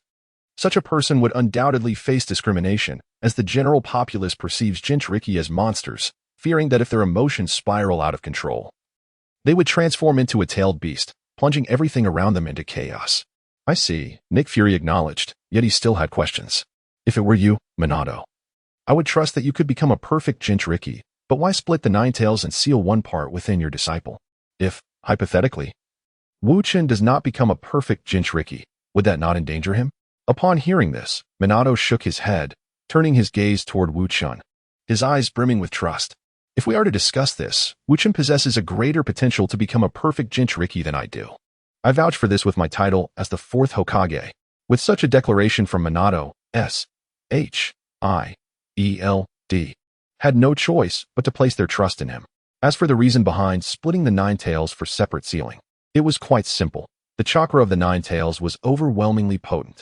If not divided, one individual would find it exceedingly difficult to bear. What? The Nine Tails is too powerful? The S.H.I.E.L.D. drone shifted its focus to Kushina Uzumaki, who was firmly bound by the adamantine chains, unable to move. Her ferocity unable to be unleashed in such a constrained state. Surprisingly, this version of the Nine Tails appeared somewhat endearing. Witnessing this scene, S.H.I.E.L.D. found Minato's assertions lacking in credibility. If the Nine Tails were truly formidable, would it be so easily subdued by your wife? There remains one final question. Nick Fury spoke again, questioning how one could divide the formidable Nine Tails into two. Was it to be cleaved asunder with a blade? The 4th Hokage, Minato Namikaze, found himself at a loss for words, declaring that this was the final inquiry, with no further questions permitted. All right, he conceded. The tailed beasts are not entirely corporeal entities. Rather, they are manifestations born of chakra. They possess both physical form and the essence of chakra energy. With sufficient mastery of sealing techniques, it is entirely feasible to bifurcate them. As Minato spoke, Kushina Uzumaki enacted a sealing technique. In the next moment, two immense Nine Tails were bound upon the ground. One was a slightly darker variant, embodying the yin attribute, while the other, a tad brighter, represented the yang attribute. Both new Nine Tails were somewhat smaller than the original, yet they remained colossal beasts. In the narrative of Naruto, the Nine Tails residing within the protagonist, Naruto Uzumaki, is of the yang attribute, which accounts for its somewhat tempestuous and proud demeanor, evident from the trials Naruto endured throughout his growth. In contrast, the Nine Tails within Minato, his father, is of the yin attribute, exhibiting a gentler temperament. This was apparent when the young Nine Tails was extracted, and the yin counterpart seamlessly integrated with Naruto, aiding him in overcoming the formidable Sasuke, thereby showcasing their harmonious synergy. Observing that everything lay within Minato's control, S.H.I.E.L.D. ceased its inquiries, observing quietly while preventing onlookers from intruding. Meanwhile, Nick Fury cast a glance at Wu Chen, his resolve to recruit him into the Avengers strengthening. Should Wu Chen join the ranks and become a perfect Jinchuriki, he could potentially emerge as a principal force within the Avengers, a power surpassing even Captain America. At this juncture, Captain America had already been retrieved from the ice by S.H.I.E.L.D., and it was only a matter of time before this legendary figure re-emerged in the eyes of the world. With S.H.I.E.L.D. no longer interjecting, Minato and Wu Chen commenced preparations for the sealing process. The decision to divide the Nine Tails and seal them within Wu Chen and Minato was a result of Wu Chen's careful deliberation. The previous incident involving Obito had demonstrated that embodying a character's legacy could enhance one's progress. Given that Wu Chen possessed the Nine Tails, and his first character to embody was Minato, he conceived the idea of sealing the Nine Tails within Minato. This approach might not only elevate Minato's power, but also advance Wu Chen's own progression, since the aim was to restore the character. It was only fitting that half of the Nine Tails, specifically the yin variant, be utilized. Consequently, the remaining half, the young Nine Tails, was reserved for Wu Chen's own empowerment. Now endowed with Minato's chakra and spatial ninjutsu aptitude, he effectively possessed Minato's physical essence. If Minato could achieve the status of a perfect Jinchuriki, then surely, so could he. Moreover, even if one cannot gain the understanding and trust of the tempestuous and proud yang attribute Nine Tails, there exists the wish card, does it not? Merely by wishing for an item that enhances affection, with the target set as the yang attribute Nine Tails, mutual understanding could easily be achieved, could it not? With this thought in mind, he resolved to procure for himself a portion of the Nine Tails. Since the Nine Tails chakra mode could not be exchanged from Minato Namikaze, he figured he could bestow it upon himself. Surely that would suffice. Thus, events led to this very moment. Locking eyes with Minato Namikaze, Wu Chen unzipped his jacket, lifting his shirt beneath. The seal must be directly inscribed upon the flesh, unobstructed by clothing. While clothing would not pose an insurmountable barrier, the process of sealing would inevitably tear through it, rendering it damaged. Wu Chen rather fancied this particular garment. Minato Namikaze, too, revealed his abdomen, due to their chakra training. Both Wu Chen and Minato possessed well-defined abs, each boasting an impressive eight-pack, exuding a striking physique. Natasha, observing from S.H.I.E.L.D, could not resist licking her lips. Although aware that her chances were slim, she found it impossible to suppress her thoughts and impulses at that moment. Desire for food, beauty, and pleasure. This phrase originates from the Mencius, specifically from a debate between Gauzy and Mencius, wherein Gauzy posits that indulging in food and pursuing splendid and beautiful things are inherent to human nature, despite being an exceptional agent. Natasha too harbored a natural inclination towards her aspirations for beauty, making her reaction entirely understandable. However, while her response was normal, being overtly expressive felt inappropriate. Nick Fury contemplated advising Natasha to refrain from intruding upon Minato Namake's life, but upon reflection, he deemed her to be not one to act impulsively, and thus chose to refrain. Kushina Uzumaki was utterly unaware that someone was coveting her husband. At that moment, she was performing the four-symbol seal, the most suitable technique for sealing tailed beasts. In Naruto, the sealing of the 9 tails within Naruto is accomplished through this very technique. By employing the four-symbol seal, she first sealed the Yin attribute of the Hokage within Minato, and subsequently sealed the Yang attribute 9 tails within Wu Chen. Truly, Kushina was a master of sealing techniques, executing a double strike with a resounding roar. Both 9 tails had but a moment to howl before being encapsulated together through the combined forces of the adamantine sealing and the four-symbol seal. Upon concluding the sealing, Kushina finally felt a hint of fatigue. Observing this, Wu Chen and the others promptly took their leave. Wait, Nick Fury quickly interjected, is that it? Indeed, it is resolved.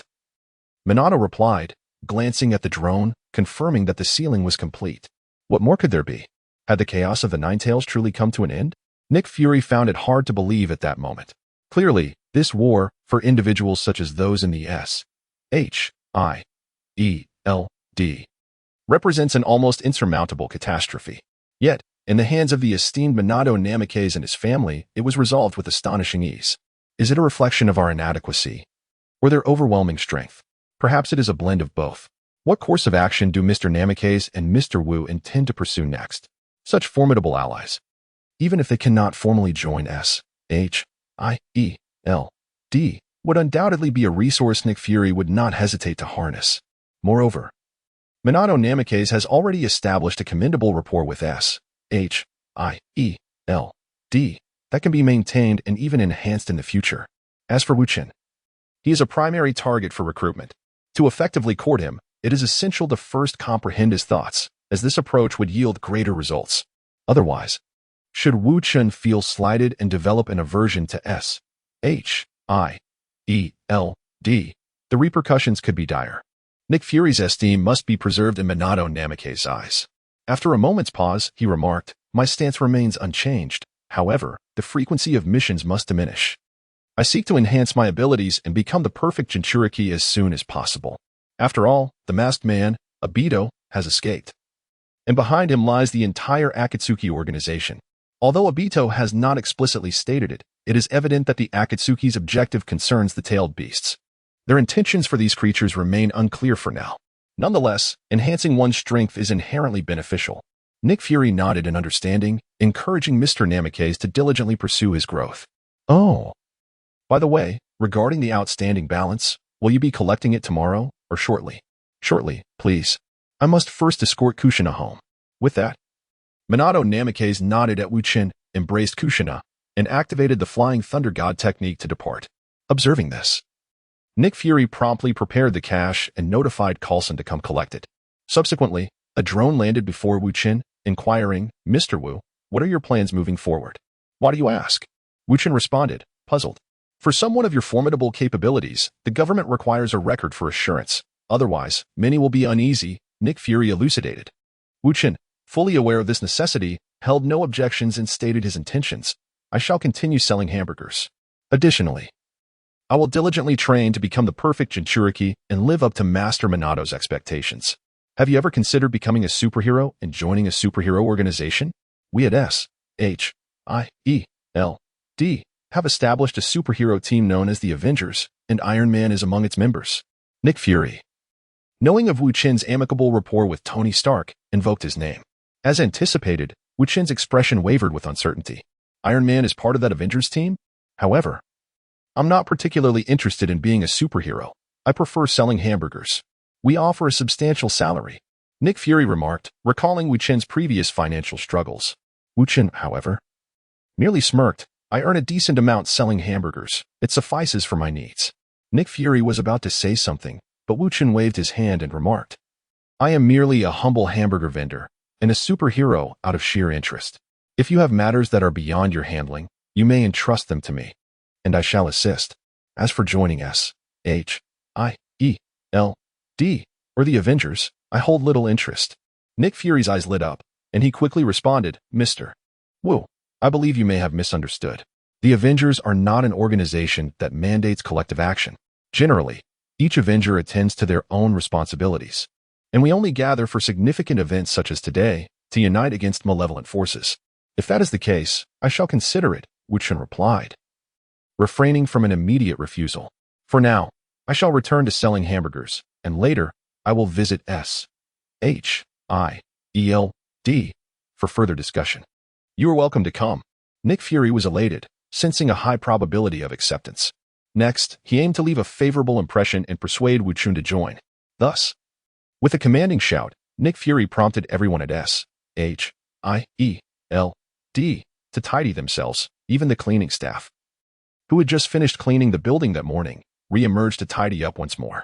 Alexander Pierce, the former director of S.H.I.E.L.D., approached Nick Fury after grasping the entirety of the situation and inquired, Fury, is this truly necessary? As a Hydra undercover agent, Alexander secretly hoped Wu Chen would dismiss S.H.I.E.L.D., making it easier for Hydra to recruit him. Nick Fury, however, nodded earnestly and replied, Alexander, you still do not grasp the significance of chakra and ninjutsu. They represent forces capable of reshaping the world. Promising to discuss further, Wu Chen left a flying thunder god seal on the drone and departed from Times Square. Returning to his hamburger stand, Wu Chen resumed selling hamburgers, observing the stand reopening. The spectators, being relatively distant from Times Square, remained largely unaffected, although their enthusiasm while purchasing hamburgers was palpable. Boss, how can you spit fire and move so quickly? Is that a superpower? Boss, you are so cool. I want to have your children. What happened to that nine-tailed fox in the end? Did that masked villain get defeated? Boss, my crab burger has tea been prepared yet? Wu Chen, exasperated, bellowed, everyone, be quiet while I sell hamburgers. Speak a word, and you shall lose your purchasing privilege.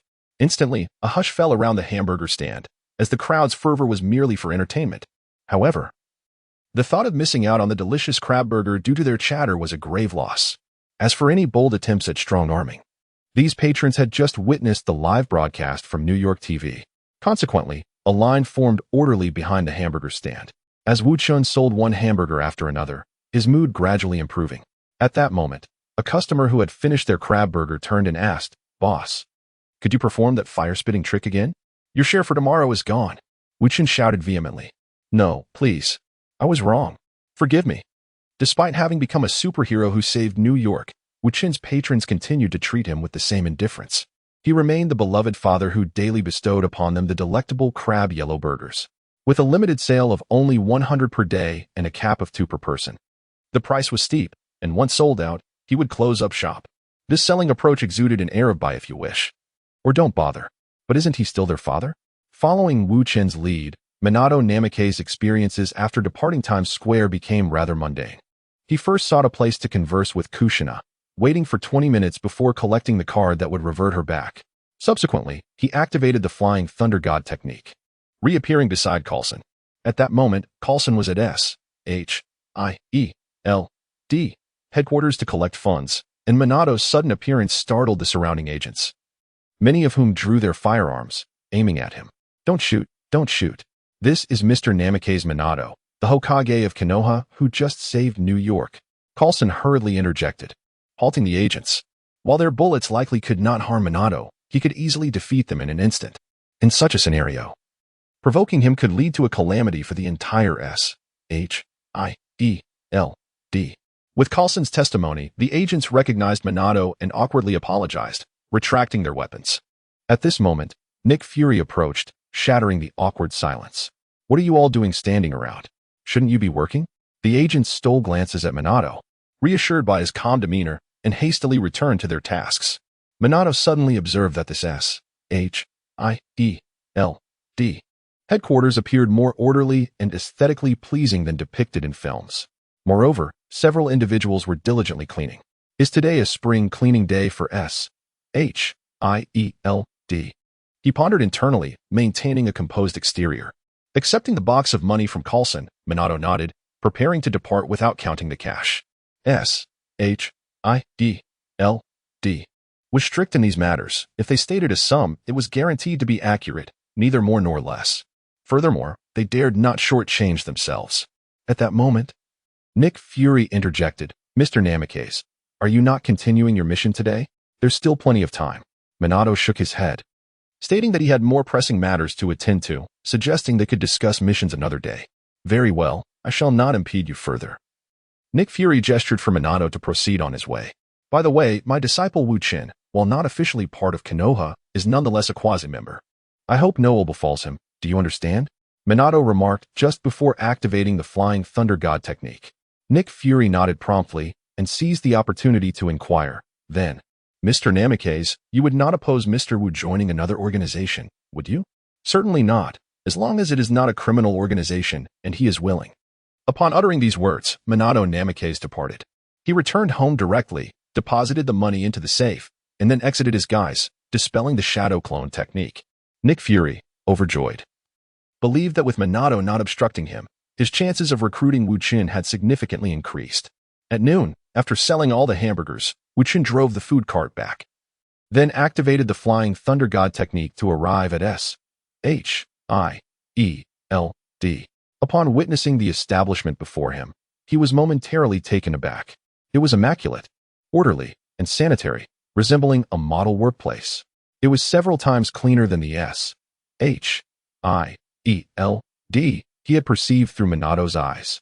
What had transpired at S.H.I.E.L.D.? Wu Chen pondered this briefly until he saw Nick Fury approaching him with a forced smile, which provided him with some clarity. "Mr. Wu, have you finished your work?"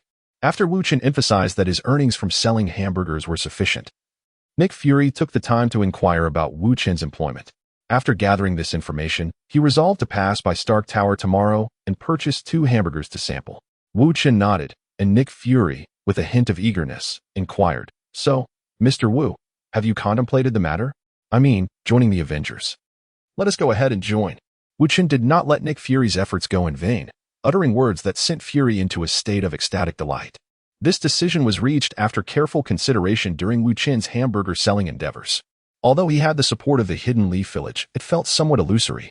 To put it simply, in everyday life, the name of the Leaf Village held less weight than that of S.H.I.E.L.D. After all, S.H.I.E.L.D.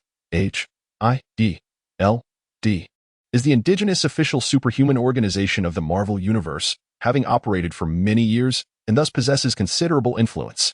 In truth, Hydra wielded even greater power, having existed longer than S.H.I.E.L.D.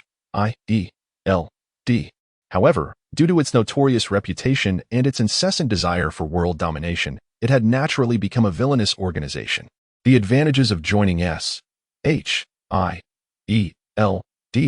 extend beyond mere reputation. Wu Chen could leverage this opportunity to foster closer relations with various superheroes, allowing him to introduce them to his persona and subsequently gain experience in his role. Of course, joining S.H.I.E.L.D. also comes with drawbacks. It is highly probable that Wu Chen would become embroiled in the agency's future complications. However, he did not perceive this as a negative outcome. After all, since he had ventured into the Marvel Universe, it would be a missed opportunity not to engage in some of those legendary events. Therefore, in his view, as long as the benefits outweigh the drawbacks, there was no reason to refrain from joining S.H.I.E.L.D. Nevertheless, he felt it necessary to issue a caveat. "Just to be clear, I want to be visiting you regularly. I need to work and train." Nick Fury naturally acquiesced, as he had come to understand that chakra and ninjutsu were not superpowers per se, but rather formidable abilities attainable through rigorous training. Thus, he still harbored a glimmer of hope. "Mr. Wu, could you possibly share with us at S.H.I.E.L.D. the methods of chakra cultivation?" We would be willing to compensate you. Wu Chen shook his head in resignation. You must speak with Master Minato about that. I am not authorized to make such decisions. Nick Fury, slightly disappointed, nonetheless nodded in acknowledgement. Oh, by the way, I heard from Tony that he is a consultant for S.H.I.E.L.D.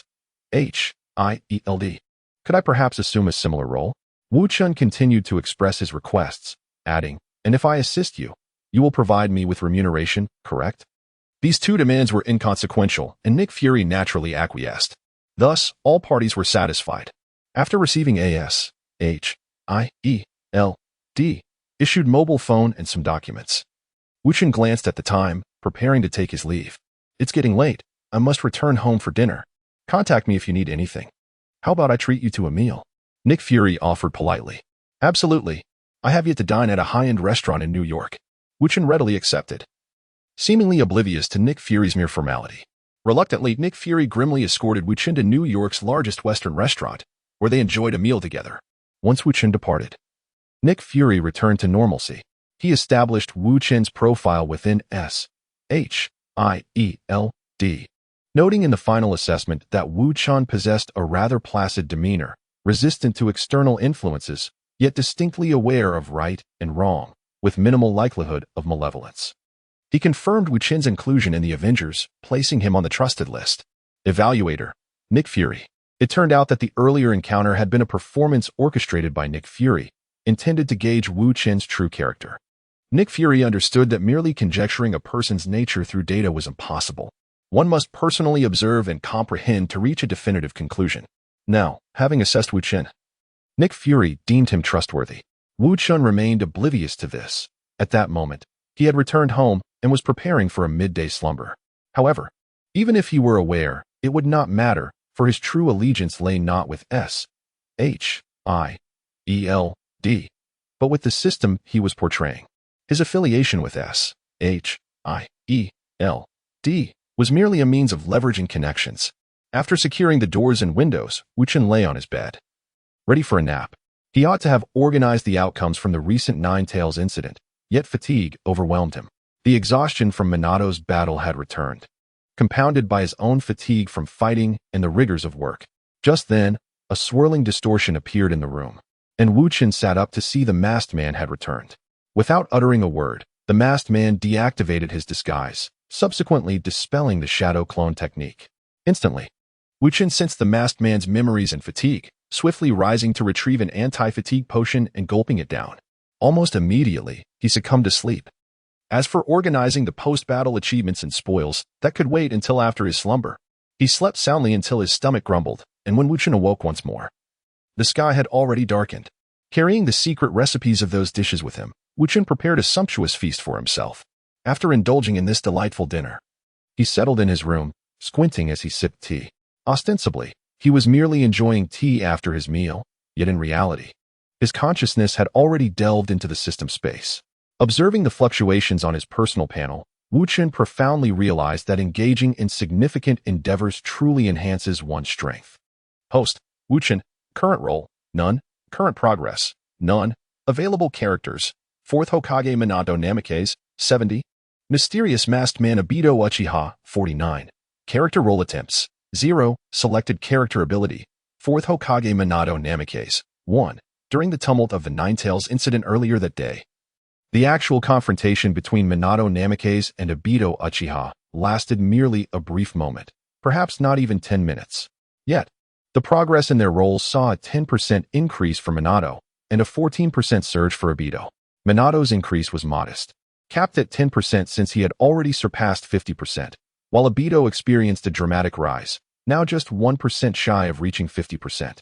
Upon this realization, Wu Chen, without a moment's hesitation, employed the shadow clone technique, instructing his clone to embody Obito Uchiha, while simultaneously using a summoning card to call forth Rin Noera. He directed the two of them to another room to converse hand in hand, while he remained in his own quarters, meticulously cataloging his achievements. Obito, unlike Minato, could not accept tasks to boost his role progress, as there were no assignments available to him. Thus, the only way to enhance that elusive 1% of his progress was for him to engage in a romantic relationship with Rin. Achieving 50% role progress for Obito was crucial, and Wu Chen deemed it worthwhile to make a slight exception in this regard. Once Obito's progress reached 50%, Wu Chen would earn an opportunity to draw for a new character role, which would be immensely beneficial. Earlier that morning, the masked man had issued a stern warning upon his departure, suggesting that if the Akatsuki did not act promptly, the prestige they had just begun to establish might dissipate. While this prestige may seem inconsequential to others, it was vital for the Akatsuki, as only with sufficient prestige could they execute their plans seamlessly. Consequently, the Akatsuki must mobilize to continue fulfilling Wu Chen's strategy. However, this presented a challenge, as their manpower was insufficient. Aside from Minato, Wu Chen could be considered an auxiliary member of Konoha, and his demonstrated prowess today had proven invaluable. Although he may not rival the top-tier strength of the Masked Man or Minato, his capabilities were nonetheless formidable, comparable to that of a competent Nin or even a Nin. As for the Akatsuki, beyond the Masked Man, they had only the mediocre presence of Jinbing. Clearly, it would be untenable for the Akatsuki's strength to rely solely on the Masked Man. Thus, the opportunity to draw for a character role became paramount, and it was essential that the new character be a member of the Akatsuki. With this thought in mind, Wu Chen's shadow clone, after reviving Jinbing, once again bestowed upon him the chance to grow stronger. As long as Jinbing possesses sufficient strength, the available manpower for the Akatsuki organization can increase by 1. After all, Jinbing cannot betray, and empowering him serves only to benefit our own. Moreover, this moment presents an opportune time for profit. Wu Chen delved into his memories and recalled the circumstances of that time. Jinbing was entirely wrapped in bandages, and with the assistance of medical personnel, he rose and knelt partially before the masked man, saying, "My lord, I have disappointed you. I am no match for that individual." The masked man glanced at Jinbing and shook his head. "No, he has already mastered the Flying Thunder God technique. It is only natural that you are not his opponent." Upon hearing the masked man's comforting words, Jinbing did not relax. Instead, he felt an even deeper sense of regret. He despised his own lack of strength and lamented that he had yet to rise above the level of a mere minion. Thus, he looked up at the masked man and declared, "My lord, I wish to grow stronger." The corners of the masked man's mouth curled slightly beneath his mask. "Very well, I shall grant you the opportunity. However, gaining strength requires investment." Without hesitation, Jinbing led the masked man to his private treasury. After a thorough accounting and exchanging his wealth for gold, Jinbing found himself with a total of $22 million. Without a shred of doubt, he transferred the entire sum to the masked man. This act was both a demonstration of loyalty and a testament to Jinbing's determination to become stronger. Consequently, Wu Chen transcribed all of the jutsu scrolls belonging to the sword-wielding Kisame. He also employed the weapon forging repair function from the marketplace to craft one of the 7 ninja swords, the Samahata, and utilized a wish card to exchange for a water attribute talent enhancement seed. The Samahata is an incredibly powerful weapon, naturally enhancing combat prowess, while the water attribute talent enhancement seed resembles a droplet of gelatinous water. Upon consumption, it significantly augments one's water affinity, making it ideal for Jinbing, whose chakra is solely of the water element.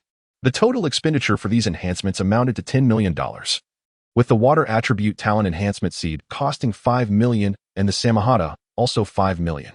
Observing Jinbing's skin transform into a water blue hue after consuming the water attribute talent enhancement seed, Wu Chen handed him the Samahata. Feeling that Jinbing had begun to resemble Kisame, slightly smaller in stature, with shark-like gills gracing his face and hair sprouting forth, Jinbing was on the cusp of embodying Kisame entirely. Indeed, Wu Chen sought to mold Jinbing into a second Kisame. To be candid, Kisame's strength is formidable. In a one-on-one confrontation with the perfect 8-Tails Jinchuriki, Killer Bee, he successfully defeated him through the fusion of Samahata and an immense water prison. While Killer Bee's underestimation played a role in the outcome, it cannot be denied that Kisame emerged victorious. Had the 4th Raikage not arrived in time, Killer Bee would have been captured by Kisame. The vast chakra reserves, the shark-themed water jutsu, and the Samahata are all integral components of Kisame's strength. With Jinbing's chakra still on the rise and having consumed the water attribute talent enhancement seed, mastering shark-themed water jutsu will not pose a challenge for him, especially now that he possesses the Samahata. Moreover, Jinping possesses an advantage over the dry persimmon Kisame, which lies in his superior physical prowess. Once he fully matures, his strength will undoubtedly surpass that of Kisame. At that point, Jinping will truly merit the status of an official member of the Akatsuki organization. Wu Chen eagerly anticipates the arrival of that day. Thus, before departing, the masked man addressed Jinping. Make the most of your time to strengthen yourself. I shall return to assess your progress. And if your abilities earn my endorsement, I will propose to the leader that you be formally inducted into the Akatsuki. The leader? Jinping was momentarily taken aback. Sir, with your immense power, are you not the leader of the Akatsuki? The masked man shook his head, saying, that man possesses the legendary eyes of the Sage of Six Paths. The Sage of Six Paths? Jinping questioned, yet the masked man offered no further explanation and departed. As he watched the figure of the vortex slowly fade away, Jinping clenched his fists, feeling the seemingly sentient blade of the shark's skin. He could not help but voice his determination. Sir, you shall witness. I will master everything you have bestowed upon me, grow strong enough, and then officially join the Akatsuki. This was an account of the events that transpired after the masked man, Uchiha, left Times Square, and it also elucidated the reason for his slight delay in returning. Although he had returned late, Wu Chen was exceedingly pleased.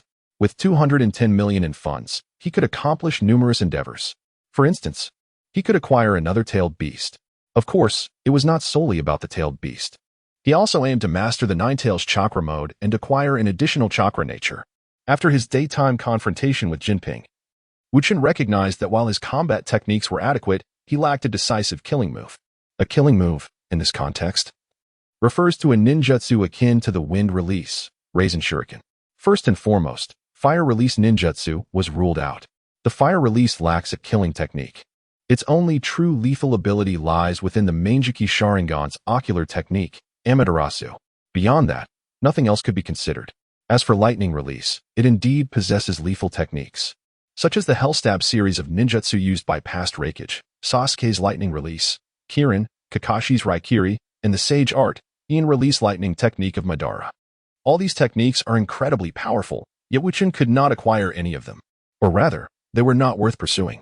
With the wish card in hand, acquiring the training methods for these techniques is feasible. However, possessing the training methods does not guarantee mastery. Each of these ninjutsu requires diligent practice and tremendous talent to master. Even if Wu Chen were to expend effort learning ninjutsu, he must focus on a powerful and promising technique. Thus, he redirected his pursuit of a killing move towards the protagonist of Naruto, Uzumaki Naruto. The wind release killing technique, wind release, Raisin Shuriken, is frequently employed by Naruto. Wu Chen, having watched the entirety of Naruto's storyline, understands the limitless potential of wind release, Raisin Shuriken. Furthermore, he is aware of how to cultivate wind release, Raisin Shuriken, making it a perfect fit for his aspirations. Consequently, Wu Chen must possess and master wind attribute chakra. Thus, he directly utilized the wish card to procure a top-tier wind attribute talent seed. The cost was a staggering 10 million. Nevertheless, Wu Chen felt it was worth the expenditure. After consuming the seed, which resembled a transparent sphere of wind, he experienced no immediate sensations. Perhaps its true effects would reveal themselves once he learned to master the wind release, Rasengan Shuriken technique. Consequently, Wu Chen found himself with a remaining balance of 210 million.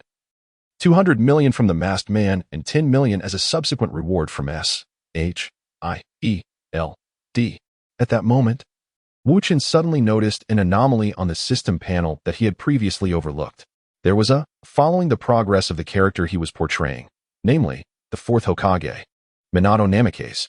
Intrigued, Wu Chen clicked on then, a system prompt appeared.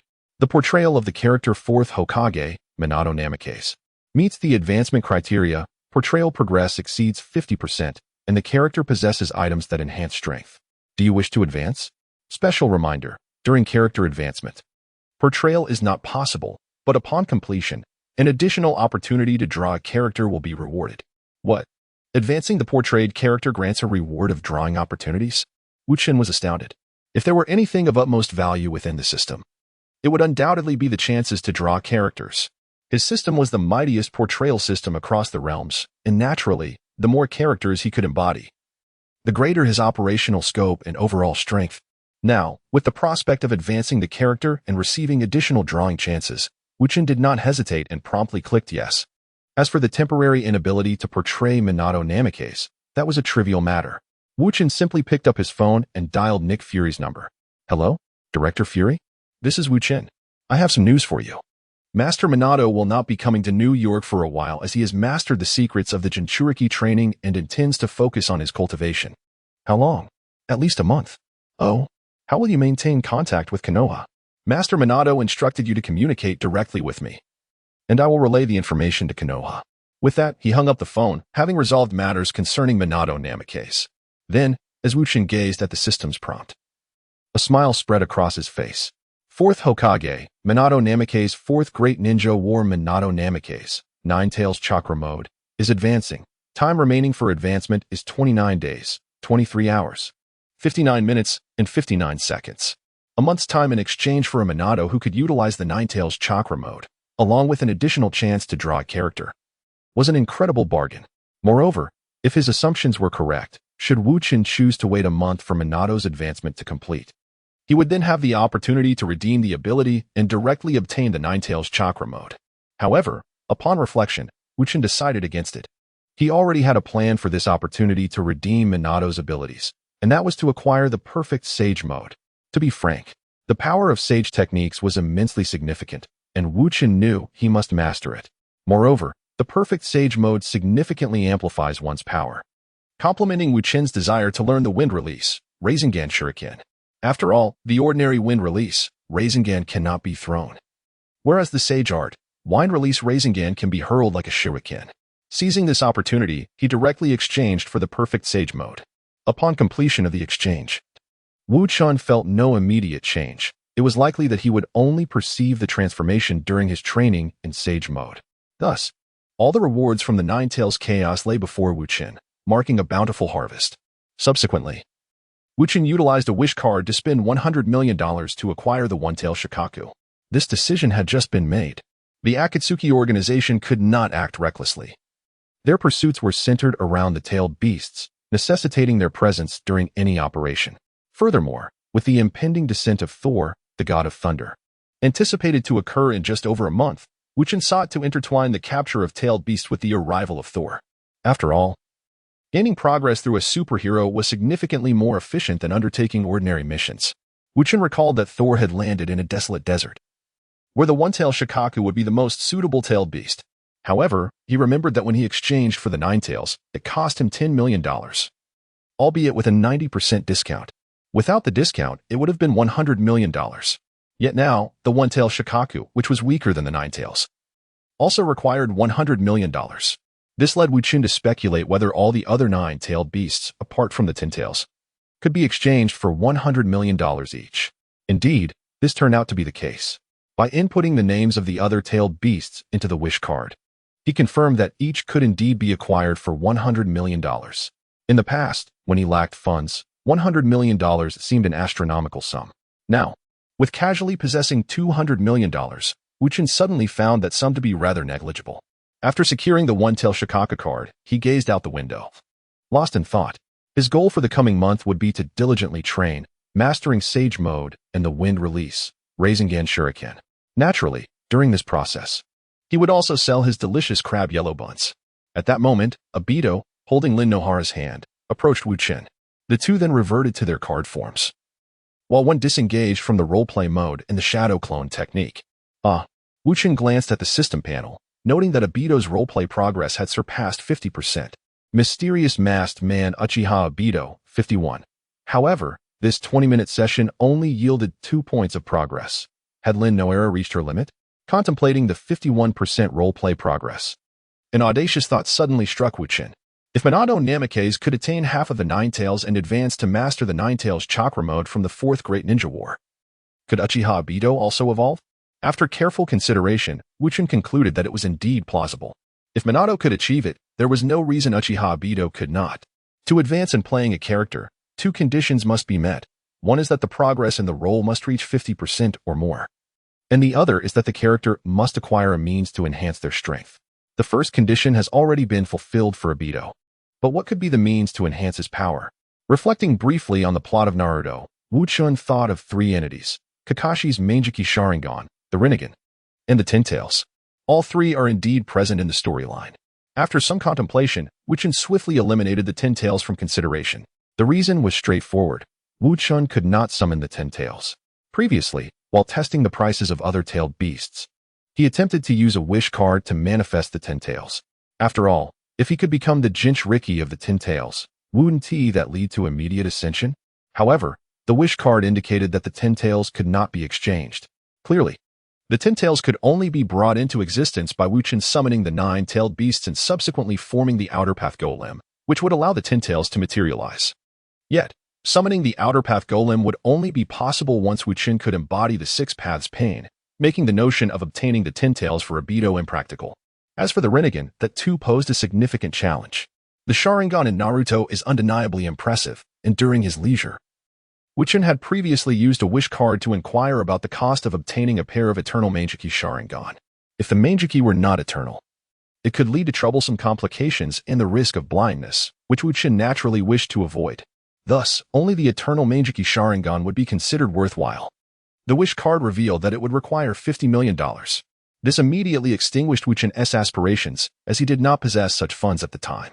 If the eternal Meijiki Sharingan was valued at $50 million, then the Rinnegan would undoubtedly cost at least $100 million. Acting on impulse, Wu Chen tested the wish card again and, unsurprisingly, it confirmed the requirement of $100 million. In truth, he could exchange for it, as Wu Chen currently had $101 million, leaving him with a surplus of $10 million even after the exchange. However, the dilemma lay in the fact that this $10 million could not guarantee Wu Chen's transformation into the perfect Jinchuriki of the 9 tails, nor ensure mastery of the 9 tails chakra mode. Hence, he could not allocate all his resources to the Rinnegan. Moreover, Wu Chen would require funds for future training, making it unwise to invest everything into the Rinnegan.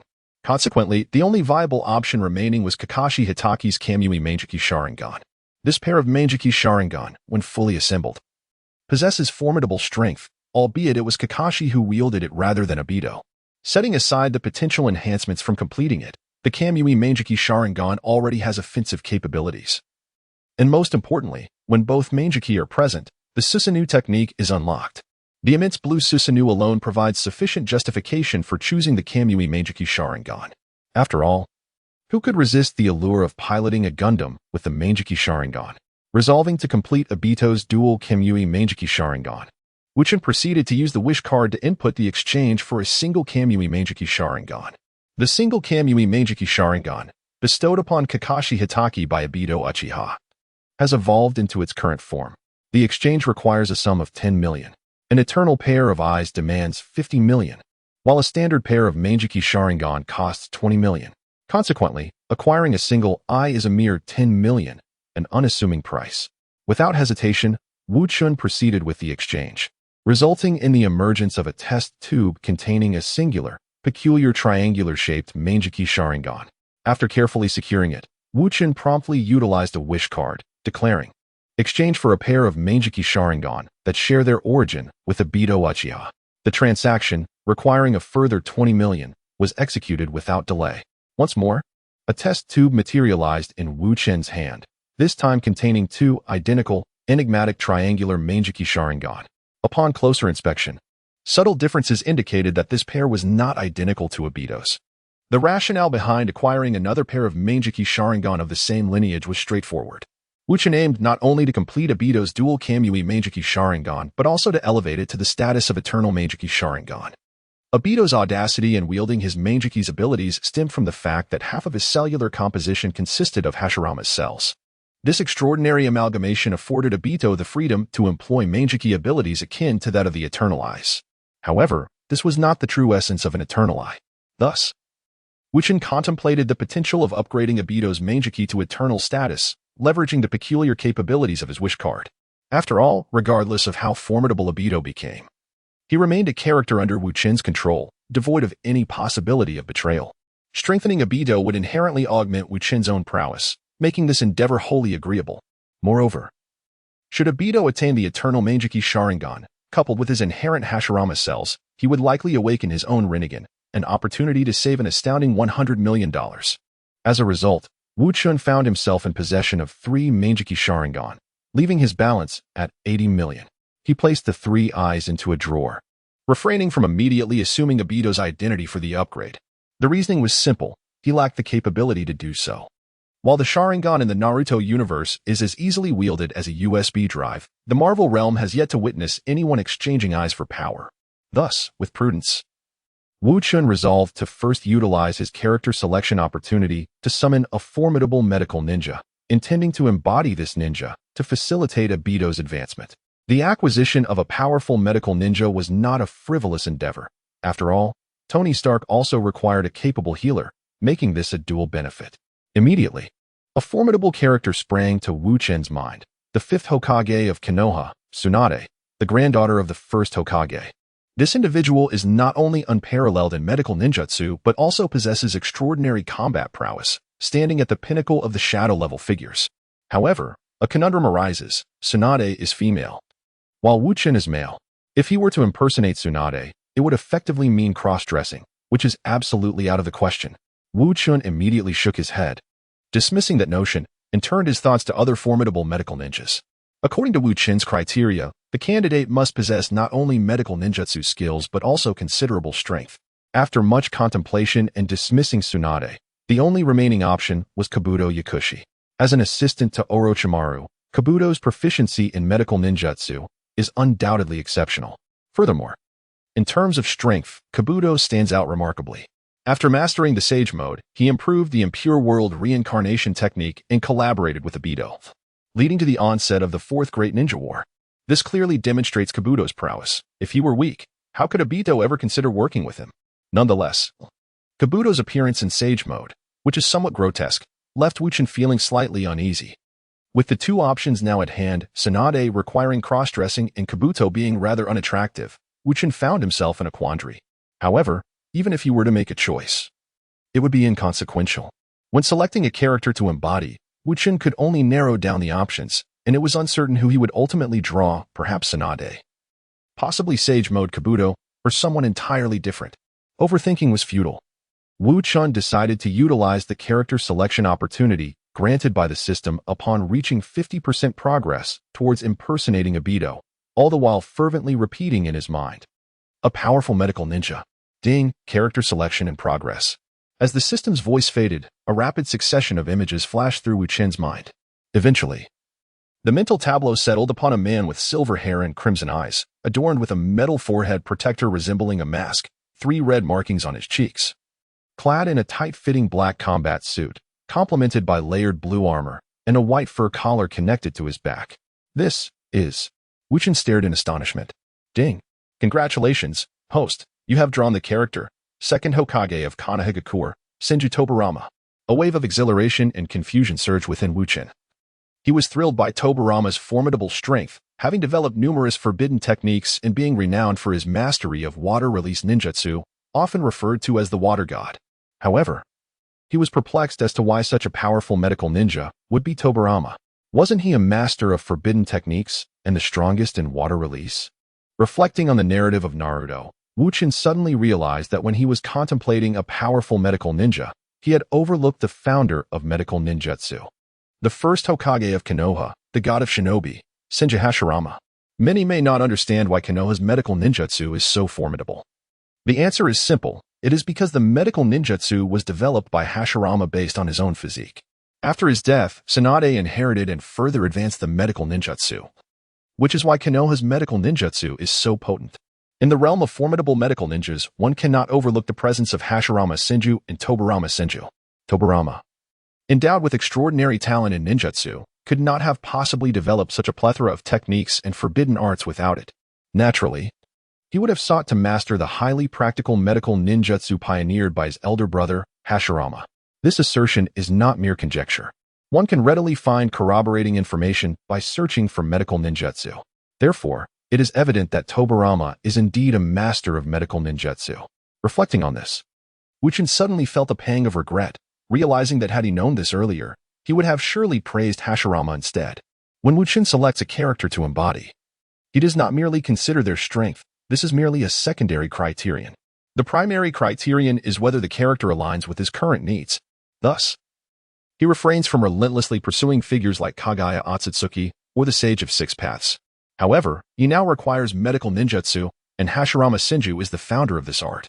The crux of the matter lies in Hashirama's unparalleled strength. It is safe to assert that aside from Madara Uchiha, no one can contend with him. Not even his brother Tobirama Senju. To speak somewhat disrespectfully of Tobirama, Hashirama could effortlessly overpower him with a mere flick of his wrist. The god of shinobi is not to be trifled with. Consequently, Wu Chen regrets not having mentioned Hashirama before his selection. Nevertheless, upon reflection, not obtaining him may be fortuitous. While Tobirama possesses formidable strength, Wu Chen believes he would likely not surpass Minato and Namikaze in his Nine-Tails chakra mode, although he remains a powerful figure at the Super Shadow level. In this case, Konoha gains a Super Shadow level warrior, but the Akatsuki would still have means to counteract him. As long as he can subsequently summon Pei, he should be fine. However, if Konoha were to gain Hashirama, the Akatsuki would be decisively finished. To be frank, even Pain would undoubtedly be no match for Hashirama. How could Wu Chen proceed with his plans under such circumstances? How could he maintain his charade? If things were to unfold this way, it would merely devolve into a farce, and while Wu Chen is adept at playing both sides, an overtly staged performance would be too easy to unravel. Thus, it is fortunate that he did not draw Hashirama but instead drew Tobirama. Having acquired a powerful figure skilled in medical ninjutsu allows him to execute his plan involving Obito's Kimui and the evolution of the eternal Mangeki Sharingan. Consequently, Wu Chen immediately creates a shadow clone, with his original self embodying Tobirama Senju and the clone portraying Obito Uchiha. In the next moment, the iconic figure of the second Hokage, Tobirama Senju, and the masked man, Obito Uchiha, stand in the room. As Wu Chen begins to embody Tobirama, he feels an inexhaustible surge of physical strength flowing into him. At this moment, Wu Chen suddenly realizes that his previous assessment of Tobirama being inferior to Minato in Nine-Tails chakra mode was erroneous. Setting aside other factors, simply this physical prowess already surpasses Minato's. However, the Nine-Tails chakra mode also enhances physical strength, so to truly determine who is stronger, a battle must ensue. Wu Chen speculates that the strengths of Minato and Tobirama are likely on par. After sensing Tobirama's power, Wu Chen turns his gaze to the masked man. Without needing any prompting, the masked man reclines on the bed. After all, he is the shadow clone of Wu Chen, making him the most knowledgeable about Wu Chen's intentions in the world. Once Obito is settled, Wu Chen, embodying Tobirama, retrieves the previously exchanged Kimui Mangeki Sharingan. With the chakra scalpel aglow in his left hand, Wu Chen deftly removed Obito's mask with his right, gently lifting his left eyelid. The chakra scalpel glided across, and with a delicate touch, Wu Chen extracted Obito's left eye. He then retrieved the Kamui Mangeki Sharingan, seamlessly replacing it with the ordinary three-tomo Sharingan he had just removed, and pressed the Kamui Mangeki into Obito's eye socket. Finally, Wu Chen summoned a vibrant green chakra with both hands, applying it to the left eye to connect the optic nerve and muscles. Dual Kamui Obito was completed. Yet, this was not the end. He proceeded to extract the two Mangeki Sharingan that shared a lineage with Obito and inserted them into his eye socket, filling it to the brim. Although the act appeared somewhat cruel, it was an inevitable step in the evolution of the Mangeki Sharingan into the eternal Mangeki Sharingan. Wrapping Obito's head in gauze to conceal the peculiar appearance of his eyes, Wu Chen dismissed his shadow clone and freed it from its mimicry. At that moment, he glanced at the system panel, noticing appearing next to Obito's impersonation progress. Mysterious masked man Uchiha Obito, 51. Upon clicking the question mark, a prompt reminiscent of the one he had received from Minato and Namikaze emerged. The impersonation of the character Mysterious Masked Man Uchiha Obito meets the advancement criteria. Would you like to advance? Special reminder. Impersonation cannot occur during character advancement, but an additional opportunity for character extraction will be rewarded upon completion. This time, Wu Chen did not hesitate and clicked yes without delay. Consequently, a message appeared.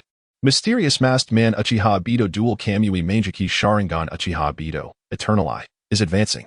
Time remaining for advancement, 29 days, 23 hours, 59 minutes, and 59 seconds. Perfect. Wu Chen felt a sense of satisfaction. All that remained was to await the completion of advancements for Minato Namikaze and Uchiha Obito, after which he could embark on a new phase of action. Subsequently, Wu Chen dismissed his impersonation of Hashirama Senju and turned his focus to training. A month may seem neither long nor short. It is ample time for Jin to master all the ninjutsu that the masked man had imparted and to cultivate a close relationship with them. It is also sufficient for Wu Chen to successfully achieve Sage Mode and perfect the Wind Release, Raisin Shuriken. Furthermore, within this month, the world became acutely aware of the Akatsuki organization and Konoha village, as well as the enigmatic masked man, Minato Namikaze, and the Ninetales. Throughout this period, the renown of shinobi spread incessantly, ultimately reaching every corner of this world. Consequently, Wu Chen faced several invitations from various factions, among which Hydra lurked. However, upon Wu Chen explicitly stating his role as a S.H.I.E.L.D. consultant, these factions ceased their advances. In matters such as these, S.H.I.E.L.D. proved to be of some utility. Once Hydra learned of Wu Chen's affiliation with S.H.I.E.L.D., they, like the other organizations, also halted their actions. After all, Wu Chen is no weakling.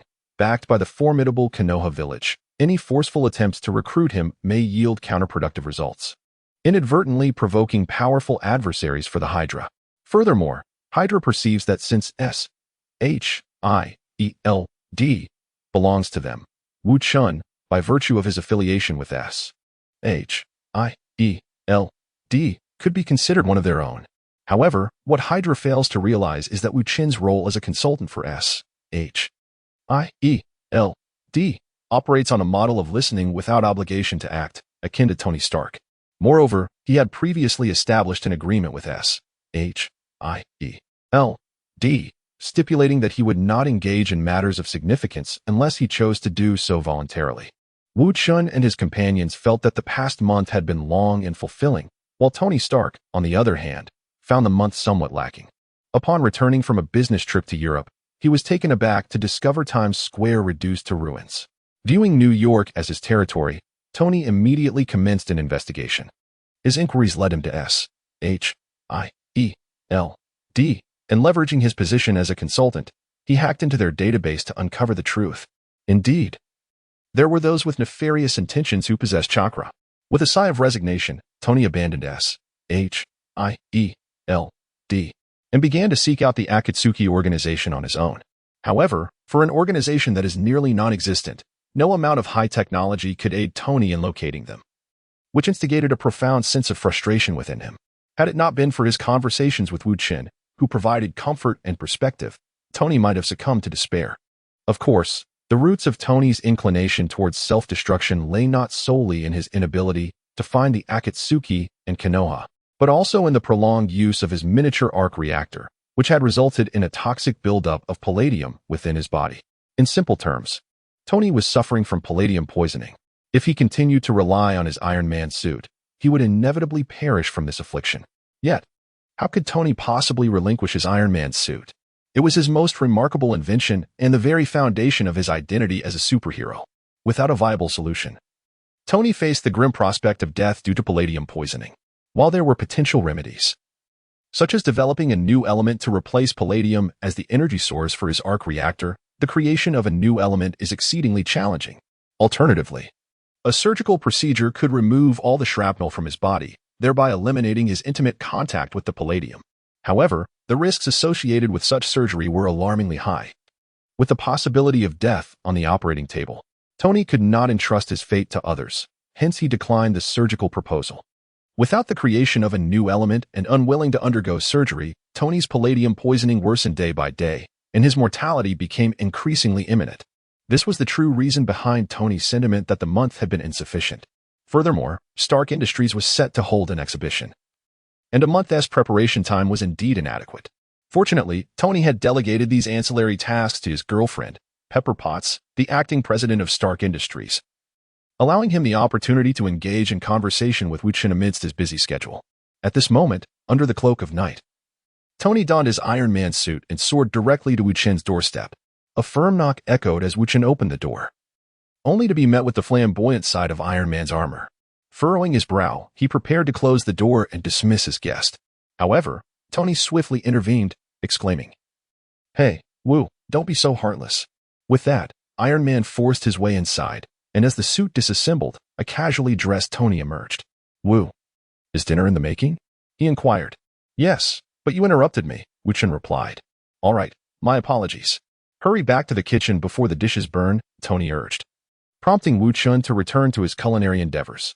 Over the past month, whenever Tony found himself troubled, he would visit Wu Chen, not only for conversation but also to enjoy a meal. Although Wu Chen prepared merely 4 dishes, their flavors surpassed any cuisine Tony had ever savored, which was why he often came over unabashedly. On the surface, Wu Chen feigned annoyance, yet inwardly he welcomed the company. After all, in this Marvel world, Tony was his only friend. However, Wu Chen's indulgence of Tony stemmed from more than mere friendship. He sought to introduce Tony to the esteemed Shinji Tobarama, aiming to treat his palladium poisoning, thus allowing Tobarama to gain progress in his role. Over the month, the existence of Shinji Tobarama had come to the attention of S.H.I.E.L.D. The reason was simple. Wu Chen had utilized shadow clones to embody Tobarama, subsequently engaging with S.H.I.E.L.D. under the guidance of his original self, thereby taking over the tasks originally assigned to Minato Namikaze, accruing role progress through mission completion. Initially, Tobarama's role progress stood at a mere 10, but after a month of relentless efforts, it had climbed to 20. To be candid, a mere 10% over a month felt rather sluggish. Reflecting on the aftermath of the Nine Tails chaos, when Obito had surged by 14% in role progress, Wu Chen was resolute in his desire to achieve greater feats. Yet, he understood that such ambitions could not commence just yet. They would have to wait until both Uchiha Obito and Minato Namikaze completed their ascensions. Wu Chen had positioned himself and Konoha as the forces of good. Thus it was the villains who must instigate chaos for them to quell, ensuring a more favorable sequence of events. The villains, of course, were the Akatsuki. As the malevolent forces were not yet prepared, grand undertakings could not commence. However, today marked the final countdown for the ascension of 2 pivotal characters. Glancing at the timer, he noted, Minato Namikaze, 0 days 1 hour 59 minutes 59 seconds, Obito Uchiha, 0 days 2 hours 59 minutes 59 seconds. In just a couple of hours, they would be ready to embark on significant endeavors. For now, it was imperative to collect the role progress from Tony. Dinner was swiftly prepared, and Tony was called upon to assist with serving the dishes. The two engaged in conversation as they feasted. After the meal, Wu Chen thoughtfully packaged a portion of the food he had prepared earlier into a container and presented it to Tony. It is a tradition that every time Tony departs, he brings a meal for Pepper, a testament to his genuine affection. As he accepted the takeout box, Tony smacked his lips and waved goodbye to Wu Chen, preparing to leave. In the past, Wu Chen would always watch Tony go, but this time he called out to him, "Tony, I may have a solution for your ailment." As a confidant, Wu Chen was well aware of Tony's condition. However, when Tony confided in Wu Chen, he had slightly concealed the truth, mentioning something along the lines of, "I am suffering from heavy metal poisoning due to certain undisclosed reasons." Upon hearing Wu Chen's words, Tony paused, turning to him with a flicker of hope in his eyes. Could Konoha truly have a remedy?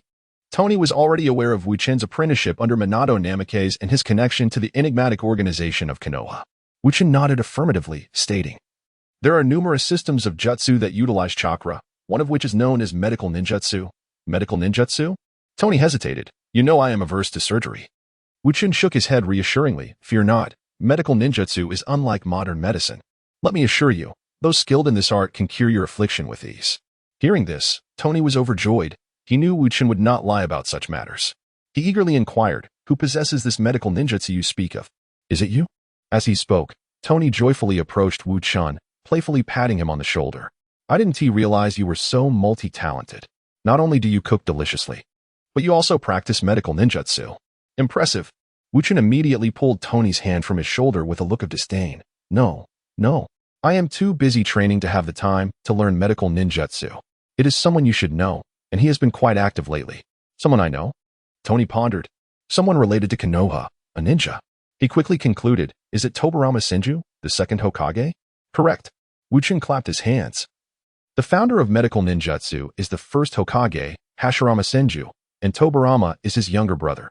Thus he possesses formidable medical ninjutsu skills as well. Fortunately, he is available today, and I will invite him to assist with your treatment. By the way, remember to be a bit formal. Treat this as a request, which may increase the likelihood of Tobarama agreeing." "I see," Tony murmured, then turned to Wu Chen. "Why are you going out of your way to help me?"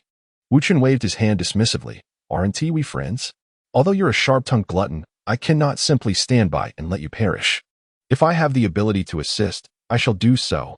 Tony was touched. Wu Chen raised his hand to refuse, jokingly scolding, "Get lost. I have no interest in men." Unfazed by Wu Chen's strength, Tony felt a surge of relief knowing he had hope for recovery. "Wait for it, Wu. I will surely surprise you later." Wu Chen, however, shook his head, expressing his doubts. I can't shake the feeling that the surprise you prepared won't be a true surprise.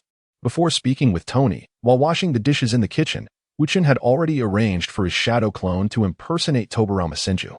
Now that he and Tony had clarified matters, Tobirama appeared by Wu Chen's side, summoned by the latter's subtle cue.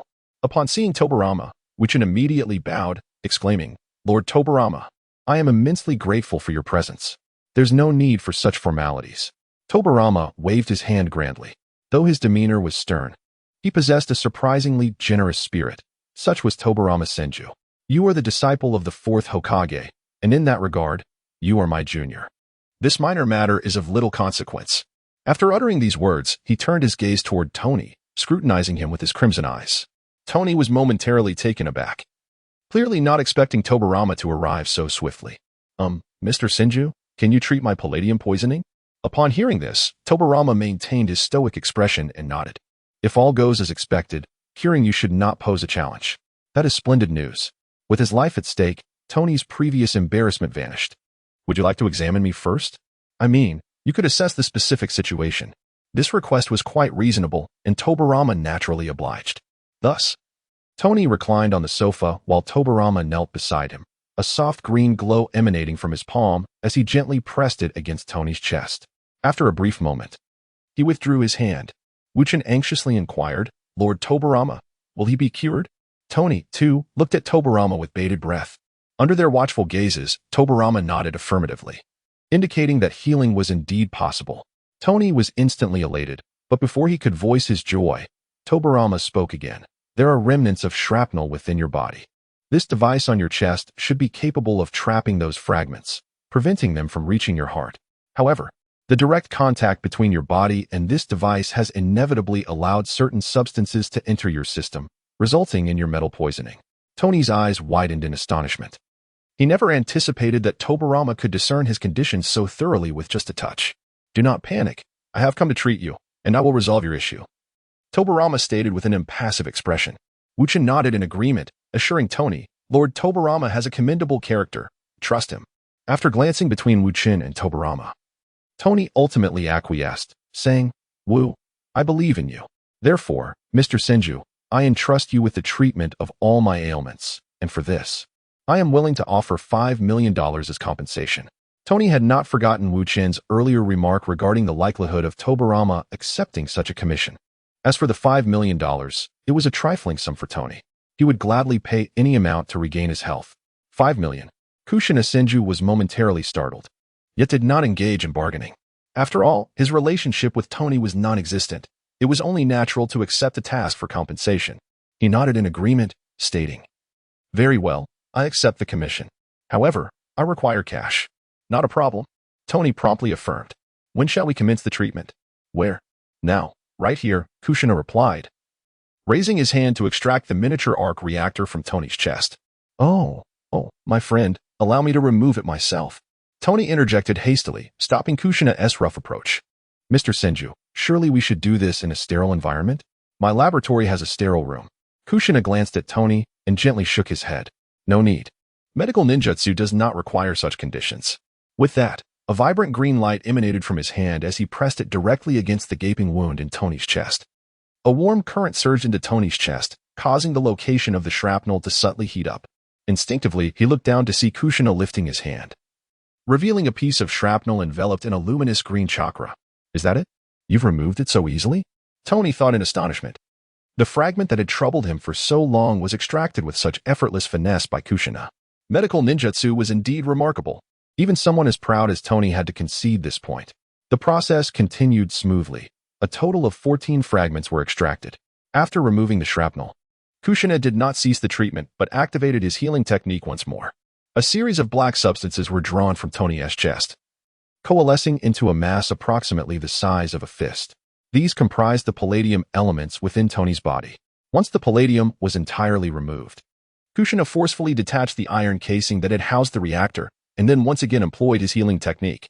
After a brief moment, Tony gazed in astonishment at his unblemished chest, tears involuntarily streaming down his face. Observing this, Kushina remarked, direct the payment to Wu Chen, and have him pass it on to me. I have other matters to attend to and must take my leave. since being compelled to become Iron Man. The foreign object in his chest had tormented Tony immensely. Beyond the occasional sharp pains, showering had become an ordeal. Not only that, the life-saving reactor had begun to endanger his existence. Tony felt overwhelmed by the challenges he faced. However, now, the palladium elements that could have led to his demise had been entirely eradicated, and the shrapnel that threatened to pierce his heart was removed as well. Even the large wound in his chest had returned to its original state. Feeling somewhat weak yet remarkably relieved, Tony turned to express his gratitude to Kushina, only to find that he had already vanished. Wu Chen reminded him, Lord Sinju had other matters and has already departed.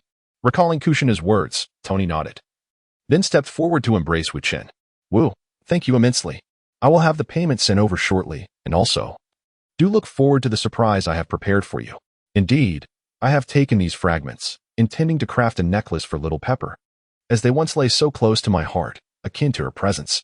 With fervor, Tony donned the Iron Man suit and departed with the fragments, while Wu Chen, his expression darkened, watched Tony's silhouette fade away.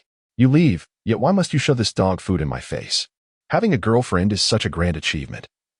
Isn't it? How infuriating. Moments later, Happy approached, presenting a box to Wu Chen before taking his leave. Upon returning home and opening the box, he discovered it contained a staggering $5 million in cash. Consequently, Wu Chen's remaining fortune amounted to $75 million. Originally, it should have been $85 million, but $10 million had been allocated to assist in the training of the wind release, spiraling shuriken, and sage mode. After securing the money, Wu Chen glanced at his progress with the character Shinji Tobarama, noting an impressive increase of 8% to 28. Truly, Iron Man exemplifies the essence of the Marvel Cinematic Universe. Saving his life resulted in such a generous reward. Furthermore, Wu Chen checked the countdowns for two characters, one at 1.5 hours, the other at 2.5 hours. The recent meal and Tony's treatment had consumed a mere half hour. With ample time remaining, Wu Chen found it difficult to concentrate on training. After some contemplation, he resolved to communicate with the Ninetales once more, issuing a final ultimatum. Over the past month, Wu Chen had not only practiced the wind release, spiraling shuriken in sage mode, but had also earnestly attempted to connect with the Ninetales, hoping to befriend it and ultimately become a perfect Jinchuriki akin to Naruto. He had no initial intent to cheat. He genuinely wished to cultivate a friendship with the Ninetales. However, the creature remained exceedingly uncooperative. Each time Wu Chen confronted the Ninetales, he was swiftly overwhelmed by its immense chakra, causing his consciousness to retreat from the sealing space. After numerous such encounters, Wu Chen eventually ceased attempting to enter the sealing space and dedicated himself to mastering the wind release, deadly technique in sage mode instead. The Ninetales' disdain towards Wu Chen stemmed from its initial experiences in the Marvel world, where it encountered the Sharingan and subsequently faced the formidable Minato and Kushina.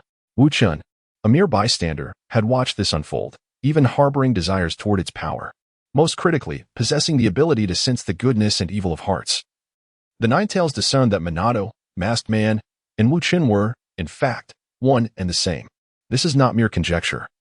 The Ninetales' ability to perceive the essence of souls is evident in Naruto's chakra mode, where he could identify the transformed white Zetsu. Wu Chen's greatest secret had been unraveled by a tailed beast. Consequently, the Ninetales adamantly refused to accept him.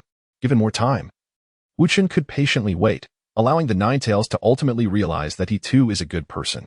However, at present, within Wu Chen's plans, he needed to enhance his own strength expeditiously. Thus, he could not afford to linger with the Ninetales any longer. Should the Ninetales remain unwilling to communicate with him, he would resort to cheating. Lying on his bed, Wu Chen closed his eyes, his consciousness gradually descending into the ceiling space. Tick-tock, it was a vast expanse filled with stagnant water, reminiscent of Naruto's ceiling space. With each step, Wu Chen treaded upon the water's surface, navigating through the darkness. Suddenly, his surroundings brightened, revealing a colossal iron door. The door soared beyond sight, devoid of boundaries on either side, as if it partitioned the ceiling space into two distinct realms. One side represented Wu Chen's mind, while the other, concealed behind the iron door, housed a magnificent nine-tailed fox, its fur a striking shade of orange. At that moment, the fox appeared to be in a tranquil slumber, eyes closed. Observing this, Wu Chen hesitated not a moment longer and called out, "Hey, Ninetales!" With a rustle, the nine-tailed fox stirred, casting a disdainful glance at Wu Chen, its eyes filled with contempt.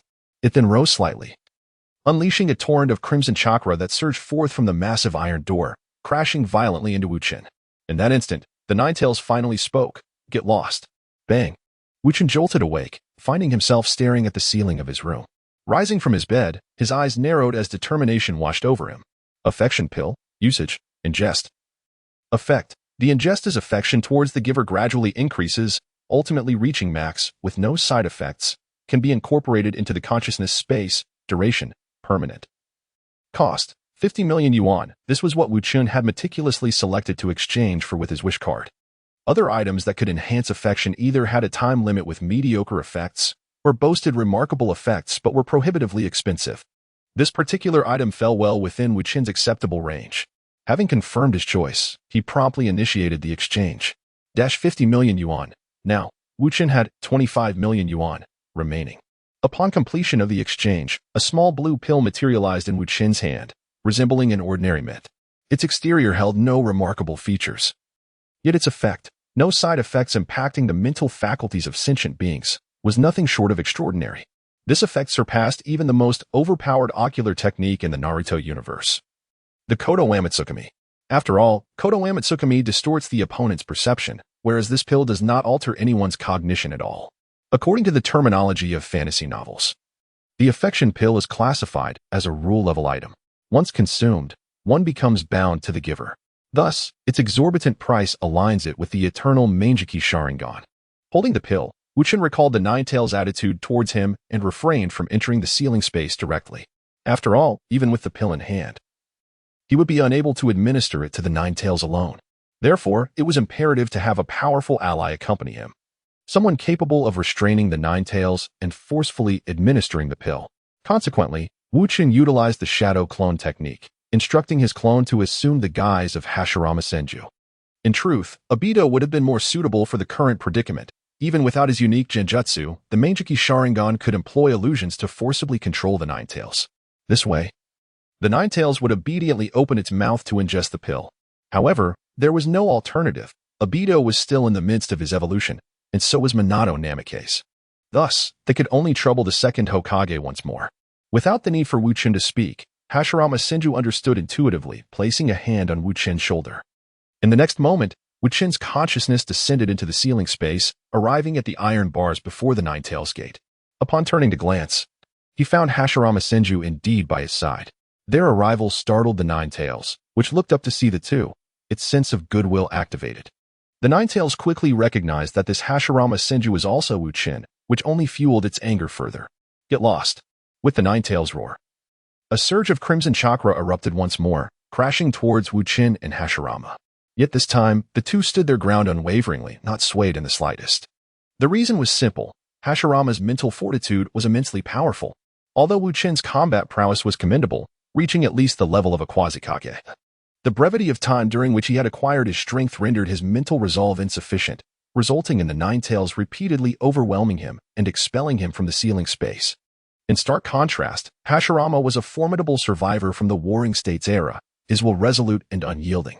Even though Hashirama was currently portrayed by Wu Chen, the impersonation system had flawlessly replicated the true essence of Hashirama Senju. Such a figure naturally would not be shaken by the Ninetales. Consequently, Wu Chen remained firmly rooted in place. The Ninetales was taken aback. It had assumed Wu Chen was employing some underhanded trick to portray multiple roles. However, it did not anticipate that Wu Chen had genuinely manifested Hashirama Senju. Due to frequent encounters with Tobarama Senju, the Ninetales was well aware of Hashirama and recognized that his power could easily subdue it. Therefore, it refrained from further attempts to expel Wu Chen and averted its gaze from the two. Indeed, a proud fox, Wu Chen mused, then urged Hashirama to step through the ceiling gate. The Ninetales gasped, glaring fiercely at Hashirama, yet it proved futile. Without further ado, the battle commenced. Beyond the ceiling gate, Hashirama engaged the Ninetales in combat. Observing this, Wu Chen felt no obligation to adhere to principles of chivalry and promptly joined the fray, teaming up with Hashirama to besiege the Ninetales. If the Ninetales were at full capacity, Hashirama might not have been a match for it. However, with the Ninetales currently possessing only half its strength, and with Wu Chen's intervention, it soon found itself at a disadvantage. Crack, crack. A few minutes later, Hashirama pinned the Ninetales down by its neck, immobilizing it against the ground, while Wu Chen retrieved a small pill, forcibly prying open the Ninetales' jaws and tossing the pill inside. "You little brat! What have you made me consume?" The Ninetales bellowed in furious disbelief. Wu Chen shrugged, responding, "It's merely a little something to allow you to converse with me properly." With that, Wu Chen and Hashirama released the Ninetales and stepped back outside the imposing ceiling gate. "You may leave now. There is no further role for you here." Wu Chen addressed Hashirama. In response, Hashirama nodded, exiting the ceiling space under the astonished gaze of the Ninetales.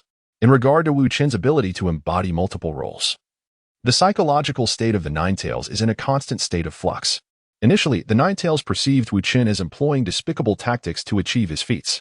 However, after witnessing the formidable strength of Senju Tobarama, its perspective began to waver. When its head was forcibly pressed into the ground by Senju Tobarama, a sense of familiarity dawned upon the Ninetales, prompting the realization that this was indeed the genuine Senju Tobarama. Yet, now, this human merely waved his hand, and Senju Tobarama obediently departed. It was nothing short of astonishing, an embodiment of come when called, leave when waved away. At this juncture, the Ninetales' impression of Wu Chen underwent a transformation, evolving from viewing him as a contemptible and lowly human to recognizing him as someone possessing considerable strength and cunning. Wu Chen, noticing the change in the Ninetales' demeanor, understood the reasons behind it. After all, the effects of the favorability pill were not to be underestimated.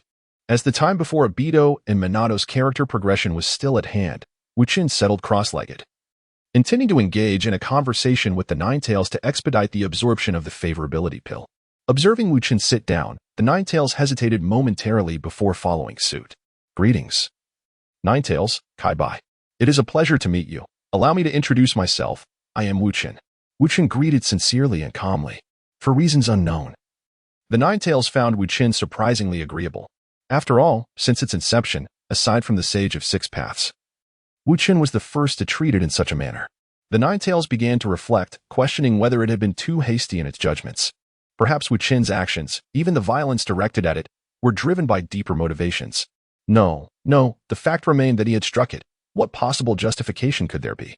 With this thought, the Ninetales bared its fangs and glared at Wu Chen before turning its head away in a haughty manner. Wu Chen, unfazed, continued to converse. "First, let me share my background. Ninetales, my circumstances mirror yours. I too have traversed from another world. In that realm, unperturbed by the Ninetales' outward disdain, which belied its earnest attentiveness, Wu Chen recounted tales of his past life, his journey through dimensions, and the existence of the system. Ordinarily, the secrets of a transmigrator and the intricacies of the system are of utmost importance and not to be divulged lightly. Yet, Wu Chen disclosed these details to the Ninetales. The rationale was straightforward. Despite the Ninetales' current rebelliousness and hostility towards him, as its favorability increased, it would inevitably become as docile as a kitten before him. At that point, even if the Ninetales were to learn of Wu Chen's secrets, it would safeguard them. Moreover, Wu Chen genuinely required someone to serve as a sounding board for his mounting pressures. Portraying so many characters while managing numerous affairs, the formerly ordinary Wu Chen found himself burdened with significant psychological strain. In such circumstances, if this pressure continued to accumulate, it might lead to a decline in his mental state. A compromised mental state could easily result in him being labeled as insane or a psychological patient by the common populace. Wu Chen was reluctant to become a mental patient, thus he sought ways to alleviate his stress. Confiding in someone became the most effective remedy for him at this moment. It appeared that Wu Chen had found a most suitable confidant, the Ninetales.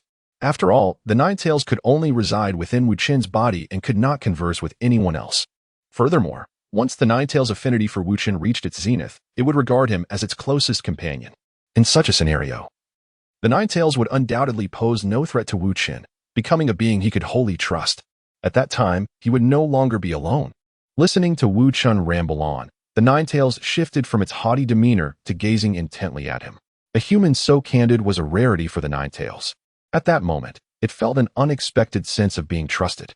"Is that why you summoned me there, only to strike me?" Wu Chen nodded in response. "I sincerely apologize. Ninetales, I had no choice, for only you are worthy of such treatment. The other tailed beasts seem somewhat inferior." Upon hearing this, the Ninetales beamed with delight, though it maintained a facade of seriousness. "Then why did you split me into two? I recall you dividing me, although I can sense the other half is still alive. I have no idea where it is." Aware that this was the only psychological barrier for the Ninetales, Wu Chen understood that overcoming this hurdle would transform it into a docile companion. Thus, he spoke earnestly. In my forthcoming plans, the 10 tails will inevitably manifest. You are aware, 9 tails, that the 10 tails can only come into existence through the fusion of all 9 of you along with the outer path statue. However, I do not wish for you to simply vanish. To put it plainly, among the 9 great-tailed beasts, you are my favorite. This was no falsehood.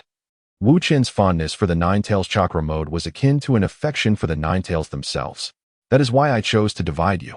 The 9 tails, having lived for countless ages, was far from foolish. On the contrary, it was quite astute, possessing a keen sense of good and evil. It could discern that all of Wu Chen's words were imbued with sincerity, devoid of any deceit. It had already gleaned that Wu Chen was causing a stir in the Marvel universe for the sake of survival. Thus, the emergence of the 10 tails and the 10 tails Jinchuriki were well within the 9 tails' expectations. However, it was unexpected to learn that Wu Chen had divided it out of affection, wishing to prevent its disappearance.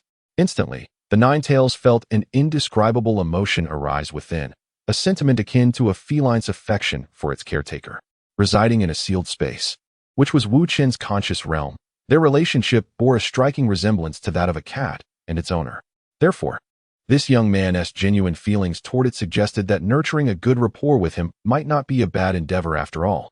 The 9 tails couldn't help but think. As the expression of the 9 tails softened, Wu Chen realized that the effects of the potion had fully manifested. He resolved to put in a final effort to conquer the 9 tails. Rising to stand before the massive iron gate of the seal, Wu Chen gazed at the 9 tails and asked, "Can I trust you, 9 Lama?" The 9 tails paused, seemingly discerning Wu Chen's intentions. It could not help but respond. "You must consider the consequences of releasing me." Wu Chen reiterated his question. "So, can I trust you?" The 9 tails fixed its gaze upon Wu Chen's eyes, feeling an inexplicable fondness for him, yet maintaining a fierce and terrifying visage. "Do you truly believe someone like me can be trusted?" it exclaimed, letting out a loud roar towards the heavens, as if to vent its inner fury. Having completed this display, it furtively glanced at Wu Chen, only to quickly avert its gaze upon discovering that he was watching. A subtle smile danced on Wu Chen's lips. He chose not to speak, but to respond through action. He reached out and dismantled the seal on the iron gate. With a resonant sound, the great iron gate slowly swung open, gradually vanishing from sight. An endless surge of crimson chakra erupted from behind the 9 tails, rushing towards Wu Chen. Observing this spectacle, Wu Chen made no attempt to resist. Instead, he opened his arms wide, as though to embrace the 9 tails. In the external realm, Wu Chen, seated cross-legged, manifested a translucent red cloak of tailed beast chakra enveloping his form. The chakra atop his head resembled fox ears, and 3 tails swayed gently behind him. As the waves of red chakra enveloped Wu Chen within the seal, the number of chakra tails behind him began to multiply. 4, 5, 6, 9. However, despite the emergence of 9 chakra tails, Wu Chen remained unscathed, gradually transforming into the likeness of the 9 tails. He retained the appearance of the tailed beast chakra cloak, exhibiting no other abnormalities. The sealing space was now aptly termed the realm of the mind. Within this mental realm, the 9 tails charged towards Wu Chen, roaring ferociously. It raised its sharp, elongated claws, poised to strike Wu Chen. Yet, Wu Chen continued to gaze at the 9 tails with unwavering trust, showing no inclination to evade. Time seemed to freeze as the colossal beast prepared to slay the fragile human. Ultimately, however, the 9 tails' razor-sharp claws halted just a centimeter from Wu Chen's forehead, refusing to advance any further. Witnessing this, Wu Chen could not help but smile with genuine satisfaction. He stepped forward, grasped the 9 tails' claw, and began to climb upwards. Wu Chen traversed along the 9 tails' arm and finally settled upon its immense head. "Hey, you little rascal! I did not permit you to sit upon my head." The 9 tails growled in irritation, yet it made no effort to shake its head, instead gradually lowering itself to allow Wu Chen to sit more comfortably. Such was its prideful nature. Wu Chen understood the unspoken sentiment and gently patted the fur atop the 9 tails' head, saying, "9 Lama, I have a name. Please do not refer to me as Little Rascal any longer. I am now an adult." The 9 tails scoffed, declaring that before the tailed beasts, all humans are mere trifles. "Yet, since you have implored me so earnestly, I shall reluctantly acquiesce to your request." Wu Chen, what a peculiar name. What is strange about it? It is a quintessentially Chinese name. After all, I am of Chinese descent. As Wu Chen rested upon the head of the 9 tails, engaging in conversation, The crimson chakra cloak enveloping his body gradually receded, ultimately vanishing completely. Moments later, Wu Chen opened his eyes. With a mere thought, a layer of golden chakra enveloped him, as if he were entirely composed of radiant light. The initial stage of the Nine-Tails chakra mode is now complete. This stage mirrors that of Naruto Uzumaki immediately after his tug-of-war with the Nine-Tails. With diligent practice and the Nine-Tails' unwavering support, he could ascend to the advanced stage of the Nine-Tails chakra mode, akin to the form exhibited by Minato Namikaze during the Fourth Great Ninja War. In simpler terms, it resembles the figure adorned with a cloak on the book's cover. The advanced form, in comparison to the initial one, is not merely distinguished by the addition of a cloak. It signifies the level of acknowledgement and the chakra supply the Nine-Tails, Kurama, is willing to grant to the Jinchuriki. The potency of the Nine-Tails chakra mode varies significantly with the amount of chakra available. Initially, Naruto's state was merely the basic form because the chakra within him was limited to what he had wrested from Kurama. The Nine-Tails was reluctant to provide him with a continuous supply of chakra. Consequently, this only allowed Naruto to attain a level comparable to that of an ordinary Kage, albeit not sustainably. However, once Kurama completely trusted Naruto and willingly offered him chakra, Naruto transitioned to the advanced Nine-Tails chakra mode. At that moment, he surged past the strength of the five Kage, endowed with a lasting power, as Kurama generously supplied him with tailed beast chakra to expend at will. Wu Chen, in his current state, embodies the initial form. However, unlike Naruto's situation, Wu Chen's initial form is solely due to his recent ability to utilize the Nine-Tails chakra mode, which he has yet to master. Once he becomes proficient, he will seamlessly transition into the advanced form of the Nine-Tails chakra mode. It is noteworthy that the Nine-Tails chakra mode consists of not only the initial and advanced forms but also an ultimate form. This ultimate form, built upon the advanced stage, allows the Jinchuriki to manifest a colossal Nine-Tails shape entirely composed of chakra. In this state, the Jinchuriki wields the full power of the tailed beast, capable of utilizing ninjutsu and sage techniques, thus exponentially enhancing their combat prowess. Nonetheless, mastering the ultimate form requires practice, and Wu Chen has yet to conquer the advanced form, making the ultimate form a distant aspiration. Gazing at his resplendent golden hands, Wu Chen approached the mirror to admire his handsome visage. Indeed, he appeared even more striking. Cloaked in shimmering gold, should he enter battle, he would undoubtedly be the most radiant figure on the battlefield. To be fair, when Sage of Six Paths divided the tailed beast chakra, he certainly showed a marked favoritism towards the Nine-Tails. Without further ado, the Nine-Tails chakra mode is unparalleled among the other tailed beasts. Currently, among all the Jinchuriki, only the Jinchuriki of the Nine-Tails possesses the ability to manifest this unique form. Even the Eight-Tails, which stands second to the Nine-Tails, lacks a comparable transformation. Moreover, the Nine-Tails boasts the highest chakra volume and is the most formidable of all tailed beasts. Therefore, when Wu Chen contemplated harnessing the power of tailed beasts, the Nine-Tails was his immediate thought, rather than any other beast. At times, Wu Chen even mused whether the Sage of Six Paths miscalculated when dividing the chakra of the 10 tails, perhaps thinking, the 10 tails is too perilous to leave unchecked. I shall divide it into 9. Thus, from the 1 tail to the 9 tails, there emerged 9 distinct beasts. However, how should the division occur? An idea. 1 portion for the 1 tail, 1 for the 9 tails, 1 portion for the 2 tail, 1 for the 9 tails, 1 for the 3 tails, 1 for the 9 tails. Continuing this way until the 8 tails, and then granting an additional portion solely to the 9 tails. Wait, why are there still so many left? Never mind. Let us just give 1 portion each to the 1 tail and the 8 tails, and the remainder shall go to the 9 tails. While this may seem disrespectful to the Sage of Six Paths, perhaps the reality unfolds precisely like this. Otherwise, it would be unfathomable how the Nine Tails could single-handedly dominate the remaining 8 beasts. After expressing his grievances regarding the Sage of Six Paths, Wu Chen deactivated the Nine Tails chakra mode and reclined on his bed, allowing his consciousness to re-enter the mental space for a heart-to-heart with the Nine Tails, thereby nurturing their bond.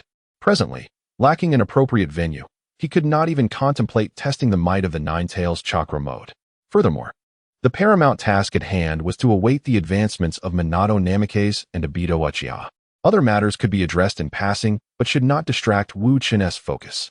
While Wu Chen engaged in conversation with the Nine Tails, the peculiar situation surrounding Tony caught the attention of S.H.I.E.L.D. Although Iron Man Tony Stark had joined S.H.I.E.L.D., and assumed the role of an advisor. His penchant for selective compliance had proven to be a constant headache for the organization. Understanding Tony's temperament and fearing his ire, S.H.I.E.L.D. opted to adopt a hands-off approach. Nonetheless, they remained vigilant and ready to offer assistance when necessary. Thus, S.H.I.E.L.D. was well aware of Tony's condition and the remedy for palladium poisoning. They sought a new element to replace palladium in the reactor, which would alleviate Tony's affliction. Some progress had been made within S.H.I.E.L.D. as they uncovered leads in the notes of Howard Stark, Tony's father, regarding the creation of a new element. Unfortunately, there was no one within S.H.I.E.L.D. capable of synthesizing this new element. So they could only hope to inform Tony, allowing him to pursue the discovery on his own. In the meantime, S.H.I.E.L.D. had identified a temporary remedy for Tony's palladium poisoning, the lithium dioxide injection. This injection can effectively alleviate the symptoms of palladium toxicity, albeit only temporarily, as it does not provide a cure, and the symptoms would ultimately resurface. Consequently, S.H.I.E.L.D. refrained from administering it to Tony immediately. However, today, the Black Widow, Natasha, who had just infiltrated Stark Industries, reacted with alarm upon discovering that Tony's arc reactor was missing. The absence of the reactor, while Tony remained present, indicated that all of his injuries had been miraculously healed. Setting aside the mystery of how Tony had managed to remove the shrapnel and mend the gaping wound in his chest, the mere fact that his predicament had been resolved caught S.H.I.E.L.D. off guard. Initially, S.H.I.E.L.D. intended to approach Tony at his moment of utter despair, armed with lithium dioxide injections and Howard's notes and relics, hoping to indirectly save his life and cultivate a sense of gratitude towards the organization. Tony's notoriously obstinate nature rendered him impervious to manipulation through mere incentives. Thus, the most effective means of persuading him would be to ensnare him with emotional ties. Indeed, this strategy was employed by S.H.I.E.L.D. in the film Iron Man 2. Yet now, the character played by Wu Chen, Thousand Hand Tobarama, had caused S.H.I.E.L.D.'s carefully laid plans to crumble. This unforeseen turn of events immediately alerted Nick Fury. After considerable contemplation, Nick Fury resolved to personally deliver Howard Stark's notes and artifacts to Tony.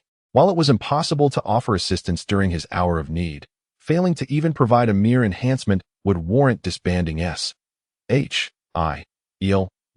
altogether. What purpose would such a feudal organization serve? Nevertheless, Fury's endeavor was not entirely devoid of merit. Discovering a new element to upgrade the miniature reactor and facilitating reconciliation between Tony and his father would indeed be of significant benefit to Tony.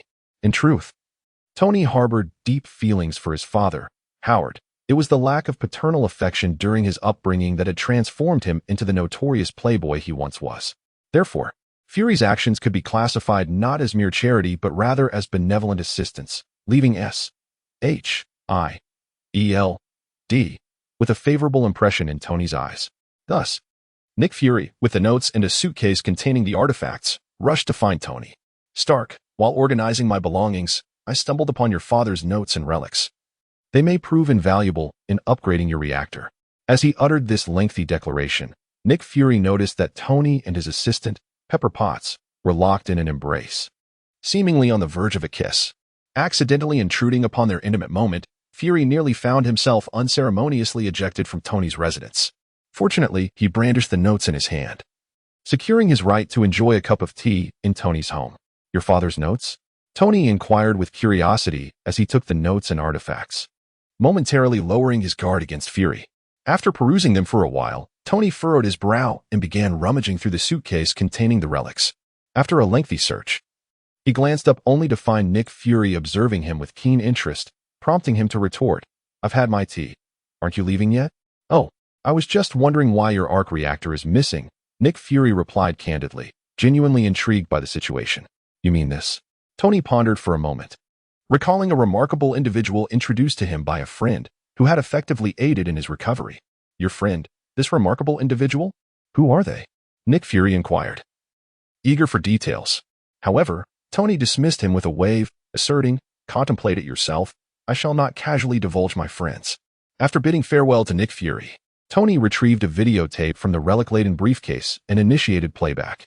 Meanwhile, as Nick Fury prepared his vehicle for the return journey, he contemplated the identity of the person Tony had mentioned.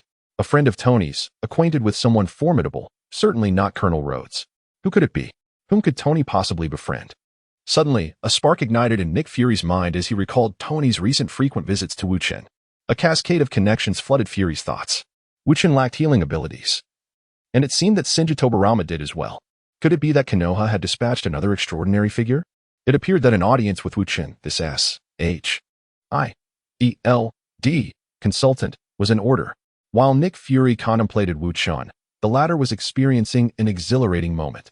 Fourth Hokage Minato Namikaze, Fourth Great Ninja War Minato Namikaze, Nine Tails Chakra Mode, Advancement in Progress, Time Remaining for Advancement, 0 days 0 hours 00 minutes 0 seconds, Advancement complete.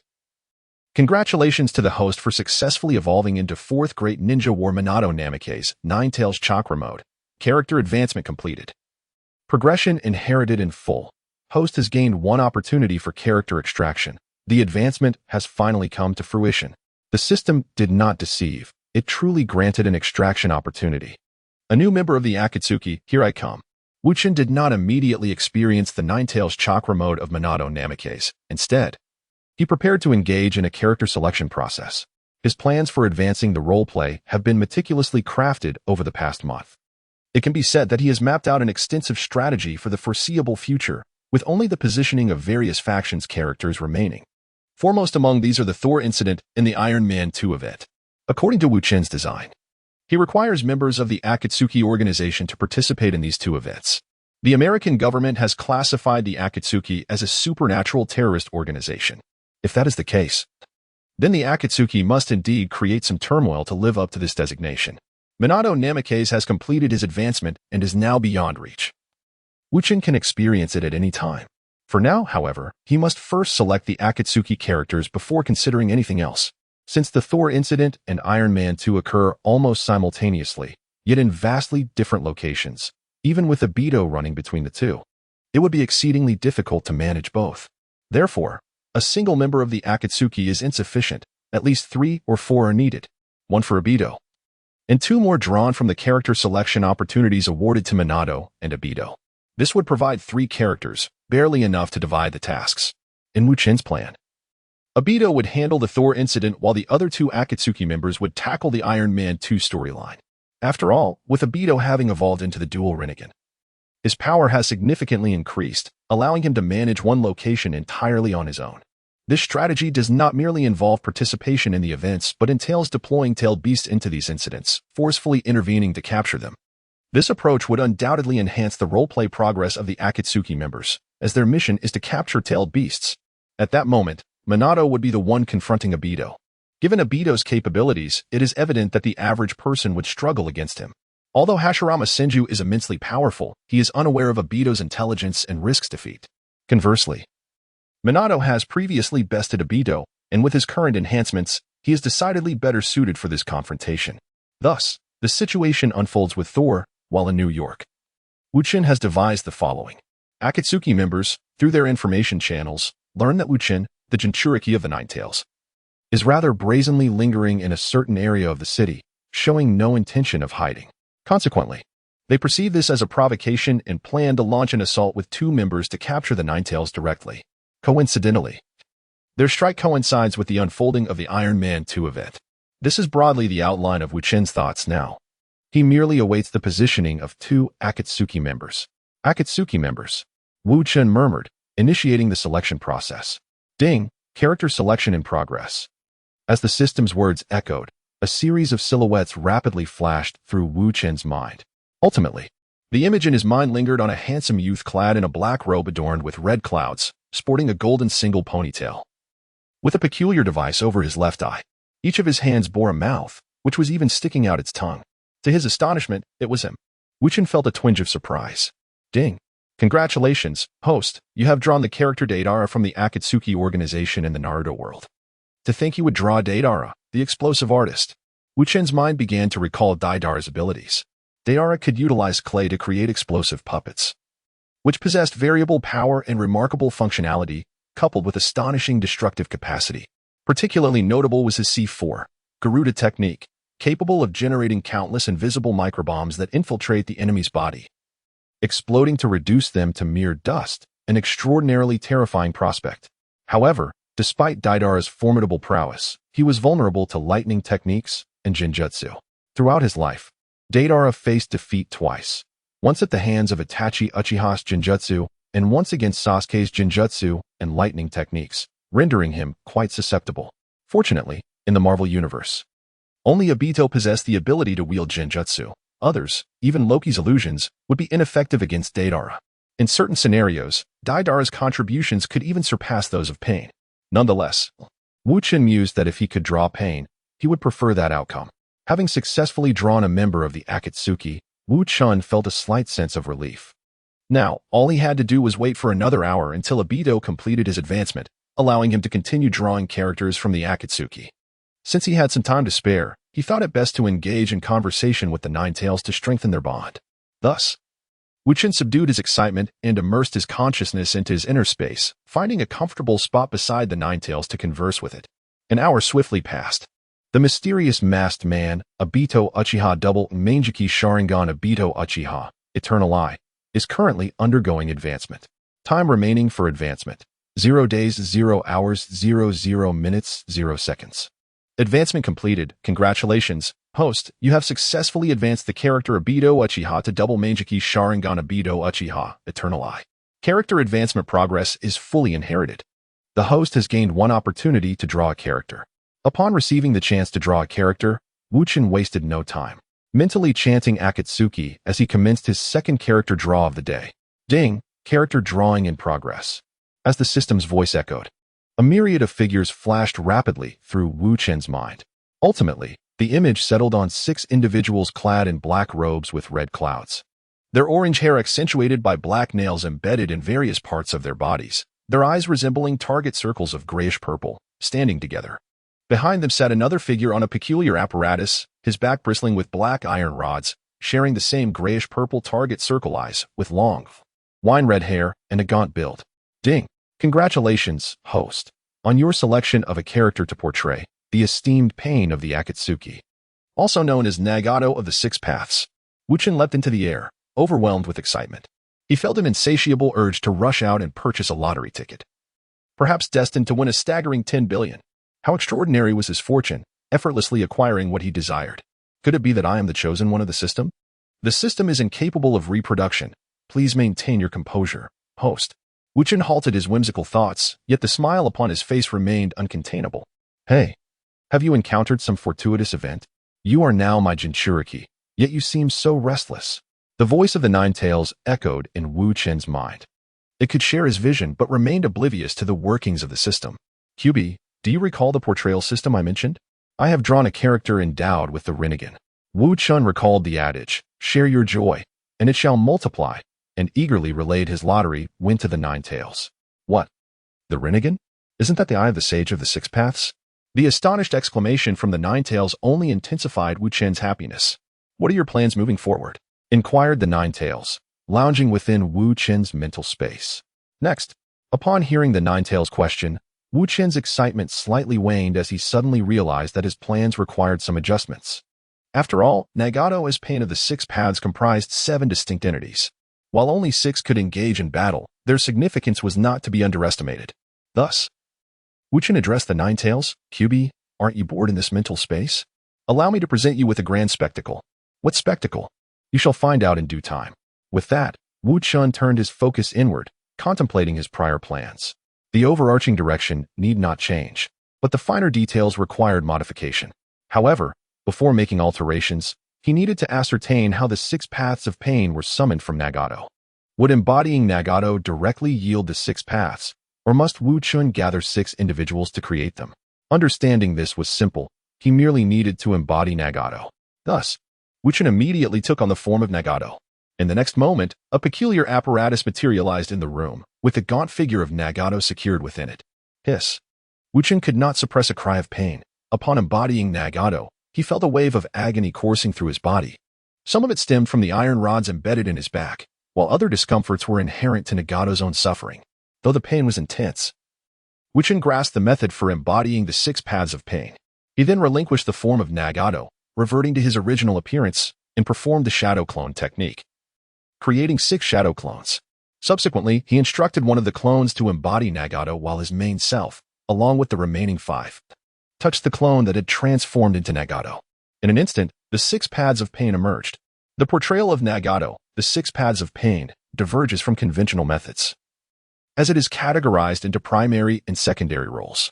The primary role embodies Nagato himself, while the secondary role encompasses the 6 paths of pain.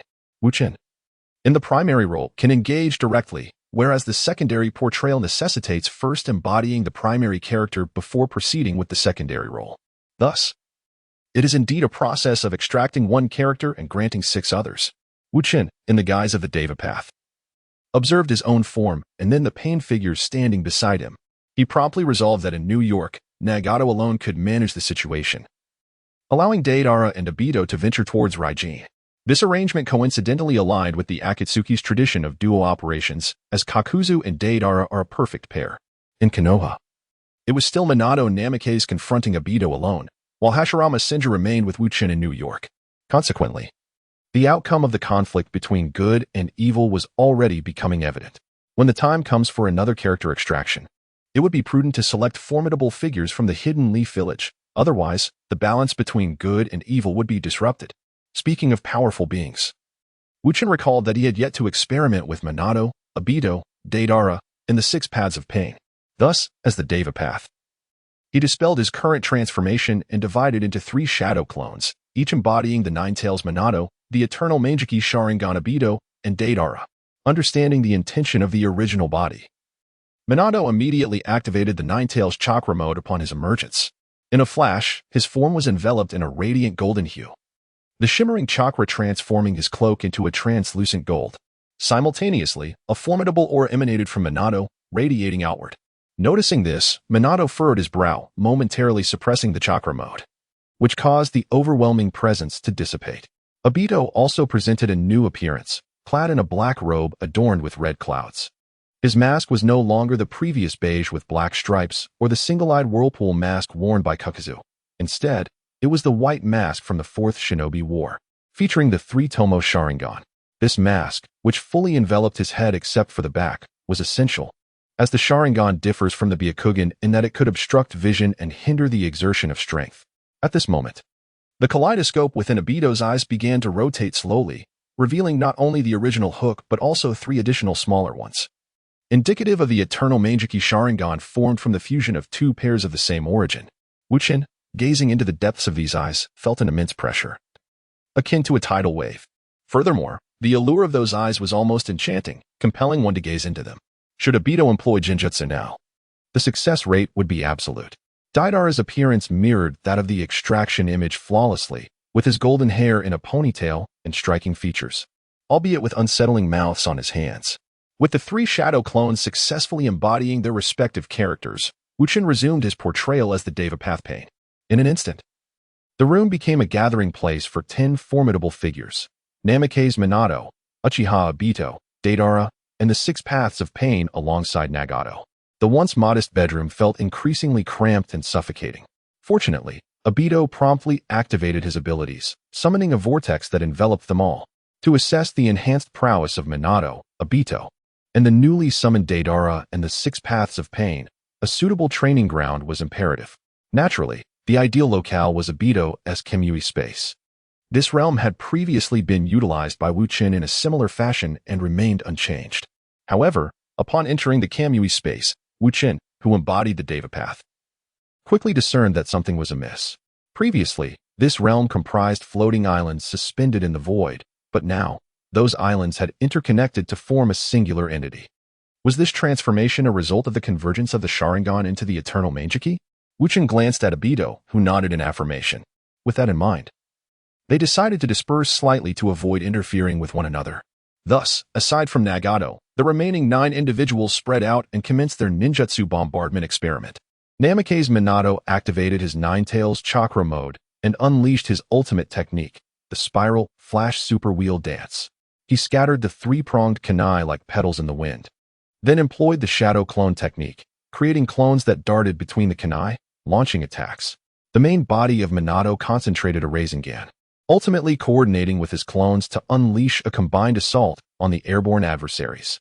The advantage of this technique lay in its swiftness and formidable power, leaving opponents bewildered and unable to react before being overwhelmed and dispatched. However, it required an exceptionally high reaction speed, attainable only in the Ninetales chakra mode. In his usual state, even Minato himself could not execute this maneuver. It could be said that, upon activating the Ninetales chakra mode, Minato's reaction speed reached the pinnacle of human capability. Remarkably, under this mode, his body kept pace with his heightened reflexes. In contrast to the fervent actions of Minato, Uchiha Obito's approach was decidedly more straightforward. His other abilities remained largely unchanged, the sole enhancement being the completion of his Kamui Mangeki, which had since evolved into the Eternal Mangeki.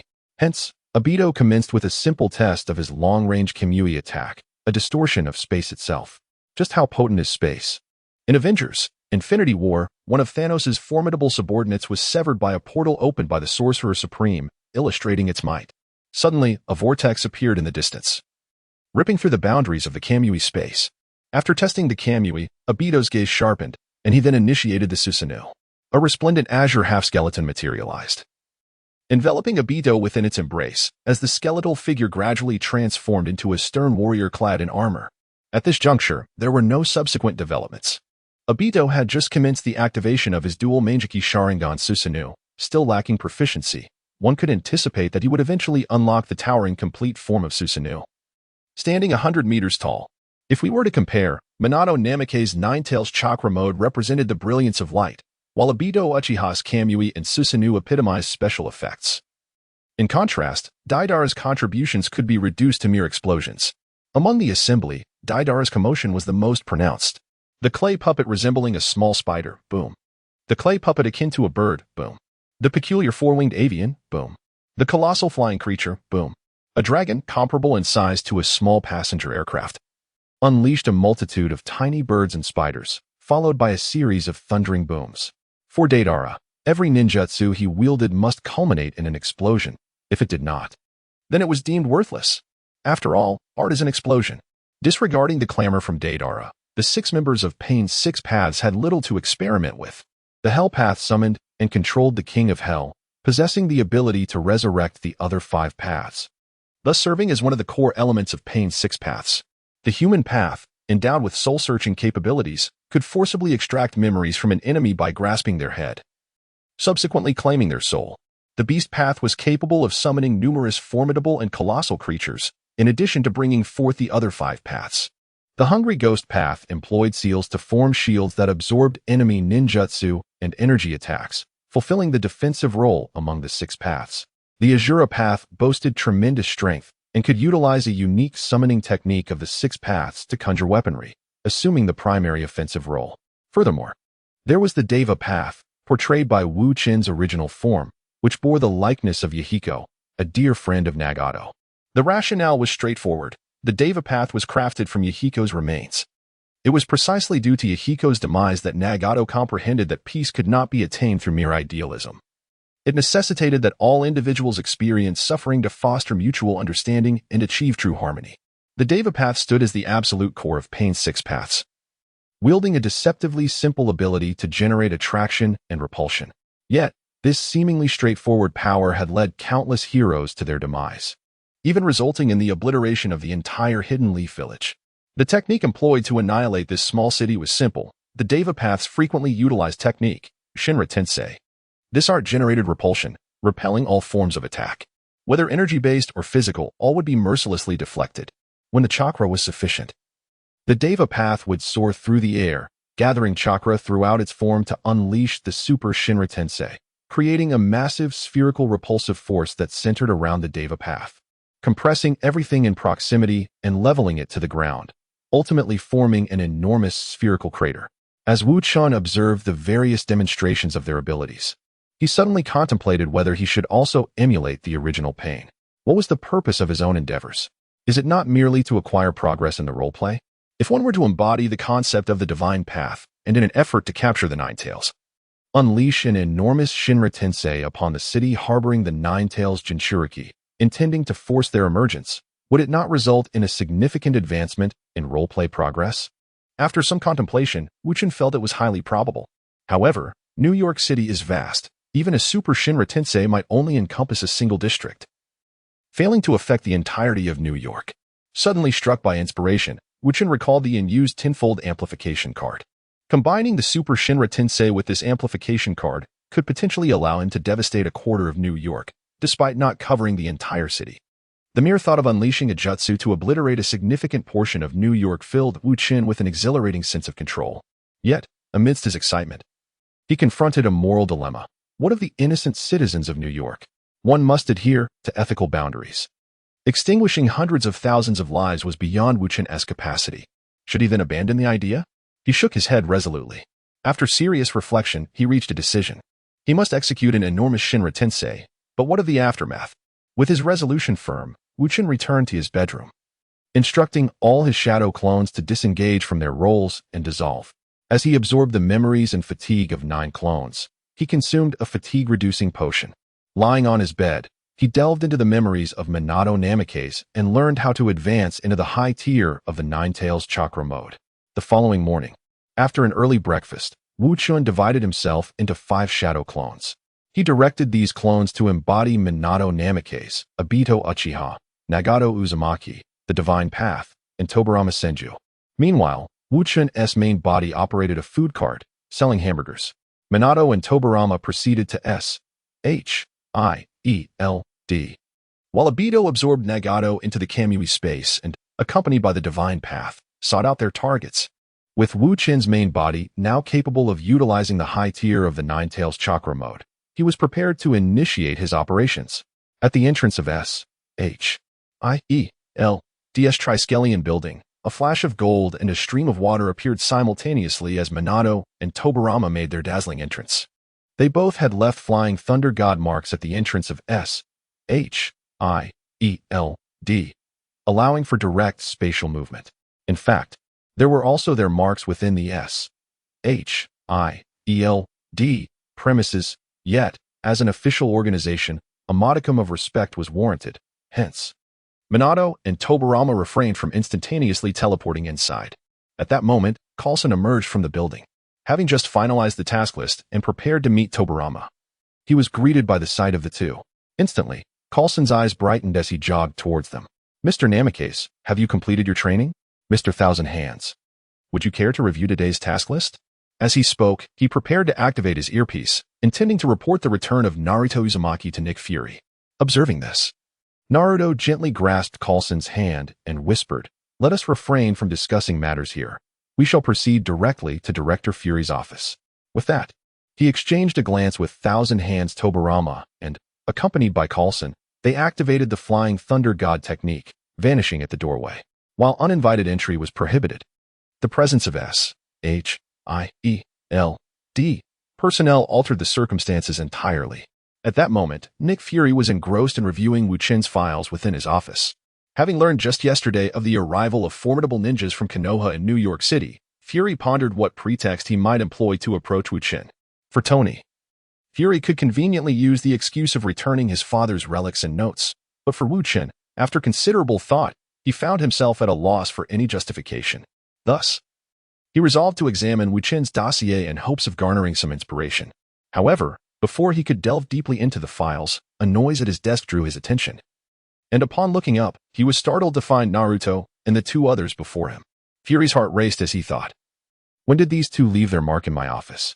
Realizing he had been living in an environment where he could be at risk from Thousand Hands Tobirama and Naruto at any moment sent a shiver down his spine. He resolved to have the janitorial staff thoroughly clean the area, ensuring the walls were scrubbed spotless. Yet, outwardly, he maintained his composure. "Coulson?" Although Fury did not articulate his inquiry, Coulson immediately grasped his intent and relayed the situation accurately. "Oh, I see. What brings the 2 Hokages to consult with a mere director like myself?" Nick Fury remarked, half in jest, half in genuine curiosity. At that moment, observing Naruto and Tobirama standing side by side, one in his 20s, the other in his 30s, Fury couldn't help but marvel at Konoha's progressive policies. "Why? because the Hokages were so youthful and their ages were relatively close, which suggested that the position of Hokage was neither hereditary nor lifelong, but rather elected. Akin to the American presidential system, with a new Hokage every 3 to 4 years. Otherwise, one could not explain the minimal age gap and the youthfulness of both Naruto and Tobirama. Wu Chen, unaware of Fury's musings, would undoubtedly commend him for crafting a suitable excuse if he had known. Upon hearing Fury's inquiry, Naruto glanced at Coulson, who quickly understood his meaning and affirmed, "Coulson is trustworthy. Feel free to speak candidly." In response, Naruto stated, "According to our sensory ninjutsu, yet another tailed beast seal has become unstable." Nick Fury, incensed, felt a surge of frustration. Did you not assert that the seals left by the Sage of Six Paths were unbreakable? Why was the nine-tailed seal in New York effortlessly unbound by the masked man, Obito, and why are the seals of other tailed beasts becoming loosened as well? Struggling to suppress his urge to curse, Nick Fury took a deep breath and posed a series of inquiries. Is the sensing ninjutsu reliable? Which tailed beast seal has been compromised? Where is it sealed? Could this be yet another underhanded scheme by the Akatsuki organization? Minato Namikaze responded to each question. Indeed. The disturbance in the nine-tailed seal was detected by the sensing ninjutsu, which was specifically developed to identify tailed beast chakra. The tailed beast whose seal is loosened is Shikaku, one of the nine tails. It is a massive tanuki adorned with sealing patterns, proficient in wind and magnet release sealing techniques. However, do not underestimate Shikaku simply because it is one tail. In fact, its combat prowess ranks just below that of the nine tails and eight tails. It is sealed beneath a dune near a small town called Charming Paradise in New Mexico. As for whether this is the handiwork of the Akatsuki, one cannot speak without investigation. Personally, I suspect it is indeed their doing. It is now confirmed that the Akatsuki's target is the nine-tailed beasts. Minato continued. Although their intentions regarding the tailed beast remain unclear, they have never concealed their objectives. Minato, your assessment is somewhat misplaced. Tobirama Senja suddenly interjected, startling Minato. What is amiss? Minato inquired. It is they. Tobirama stated gravely, as thus far, only the masked man has appeared. No other members of the Akatsuki have been seen. Perhaps the Akatsuki comprises solely of that masked man, with the others merely a figment of his machinations. Minato frowned. Lord Tobirama, you can't be serious. Nick Fury also cast a perplexed glance at Tobirama. Realizing he should not linger on Tobirama's remarks, Minato turned to Nick Fury and asked, "Do you have any further questions?" Nick Fury immediately shifted his gaze back, responding certainly. I wish to understand the reason for your visit and your plans moving forward. Having witnessed the chaos wrought by the nine tails, Nick Fury had come to accept the existence of the tailed beasts. After all, if a creature of such magnitude were to escape, it would be implausible to dismiss it as a mere fabrication. If they were deceived, it would be well-deserved. Therefore, Nick Fury harbored no doubts regarding Minato's assertions. Yet, he was curious about why Minato and Tobirama had come specifically to inform them of this matter, as well as what Konoha intended to do next. Wait, it couldn't be reminiscent of the Nine Tails incident, could it? Moreover, Shikaku was sealed beneath a dune near the town of Charming Paradise in New Mexico? Why does that location sound so familiar? In a moment of contemplation, Nick Fury noticed Coulson gesturing towards him, and it suddenly struck him that this was precisely the location mentioned in the intelligence report Coulson had just brought, a place where a tailed beast was sealed, coinciding with the recent descent of a hammer from the heavens.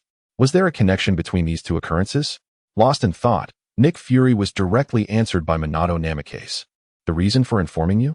Isn't it self-evident? After all, the seal of the tailed beast lies within your territory.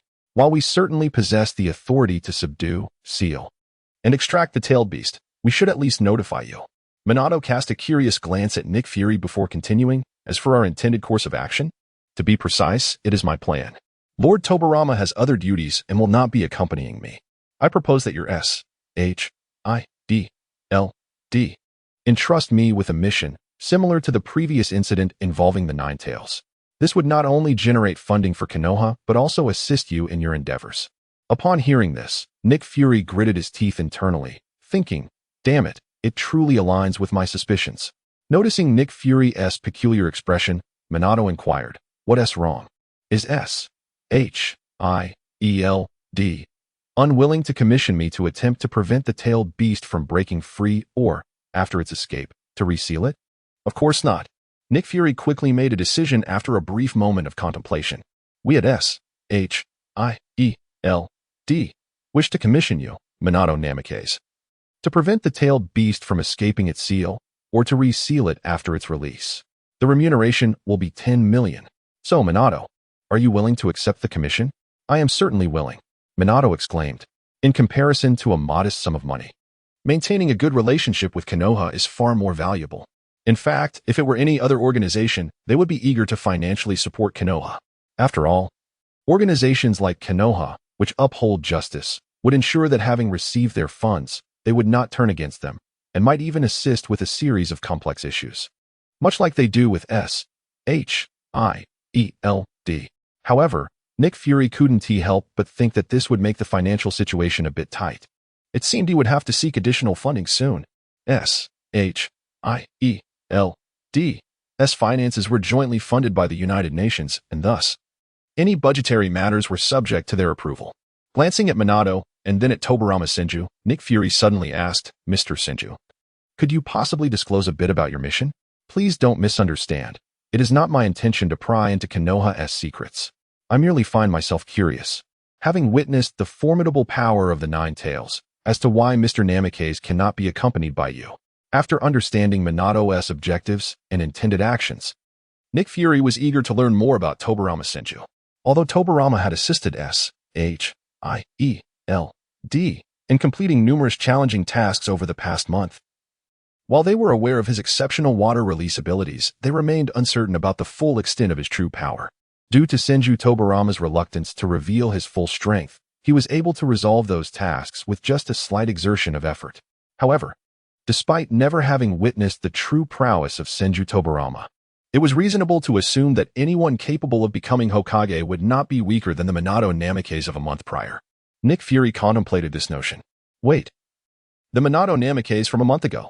Minato had secluded himself for a month to become the perfect Jinchuriki, dedicating himself entirely to his training. Now that he had emerged from his seclusion, could it be that he had indeed achieved perfection as a Jinchuriki, significantly enhancing his power? With this thought, Nick Fury cast a curious glance toward Minato. Before Minato could fully comprehend Fury's intentions, Senju Tobirama's response confirmed Fury's suspicions. Minato had reached an agreement with the Nine Tails and had become the perfect Jinchuriki, elevating his strength to an extraordinary level. Thus, he could single-handedly subdue the One Tail and deal with any troublemakers without the need for assistance. Well then, Minato, demonstrate your abilities to Director Fury to ease his mind, Tobirama suggested. Hearing Tobirama's proposal, Minato nodded resignedly, then took 2 steps back to enter the Nine Tails chakra mode. A surge of energy erupted, and a wave of force emanated from the golden Minato, spreading outward and sending the papers on Nick Fury's desk flying. The sheer might he displayed without even engaging in combat left Nick Fury and Phil Coulson in awe. Subsequently, as Minato deactivated the Nine Tails chakra mode and nodded to the 2 men, he affirmed, indeed, as Lord Tobirama mentioned, I can handle the situation with the One Tail on my own. Then, Senju Tobirama continued, as for me, Director Fury, you seem quite curious about my strength? The pressure emanating from Tobirama's gaze unsettled Nick Fury somewhat. My raw strength is comparable to Minato's current capabilities. Yet the true measure of combat prowess can only be determined through battle.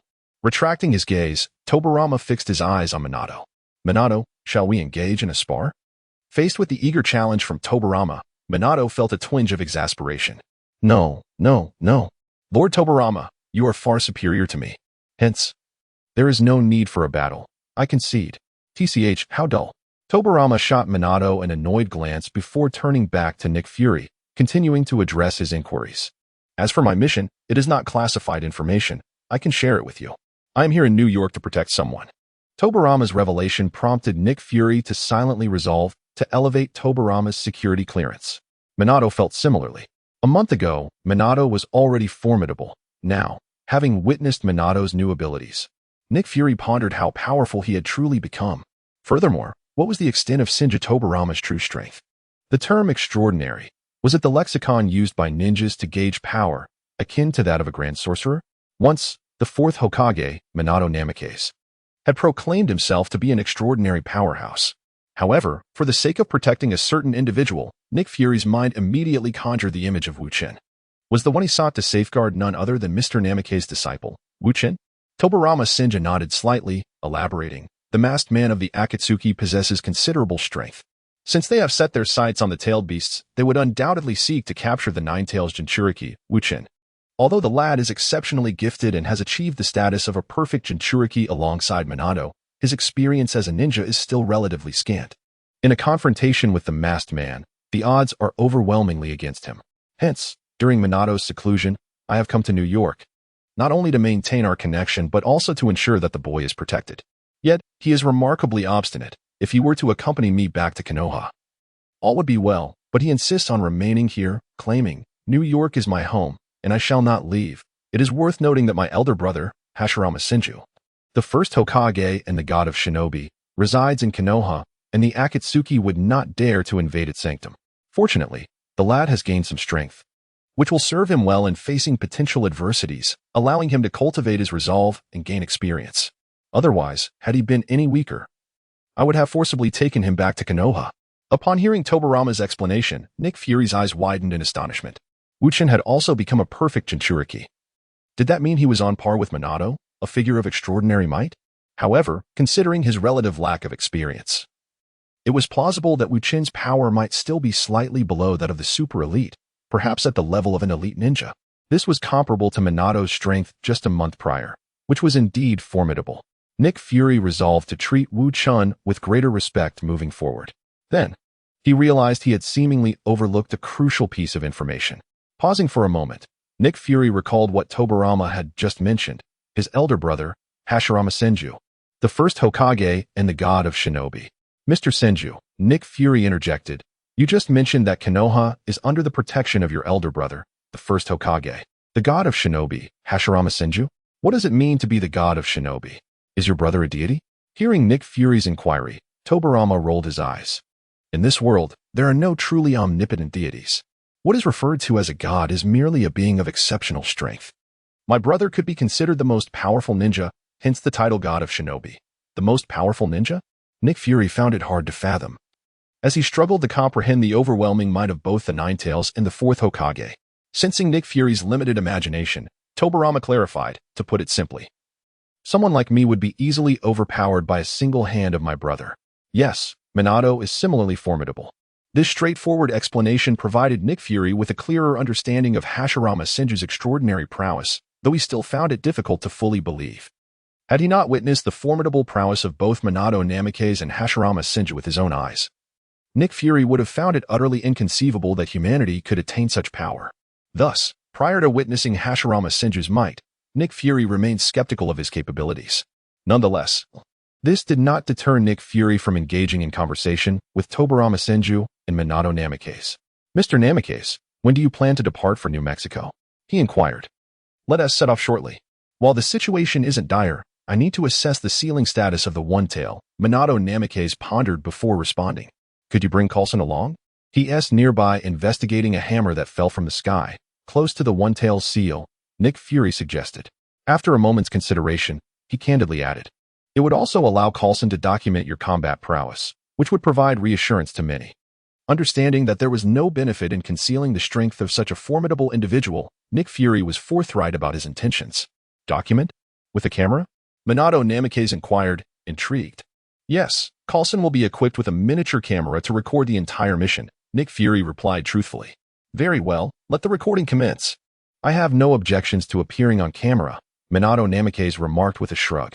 However, due to the considerable distance and the absence of a Flying Thunder God mark in New Mexico, we must drive there first. Turning to Coulson, he asked, Coulson, how are your driving skills? I possess a fair amount of confidence in my driving. Coulson replied with a slight smile. Then we have no issues. Shall we set off? Minato Namikaze nodded. Absolutely. Consequently, Minato Namikaze hitched a ride with Coulson, while Tobarama Senju resumed his tasks. Although the intention was to protect Wu Chen, with no unusual occurrences at present, Wu Chen, playing the role of Tobarama Senju's shadow clone, deemed it more prudent to continue enhancing his progress in embodying Tobarama Senju. Once everyone in the office had departed, Nick Fury finally exhaled in relief, leaning back in his chair, an uncommon display of fatigue washing over him. In the presence of such powerful individuals, Nick Fury was not as unflappable and composed as he appeared.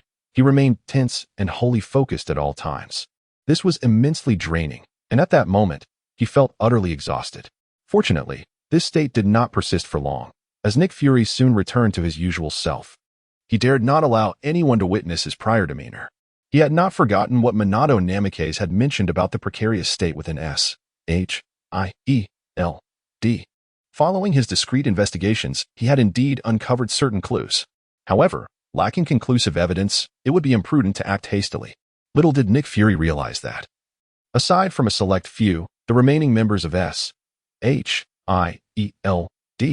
were all Hydra infiltrators. In other words, Nick Fury himself was the very serpent that stirred the grass. On the other side, when Obito appeared before Jinbing alongside Deva Path, Jinbing was taken aback. After a month of rigorous training, his chakra reserves had reached the level of a typical shadow-ranked ninja. He had successfully mastered the Shark series of water release techniques and had developed a considerable synergy with the Great Blade Samahata, coupled with his practice of swordsmanship. Jinbing had transformed into a true shadow-level powerhouse. To be candid, compared to Wu Chen, Jinbing was the genuine ninja prodigy. Had he been born in the world of Naruto, he would undoubtedly be among the pinnacle of ninja strength. The enhancement of his tangible power not only amplified his combat prowess but also heightened his perceptive abilities. Upon recognizing Obito and sensing the familiar chilling aura, Jinbing slowly knelt, addressing him as Sir. Underneath the mask, Obito's lips curled slightly. He too could sense Jinbing's current strength. However, this was not the time for such discussions. The masked man took a half-step back, yielding space to Deva Path, and gestured to Jinbing, stating, "This is our Akatsuki leader, the Zero Burial of Akatsuki, Pain of the Six Paths." Leader? Jinbing, having just raised his head, displayed a clear expression of astonishment. He instinctively glanced at Deva Path, immediately captivated by the gray-purple Rinnegan. In truth, Jinbing's heart was as steadfast as a rock, were it not for Obito's manipulation. He would never submit to him. Yet now, even this resolute Jinbing found his gaze fixated on the Rinnegan, as if entranced, with his very soul seemingly drawn into its depths. Deva Path narrowed his eyes, an overwhelming sense of pressure emanating from his gaze, causing Jinbing's eyes to sting. He promptly lowered his head, unwilling to look further. Obito observed this exchange with keen interest. Rather than intervening, he welcomed its occurrence. It was insufficient for Jinbing to merely yield to Obito. He must submit to the entirety of the Akatsuki organization. After all, every member of Akatsuki was merely a representation of Wu Chen, all allies. Thus, establishing authority through pain was a strategy Obito desired to see. Ensuring Jinbing became more compliant and obedient. Noticing Jinbing bowing to Deva Path, Obito felt it was time to speak, stating, "Indeed, you should remember what I previously mentioned. This time, I will assess your strength, after which the leader will decide whether to accept you as a formal member. By the way, my codename is the Jewel Maiden of Akatsuki." During Obito's alias as Akatsuki's Toby, he wore the ring that belonged to Scorpion after his demise, which was known as the Jewel Maiden. Jewel Maiden? Though Jinbing felt perplexed by this codename, he dared not voice his thoughts. It is the gravest folly for a subordinate to criticize a superior or to point fingers. Such actions are sure to incite the wrath of their superior. For an ordinary individual, such behavior might only result in losing their job, but for Jinbing, it could very well cost him his life. After all, the Akatsuki is not a benevolent organization. Jinbing, Deva Path suddenly spoke. Jinbing promptly responded, "Yes. What is the status of your intelligence network in New York?" Upon hearing the inquiry, Jinbing was suddenly filled with joy. Reflecting on the somewhat clandestine affairs of New York, he mused that while there may be certain matters beyond his knowledge, he could certainly assist in uncovering most information. "You may perceive me as the local authority of New York. This is no exaggeration. Jinbing is the reigning kingpin of the underworld, not only in New York but throughout the entire nation. Although many petty criminals were apprehended during the recent Ninetales incident, Jinbing's formidable display of power prompted even more individuals to seek his allegiance. Those gangs unwilling to join him found themselves subjected to subtle coercion, compelling them to submit. Thus, while many of Jinbing's gang members were incarcerated, his influence only grew more substantial. This phenomenon may appear anomalous, yet it is quite commonplace in a country like America, where freedom and coolness are venerated. Here, an individual's immense strength renders Jinbing both admirable and liberated in the eyes of many, who are naturally inclined to pledge their loyalty to him. "Excellent," Tiandao nodded, his gaze remaining indifferent. "Jinbing, assist me in locating an individual named Wu Chen. I require his whereabouts and the latest intelligence on him. Furthermore, Provide me with a comprehensive overview of this nation and its historical actions. Jinbing promptly nodded and rose. Chief, the Wu Chen you mentioned is a disciple of the fourth Hokage, correct? Indeed. Tiandao glanced at Jinbing, who was slightly taller than him. Jinbing immediately bent his posture to appear somewhat shorter. Such perceptiveness earned him Tiandao's approval, who continued, Wu Chen is the Jinchuriki of the Nine Tails, which is our target in the Akatsuki organization. There is no need for a search, Chief. He previously defeated me. Hence I have gathered intelligence on him and dispatched personnel to monitor his activities. I can present this information directly to you. With that, Jinbing swiftly returned to his desk, utilizing the printer to produce a stack of papers filled with Wu Chen's intelligence data. He respectfully presented the documents to Tiandao, continuing, please review this first. I will also arrange for the information you seek regarding America. Very well. Please take a seat. I shall step out momentarily and return shortly. Jinbing hurriedly exited, appearing quite eager. 2 minutes later, he re-entered with a bundle of papers. Chief, everything is here. Tiandao accepted the documents and exchanged a knowing glance with Obito, who immediately understood and addressed Jinbing. Do not resist. Taken aback, Jinbing quickly straightened his posture. Suddenly, a massive vortex materialized within the office, drawing Obito, Tiandao, and Jinbing into its depths. After a few minutes, the trio emerged once more.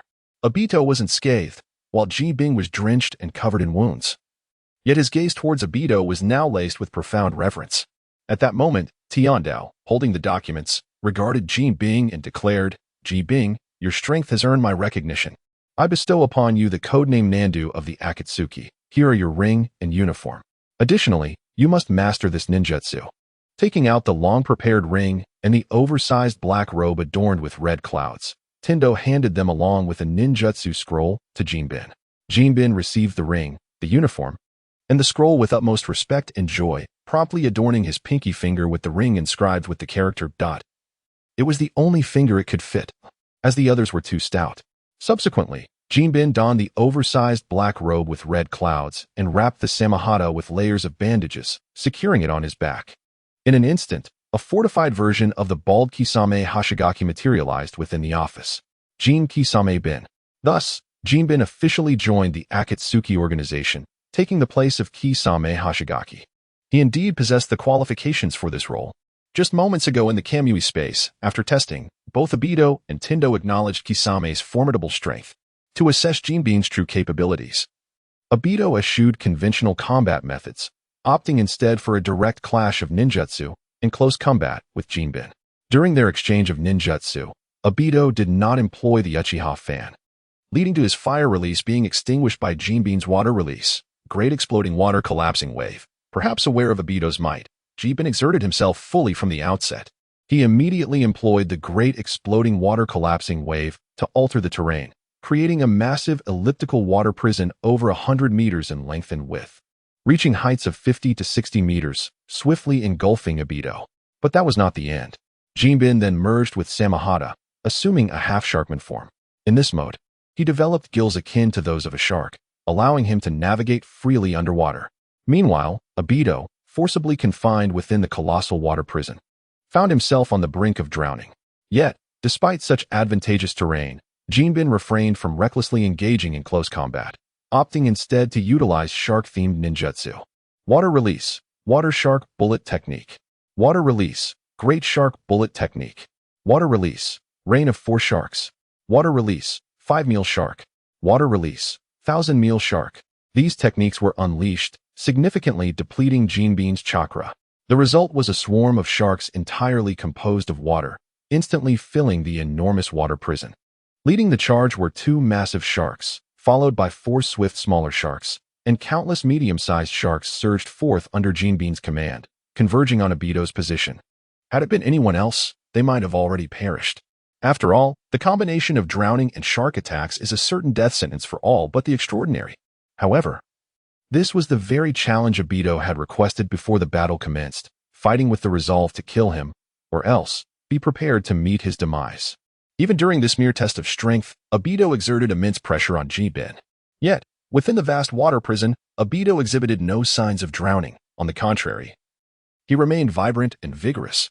Although he was not employing intangibility in combat, merely rendering his mouth and nose intangible was not against the rules. With his mouth and nose outside the Kamui space, he was naturally shielded from water, thus evading the risk of drowning.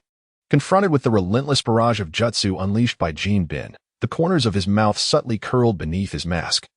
As he invoked the ocular technique attainable solely through the dual Manjiki Sharingan, Susanoo, in an instant, a luminescent azure skeletal figure materialized around Obito, effectively thwarting all assaults from the sharks. The defensive prowess of Susanoo is not something that can be easily breached by mere ninjutsu. The shark-based techniques wielded by Jinbin were, of course, insufficient to penetrate Obito's Susanoo. Thus, as all the sharks dissipated due to the depletion of chakra, Obito's skeletal form transformed into that of a formidable warrior, yet aside from this, there was no discernible change. He had not sustained a single injury. Jinbin felt a surge of despair. He had exhausted all his means, only to find that he had not managed to inflict even the slightest harm on the masked man. This realization struck Jinbin profoundly. After a month of diligent training, he had achieved this disappointing outcome. It would be hard for anyone else to accept such a fate. Noticing Jinbin's despondency, Obito wasted no time. Launching a punch from his Susanoo towards him, he had no intention of offering words of consolation. His goal was to rouse Jinbin from his stupor. A person who still has the luxury to wallow in self-pity is merely lacking the fervor for survival. In such cases, a good beating is all that is needed. Initially, under the might of Susanoo's iron fist, Jinbin managed to utilize his surroundings to evade. Given that he was in his half-shark form and was far more agile in water compared to Obito's Susanoo. However, when Obito unleashed the Kamui Shuriken, diverting all the water from the colossal water prison to another location, Jinbin's advantage vanished in an instant. Subsequently, he was subjected to a severe thrashing by Obito's Susanoo. After the onslaught, Jinbin emerged from his state of self-indulgence, inwardly recognizing his lack of effort, which had led to his weakness. His acquaintance with chakra and ninjutsu had been brief, with continued diligence in training. He believed that one day he could stand at the same level as the masked man and behold the vistas from that height. Observing Jinbin's change in mindset, Obito remarked, "Not bad, I acknowledge your strength." Upon hearing this, Nagato nodded in agreement.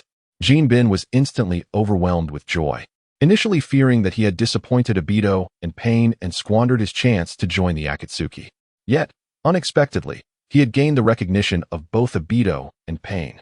The Akatsuki. What a powerful and enigmatic organization.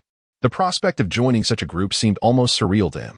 In response, Obito elucidated, "Jinbin, your abilities have already reached the level of a shadow-class ninja. It is merely your inexperience in combat against other ninjas and my overwhelming strength that has created this disparity. In truth, your potential is commendable, which is why I endorse you. However, should you aspire to grow even stronger, for instance, by acquiring more potent ninjutsu, I might have avenues to assist you." With that, Obito winked at Jinbin. Jin understood the subtle hints from Obito and immediately said, "Master, I have been working diligently to earn money this month. Please follow me shortly." "Good." At that moment, Obito's voice carried a hint of merriment, resembling a vampire who feasts without toil, resting upon the backs of the laboring populace. Now, after Jin donned his black robe adorned with red clouds and put on the ring, Wu Chen, who was impersonating Obito in the Deva path, felt a surge of emotion. Jin represented a contender whom Wu Chen had watched grow stronger, evoking a sense of nurturing within him. Unfortunately, this growth was not in the form of a young girl, but rather that of a robust man. After his reflections, Obito briefly explained to Jin the techniques contained within the ninja scroll, aiming for Jin to master the jutsu immediately and subsequently destroy the scroll. The technique entrusted to Jin by the Deva path was the holographic body technique, which played a crucial role in the Akatsuki organization within the Naruto world. The members of Akatsuki would sit and emit thought waves transformed from chakra, while Pain, acting as the command tower, would receive these waves and amplify them, projecting the illusions to specific locations. These illusions differed from ordinary images. Through Pain's mediation, various techniques could be activated. The illusions created by this jutsu possessed all the abilities of the original body and were a bloodline limit technique of the Rinnegan. In the Naruto world, the early gatherings of the Akatsuki organization were realized through the illusions generated by this technique. This jutsu not only facilitated internal communication among Akatsuki members, overcoming the barriers posed by distance, but most importantly, it ensured the security and confidentiality of their assemblies. Everything was an illusion, even if the meeting's location was discovered. The enemy would be left in vain. Such a powerful and useful technique naturally needed to demonstrate its secrecy. Throughout the process of teaching Jin the jutsu, the Devapath remained engrossed in documents from the United States. Finally, Jin mastered the holographic body technique, after which Obito incinerated the ninja scroll. At that moment, the Devapath set aside the documents and took a couple of steps to the floor-to-ceiling window of Jin's office, gazing down at the morning skyline of New York. This country is exceedingly arrogant. Upon hearing this, both Obito and Jin approached and wholeheartedly agreed. Indeed, it was so. The thoughts of Obito and the Devapath were aligned, naturally leading to similar sentiments. Although Jin was an American raised in this country, he now stood from the perspective of the Akatsuki organization and felt the arrogance of America firsthand. Perhaps it was because this nation emerged as the strongest victor after World War II, granting it the status of the most powerful country in the world, leading to its disdainful attitude toward everything. Setting aside the distant history, even currently ongoing, the so-called war on terror in Iraq raises questions. Was it truly a fight against terrorism? Iraq, located in the Middle East, is rich in oil resources, which is one of the most vital energies on Earth today. The Devapath did not turn back, his lips moving to articulate the actions of America. Obito nodded, expressing his belief that the so-called war on terror was merely a FAAD to seize Iraq's oil resources. If they genuinely wished to assist Iraq, why not support its government by providing weapons and manpower, enabling them to confront terrorism independently? By directly intervening in their affairs. America stands as the greatest perpetrator of terror. Tendo immediately nodded, reflecting inwardly on his keen perception of the situation. Furthermore, the nation that boasts of being the most free in the world is rife with racial discrimination and various forms of prejudice. Jin, eager to align himself, quickly concurred, admitting that although he is part of a gang, he felt immense outrage upon witnessing the news of several police officers choking a black man to death in broad daylight. Yet, in truth, Jin's indignation was hollow. He viewed everyone outside the Akatsuki as mere pawns, expendable in the grand scheme. His current display of outrage was merely to play the role of a supportive companion to Pain, the leader of the Akatsuki. "You're absolutely right," Tendo remarked, casting a glance at Jin, which made Jin feel pressured and slightly bow his head.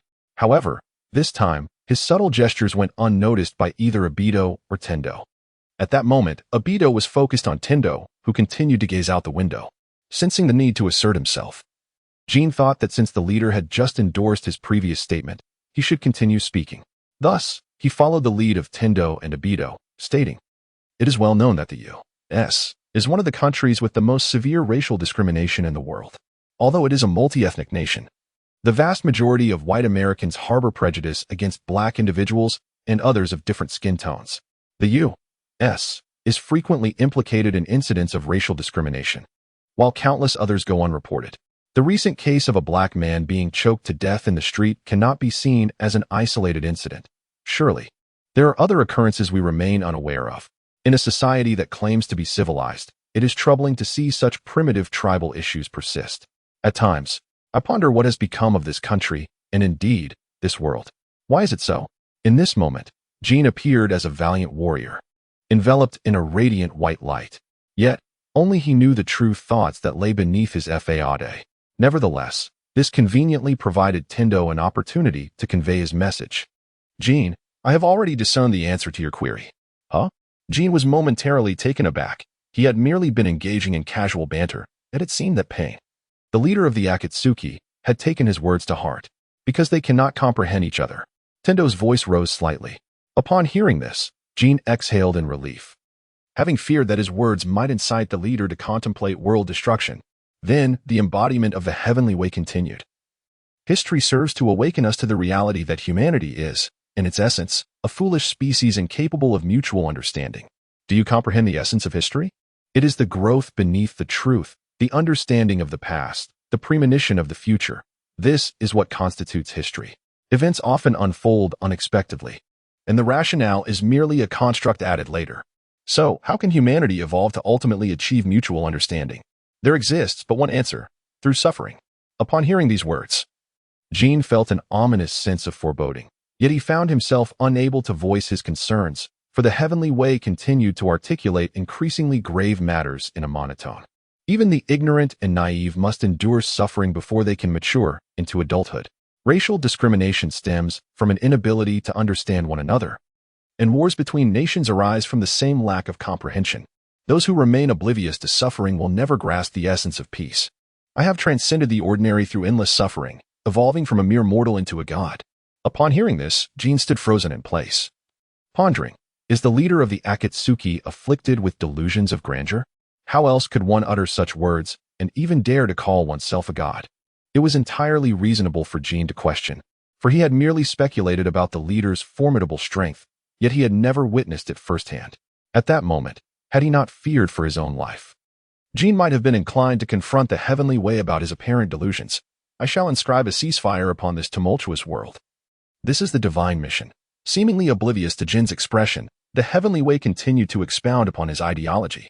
In the midst of national conflict, how can one swiftly halt the tides of war? As long as there exists a collective of righteous and peace-seeking individuals wielding the means to annihilate a great nation in an instant, countless lives, thousands, millions, would perish in an instant. Instilling fear in the hearts of all, humanity, nations, the entire world would then come to know suffering. That very fear would breed restraint, thus leading to the cessation of war. It can be said that such a world is maturing towards stability and peace. Suffering will foster growth in the world, just as it did for me. To cultivate this world and advance thought, divine guidance is necessary. This world remains but a child to facilitate its growth. It must first comprehend the meaning of suffering. Hence, we require tailed beasts, necessitating the fusion of the 9-tailed beasts into the 10 tails. Harnessing this power to bring about genuine peace. This is the purpose for which I established the Akatsuki. A madman. This individual is an unequivocal lunatic. After absorbing all that the heavenly way had articulated, the sole term that resonated in Jin's mind was this. If he were merely an ordinary madman, he might be confined to a psychiatric institution, but if that madman possessed a strength bordering on unmatched, the world could be irrevocably altered by his hand. Jin sensed that such a transformation was imminent before him. Those who harbor racial discrimination will grow through suffering to understand those they discriminate against. Those who instigate war will come to comprehend the true essence of peace through their own suffering. Originally, I had intended to capture the Jinchuriki of the 9 tails and then depart from New York. The Tao of Heaven continued, stating, however, at this moment, I believe it is imperative for New York, for this arrogant nation, to truly experience profound suffering. I envision that, at such a juncture, this country might temper its hubris and yearn for genuine peace. Yet, on this occasion, Jin Ping's subtle maneuvers did not capture the attention of either Abito or the Tao of Heaven. Presently, Abito was fixated on the Tao of Heaven, who remained gazing out the window. Observing this, Jin Ping felt an urge to assert himself. The leader had just affirmed his statements, which surely implied a desire for him to elaborate further. Thus, he aligned himself with the sentiments of the Tao of Heaven and Abito. Continuing, it is well known that the American Empire, this portion concerning racial discrimination, has been omitted due to censorship. In a society that prides itself on civilization, we are nonetheless plagued by the primitive issues of various tribes. At times, I ponder, what has become of this nation? What has become of this world? Why has it come to this? In that moment, Jin Ping projected the image of a valiant warrior, seemingly enveloped in a radiant white light. Yet, the thoughts swirling within his mind remained known only to him. Nevertheless, this served as an opportunity for the Tao of Heaven to convey a message. Jin Ping, I have found the answer to your queries. Huh? Jin Ping was taken aback. He had merely been engaging in casual banter, yet it felt as if the leader of the Akatsuki, Pain, had taken his words to heart, for they could not comprehend one another. The voice of the Tao of Heaven rose slightly. Upon hearing this, Jin Ping exhaled with relief, as he had feared that his encouragement might lead the leader to contemplate world destruction. The Tao of Heaven continued. History serves to awaken us. Humanity is, in its essence, an inherently foolish species incapable of mutual understanding. Do you grasp the essence of history? It is born from the depths of truth, acknowledging the past, anticipating the future. This is what we term history. Events often unfold unexpectedly, with reasons crafted in hindsight.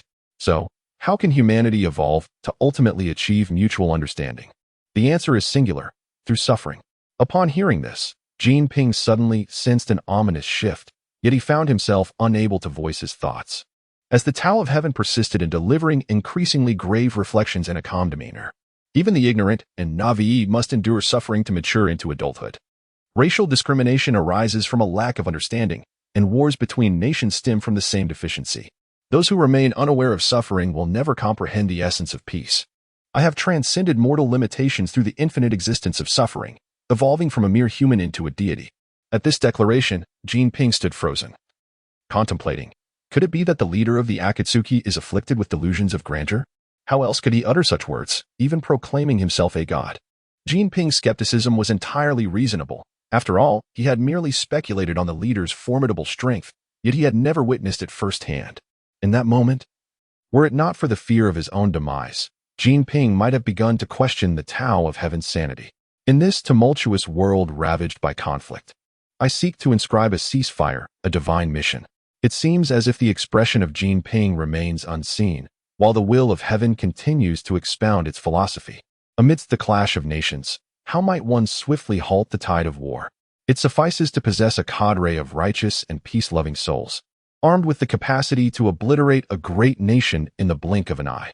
Countless lives, in the tens of thousands, or even millions, would be extinguished in an instant, instilling terror in the hearts of all. Humanity, nations, the entire globe would come to know suffering. Such dread would engender a restraint that would usher in an era devoid of war. One could assert that a world maturing towards stability and peace is on the horizon. Pain will cultivate the world, much as it did in my past. To foster growth and advance thought, divine guidance is imperative. This world remains but an infant. To foster its maturation, it must comprehend the essence of suffering. Hence, we require the tailed beasts, necessitating the convergence of the 9 into the 10 tails. A force capable of annihilation to bestow genuine peace upon the world. This is the very purpose for which I established the Akatsuki. A madman. This fellow is nothing short of a complete lunatic. After absorbing all that the will of heaven articulated, the sole term that surfaced in Jinping's mind was this. Were he merely an ordinary madman, he would at most be confined to a psychiatric institution. However, if that lunatic possesses a power so formidable as to be nearly unmatched, the world shall inevitably transform due to his influence. Jinping sensed an impending change unfolding before him. Those who harbor racial prejudices, upon experiencing suffering, evolve to comprehend those they once discriminated against. Those who wage war, upon feeling anguish, grasp the profound truth of peace. Originally, I intended to capture the 9 tails Jinchuriki and depart from New York. Yet, the will of heaven continued. But now, I believe it is necessary for New York, for this arrogant nation, to truly experience pain. I surmise that in that moment, this nation may temper its hubris and yearn for authentic peace. Were time to reverse, Jinping would certainly refrain from uttering such impassioned rhetoric. Who could have anticipated that the leader of the Akatsuki would possess such a disposition? To forge immensely powerful weapons in the name of peace, to compel mutual understanding through the experience of pain? You are indeed a little genius. While there is a modicum of truth in this assertion, Jinping, as a mentally sound adult, would not succumb to such indoctrination. Yet now, due to his own words, the leader Pain has proclaimed, "Let New York suffer. Let this nation feel pain." Jinping does not believe the leader to be merely boasting. As the head of the Akatsuki, Pain is indeed capable of actions that could devastate New York. Even more terrifying is the possibility that Pain truly possesses such might. Jinping has harbored an unwavering hatred for New York. This is indisputable, for it is here that he has lost those most dear to him. Nevertheless, despite this animosity, Jinping has not fled New York. This is not only because he refuses to be a coward, but also because he does not wish to abandon the place that has nurtured him. New York, after all, is the home of Jinping, a place where he has spent his formative years, imbued with the essence of his childhood memories, albeit not all of them are pleasant. However, the thought of obliterating New York is one that Jinping cannot entertain, for such destruction would also lead to his own demise. After all, he is intrinsically linked to the city. Contemplating this, Jinping summoned his courage, gazed at the leader, and inquired, "Chief, how do you intend to inflict suffering upon New York? I do not seek to pry into your plans, but I believe that if the situation becomes perilous, it would be prudent for our gang members to evacuate the area, as they still possess some utility and cannot be entirely discarded as mere refuse." The leader, known as Tian Dao, cast a cold glance at Jinping, instilling a sense of dread within him. Fortunately, Tian Dao did not take any immediate action. Instead, he replied with an air of indifference, "You will learn in due time. As for the area in question, instruct your gang members to vacate New York altogether." A tremor coursed through Jinping's heart, rendering him speechless as he nodded in acquiescence. Regret was now futile. Having become a member of the Akatsuki and bearing the mark of the caged bird upon his forehead, Jinping found himself unable to turn back. His only recourse was to steadfastly follow the path of the Akatsuki. committed to a singular, unwavering course. Chief, the powers of Minato Namikaze and Tobirama Senju should not be underestimated. I fear they may pose an obstacle during your attempt to capture the Nine Tails, Obito suddenly interjected. Without turning, Tian Dao gazed out the window and remarked, under the footsteps of a god, mere mortals cannot impede our progress. Jin Bing, hearing Obito's words, was taken aback. My lord, are you not accompanying the chief? Obito shook his head. I am merely escorting you here. Shortly, another companion will arrive. At that time, I will depart with him to capture other-tailed beasts. Other-tailed beasts? Jin Bing asked, intrigued. Indeed, among the nine-tailed beasts, the third strongest is Shikaku, the one-tail. My lord, do you require my assistance? Jin Bing quickly offered. At that moment, he had come to a realization. Since he could not hinder the chief's actions, it would be best to avert his gaze and leave the turmoil behind. However, Obito shook his head. The enemies the chief will confront remain unclear, and I am sufficient to handle the one-tail alone. Bringing an additional companion is merely a precaution. I cannot bring two. Jin Bing, you are to remain and assist the chief in eliminating any obstacles. Yes, Jin Bing replied with a grimace. Just then, a colossal shadow swept past outside his office, prompting him to turn and behold a magnificent, oddly shaped white dragon hovering outside the floor-to-ceiling window. Upon its back stood a figure clad in a black robe adorned with red clouds, none other than Madara, who had skillfully divided himself to play this role at the appointed time. At that moment, Madara waved at the window, and Obito raised his hand in response. However, instead of departing immediately, Obito added, Chief, while your strength is formidable, it is wise to exercise caution. Once I arrive at the designated location, I shall subtly divulge a fragment of information. It is highly probable that I will attract either the esteemed Minato Namikaze or Tobirama Senju. At that juncture, you may take action.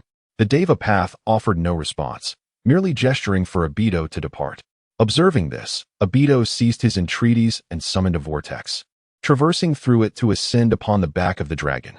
Whoosh, whoosh, whoosh. Madara and Obito departed on the dragon. The office of Jinping was left with only the Deva Path and Jinping in attendance.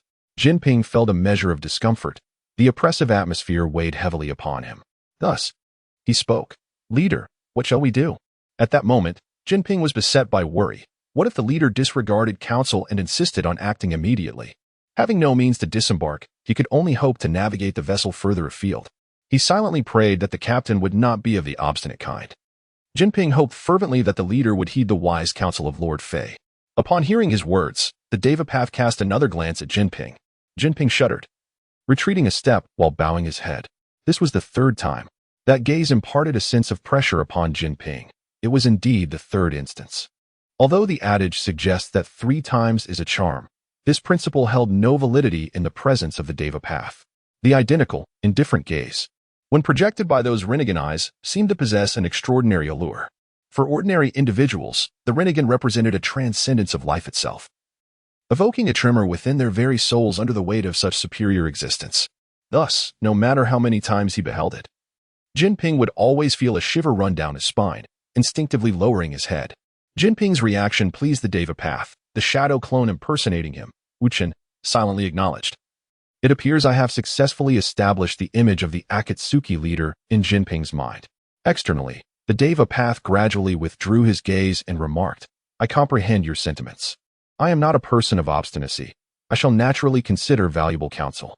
Upon hearing this, Jinping exhaled a sigh of relief. Lord Fei was indeed correct. While mortals cannot impede the advance of deities, they may delay their progress. Jinping, from this moment forth, investigate whether Tobirama Senju and Minato Namikaze remain within New York. And once your inquiry concludes, ensure your people vacate the city. Upon hearing the Deva Path's directive, Jinping felt entirely at ease, responding with a resounding, yes, leader. Subsequently, under Jinping's watchful gaze, the Deva Path opened the floor-to-ceiling window and took flight, soaring directly out of it. Witnessing this spectacle, Jinping was left astonished, murmuring involuntarily, perhaps the leader truly is a god, ascending into the heavens without any apparatus, conquering the force of gravity. This would have been deemed utterly divine in ancient times. In that moment, Jinping began to believe that the leader could indeed inflict suffering upon New York and the American Empire. After a moment of reflection, Jinping swiftly dispatched orders. Meanwhile, outside Stark Tower, Wu Chen was fervently selling delectable crab burgers. At this moment, although he had only been selling for a little over an hour, the delectable crab yolk buns were nearly sold out.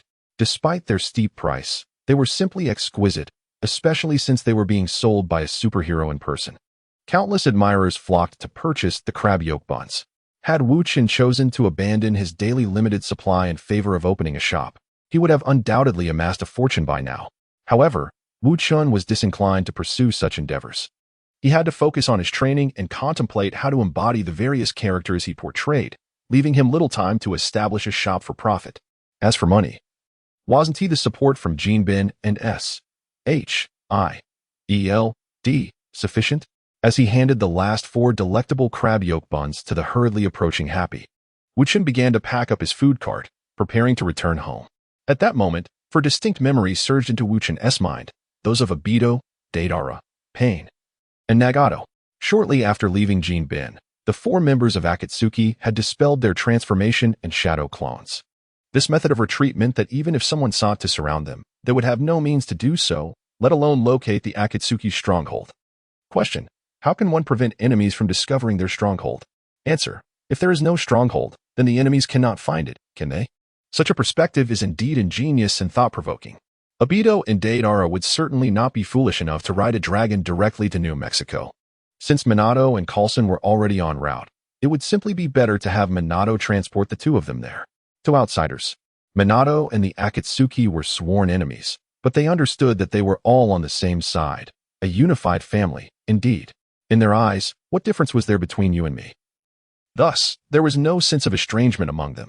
After issuing a few commands to Jinbin, Pain also found no reason to linger, so he departed. Once he left, he had nothing to occupy his time. Thus he too dispelled his transformation and shadow clones. As for Nagato, his memories were the simplest. He had spent the entire time in the secluded corners of the Kamui dimension, enduring pain while drawing circles, with nothing of note occurring. Even during the test with Jinbin, he remained unharmed. The Kamui dimension was immense, and after the completion of the dual Mangekyou Sharingan, it continued to expand. It had yet to cease its growth. Perhaps, in the future, this place could evolve into an alternate space or even a different world. Having organized the 4 memories, Wu Chen wore a smile, for events were unfolding just as he had envisioned. In Wu Chen's plan, the pivotal character was meant to make their entrance last. Thus, the events concerning One Tail needed to transpire first, followed by those in New York, and then Nine Tails.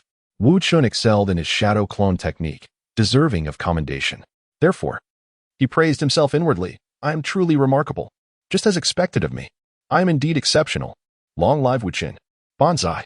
Such unabashed self-praise flowed from him in succession. At that moment, Happy rushed over again, asking, Wu, have you finished selling the burgers? Wu Chen nodded. Tony is looking for you. Tony is searching for him? Gazing at Happy's seemingly sincere face, Wu Chen couldn't help but ponder deeply. He had every reason to be cautious. Just as his meticulously planned and significantly crucial projects were about to fall into place, Tony unexpectedly sought him out. What could he possibly want? To be frank, Wu Chen found Tony's sudden interest rather peculiar. Just yesterday, he had removed the shrapnel from Tony's body, alleviated his palladium poisoning, and even mended the gaping wound in his chest. With Tony in such a state, one would expect him to relish a romantic interlude with Pepper. So what could have prompted his visit? Could it be that he had discovered Wu Chen's secret regarding the impersonation system? A flicker of anxiety crossed Wu Chen's mind as he recalled the moment Tony had delivered the food cart. When he mistakenly believed that Tony was aware of his circumstances and had nearly resorted to eliminating him to keep his secret safe. After all, Tony was his only true friend. Such precipitous judgments could not be made lightly. After careful consideration, Wu Chen resolved to accompany Happy to ascertain the nature of Tony's request before determining his own course of action. Moreover, prior to executing the plan to make New York suffer, he felt it imperative to advise Tony and the others to vacate the premises.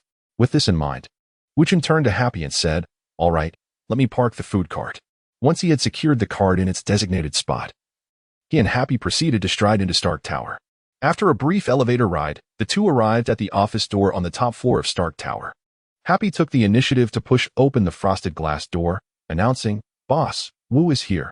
Just as Wu Chen was about to step inside, he was met with the sounds of an argument. Once Happy stepped aside, Wu Chen entered to find Tony indulging in a delicious crab burger while Pepper was running her fingers through her hair, appearing quite distressed. Hey, look at this model couple. What's going on with you two? Wu Chen jested. Upon hearing this, Tony immediately winked at Wu Chen, his empty left hand discreetly giving a thumbs up. As for Pepper, her face flushed with a hint of embarrassment at Wu Chen's remark about being a model couple, and she quickly retorted, "No, we're not a couple. Look at how Tony has vexed this lovely lady. Perhaps I am more suited for you. You might want to consider it." Wu Chen laughed as he approached Pepper, teasing her playfully. Tony's eyes widened in disbelief. "Wu, how could you say that?" Meanwhile, Pepper shot a triumphant glance at Tony, as if to say, "See, I'm not unwanted. You better treat me well, or I might just leave you." Noticing Tony's growing annoyance, Wu Chen shifted his demeanor, adopting a serious expression as he addressed Tony. "All right, enough of the jokes. What is it that you need from me?" With Wu Chen's playful banter subsiding, Tony felt somewhat reassured. Truth be told, the young, handsome, and talented Wu Chen, who also happened to be an excellent cook, made Tony feel as though he might not stand a chance in competing for Pepper's affection. However, in matters of the heart, mere prowess held little sway. It ultimately depended on whom Pepper favored. And who did Pepper favor? That was a question easily answered. Tony cast a glance at Pepper, only to receive an eye roll in return. However, when Wu Chen looked at Pepper, he was met with a smile. This left Tony feeling somewhat unsettled once again. Fortunately, he understood that Pepper reserved her eye rolls solely for him, while bestowing smiles upon everyone else. Suppressing his emotions, Tony hastily finished his hamburger and turned to Wu Chen, saying, "Wu, while I was undergoing treatment, you were there watching over me. Do you believe I was in any peril throughout the entire process?" With that, he began to wink fervently at Wu Chen, attempting to conspire with him. Wu Chen, however, wore a puzzled expression, as if to say, "Is this all? You summoned me just to flaunt your affection in front of me?" At this moment, Wu Chen likely surmised the events that had transpired in the office earlier. It was merely Tony confessing to Pepper, or perhaps Pepper discovering Tony's predicament, leading her to worry for his safety, which in turn ignited her anger for not being informed and for Tony undertaking such unorthodox treatment methods. After inquiring a bit about Pepper, Wu Chen realized his assumptions were indeed correct. Instantly, his expression soured. To Tony and Pepper, this might have been a matter requiring explanation. Yet to outsiders, it unmistakably appeared as a display of affection. Is this the latest trend to ensnare single individuals into such scenarios? Nevertheless, despite his mixed feelings, Wu Chen chose to play along with Tony's performance. For this was not merely a charade, it was also the truth. The modern medical techniques employed to treat Tony's condition could pose significant risks and involve complicated procedures. Conversely, when it comes to medical ninjutsu, treating Tony indeed posed no danger and was remarkably straightforward. Observing Wu Chen's willingness to cooperate, Tony sighed in relief, thinking, "See, Pepper, I told you I would only proceed under completely safe conditions." Before Pepper could respond, Wu Chen interrupted Tony, "If there is nothing else, I think I shall take my leave now." Wu Chen was not a man of leisure. He had little time to spare. Even after concluding his work so early, he would not become idle upon returning home. Instead, he would continue to cultivate his wind release techniques and deepen his bond with the Ninetales. No matter how proficient he became in wind release, it would never be excessive. Furthermore, his mastery of the Ninetales chakra mode was still at its initial stage, which fell short of Wu Chen's aspirations. He aimed to reach at least the second stage, akin to that of Minato Namikaze. There remained much for Wu Chen to accomplish, leaving him no time to linger with Tony. Noticing Wu Chen's demeanor, Tony gestured for Pepper to pause and addressed Wu Chen, saying, "Wu, the reason I summoned you today is to discuss something of great importance." "What important matter?" Wu Chen's heart raced, involuntarily tensing up. "Do not be anxious. It is quite simple for you," Tony reassured, then inquired, "What is your favorite color?" "Answer promptly, without hesitation." "Gold." Wu Chen instinctively replied, then puzzled, he asked, "What is this about? Are you buying me clothes?" Tony smirked mysteriously, "Haha, somewhat. You will find out in due time. By the way, Wu, your taste is quite similar to mine. You have excellent discernment." Tony's penchant for self-praise was evident.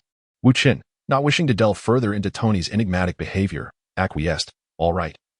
Is there anything else?" Additionally, in a couple of days, Morocco will host an F1 Grand Prix. Would you like to attend?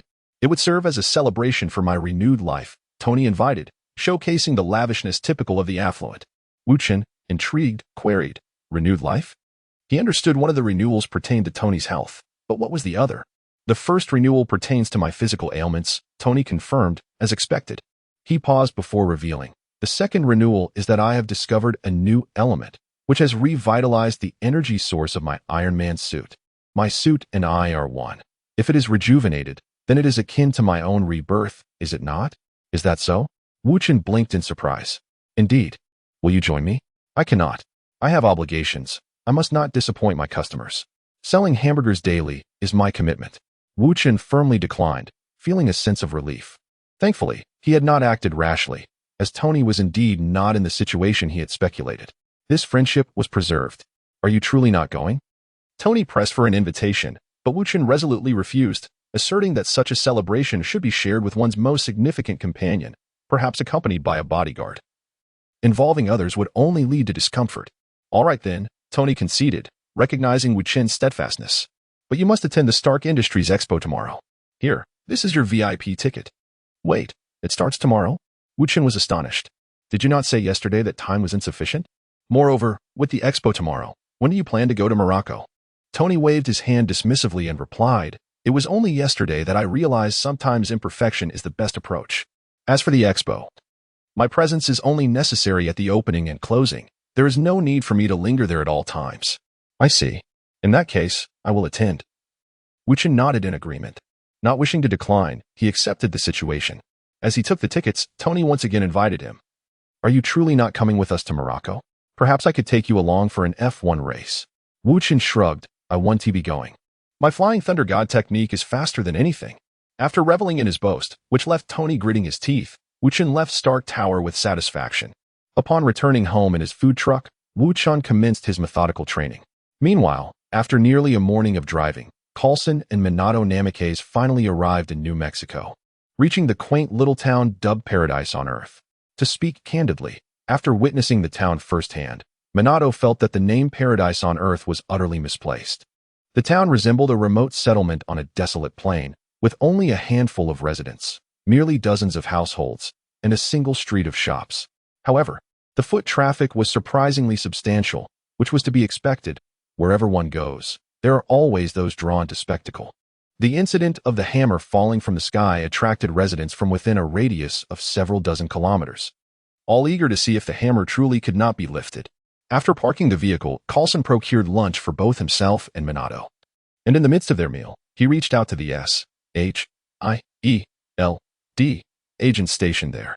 Due to the hammer incident, S.H.I.E.L.D. had already taken control of the area and established a camp, making them somewhat the local authority. Minato sought the help of the S.H.I.E.L.D. agents to locate the sealed Sandtail. After lunch, seizing the opportunity to excuse himself to the restroom, Minato left a Flying Thunder God mark outside the restaurant before reverting from his disguise and dispelling his shadow clones. In New York, at Wu Chen's residence, he sensed Minato's memories while enjoying his homemade meal, simultaneously forming hand seals to create shadow clones. This time, he refrained from producing too many, only creating 3. One would impersonate Minato, another would take on the guise of Obito Uchiha, and the last would represent Madara. Given that this endeavor might span 1 or 2 days, creating too many clones could lead to an awkward situation where the clones of the Hokage and Akatsuki members could exhaust their chakra mid-battle and vanish simultaneously. By limiting it to 3, he eliminated the need for such concerns. After assigning the 3 clones their respective roles, Wu Chen watched them depart before quickly finishing his meal and returning to his training. Suddenly, a flash of golden light streaked past, and 3 figures materialized outside the only Chinese restaurant in the town of Paradise on Earth in New Mexico. It was none other than Namikaze Minato, Uchiha Obito, and Madara.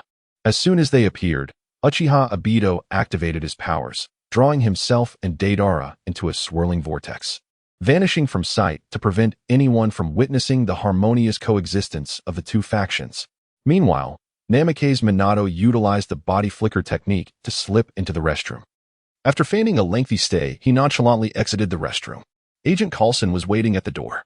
Noticing Minato's prolonged absence, Coulson hesitated before remarking, Mr. Namikaze, if you require assistance, we can arrange for the finest proctologist. Minato's expression darkened, prompting Coulson to wisely fall silent. Observing this, Minato chose not to elaborate further, having established a rapport with Coulson over time that allowed for such harmless banter. Subsequently, Coulson drove Minato to the location of the meteorite crater. Throughout this entire process, Coulson never questioned Minato's brief departure and return. Ultimately, it was a matter of ingrained thinking patterns. Coulson was accustomed to interacting with ordinary individuals or those possessing extraordinary abilities still within the realm of normalcy. However, individuals like Namikaze Minato, who wielded chakra and were considered peak warriors, could not be understood through the lens of ordinary reasoning. Confined to conventional thought, Coulson remained oblivious to Minato's subtle maneuvering. In fact, any ordinary person within the Marvel Universe would similarly overlook Minato's peculiar behavior. Only a ninja with keen observational skills would have the potential to discern the anomaly. Arriving at the meteorite crater, they encountered a massive hemispherical pit, measuring nearly 50 to 60 meters in diameter, with the fallen object at its center, surrounded by rising earth. At that moment, numerous agents clad in black suits and tactical gear busied themselves within the pit, seemingly constructing a rudimentary camp centered around the meteorite. The camp was nearing completion. The sound of Coulson's vehicle drew the attention of the agents, who immediately approached, prepared to inquire. However, upon recognizing Coulson and Minato, they halted. Although Coulson was a novice instructor in the Marvel fanfiction realm, his agent rank was quite high, at level 8, surpassing both Black Widow and Hawkeye, as well as all the agents present at the camp. At that moment, a bald agent clutching a file hurried over, handing it to Coulson as he exited the vehicle, stating, "Sir, I have received orders. This operation is under your full command." Witnessing this, Minato pondered thoughtfully. In the original Marvel Thor storyline, Coulson was the highest authority handling the Thor incident. However, in recent days, Coulson had been directly accountable to Minato and Shinji Tobarama, rendering him unable to address the Thor situation. However, at that moment, Agent Coulson arrived, prompting Nick Fury to issue a directive that all agents present should heed Coulson's instructions. Indeed, as had been surmised by Minato Namikaze, Coulson's subsequent explanation corroborated this suspicion. Following his elucidation, Coulson inquired of Minato, "Mr. Namikaze, what characteristics define the seal location of the One-Tail? Surely there are desolate sand dunes in the vicinity? The most barren and expansive dunes would likely conceal the seal of the One-Tail beneath them." Minato, relying on his understanding of the One-Tail's habits, made an educated guess. "However, won't you first attend to matters at the base?" Coulson gently shook his head, asserting, "The director's orders prioritize Mr. Namikaze's affairs above all else. Therefore, I kindly ask Mr. Namikaze to wait here for a moment. Feel free to explore the area." With that, he instructed the agents to search for potential locations of the One-Tail's seal. Minato clicked his tongue, reflecting, Nick Fury's strategy is truly ingenious. Meanwhile, a formidable criminal organization known as Akatsuki emerged on Earth. Among them, one member, the enigmatic Madara, wielded extraordinary spatial and fire techniques that bewildered S.H.I.E.L.D. He audaciously set ablaze entire neighborhoods of New York, resulting in catastrophic losses. Even more alarmingly, he unleashed the Nine Tails, previously sealed in New York, nearly leading to the city's obliteration. In stark contrast, S.H.I.E.L.D., tasked with protecting New York and the world, found itself utterly incapable of countering Akatsuki's threats. Much like during the previous Nine Tails incident, had it not been for the valiant intervention of Minato Namikaze, the fourth Hokage of the Hidden Leaf Village, who vanquished Madara and sealed the Nine Tails once more, New York might have faced utter destruction. Faced with such formidable adversaries and lacking any means of resistance, it is entirely reasonable for S.H.I.E.L.D. to rely on the goodwill of the Hidden Leaf Village, which stands opposed to Akatsuki. Nevertheless, even the benevolent Hidden Leaf has varying degrees of relations with other factions. Through Nick Fury's efforts, S.H.I.E.L.D. successfully established rapport with the trio from the Hidden Leaf, Minato Namikaze, Wu Chen, and Tobarama Senju.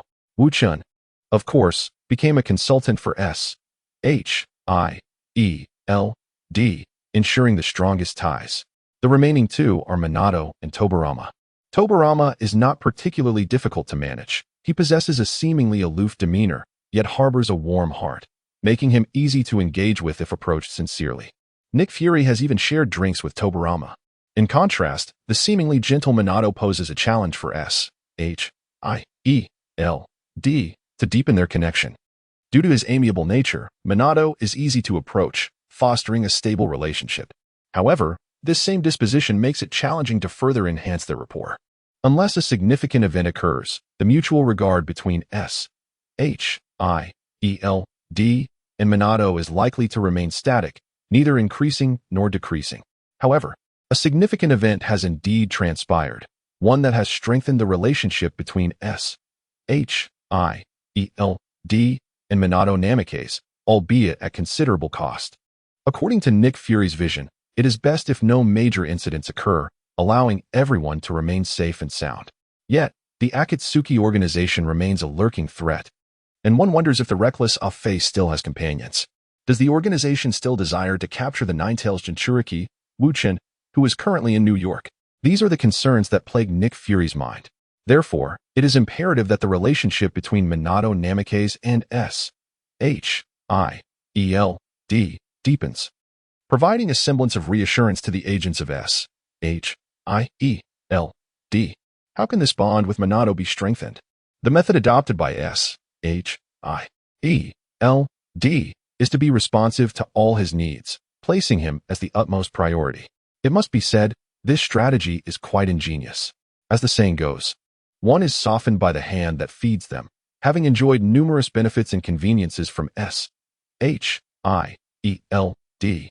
Would Minato truly remain indifferent if a crisis were to arise?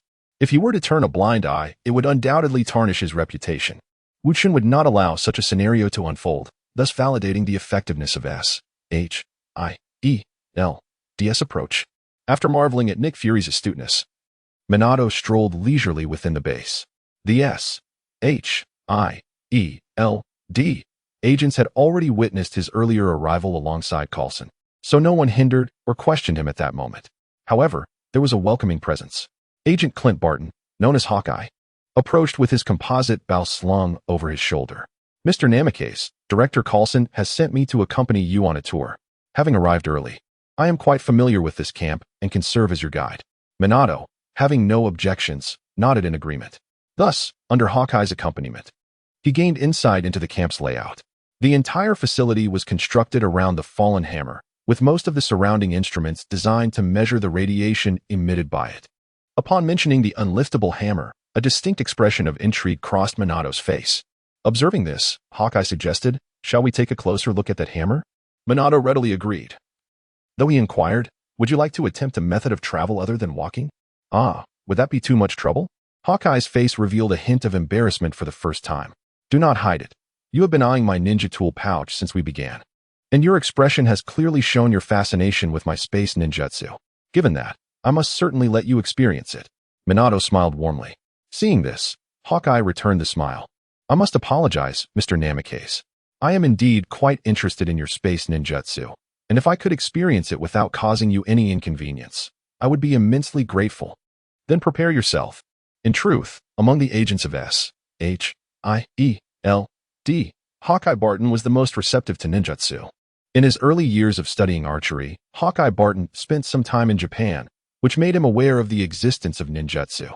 However, the ninjutsu he encountered bore little resemblance to the techniques demonstrated by the Akatsuki organization and the inhabitants of Konohagakure. In comparison, the ninjutsu of Japan was barely worthy of mention.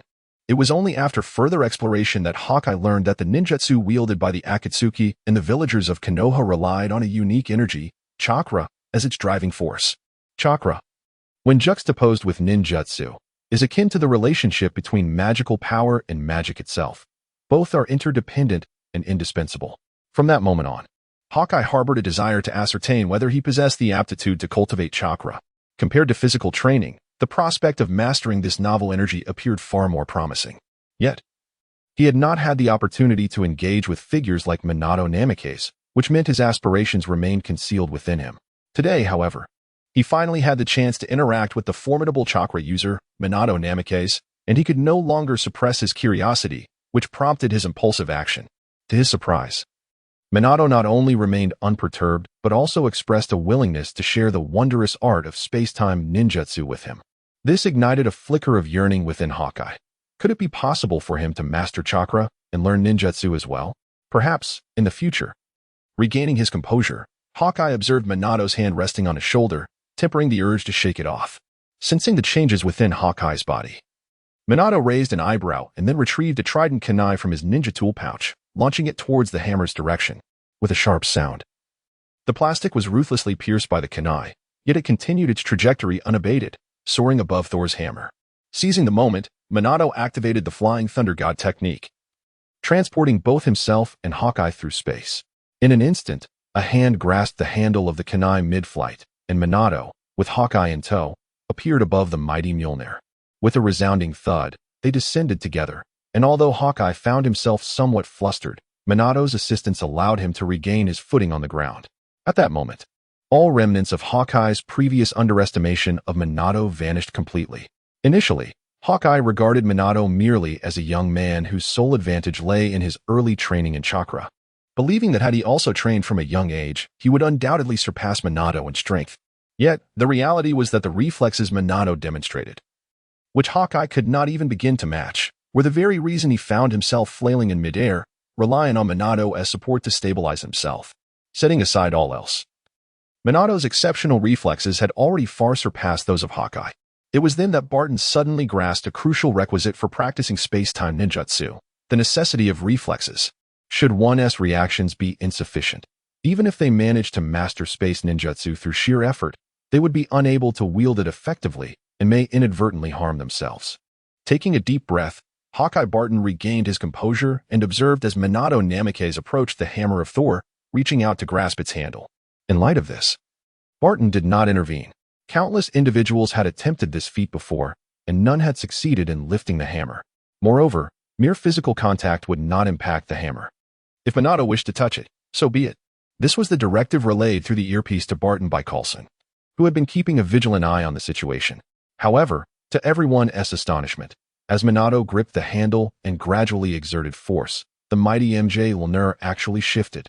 The angle of the hammer's handle tilted from a mere 45 degrees to 50. Although this change was slight, it was undeniably significant. Coulson, taken aback by this development, urgently grasped the clothing of a nearby agent and inquired, "Did we capture that moment on film?" Due to the immense interest surrounding the hammer that had descended from the heavens, S.H.I.E.L.D. had set up cameras nearby to document every alteration. The agent quickly nodded, "Sir, it was all recorded." "Excellent." Coulson released the agent and turned his gaze to the monitor, lost in contemplation. After a moment, the agent hesitated and asked, "Sir, what should we do next?" Coulson looked up. "Nothing for now. This is merely a minor occurrence. Building a good rapport with Minato is far more important than this trivial matter. If we were to interrogate him regarding his ability to lift the hammer, it would surely breed resentment. Such an action would yield more harm than good, and Coulson would certainly refrain from pursuing it." Minato, too, was taken aback by his own ability to lift Mjolnir. If memory served him correctly, the hammer bore Odin's decree. Whosoever wields this hammer, if they be worthy, shall possess the power of Thor. Odin's original intent was that when Thor matured and embraced the heart of a king, a hero, he would reclaim his mantle as the god of thunder in Asgard. Yet even Odin had not anticipated that Captain America and Vision would also be able to lift the hammer.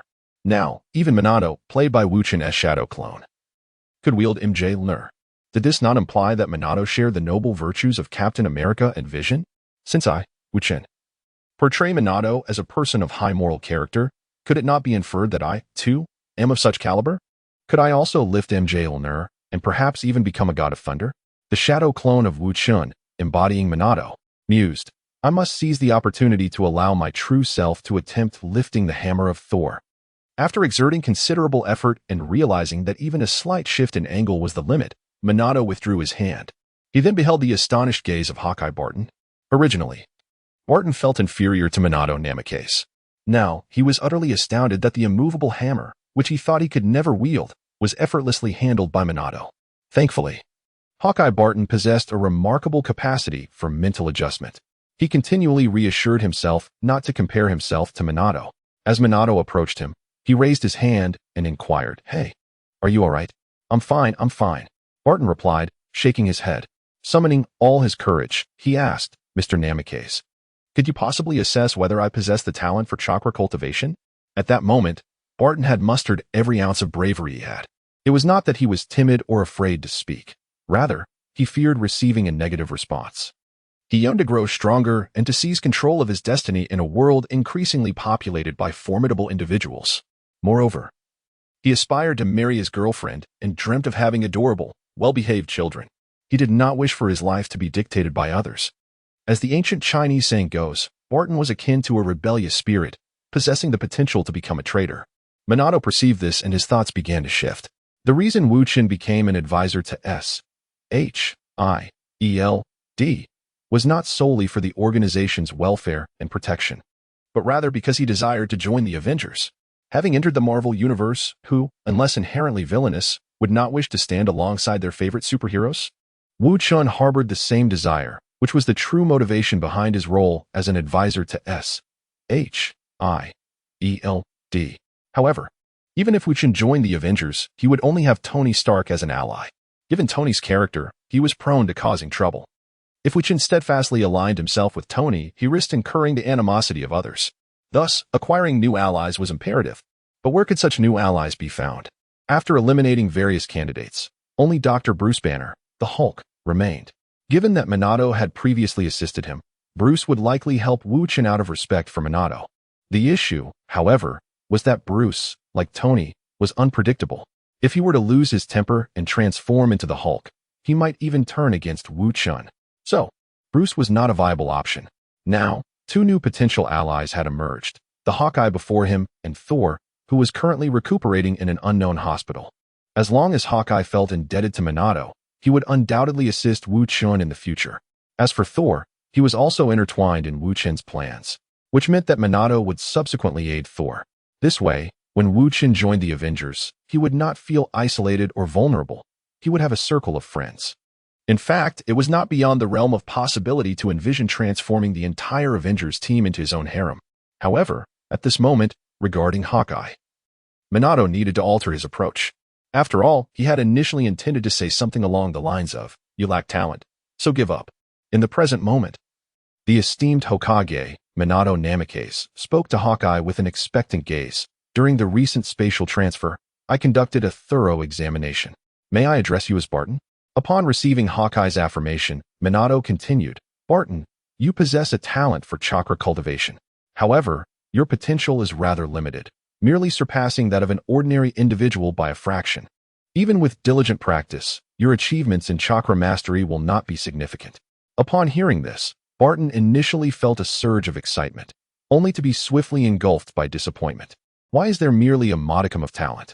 Frustration welled within him. At that moment, Minato interjected, "However, there exists a method. Once this matter concludes, bring the sum of 1 million to me, and I shall utilize my connections to procure an item for you. At that juncture, you should be capable of training in chakra normally."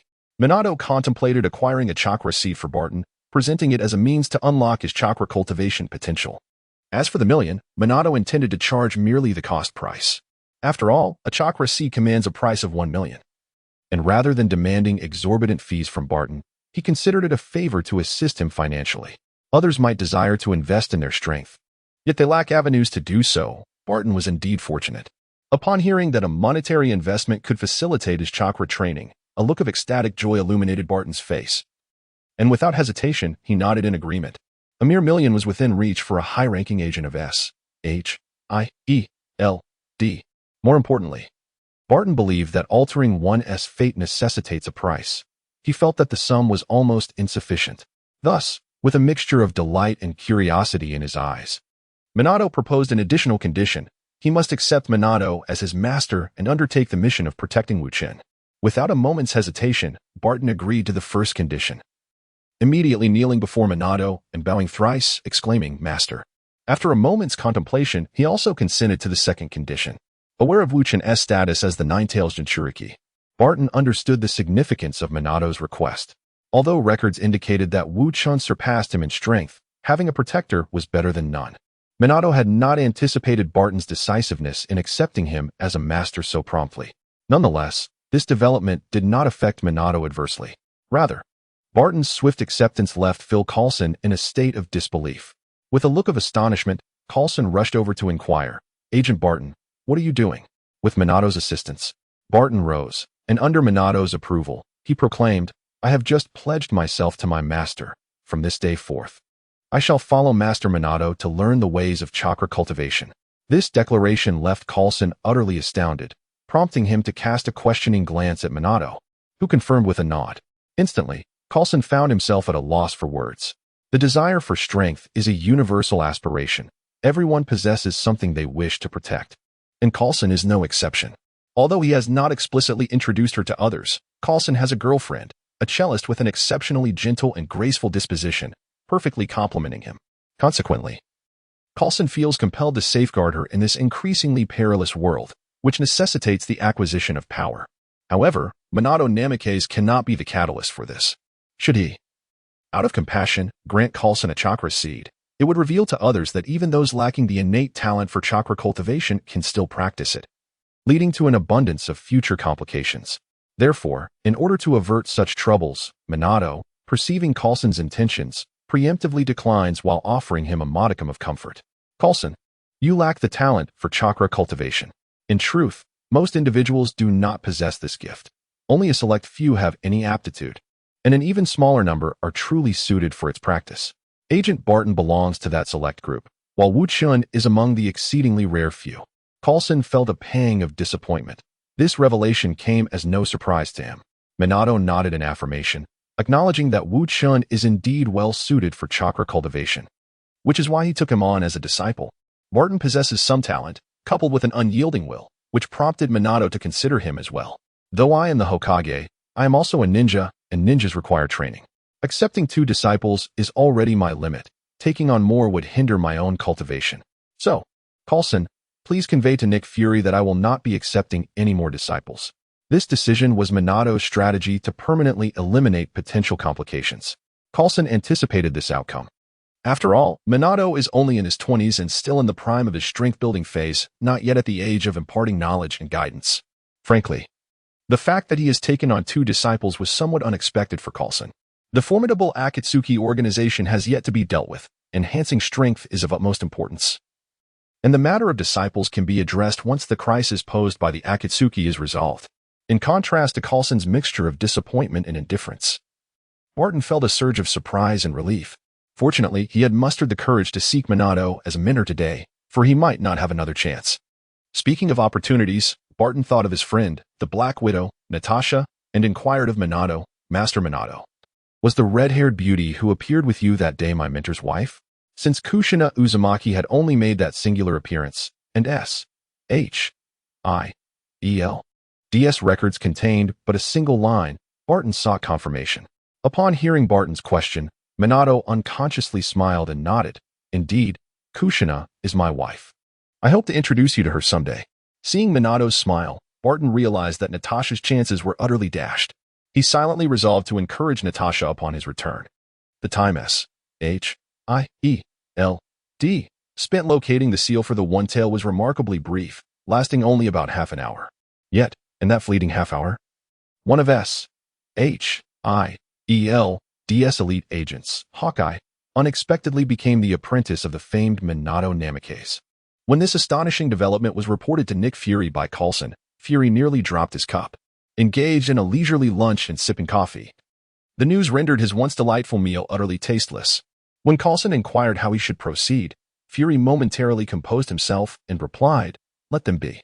After all, S.H.I.E.L.D. is not without its own disciples of Minato." Such a nonchalant attitude was uncharacteristic of Nick Fury, yet in this moment, it was evident that he felt utterly powerless. Coulson understood Fury's demeanor and continued the briefing, stating that they had located the seal of the Nine Tails and were preparing to head there. The hammer that had fallen from the sky revealed no discernible clues, although its engravings bore a resemblance to the so-called runic inscriptions. Prioritize addressing the Nine Tails situation. We shall attend to the hammer once we confirm the seal's integrity. Fury established the order of operations. Understood. Though this was the response given, the operations at the camp would proceed in tandem, as there were sufficient personnel available, and locating the Nine-Tails sealing site posed no significant challenge. Sir, considering the current situation, when shall you depart? As Coulson switched off his earpiece and prepared to leave the camp, a bald agent approached him. You will lead the team over there. The director has prioritized Mr. Minato's matter above all else. After dispatching the bald agent, Coulson hastily exited the camp. At that moment, a military SUV awaited at the camp's entrance, occupied by Minato Namikaze and Hawkeye. While Minato's body flicker technique was swifter than the vehicle, Hawkeye and Coulson opted for the convenience of transportation. Once Coulson boarded the vehicle, Hawkeye Barton started the engine, kicking up a cloud of dust as they vanished from the camp's entrance. After the SUV carrying Minato and the others departed, 3 or 4 additional vehicles emerged from the S.H.I.E.L.D. camp, heading towards the nearby town. The bald agent had previously shown Coulson the situation regarding the hammer, and S.H.I.E.L.D. agents had made progress on that front as well.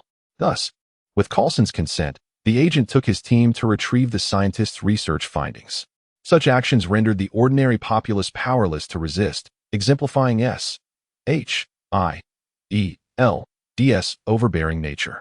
In the town, the tale of Thor and the scientist Jane Foster was simultaneously unfolding. Upon discovering that Thor might have appeared as a result of the previous night's astronomical phenomenon, Jane and her companions sought him out at the hospital, only to find that Thor had already made his own escape. Just when they believed they would never locate Thor, they inadvertently collided with him while reversing their vehicle. Thus, a fateful bond was forged between Thor and the trio. They welcomed Thor, providing him with clothing and nourishment, and during their meal at a CAF, Thor learned about the hammer that had descended from the heavens, prompting him to prepare for parting ways with Jane and her companions. At this moment, Jane's gaze towards Thor had taken on an unusual quality, one characterized by the unmistakable spark of mutual attraction. Despite uttering words of farewell, she found herself glancing back at Thor every few steps, her mind preoccupied with his parting phrase, "Farewell forever." However, with her companions already departed, she felt it inappropriate to press further. Upon returning to their research facility, Jane and her companions were dismayed to find a group of S.H.I.E.L.D. agents busily transporting their equipment and experimental data. "Hey, what are you doing?" Jane exclaimed angrily, only to be intercepted by Dr. Selvig, one of her colleagues. "Jane, don't act impulsively." At that moment, the lead bald agent revealed his identity, stating, "We are S.H.I.E.L.D. agents investigating a security threat. We need to requisition your experimental apparatus and atmospheric data." "No, you cannot do this. These are the fruits of my lifelong research," Jane protested, her anxiety mounting as she attempted to intervene, but Dr. Selvig restrained her. "Let them take it, Jane. The situation may be more serious than you realize." "Let them take it? Those are my life's work." Jane broke free from Selvig's grasp and rushed in front of the S.H.I.E.L.D. agents, clutching her notebook. "Everything we've recorded is either on these computers or in this notebook. If you take them both, what will we do?" With a swift motion, the agent seized her notebook, leaving Jane on the verge of a breakdown, yet still held back by Selvig. The S.H.I.E.L.D. vehicle drove away, taking everything with it. Jane's eyes were vacant. "No, I must retrieve those." "Don't act rashly," Selvig cautioned.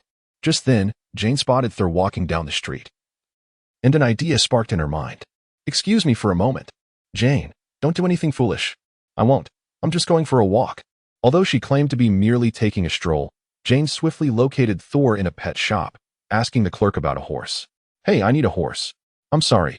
We don't have horses, only cats, dogs, and hamsters." "That's fine. Just give me something large enough to ride," Thor replied cheerfully. "Hey, do you need a lift?" Thus, 2 individuals with the same destination reached an understanding. Jane drove Thor to Mjolnir, while Thor agreed to assist Jane in reclaiming her life's work. As the god of thunder and his potential love interest traveled towards the S.H.I.E.L.D. camp, so too did Naruto, Sasuke, and Sakura.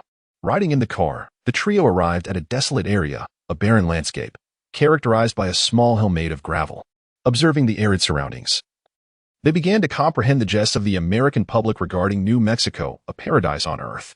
True paradises are devoid of people, and since there was no one here, it was indeed a paradise on Earth. After this reflection, they disembarked and proceeded to create quite a spectacle. He first unleashed his chakra, enveloping himself in a radiant azure flame, then activated a sealing technique, allowing a dark sigil to spread across the entire mountain peak. The expanse of the seal was vast, covering several hundred square meters with its ominous design.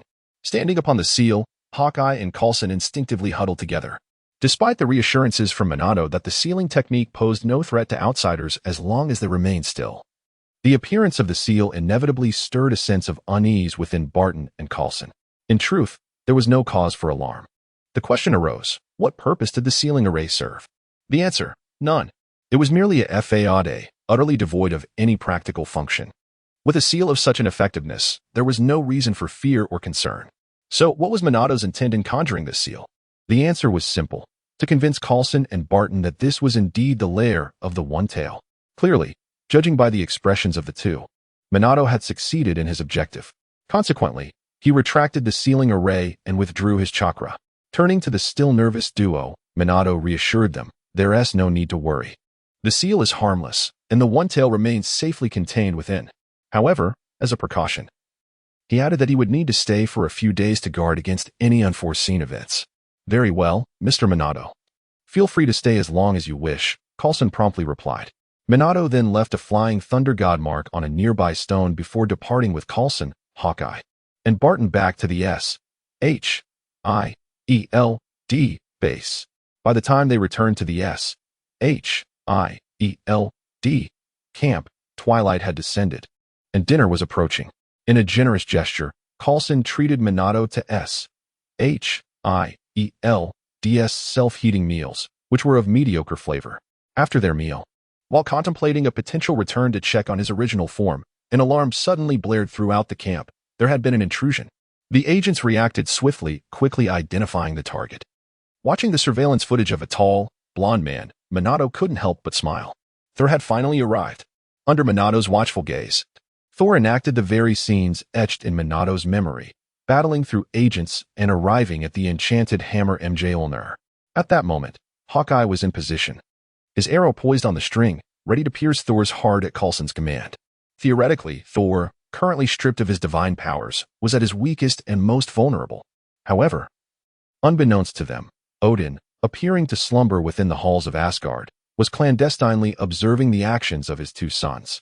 Should anyone truly attempt to harm Thor, Odin would undoubtedly intervene. Just how formidable was Odin?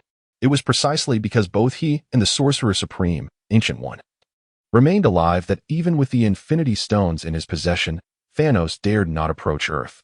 It was only after realizing Odin's declining health and the Ancient One's departure to other realms that Thanos felt emboldened to send his minions to Earth, setting the stage for the events of the first Avengers film.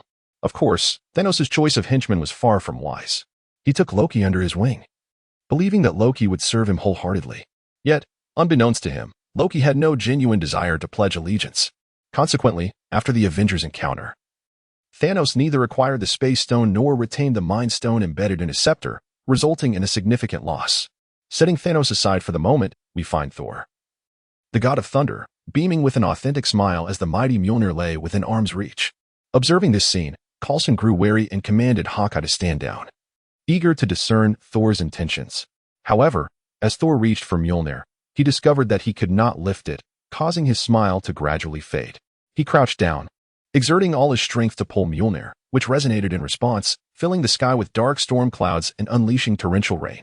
Yet, despite his efforts, Thor was unable to budge Mjolnir even slightly. This profound setback left Thor despondent, kneeling in silence and despair. What transpired next unfolded as per the original narrative. Loki deceived Thor, extinguishing any hope Thor had of returning to Asgard. Loki's illusions were indeed formidable. Neither Coulson nor Hawkeye had any inkling of Loki's presence. And even the keen-eyed Minato could only perceive a vague silhouette, unable to discern any specific features. Nevertheless, this was of little consequence. Although Asgardians are renowned for their longevity, Minato held confidence in his ability to outmatch both Loki and Thor should a confrontation arise. As Loki departed, Thor was consumed by sorrow. Shortly thereafter, Dr. Selvig arrived, adopting a false identity, and after Coulson intentionally released Thor, he took him away. The S.H.I.E.L.D. could not glean any insights from Mjolnir, so it was deemed more prudent to follow this individual, who appeared to be connected to the hammer, in hopes of an unexpected discovery. Thus, on the very first day in New Mexico, Minato spent his time in this manner. Meanwhile, what of Obito and Deidara? Thanks to the insider presence of Minato, they had no need to scout for the ceiling location of the One-Tails. They simply awaited the opportune moment to make their entrance. This rendered their time exceedingly leisurely. Fortunately, the Kamui space contained numerous distractions, including gaming consoles, with a gaming machine, a display with built-in power, and 2 controllers. Obito and Deidara indulged in gaming for an entire day. Jump back, dodge the bullets. Wow, you died again. You're really pathetic, Deidara. Hey, who are you to criticize me, Commander Suigetsu, who died even sooner than I did? In any case, the two of them played games throughout the day and into the night. As time swiftly passed, dawn arrived. Gazing at the sunlight streaming outside, Obito and Deidara contemplated briefly before succumbing to slumber, recognizing that they would soon face a battle and needed to adequately recuperate. Although they were merely shadow clones, and theoretically did not require sleep, the illusionary system allowed them to recharge like real beings through rest. In the small town, Thor and Jane collaborated on breakfast. After a night of heartfelt conversation, their relationship blossomed remarkably. Although they had only known each other for less than 2 days, an undeniable bond had already formed between them, making it seem as though they were inseparable at that moment. Just then, Thor's companions arrived, the 4 warriors of the divine realm, Sif and 3 formidable men. They uncovered Loki's deceit, revealing the truth to Thor. However, trailing closely behind the 4 warriors was a harbinger of destruction sent by Loki. This was a war machine forged by Odin, impervious and immensely powerful. Upon witnessing the arrival of the harbinger, Thor, whose character had undergone a transformation, immediately urged the townspeople to flee, acutely aware of the harbinger's might. He understood that, with only the 4 warriors and his own mortal self, it would be impossible to thwart such a force. Simultaneously, Thor realized that all of this was orchestrated by his mischievous brother, Loki. Before Thor and the others could confront the harbinger, this formidable magical weapon engaged in battle with Minato Namikaze, who happened to be nearby. The Rainbow Bridge descended from the heavens, crashing to the ground and inscribing a magical array upon the earth. Then, the harbinger, crafted entirely from URU metal, made its appearance. Coulson mistook it for a new armor design of Iron Man, as it bore a striking resemblance. He attempted to greet it, but was swiftly transported dozens of meters away by Minato's Flying Thunder God technique.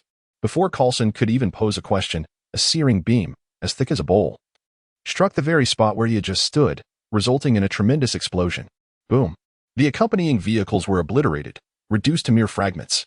The harbinger unleashed several more beams, turning S.H.I.E.L.D. vehicles into scrap metal. At this point, without needing Minato's warning, Coulson grasped the gravity of the situation and commanded, S.H.I.E.L.D.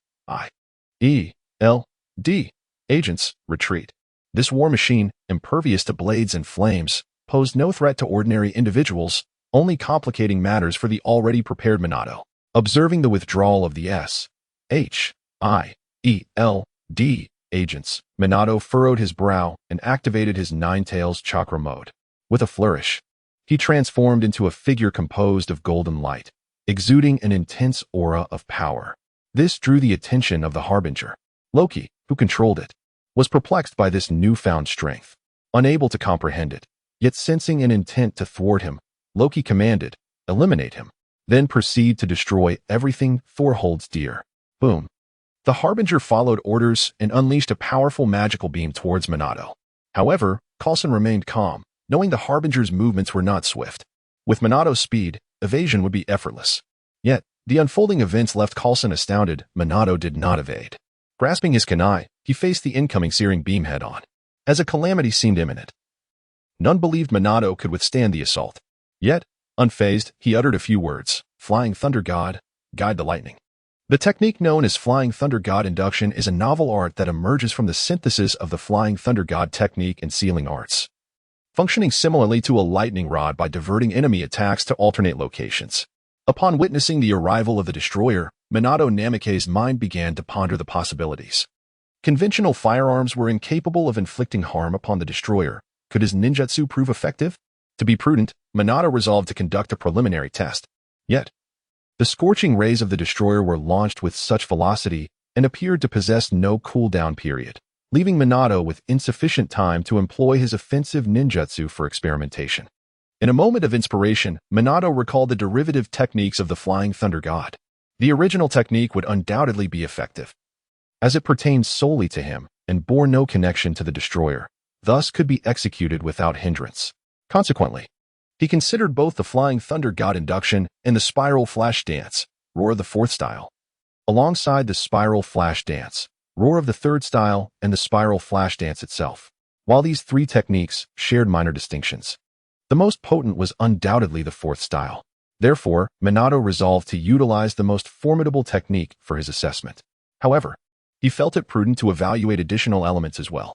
Thus, before assuming a stance to confront the scorching rays of the destroyer with the Flying Thunder God induction, he stealthily hurled a three-pronged kunai towards the ground behind the destroyer, unnoticed by the onlookers. Due to the elevation, even the destroyer failed to perceive the kunai.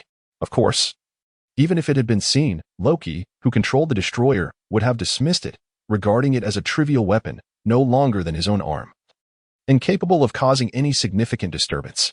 Yet, this seemingly insignificant maneuver laid a solid foundation for Minato to ultimately vanquish the destroyer. As the robust rays bore down upon him, Minato narrowed his eyes and activated the Flying Thunder God induction. A sealing array of adult size materialized before him, and the destroyer's scorching rays struck the center of the formation, pushing Minato back a half-step. However, that was the extent of their progress. Regardless of how the destroyer unleashed the rays, they could not penetrate the sealing array, even when the destroyer maximized its output. Realizing its inability to breach the defense, the destroyer ceased its assault and entered a standby mode. Loki, controlling the destroyer, was left aghast. He had not anticipated such formidable strength residing within Midgard, a mere speck of dust in the cosmos. Contemplating the situation, he resolved to issue a warning to the powerful figure before him, urging him to step aside. Loki took great pride in being an Asgardian, a being of legendary status. At that moment, the god, in a rare act of mercy, chose to spare the life of the mortal before him. How could this human refuse such a gracious offer? Yet, before Loki could utter a word, the human spoke. "You can have it all back." Upon hearing this, Loki felt a jolt of surprise, hastily commanding the destroyer to retreat half a step while crossing his arms, bracing for the potential onslaught that might ensue. However, a wave of scorching heat surged from behind. Loki, controlling the destroyer, turned around to behold a formation materializing on the trident kunai positioned not far from his heel, from which searing rays erupted forth. There was scarcely time to evade, and the blazing ray struck him directly. "With your spear, assault your shield." Such was the hypothesis of Minato Namikaze. My attack may not inflict damage upon the destroyer, but what of the destroyer's own assault? Boom. The back of the Madara destroyer was violently torn apart, and the searing rays indeed inflicted harm upon its very essence. Witnessing this scene, a smile crept across Minato's lips as he initiated the spiral flash dance, unleashing the four forms. In an instant, dozens of trident kunai appeared around the destroyer. Subsequently, Minato formed hand seals to create shadow clones, which executed the Flying Thunder God technique, darting amidst the trident kunai, continuously delivering scraping attacks upon the destroyer. Indeed, scraping. The trident kunai, infused with wind-released chakra, could not directly harm the destroyer. Perhaps only sage techniques could achieve that. Thus thought Minato's shadow clones. Then, he retreated a couple of steps, joining his original self to concentrate a massive Rasengan imbued with the chakra of the Nine Tails. Whoosh. Both Minatos vanished simultaneously, reappearing on either side of the destroyer. In a spiral formation, they unleashed the massive Rasengan upon the destroyer's most vulnerable points, the torn back and its chest. Boom. A colossal explosion of chakra illuminated the surroundings. The shadow clones dissipated, while the original Minato utilized the Flying Thunder God technique to return to the ground, gazing up at the fallen destroyer. Crack. Amidst the billowing smoke, the destroyer plummeted to the earth, its body marred with injuries, and the gash on its back had widened considerably. Clearly, Minato's ultimate attack had indeed made an impact on the destroyer. Observing this spectacle, Coulson rushed over with elation, followed closely by Hawkeye Barton. Previously, Hawkeye had only known that those adept in chakra were formidable, a conclusion drawn from numerous visual records. Yet, how powerful were they? Without having witnessed it firsthand, he lacked a clear conception. Today, he finally beheld it. A being as formidable as the destroyer, impervious to conventional weaponry, could be severely wounded and defeated by Minato's singular prowess. It was akin to dismantling a Gundam with bare hands. Witnessing Minato's strength firsthand, Hawkeye became even more enamored with the art of chakra cultivation. However, what Hawkeye did not realize was that even among practitioners of chakra, few could attain Minato's level. Minato's might transcended the conventional prowess of a ninja. He was an exceptional case. Similarly, the other powerful figures from the ninja world portrayed by Wu Chen were of the same caliber. Coulson was the first to approach Minato, gazing at the latter, still radiating a golden aura, contemplating a touch yet hesitating to reach out. In the end, Coulson refrained from extending his hand. He earnestly gazed at Minato Namikaze and sincerely remarked, "It is truly wonderful to have you here, Mr. Namikaze. Otherwise, our agents at S.H.I.E.L.D. might face total annihilation." Hawkeye Barton nodded in agreement. A single beam could obliterate a car, an ordeal that mere mortals could hardly withstand. The agents were simply trained, ordinary individuals. Minato shook his head, and just as he was about to speak, the damaged armor began to stir once more. The fiery glow coursed through the fissure on its back, and the destroyer's armor was visibly regenerating. This spectacle made Minato widen his eyes, and without a moment's hesitation, he placed his hand on Coulson and Hawkeye's shoulders, activating the Flying Thunder God technique to whisk them away to safety. During this process, Minato mused, Odin has indeed granted his biological son certain privileges. The destroyer was immensely powerful. Even Minato could only inflict damage by utilizing his own strength. Yet, even if he managed to wound it, the destroyer could still regenerate. In contrast, in the original narrative, after Thor reclaimed his powers, he unleashed a formidable assault, but upon assessing the destroyer's injuries, one could see that not even its skin had been breached. Yet, inexplicably, the destroyer was defeated by Thor. Such a formidable entity could be vanquished by Thor, who could not even breach its defenses. If there were no tricks at play, Minato would gladly perform a handstand. With a sigh, Minato understood that this matter could only be entrusted to Thor. He turned to Coulson and Barton, saying, "Let us observe from a distance. I have a premonition that this creature is targeting that Donald." Coulson glanced at Barton and nodded in agreement, accepting the course of action. As anticipated, once the gaping wound on the destroyer had fully healed, it cast a glance in Minato's direction before charging directly towards the town. Thanks to the time Minato had procured, Thor and the others had successfully evacuated all the townsfolk. At that moment, the town stood eerily deserted. Thor finally had an epiphany. He realized that this destroyer had been dispatched by his brother Loki to eliminate him. If he did not confront the destroyer head-on, the townspeople behind him and his friends who had traveled from Asgard to reveal the truth would never be truly safe. However, even when wielding the power of the God of Thunder, he was a match for the destroyer, let alone now, when he was merely a mortal. After contemplating for a while, Thor devised a plan that could save everyone and atone for his past misdeeds. "Jane, you all stay here. I have a way to resolve everything." Jane Foster sensed the gravity of the situation and grasped Thor's garment, unwilling to let him go. Yet, Thor had made his decision. He wrapped his arms around Jane's waist and kissed her gently, silently whispering "I'm sorry," while outwardly stating, "Trust me." Ultimately, persuaded by the others, Jane chose to place her faith in the man who appeared to be so reliable. Indeed, Thor has undergone a profound transformation, evolving from a reckless, thoughtless deity who believed that a hammer could resolve all conflicts into a noble superhero who employs intellect, embodies responsibility, and is willing to sacrifice himself to protect others. At this juncture, Odin's intention behind Thor's exile has been fulfilled. Now, should Thor summon his enchanted hammer, Mjolnir, it would instinctively return to him.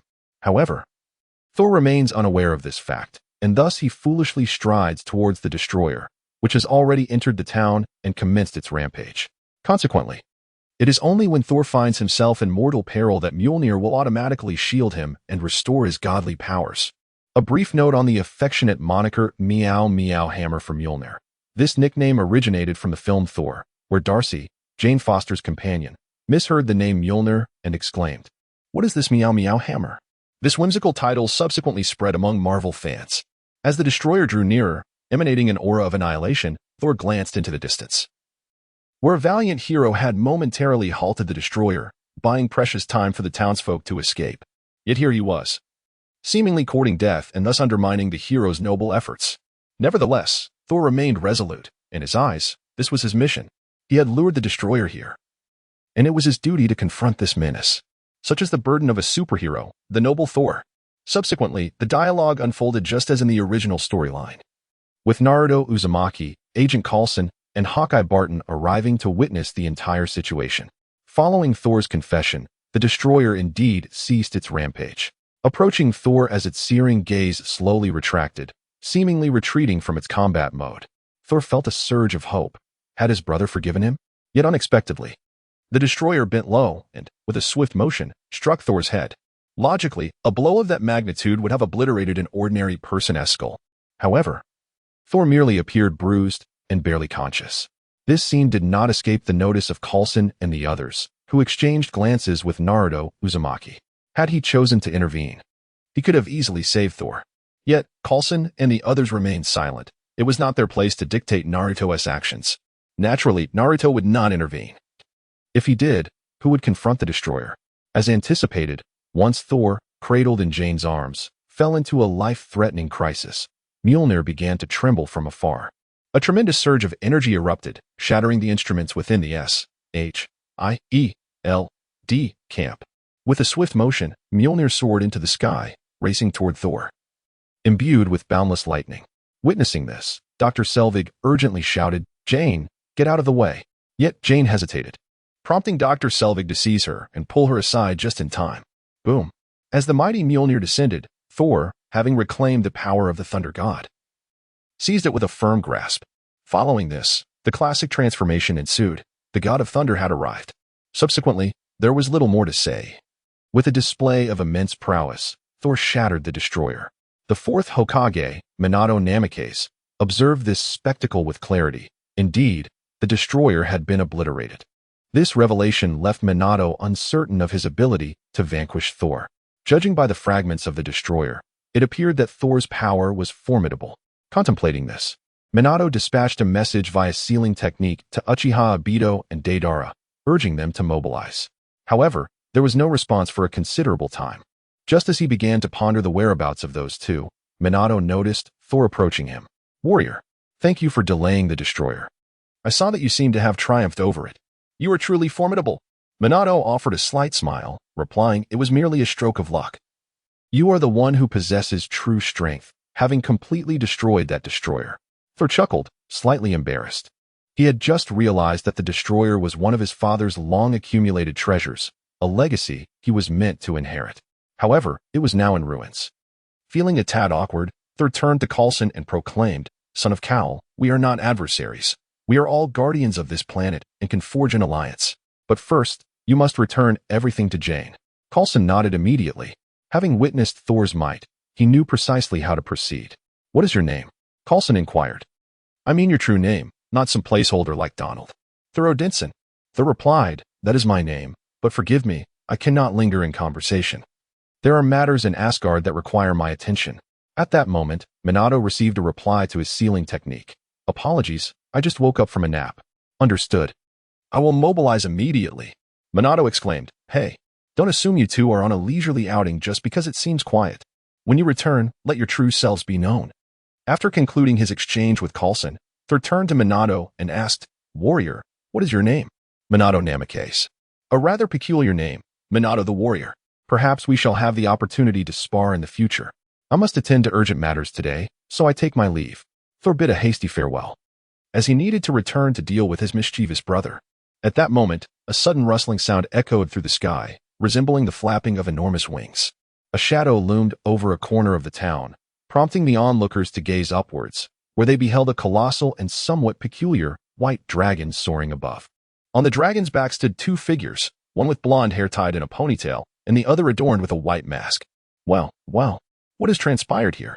The blonde figure on the dragon leaned forward to peer down, exclaiming, "Ah Fei, it seems we have arrived late. You fool. I suggested we discreetly release a tail and capture it swiftly, yet you insist on showcasing your so-called art to these people. What kind of art is that?" Ah Fei exclaimed vehemently. However, his outburst momentarily stunned Coulson and Minato Namikaze, for it was none other than Ah Fei from the Akatsuki organization,